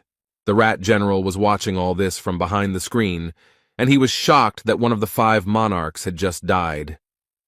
He wanted to check the main gate because of the strange noise, but he didn't dare, and immediately turned back. And so he saw how someone broke the connection between the soul and the body, and not everyone can do this. He understands that he must report this to the major general in any case, but he does not notice that someone is standing behind him. The divine doctor, with a crazy smile, scares the man and asks who he is and why he is spying. It looks like the rat general's plan has failed, and no one will allow him to tell his superiors about it. South Seas Detachment Commander Kamen has returned after successfully completing his mission. Young-ho also went with him, complaining of back pain because he was no longer so young. The overseer of the fortress praises his subordinates for their good work, but the old man asks why he ordered these people to be left alive. But he's in no hurry to answer, as he noticed the man the old man was dragging with him. Young-ho explains that he grabbed him because he was hiding near the entrance. Serena remembered this man. He is a weak monarch. He gained the spiritual power of a general, but everyone despises him because of his very little ability. He is the weakest among the generals. Instead, the old man repeats his question about why he needs these people alive. Hwang explains that he wanted to personally verify their irreversible death. After these words, the main character raises his heavy and extremely strong sword. But he breaks the invisible threads that connect the body and soul of these people, and now they will not be able to be reborn and return. The rat general understands perfectly well what happened here, but he cannot believe that someone has such power. Everything that happens here terrifies him terribly, because before his eyes, some of the strongest people he has ever seen were destroyed. After the creation of the Renaissance castle, the monarchs gained immortality, unlike ordinary people. The life of ordinary people is limited, but the monarchs were given infinite life with fruits that helped them forget about the finiteness of life for as long as 900 years. Now the rat general understands that he will die at the hands of the overseer of the Gorgon fortress, but he is terribly afraid of this. So he falls to his knees and hysterically begs for mercy, because he didn't intend to fight in the first place. Serena looked at Hwang in surprise and wondered why he stopped if he was really going to kill him. Meanwhile, the man fell to the floor and waits with trepidation for the protagonist's answer. Jae-hwan decides to leave the creature alive as he still needs witnesses. He then asks the rat general where the fruit is, who is incredibly glad to be left alive. So without further ado or evasion, he points his finger to the location of the fruits. He indicated that they were kept in the castle's dome, a vault called the Rift, which was created by a terrifying master. It can create an infinite number of password combinations, and will be difficult to open without the help of the owner of the revived castle, who has just died. But there is a chance to do it if there is a horror movie with great skills. Serena was glad that it was probably about her. The fortress commandant looked at the girl, thought for a moment, and said that he understood everything. The guy decided that he would try to hit him. It might not be easy, but it seemed to him that this was the only way out. The divine doctor begs the boy to control his actions, and Cayman is very sorry that they do not have a strong level of horror. However, Serena has already repeated several times that she is here and can do it, so without waiting for their confirmation, she tries to open the dome. Literally a few seconds later, the girl smiles sweetly and declares that she already knows everything. Instead, Huang notices that the vault is much weaker than he thought, although the girl emphasizes that this is all thanks to her. The place where the magical fruits are kept slowly opens and illuminates the room with a soft yellow light. The guard of the Gorgon fortress looks up in delight and watches this beautiful process. Serena also can't take her eyes off the vault, even though the lights are blinding. Cayman looks at this with sadness, because the expedition into the depths was carried out precisely for the sake of these fruits. And then he remembers what a fiasco and disappointment it all ended in. It's impossible to forget. The guy is simply torn apart by emotions. He can't hold back his tears, because this is such a long-awaited moment. The overseer of Gorgon Fortress, Jay Huan, came and turned his world upside down. It's been so long and so much effort that this is an incredible and historic moment. Those who fought for the magical fruits 900 years ago finally got what they so desperately wanted and fought so hard for. The fruits of the smooth tree fell from the dome, and the boy carefully caught one of them with his tired hands. The commander of the South Sea detachment looked with sadness at this magical deed for which so many people had died. When all the fruit fell, it turned out that there was not that much of it. The members of this team had expected to see a little more. The divine doctor noted that these people have been consuming the fruits for 900 years. He understands that this is definitely not enough to spread among the inhabitants of the Gorgon fortress, not to mention the entire house. Cayman is still mesmerized by what he holds in his hands. These golden footprints look magical. The main character noticed that his friend looked rather sad and thoughtful. So he thought for a moment and said that Cayman could have the fruit for himself if he wanted. The guy is extremely impressed by such words and the fact that such a valuable attribute was obtained so easily. The protagonist looked at Cayman with tenderness and noted that the young man more than deserved it. Young-ho looked at the boy with warmth in his eyes and completely agreed with this statement. Serena is once again amazed at how kind and fair the heart of the caretaker of the Gorgon fortress is. The leader of the South Sea team still stands motionless and cannot believe what is happening. Much time passed, and a difficult choice came in which we had to face great difficulties. And to obtain these fruits, it was necessary to sacrifice a large number of souls and suffer dishonor. And now he holds in his hands the reward for everything he has gone through, and for what he has waited for so long. But suddenly the boy clenches his hand into a fist and crushes the magic fruit, which shatters into small pieces. His action greatly surprised everyone present, because it was an extremely rare and important occasion. No one can contain their emotions because a lot of work has been done to achieve this. However, the main character remains serious and calm. He does not yell at the guy, although the rest of the people in the room cannot understand why he is doing this and scream in horror. Jay Huan looked at his friend calmly and asked him to explain why he destroyed the magic fruit. The guy knows perfectly well why he did it, and now he needs to collect his thoughts to explain it. He did this because there were only 10 fruits left, and it would be difficult to divide them among everyone. And the moment the fruit was in his hands, he realized that there would be a lot of conflict over these 10 pieces. They will all start fighting each other in the hope that at least 10 people will be able to come back to life, in which case, House will no longer be able to be saved. The main character listened carefully to her friend and realized that he was probably right. It was a difficult decision, but someone had to make it to avoid disaster. Kaimana looked closely at the overseer and asked if he could do the same with the other fruits. Jay Huan didn't think for long. He nodded his head affirmatively and handed the fruit he was holding to Kaiman, and the boy did the same with the other fruits. No one from the team dared to stop him. The divine physician remarked that everyone would be extremely shocked if they saw what had just happened here. Instead, the fortress commandant was confident from the start that the boy would do just that. since Cayman would prefer lonely despair. The main character wondered if the guy would later regret having decided to do such a thing. The young man smiled, because such a thought had never even occurred to him. He had never thought about it at all. Cayman is 100% sure that he will never regret it. He knows that he is doing the right thing. But suddenly something terrible happens, and Jae-hwan tries to warn him of the danger. A strong whirlwind appeared out of nowhere. It appeared unexpectedly, so that no one could resist it. Serena and the Divine Doctor try to hold on and not fall into this trap. Fortunately, the next moment it all ended. But now the consequences of this disaster are obvious. The Cayman lies on the ground, badly injured and not moving, which worries everyone. Some people, with great contempt, declare that they are all just pathetic insects, incapable of anything. A man with white gold and seemingly weightless wings appeared before them. They were very beautiful. This man is a major general, a storm monarch, a channeler with the 10th level of adaptation. He asks how dare they touch the fruit, and Young-ho tries to yell at Kaiman to come to his senses. But suddenly someone comes up from behind and grabs the old man. He doesn't even notice this attacker. Without wasting a second, he threw the old man into the wall with all his might. The poor fellow was unable to dodge. This was done by Major General, the Monarch of Silence, Mojito, who also had the 10th degree of adaptation. The divine physician fell heavily, hit himself hard, and screamed in terrible pain. The main character looked at his friends with fear. He was very worried about them and their safety. Another man appears from the shadows and threatens to say that this guy has crossed all boundaries. There are 3 extremely strong people gathered here who have the 10th level of adaptation. It looks dangerous. One of his enemies is convinced that Jae-hwan's life cannot continue after what he did. Instead, the boy doesn't answer. He looks sternly at the men and thinks about what might happen next. The Rat General watches all this from his hiding place and understands perfectly well how strong these opponents are. He is shaking with fear. Standing in front of them is Sam Yun Garam. He didn't even know that he was a major general from Region 9. It's amazing that a real monster appeared here. He is one of the 5 strongest major generals of the Great Lands. The man cast a serious and merciless glance at those present and turned to his own. He orders Kanail and Mahito to eliminate Jae-hwan, and they happily rush to carry out the order. The guy asks Serena to take Cayman and the Divine Doctor away from here as soon as possible.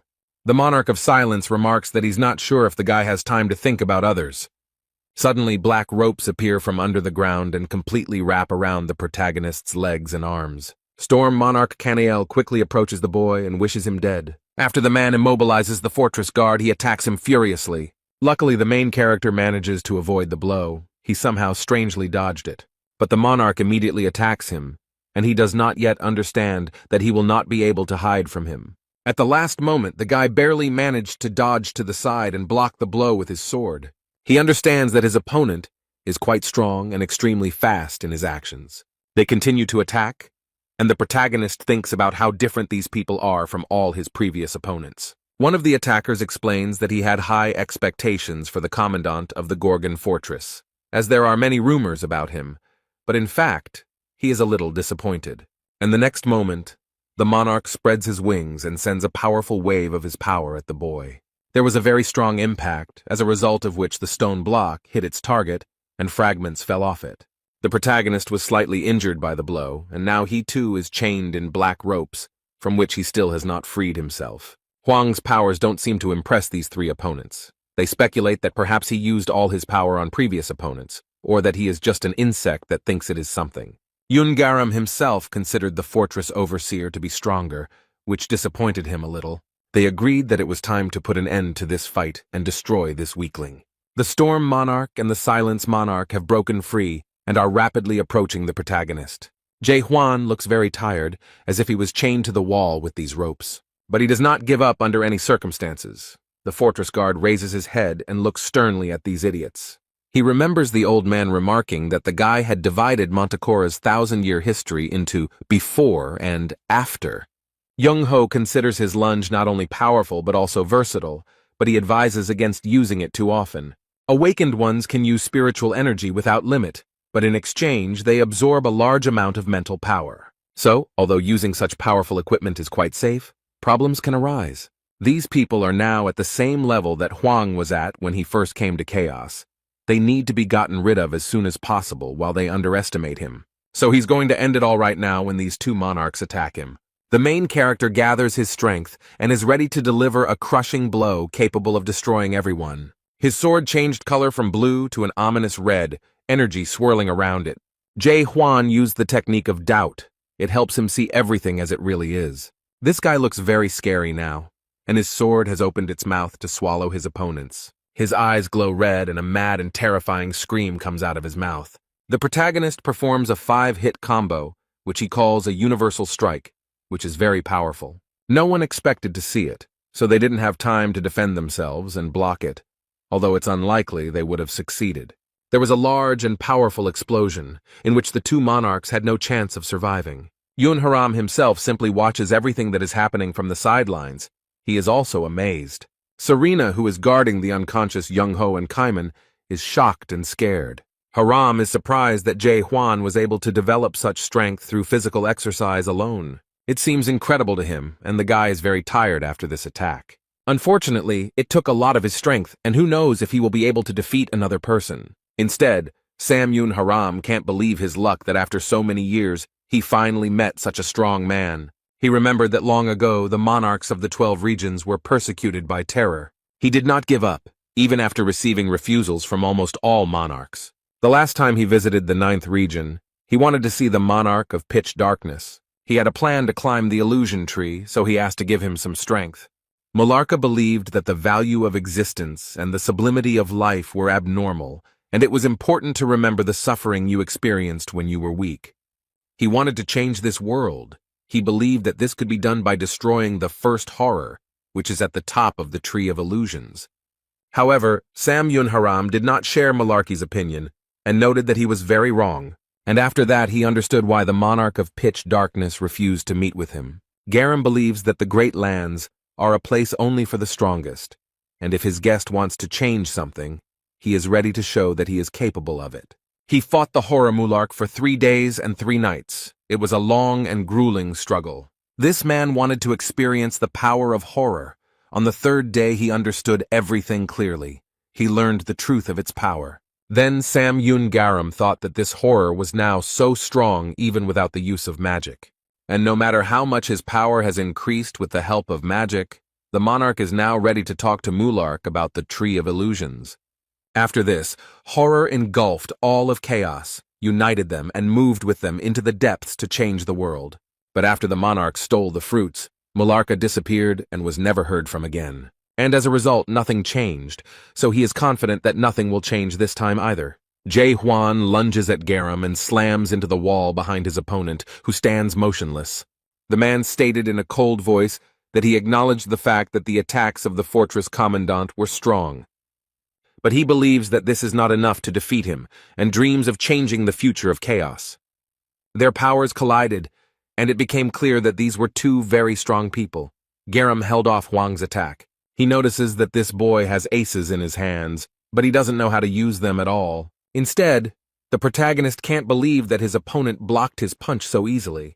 Yoon Garam himself thinks that this guy looks like a child who was allowed to hold a sword. Then he uses his extraordinary speed and runs around the track leader. Everything happened so quickly that the young man did not have time to understand what had happened, as his opponent's fist was already in front of his face. He hits the guy hard.